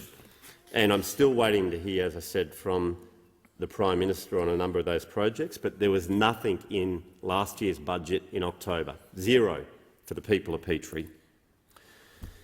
So, Mr Deputy Speaker, that is disappointing. And I think the Labor Party need to do a lot better. But as the federal MP for the area in my 4th term, I'll continue to advocate for these projects and to work with local people. Because, as I say, and I said it in my maiden speech, life is about relationships. That's all you take with you when you're gone.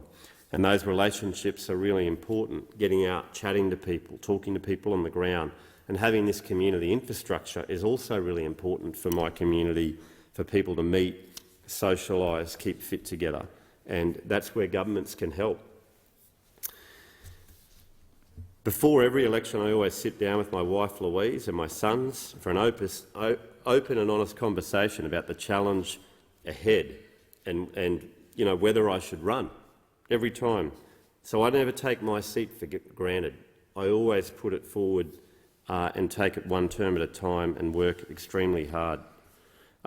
Because election campaigns, of course, can be tough at times, you know, with mistruths thrown around. And personally, I can only speak for myself, I always try to speak truth, to let people know and be honest and straight up. If they ask me what your opinion is on this, I let them know.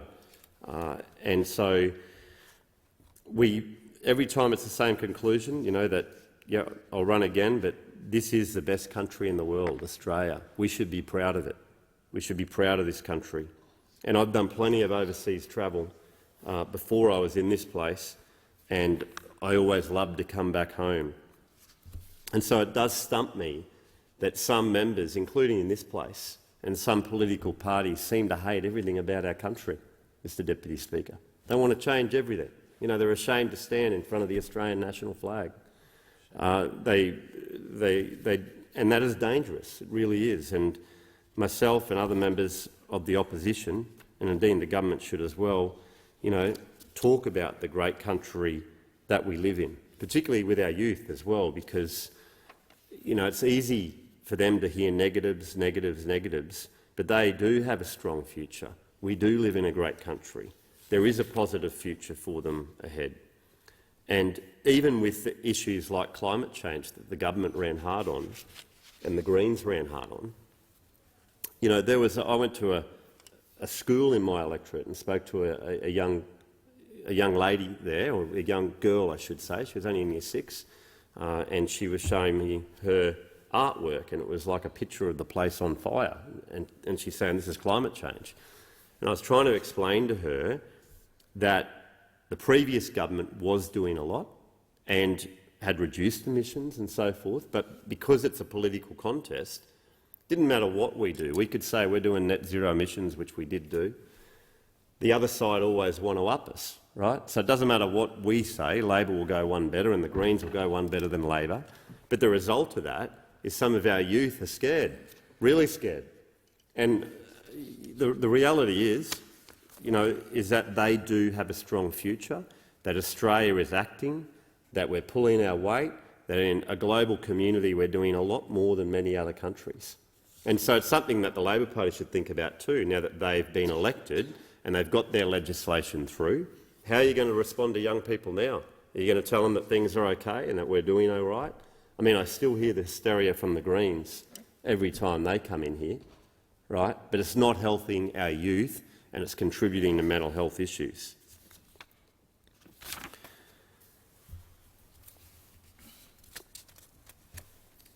I want to ensure that all Australians, our young people, our older people, have happiness and success in their lives. That's really important. And so that's what I'll continue to do, to try and talk to people in my electorate and let them know we do have a positive future. I'm here to help as their MP. I'm here to represent them well and speak in this place, not just in the House but with my coalition colleagues, and do the very best we can. With any job, there's always highs and lows, but when I head out into the community talking to those students at schools, the volunteers at sports carnivals, the workers in the businesses, or have a cuppa with the residents at a retirement or an aged care home, it reminds me why I do this job. That's what I love about the job, the on-the-ground work, the communication out there. That's particularly what I do well. The best of Australia lives in those people, their stories, their challenges, their victories, weave together to continue to shape the Australian story. The latest census shows nearly 30% of our citizens were born overseas, and with some of their parents as well, it's almost half. Half of Australians are born overseas. And at some point they decided that Australia was the country for them. They are now proud Australians. They embrace the values and traditions of this country and work to interpret and fit into the culture, inevitably go on to enrich it. And one of my favourite responsibilities as the member for Petrie is to attend citizenship ceremonies, which is really important. Now, at the time, I've also read scripts from previous ministers like the Leader of the Opposition, the Honourable Peter Dutton MP, and also the previous Minister Hawke.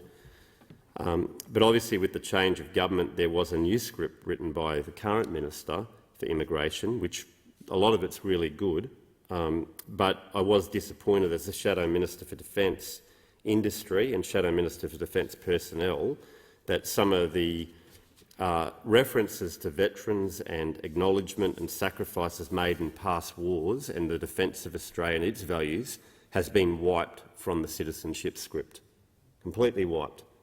I read the new script just on Australia Day, and it's gone.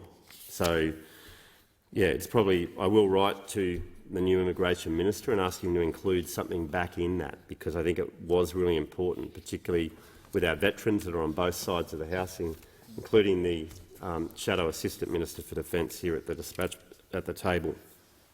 I've also got a son in the Australian Defence Force, in the Army at the Australian Defence Force Academy, who wants to serve, and he joined up. He's in his 3rd year. He joined up because he loves the country. I taught him that it's an honour to serve your country, whether you do it through politics, like people in this place, or whether you do it in the ADF. It's an honour, and we should be giving back to people. In my role as Shadow Minister for Defence Personnel, I'm excited about that, having a son who's in Defence Personnel, and I'll be doing my best to get out there and to encourage people to join the ADF. I think that is bipartisan, that the new government also, well, they're not that new now, I guess they've been here for 9 months, but the Albanese government and the opposition both want to see a strong defence force. We want to see more people join. We're committed to 18,500 more people by 2040 in the ADF, and I'll certainly do my best to encourage people to join, and I'd hope that all members will as well. And our defence personnel serve proudly under the Australian flag as well, particularly the Army, who have the Australian national flag as their flag. Many people have fought and died for that flag. They're buried under it. It's put on their coffin. It's part of their uniforms. They present arms to it. It's a powerful symbol of unity. Honourable member for his contribution. And the question is that the address be agreed to, and I give the call to the honourable member for Cowan.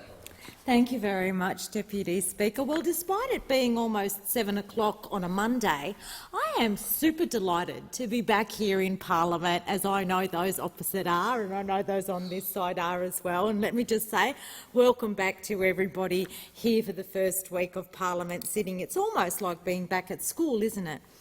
I'm particularly excited for the year ahead, and for the year that has been, where we've been able to deliver on the government's commitments made during the election campaign. Like the member for Petrie, who spoke about that absolute honour and that dedication to representing your electorate, I'm also honoured, as I know everyone here is, or most people are here, to be representing their electorates. And I'm particularly honoured to be representing the electorate of Cowan, such a diverse and vibrant community full of such caring and hard-working people who put their unique talents to use to really help one another and lift each other up. It's something that I see every day as a local member. I'm also very proud to be part of the Albanese government, a government delivering for the people of Cowan, for the broader Australian community, through a range of initiatives, and I'll be speaking on some of them today.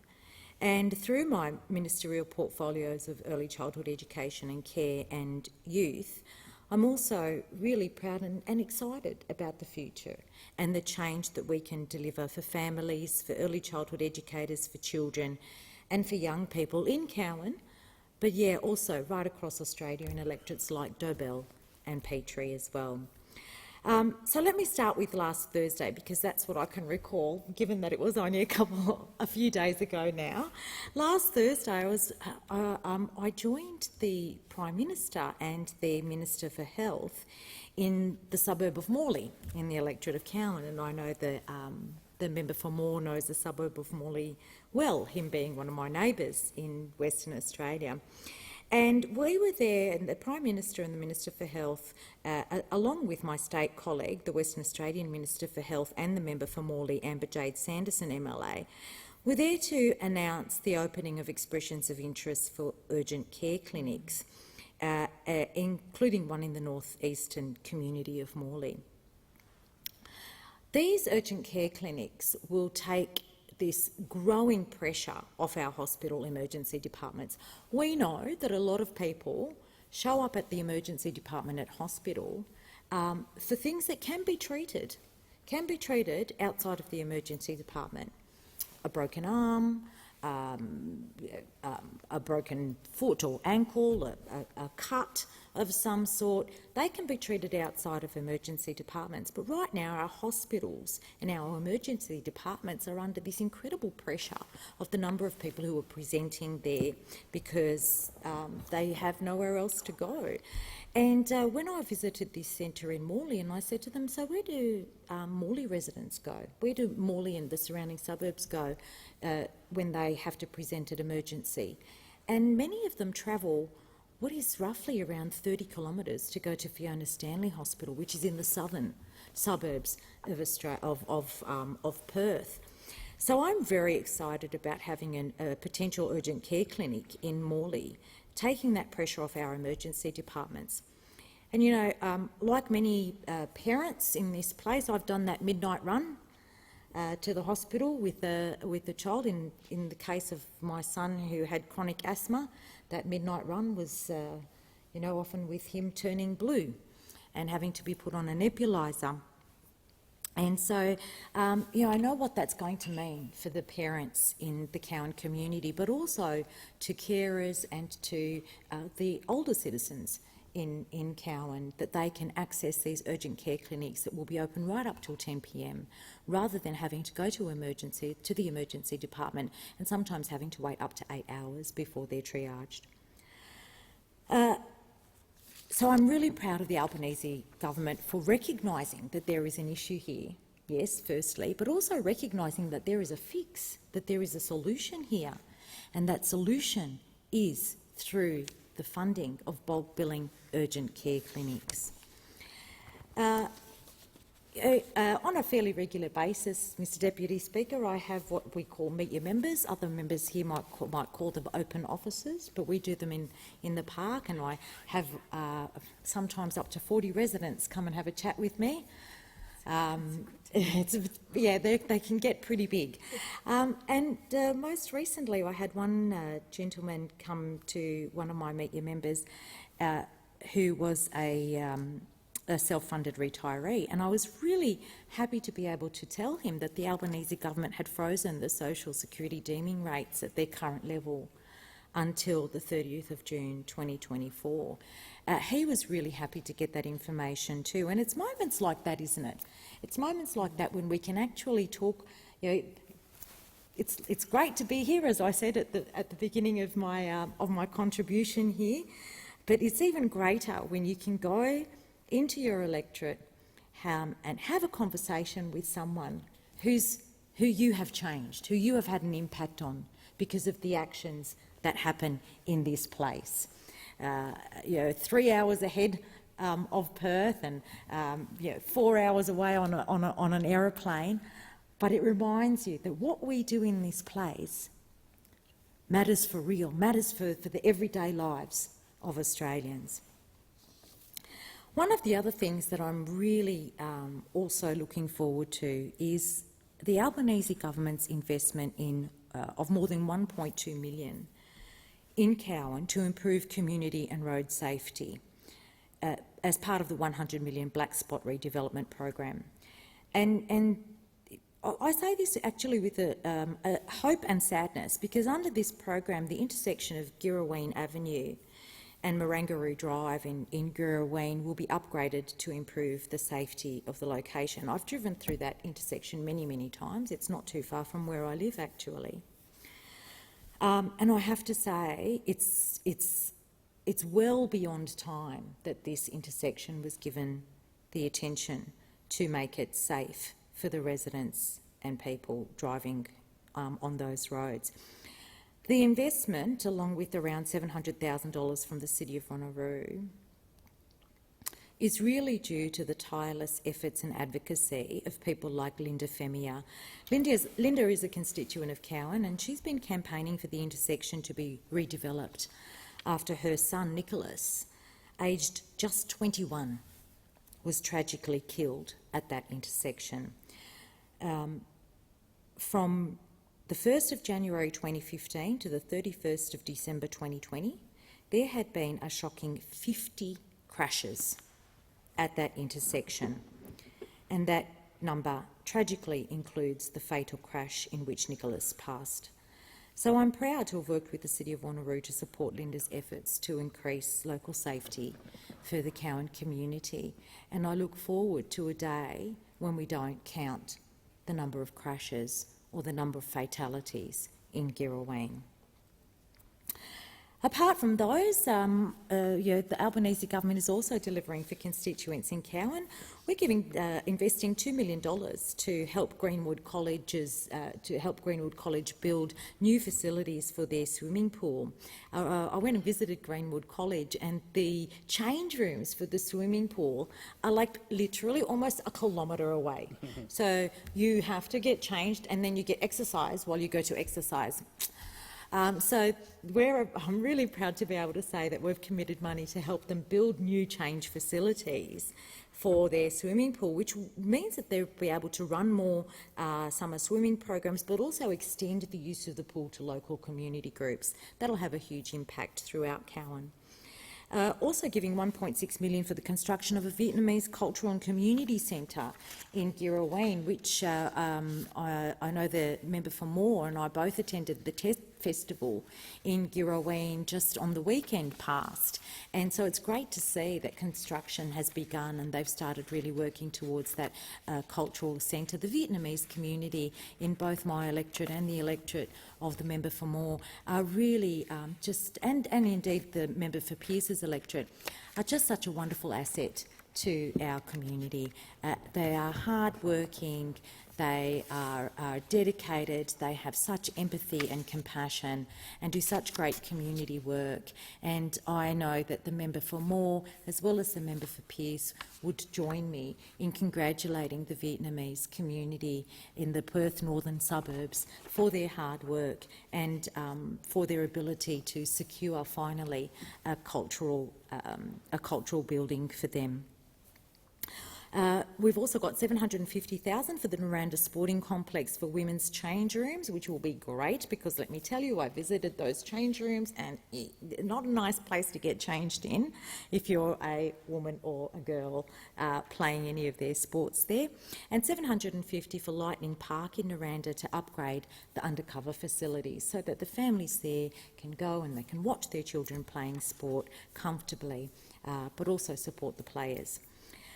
So I think all of these are testimony to the fact that the Albanese government is working hard for the people of Cowan, and I'm in such a privileged position to be able to deliver for the people of Cowan those initiatives, and I look forward to seeing the Cowan community thrive even more than it already is through these initiatives, but also through the passion, the hard work, the dedication and the commitment to community of all the people in Cowan.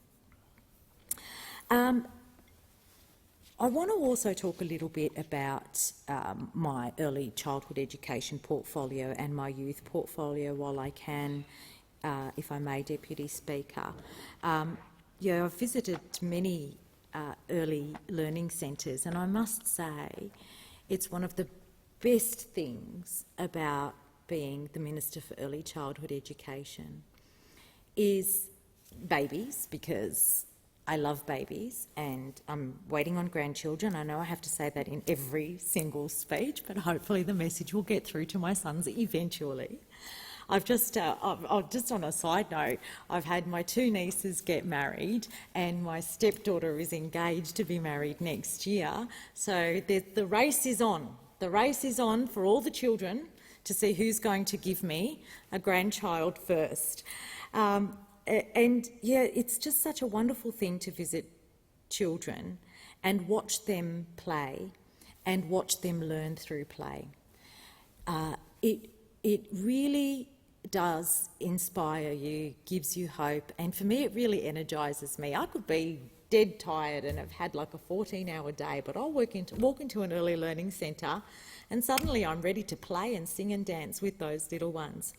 But the other privilege of that is also talking to early childhood educators who have demonstrated to me an unlimited amount of passion, dedication and commitment to the well-being of future generations of young Australians.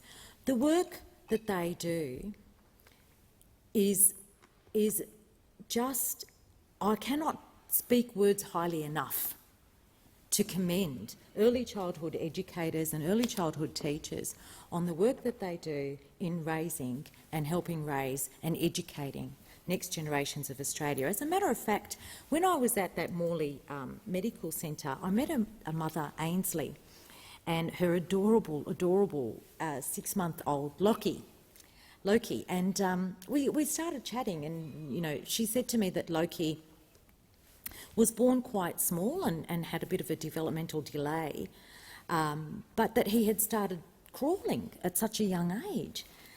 And as I spoke to Ainsley, she said that much of that credit was due to the fact that he attended an early childhood learning centre 3 days a week, and that his educators at the early learning centre were just incredible with him. She could not speak more highly of Loki's early childhood educators and teachers and the benefit that he was getting from being in an early learning centre.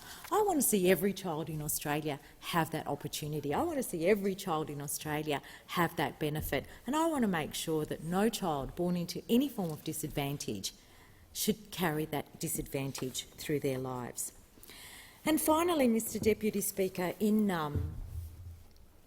the short time that I have left, I do want to speak about what we're doing, what the Albanese government is doing in the youth portfolio, because it doesn't often get a run, and I'd like to put on record our commitment to young people, the commitment that we made in the election campaign to re-establish the Office for Youth and a youth engagement strategy, and we have delivered.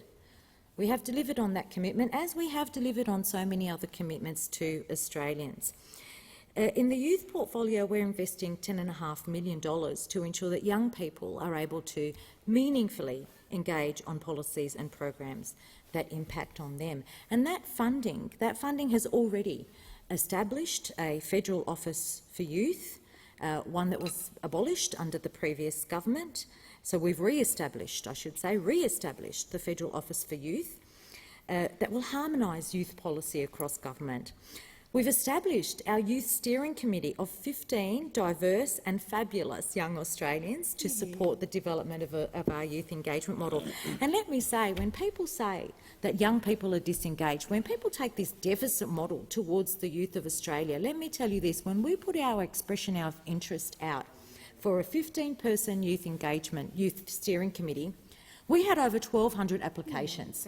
From right across Australia, from rural and regional youth, from youth with lived experience of mental health, from youth who were carers, from young people who were refugees, from right across the breadth and depth of Australia, 1,200 young people put up their hands and said, we want to be part of the Youth Steering Committee, we want to help the government, we want to have a say in the policies and procedures and legislation that impacts on us. We want you to hear us. And indeed, we have heard them and we are listening to them. Work is underway now to establish 5 cross-portfolio youth advisory groups that will work directly with the government and government agencies on policy and program development, as well as on our youth engagement strategy. In 2023, those advisory groups are in the areas of a First Nations youth advisory group, a youth advisory group for mental health and well-being, and these are issues that the young people said are important to them and where they wanted to have advisory group. A youth advisory group for the promotion of science, technology, engineering and maths. A youth advisory group for climate change and Conference of the Parties, and a youth advisory group for safe and supported young people. These youth advisory groups mean that young people will be involved in the decisions that affect their lives and their futures, as they should. As they should be. I have been incredibly impressed by the young people that I have met, and let me tell you, Deputy Speaker, there is such an infinite amount of ingenuity and intelligence and wisdom, yes, wisdom, and energy that young people have. And we need to harness that. We need to harness that.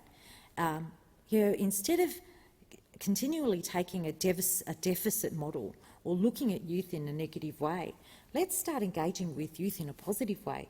Let's recognise the positive things that young people have and the positive things that young people can contribute, and let's encourage them down that positive pathway. You know, Mr Deputy Speaker, I used to run a youth not-for-profit before I entered this place. And when people ask me, what is it that you do with young people who are vulnerable to violence and radicalisation, the answer was very simple, because it's not rocket science at all. If you give young people options, if you give them choice, if you give them a positive pathway and encourage them down that positive pathway, you can make a difference to their lives, and they can make a difference to other people's lives. And that's what I see young people doing every day, choosing a positive option, taking the positive pathway, making a difference to lives. So, Deputy Speaker, it has been indeed an extraordinarily busy 8 months for the Albanese government. I think we all feel that. But we all feel that, and we all feel that because we do not want to waste a day. We do not want to waste a day to deliver change for the Australian community. We've passed landmark legislation that's making a genuine difference to people's lives. When you go out there and you talk to your constituents, you can see it. At the 2022 election, we said we'd deliver for Australia. We said we'd deliver a range of things. And, Deputy Speaker, I'm proud to stand here at this dispatch box and to say that the Albanese Labor government is doing just that.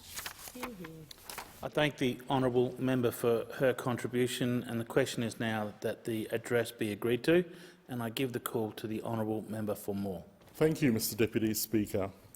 I refer to His Excellency's speech on opening day, in which he said, "Major challenges, new and old, are before us. In confronting these challenges, this Parliament must seek to match the resolve and resilience of the people in whose name we serve. The world has undergone momentous change since that day, with the sad passing of our beloved sovereign and head of state, the late Queen Elizabeth II. I thank the people of Moore for electing me as their representative for a 4th term to continue advocating for better facilities, improved services and economic development for our local community in the northern suburbs of Perth.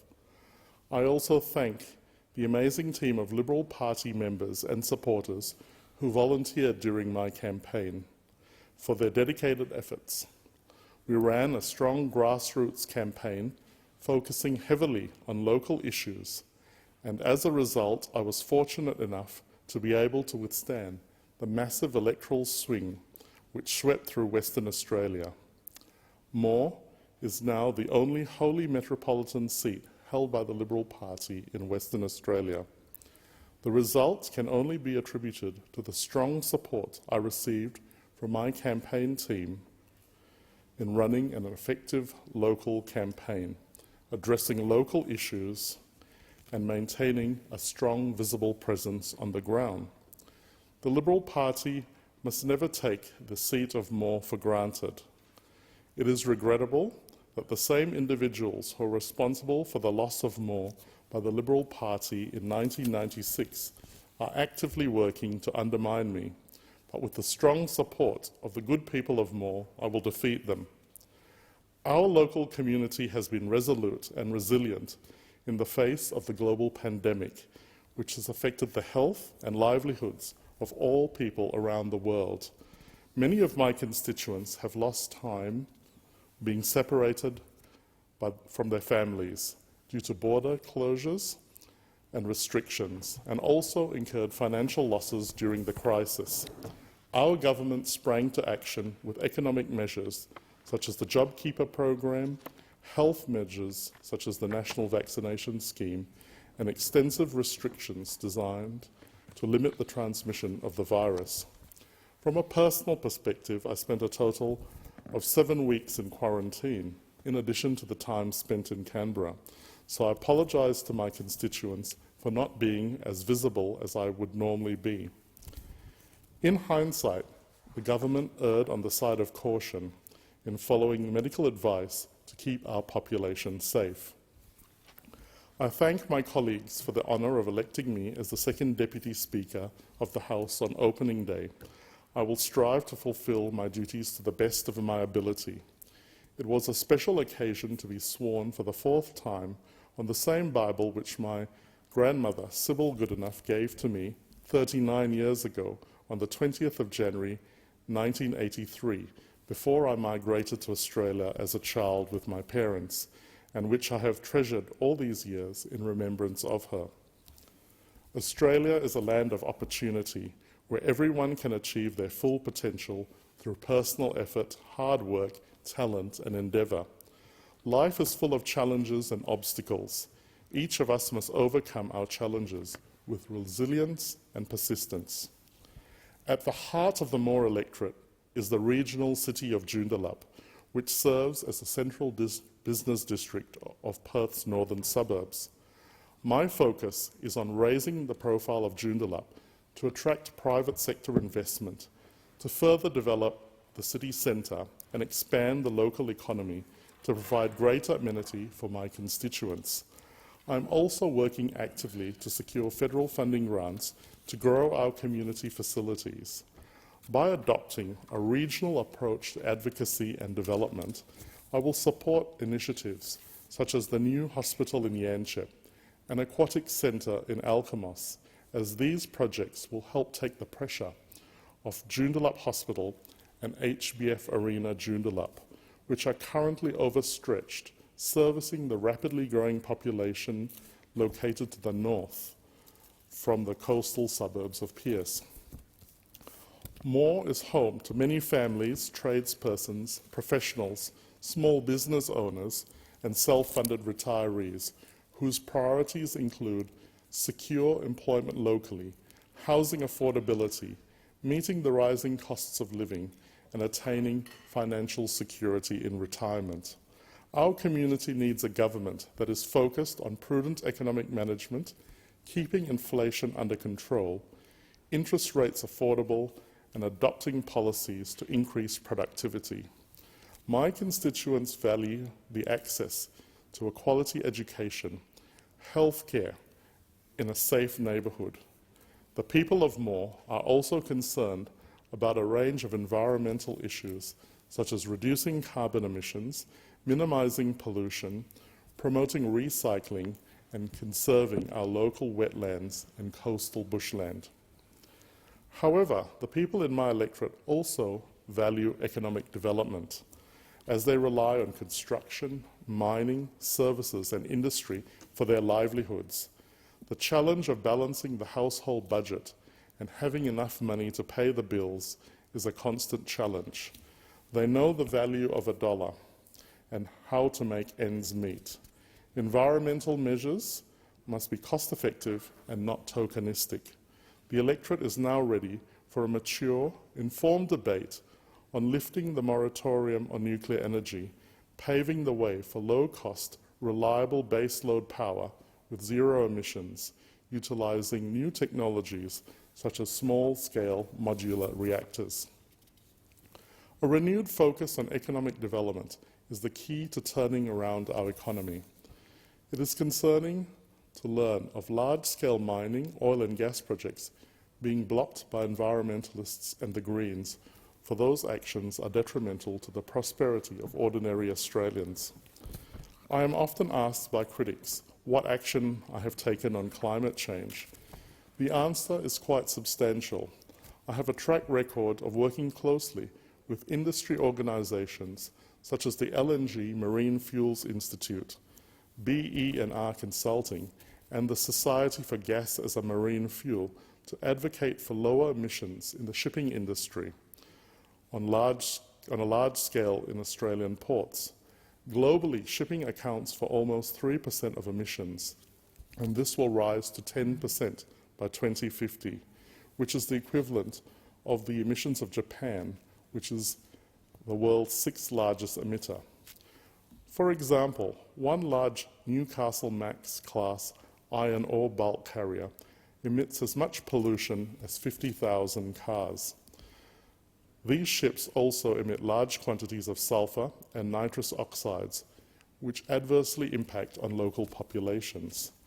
To achieve the target of net zero by 2050 in ports, emissions reduction is required through low to zero carbon fuels for ships and zero carbon shore power. A key solution is changes to legislation that encourage the use of cleaner fuels and shore power.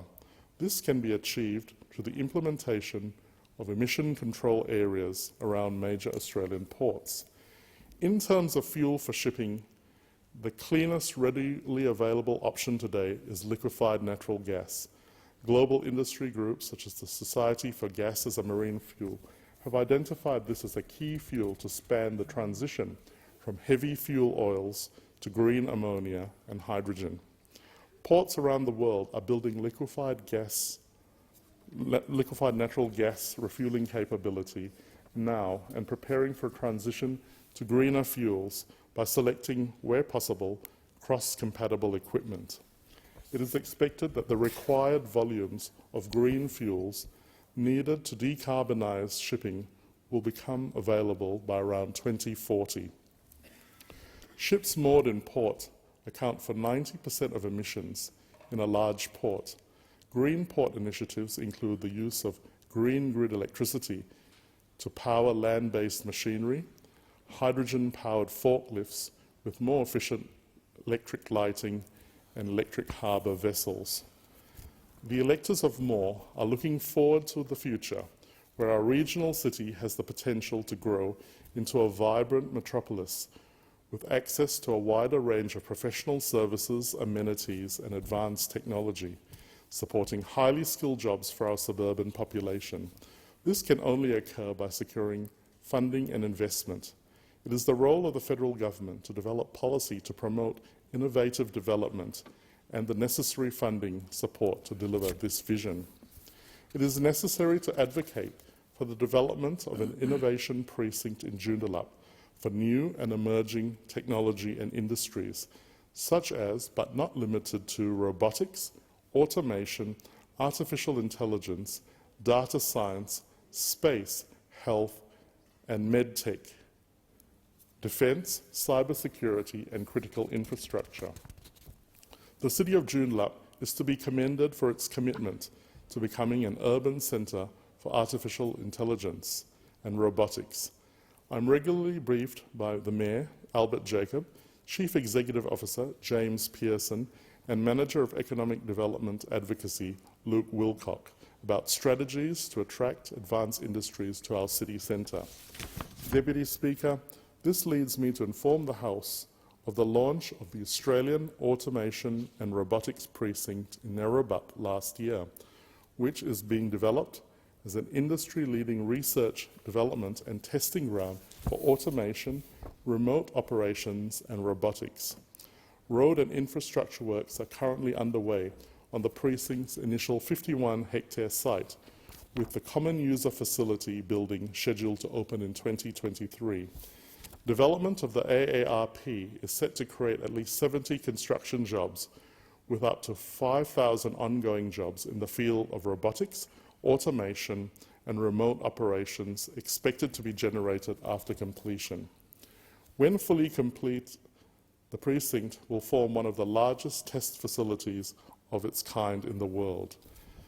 This innovation precinct will foster a collaborative ecosystem, driving transformation across mining, resources, energy, oil and gas, space and defence sectors, serving to transform and future-proof our regional economy whilst creating skilled local jobs for the future. Cybersecurity has dominated the national debate in recent times, with the Optus and Medibank data breaches attracting media attention. With the soaring costs of cybercrime threatening Australian and global businesses, the cybersecurity industry is set to spark the next jobs boom in Australia. The City of Joondalup's role in the fight against cybercrime deserves recognition. Joondalup is home to the $138 million Cybersecurity Cooperative Research Centre and WA AusCyber, which aim to grow the Australian cybersecurity ecosystem, export Australia's cybersecurity to the world, and make Australia the leading centre for cyber education. By focusing on the needs of my local community since 2013, I have established a track record of delivering major projects for the benefit of the people in my electorate. The extension and widening of the Mitchell Freeway at the cost of $291 million has improved the connection of our suburbs to Perth and employment centres. To alleviate long waiting lines and ambulance ramping at Joondalup Hospital, federal funding of $158 million was delivered towards the $256 million expansion, which is under construction.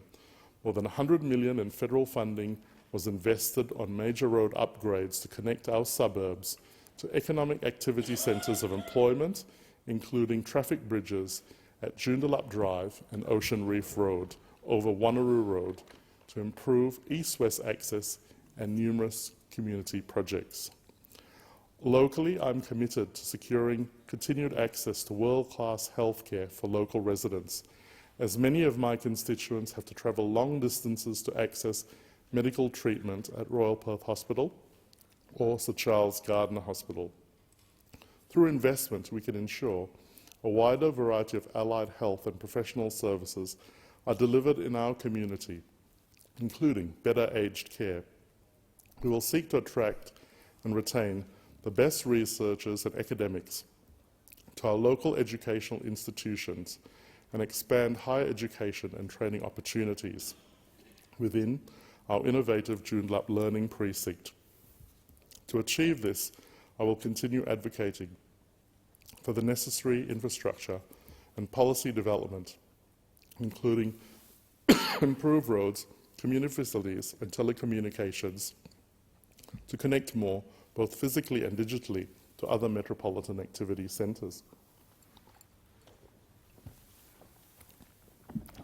I commit to advocating for the connection of Whitfords Avenue to a realigned Nangara Road,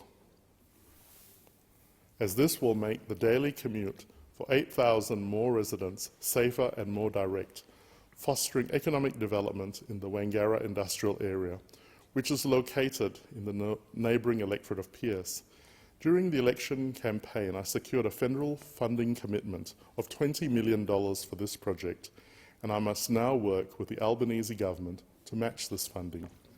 Similarly, the grade separation of the Reed Highway at the extremely busy Erindale Road intersection with a free-flowing traffic bridge will connect the residential population in the coastal suburbs of Moore to the economic activity hubs of Balcatta, Malaga, Perth Airport and beyond via the Tonkin Highway and Northlink. For thousands of FIFO workers commuting to Perth Airport regularly, this will be a huge advantage. The federal budget contained $2.5 million towards the design of the project. Further federal funding in the order of $100 million is required to deliver the project, and I will be campaigning hard to secure this commitment.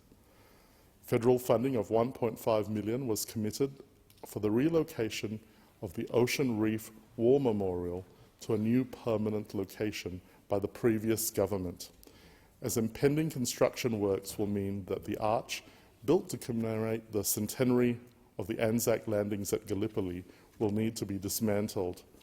On behalf of the Joondalup City sub-branch of the Return Services League, I urgently seek a bipartisan commitment from the Albanese government to fund the shortfall in funding. I have written to my fellow Western Australian counterpart, the member for Burt, Minister for Veterans Affairs, to seek his assistance. Our community needs the memorial to be restored at the earliest possible opportunity so that generations of Australians can gather on Anzac and Remembrance Days to commemorate the service of our veterans. Other local projects for which I will continue to advocate for a federal funding contribution towards from the new Albanese government include $180,000 for a synthetic green at the Sorrento Bowling Club, a $3 million clubhouse redevelopment at the North Shore Community Hub, and the redevelopment of Heathridge Park. The West Perth Football Club, based at HBF Arena, Joondalup, is the oldest WAFL club with 130 years of history. Club President Neil Fong and CEO Joe McCarthy have contacted me to express concerns at the existing lighting facilities are inadequate and in need of a major upgrade. The current towers, lights and infrastructure at the ground are 28 years old and require replacement. The club has obtained a quote, putting the total cost of the lighting upgrade at $1.2 million. The West Perth Football Club has obtained an initial commitment of a 10% contribution from the AFL and is seeking federal funding in the order of $1 million to complete the project. Upgraded lighting would allow the club to play night football with capacity in future for televised night AFL. In summary, there is much more work to be done in this term of Parliament to attract private sector investment to develop our regional city, as well as securing more federal funding to build community facilities for the Moore community. I will continue my focus on economic development to deliver for the people of Moore. Thank you, Mr Deputy. I thank the honourable member for his contribution, and the question is that the address now be agreed to. And before I call the most honourable member for Adelaide, draw your attention to the time in the adjournment speech. If you don't get through it, we'll, at the next available time, afford you continuation. The honourable member for Adelaide. Thank you, Deputy Speaker. And Deputy Speaker, I am so immensely proud to be part of the Albanese Labor government in this 47th Parliament and to represent the seat of Adelaide. This Parliament is one of the most diverse parliaments in the history of our federation. And for someone like me who has been a long-term defender of multiculturalism and long fought for greater diversity, this makes me extremely proud. It also makes me proud to be part of this Labor government, a government that will govern for all Australians. And Deputy Speaker, we will do this in the spirit of unity, togetherness, which is in stark contrast to the combative nature of the previous government. We have wasted no time in implementing the priorities that Australian people told us they want. In May 2022, Australians voted for change. They voted for a Labor government to build a better, fairer and cleaner future. Deputy Speaker, the months since the election, we've dedicated ourselves to delivering just that. And we've already legislated to fix the previous government's mess of the aged care sector. We've legislated to deliver a cleaner and greener future and to tackle climate change. And this was one of the core campaign commitments in the lead-up to the 2022 election. People told us that they wanted a cleaner environment, a greener future, and for us to tackle climate change, and that's what we're doing. We are also delivering cheaper medicines and reforming Medicare to ensure it is sustainable and appropriate for future generations, and we have legislated 10 days paid family and domestic violence leave. Deputy Speaker, we have repealed the cashless debit card and we've expanded access to the Commonwealth Seniors Health Card. We are delivering a future for Future Made in Australia with Jobs and Skills Australia. And we've finally delivered a National Anti-Corruption Commission, something that was well long overdue and something that the electorate told me quite clearly they wanted, and not only just by electorate but all over Australia. We've delivered cheaper childcare for Australian families. But, Deputy Speaker, the list does not stop there. We are currently in the process of debating legislation to deliver even more, including secure jobs and better pay, safer and secure workplaces for Australian women, and we are also continuing to progress implementing a very important part of our parliamentary work, and that is the Uluru Statement from the Heart in full, with a referendum this year that will enshrine a First Nations voice to Parliament in the Constitution. And we've wasted no time, Deputy Speaker, and it's only the start, because Australians wanted change. And this Albanese government, Labor government, will deliver. Deputy Speaker, the Uluru Statement from the Heart was a promise that we made during the election campaign to implement the Uluru Statement from the Heart in full. We're committed for Australia to reconcile with our past, to tell and know the truth about history, and to place a First Nations voice at the heart of our democratic process. Voice, truth, treaty and closing the gap. We can only do this by working together. The Prime Minister said it all at the Garma Festival when he said, "We approach these tasks and the work of constitutional change with humility and with hope." Humility because over 200 years of broken promises and betrayals, failures and false starts demand nothing less. Humility because so many times the gap between the words and deeds of governments has been as wide as this great continent nation of ours. But also hope, and I believe there is room in Australian hearts for the statement from the heart. I can only concur with these words and add my commitment, Deputy Speaker, my personal commitment in implementing the Uluru Statement from the Heart and achieving true reconciliation. For too long, Deputy Speaker, First Nations people have had to endure a lack of voice, and this must change. Deputy Speaker, we've also seen a decade of inaction on climate change. Actually, I'll take that back. It wasn't just inaction from the previous government, it was complete denial. Complete denial. And we are making acting on climate change a priority for the government and an opportunity for Australia. We recently passed our climate change bill, a historic moment, and will embrace the transition to clean energy and create hundreds of thousands of new jobs in the process under our Powering Australia plan. And we expect to create more than 600,000 job opportunities, with 5 out of every 6 in regional Australia. Now, the plan will also spur $76 billion worth of investment and will also help families and businesses to save hundreds of dollars a year on their bills. But it's also a plan to bring people together and move the country forward around a collective desire to take a fairer and stronger action on climate change, and it will accelerate our efforts towards net zero emissions by 2050.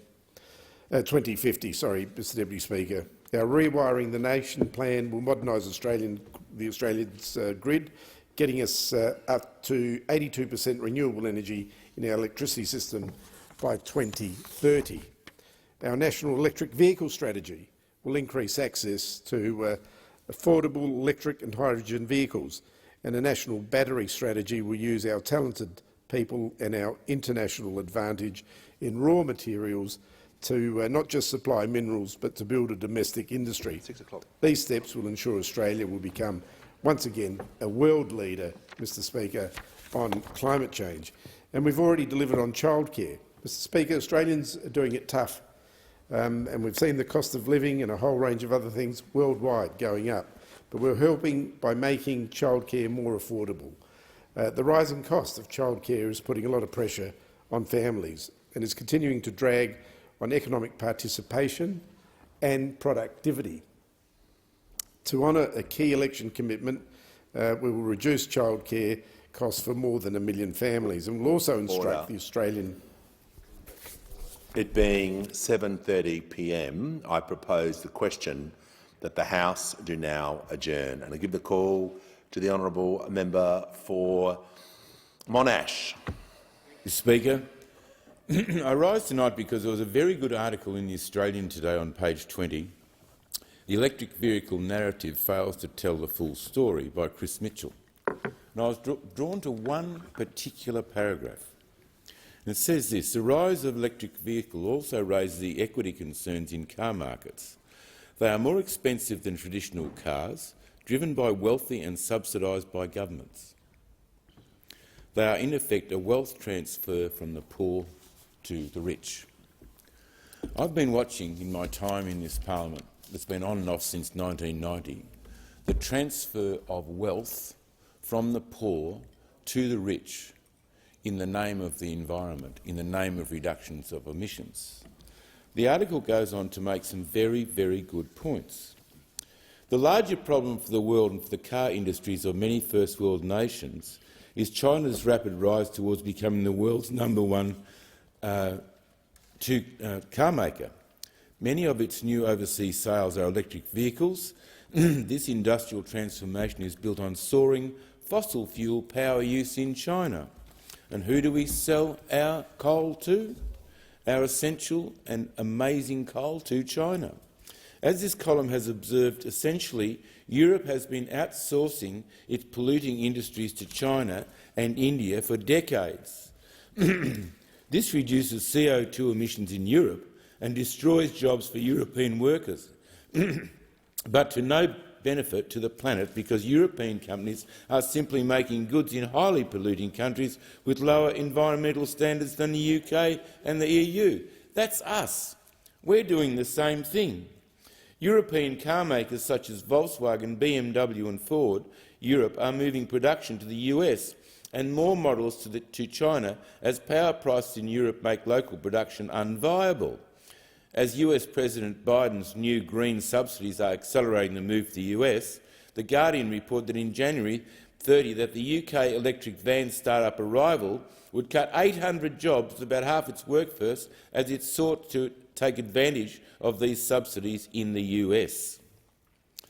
Meanwhile, the Greens here in Australia want Australia to stop all new coal mines when coal is our #2 export earner, ban expansion of gas exploration and production, and when we are the world's largest natural gas supplier, and reject domestic nuclear power when we have 37% of the world's uranium. You couldn't write this stuff yourself as to the track that the Australian community is going down. And Chris Mitchell says here, beautifully, like turkeys voting for Christmas, Western governments, our own included, are not just shutting down reliable fossil fuel power generation, but are moving to renewable products largely manufactured in China, again with expanded Chinese fossil fuel use. China makes more than, 80%, is it? 50%, 80%? I'll just check this. 80% of the world's solar panels, many manufactured using slave labour in Western China. It also dominates the global market for wind turbines, making 70% of the supply.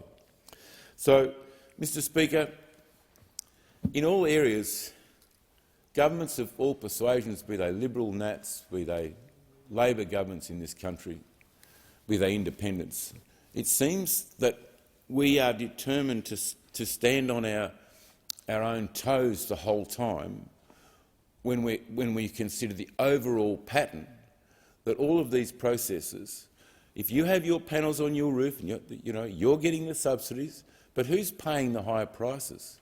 It's the lower socio-economic people in our community that are paying the higher prices. The poor are paying for the wealthy in too many areas in this country, and it's got to stop. And electric vehicle subsidisation is exactly that. Our government did it when they decided to subsidise these charging posts. This government has just transferred again money from the poor, from the commonwealth of this nation, to the wealthiest people in the community who are driving how many cars in this country? 3.1% of car sales were electric last year. That makes them about 0.07 of the car fleet in Australia. This is wrong. It should stop. There should be further consideration of these matters.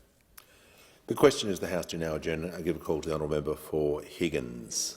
Thank you, Mr Speaker. It is heartening that after a decade Australia has reversed its downward trend on corruption. Transparency International released its rankings at the end of January this year, showing that Australia's ranking is now 13, increasing 5 spots from 18 last year, halting a decade of decline which bottomed out under the previous government. Scandal after scandal, rorts politically stacked public institutions, culminating in the multiple ministries saga. Australia was on the slippery slope towards an autocracy. Reprieve, however, was short-lived, with sordid details now emerging on a daily basis from the Robo-Debt Royal Commission. The executive arm of the previous government casually adopted a don't look, don't see attitude, paid cursory attention to legal advice, and armed with a dirt file plotted to intimidate and discredit critics, because that's how they did business. Power in a moral vacuum allowed substandard behaviour to flourish because there were no consequences, until constituents in Higgins and elsewhere in Australia said enough. My constituents are watching with growing disgust and, in the same measure, relief that those opposite are gone from government. One can only imagine that the architects of this scheme and their enablers are living on borrowed time in this House. Those vulnerable Australians, victims of robo-debt, had stories. Many were my patients, people who had fallen on hard times from relationship breakdown, job loss, spiralling addiction, untreated mental illness, or consumed by bereavement. They washed up on my daily ward rounds, people who lived in Higgins from all walks of life, young and old who needed a safety net until they found their feet again. My hospital was their destination of last resort in their moment of crisis. It galls me that these people were fodder for a cold, calculating crusade of warped ideology and values waged by the former government. Nobody likes a bully, especially when that bully co-opts the Commonwealth bureaucracy to do its bidding, to intimidate and cower. Posterity will remember the Royal Commission into Robo-Debt as an exemplar of power in a moral vacuum. So while the Albanese government has improved Australia's reputation on corruption by legislating a National Anti-Corruption Commission, we recognise that even we have limitations. We cannot legislate a heart in government. Miracle workers, we ain't. The passage of the NAC at the end of last year represents a legacy reform of the Albanese government. While the nation breathed a sigh of relief with its passage, the NAC is the centrepiece of an overarching integrity agenda that has received only piecemeal attention. The Attorney-General's earliest reform was actually to the Australian Human Rights Commission, ensuring commissioners are appointed through a merit-based, transparent process. Perversion of process with little regard to competency or transparency along the familiar line of more jobs for mostly mediocre mates by successive Liberal governments threatened to downgrade the Human Rights Commission's A status. This was a damning indictment of Liberal mismanagement, which went to the heart of how we see ourselves in the world, as a beacon of freedom, so that, as Kennedy said, man can grow to his full stature. That flourishing that Kennedy alluded to does not happen when human rights are stifled. We have restored independence to the Australian Human Rights Commission in order to, wait for it, protect the human rights of Australians, rather than the political agenda of prevailing government. We have also started a long overdue review of all secrecy provisions in the Commonwealth legislation. We are particularly concerned as to whether existing laws adequately protect press freedom, which is why the Albanese government is convening a roundtable with media organisations. Journalists should feel free to do their job without fear of going to jail. I started with the NAC and I will circle back to it. Deterrence of corruption is one aspect, but preventing it from taking root is the ideal, and that means making our public institutions hostile to this cancer. Hardening the system to corruption should, however, spare its heart, because public institutions, after all, like their political masters, are there to serve the people, with equal parts of head and heart. Thank you, Mr. Speaker. The question is that the House do now adjourn and give the call to the honourable member for Wright. Thank you, Mr. Speaker. And this morning, when I was going through the morning papers, I saw with gasp there was an article in The Age headed "Treasurer urged to reduce fuel tax credits." Now, at face value, most Australians wouldn't know what that meant. But if you're a transport operator in my electorate of Wright or anywhere in Australia, an article like that puts shivers through your business. These type of articles keep operators awake at night. So after reading it, it said Treasurer has been urged to overhaul the fuel tax credit system to save the federal budget $4 billion a year. So I went and pulled the report of which this come from, and it was the Grattan Institute, Fueling Budget Repair and How to Reform Fuel Taxes for Business. Can I say, after reading the report, the fundamental assumptions that were made in this are incorrect and flawed. I would urge the Treasurer to have his Treasury officials look very careful at the assumptions in this document. The assumptions in this is that, well, let me first explain to you what the tax credits for heavy vehicle sector is. So anything over 4.5 tonne is able to claim back a credit of around 20 cents foot, and it was introduced by the Howard government. The Howard government, it was John Anderson was the then Deputy Prime Minister, and in 1999 John Anderson said that the fuel tax credits were intended to reduce transport costs, particularly for those people living in regional and rural areas and remote areas where transport costs are a significant part of the cost of living doing business. So basically what he was saying, that if you live in a regional area or outside a metropolitan area, the cost of living, the goods that you purchase, has a higher tax component, a higher transport component to it. So as a result, this tax credit was given to make it cheaper or a more level playing field for our regional and remote areas. In 2004, the then Minister for Industry, Ian Macfarlane, said fuel tax credits were, let me quote from the report, money in the pockets of thousands of rural business and consumers. But the report then goes on to say that more than 60% of the businesses in the top 5 industry that receive the vast majority of the credits are in major cities, and 2/3 of their employees are also based there. Well, can I say, if you're a transport operator, say in the great state of Queensland, and you're running into regional and remote areas out of the distribution hubs for Woolworths and Coles and our major retailers, that's where the distribution hubs are, that's where you employ the people. So they start their day there, they run to the likes of Emerald, Mount Isa, Booyah, they return back to Brisbane, that's where the administration centre is, that's where the tax returns are lodged, so all the benefits received in the regional areas. But this report is claiming that the benefit is only received by those in the city. are fundamentally flawed.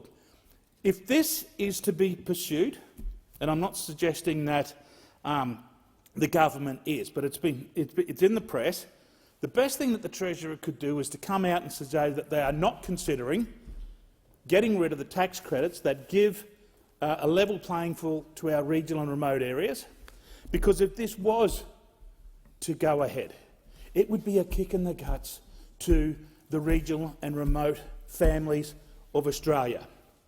If it was to go ahead, not only would it be a kick in the guts for the families, but it would be a kick in the guts for the very sensitive parts of the transport industry that are already dealing with increased cost of living pressures.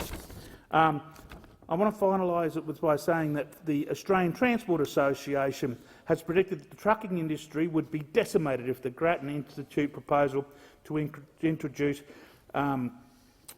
this was to succeed. And David Smith said there's no way that any transport business could survive this. Diesel's our biggest cost. We're already fighting ridiculous fuel prices. This would be the straw that broke the camel's back, Mr Smith said. And they forwarded some small statistics that go up the end. That the Australian Transport Association research shows that only 34% of trucking businesses can actually pass on increased fuel costs, including the reductions in this fuel tax. This is a bad tax.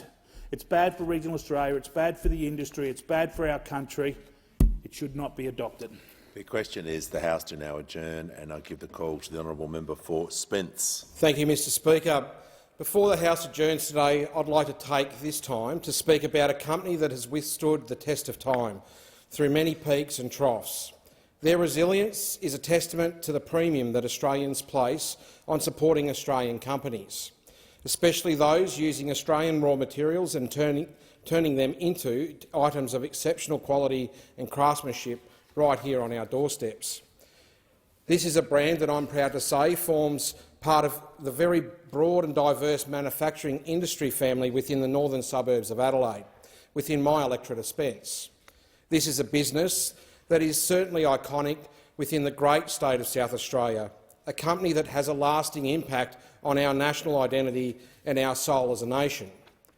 The manner of spelling the word soul may be a bit ambiguous for those transcribing our speeches into Hansard, but this ambiguity is for a very good reason. I am sure that it is of no shock to anyone to discover that I have of course been referring to R.M. Williams. R.M. Williams is of course known for their signature boots. They've been worn by people across this great land, throughout the world, and I've observed many a pair frequenting this chamber throughout the day. Speaker, last year marked the 90th birthday of R.M. Williams, and on such a milestone it is even more momentous that this company is now back to being not just Australian-made but also Australian-owned, and it is proudly so. As a bit of a history lesson, over 90 years ago this company was founded by its namesake, Reginald Murray Williams, all the way back in 1932 during the Great Depression. R.M. learned to ply his trade up in the north of South Australia, in the Flinders Ranges, which of course is located in the modern-day division of Grey.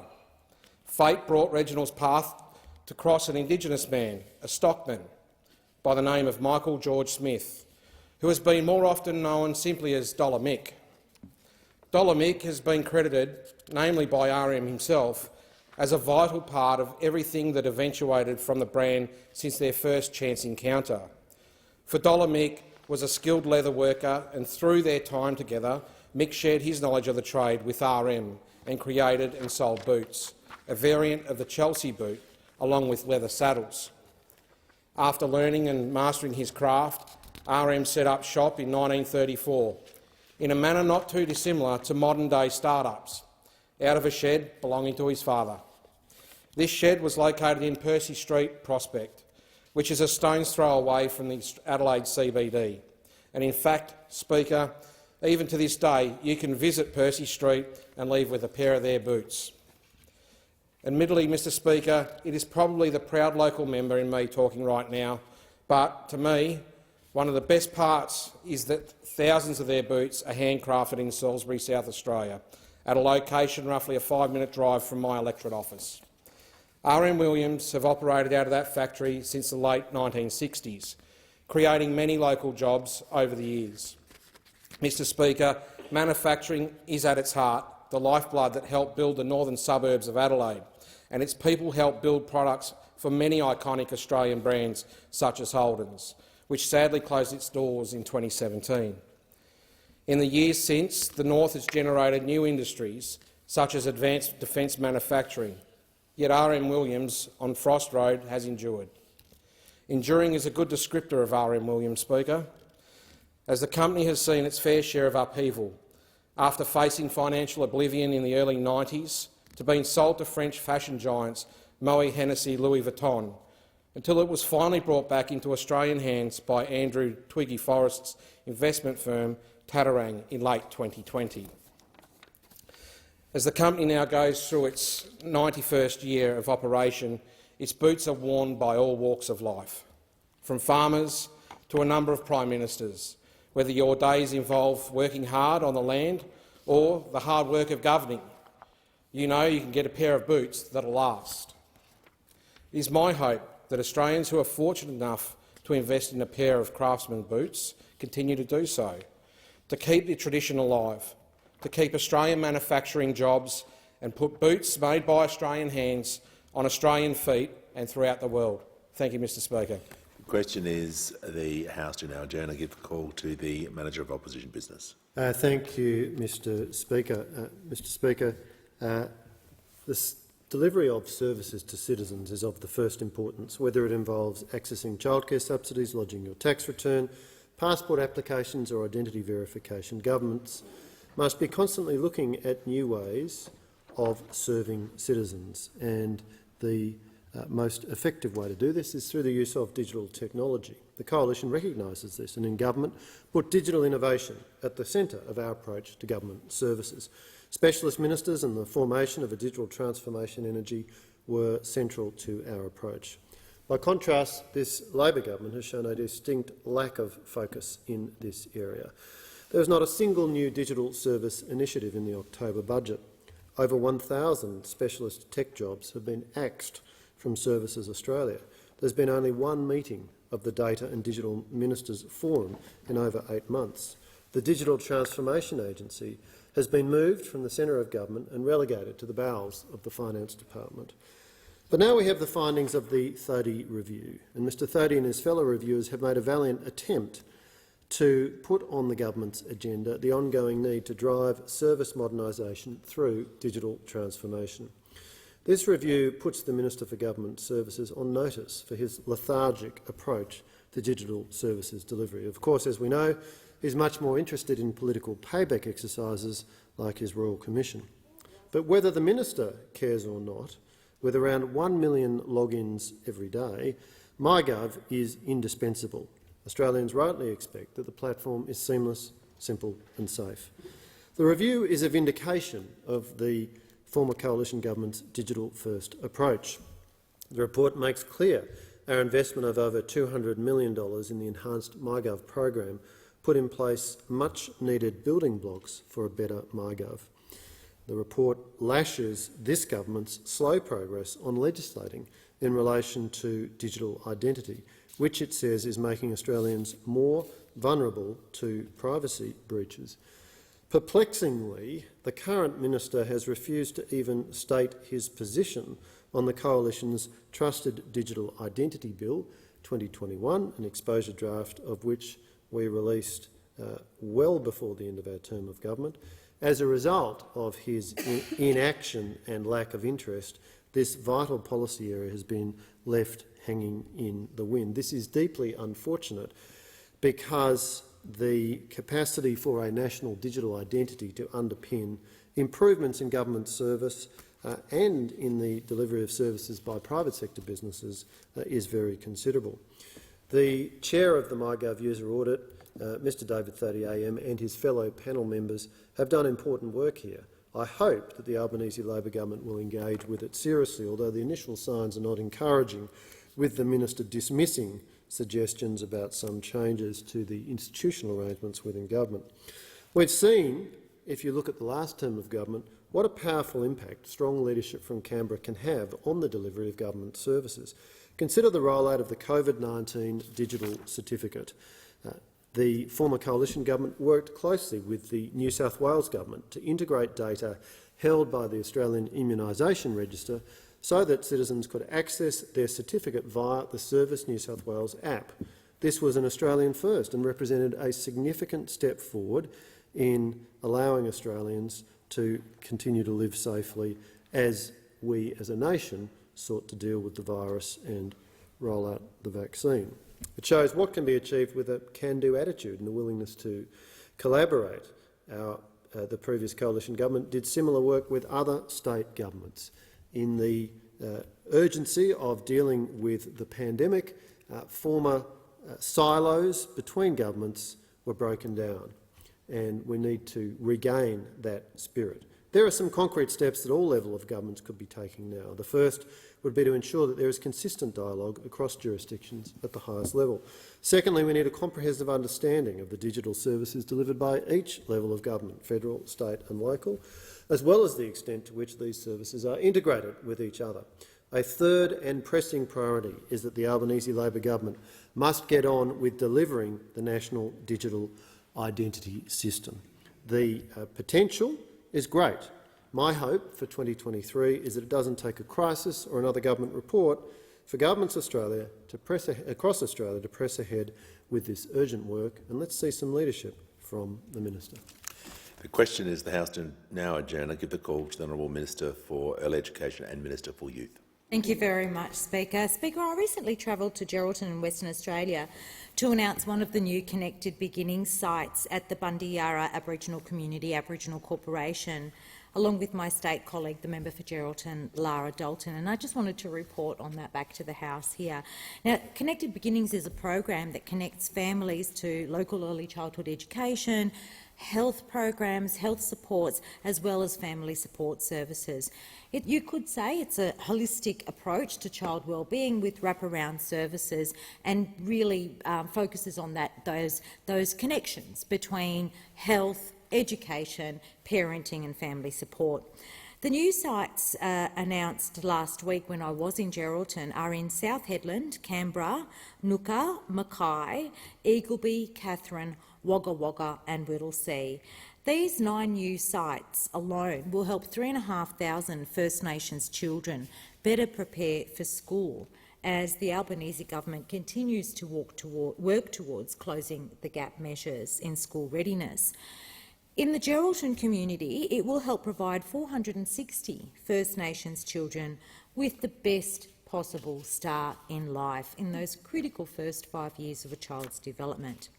Now, while I was in Geraldton to announce these 9 new sites, which now brings up the Connected Beginnings sites to 34, we have a target of 50 Connected Beginnings sites by 2025, and we are well on our way of achieving that target. But while I was in Geraldton, I had the opportunity to meet with some other local community organisations.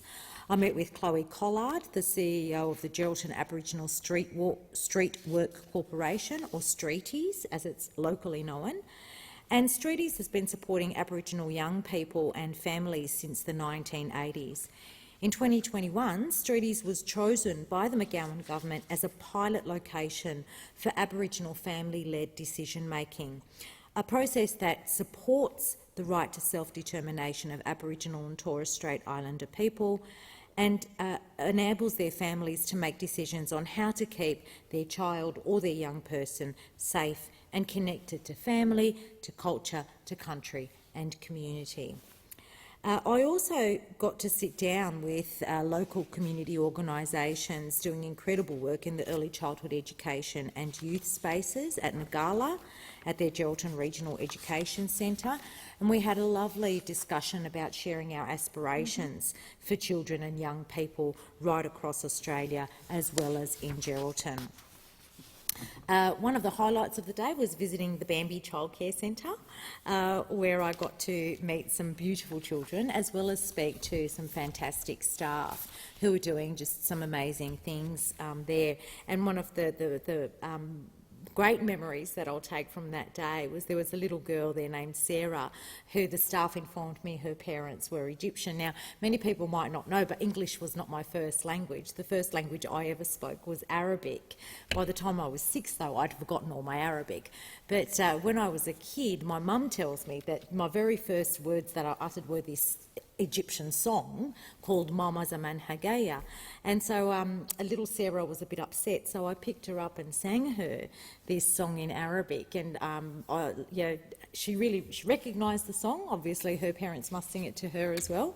And it was just such a beautiful moment to be able to connect with this child through language and culture. Towards the end of the day, I got to meet with Headspace in Geraldton. Oh, wow, what an amazing organisation they are, let me tell you.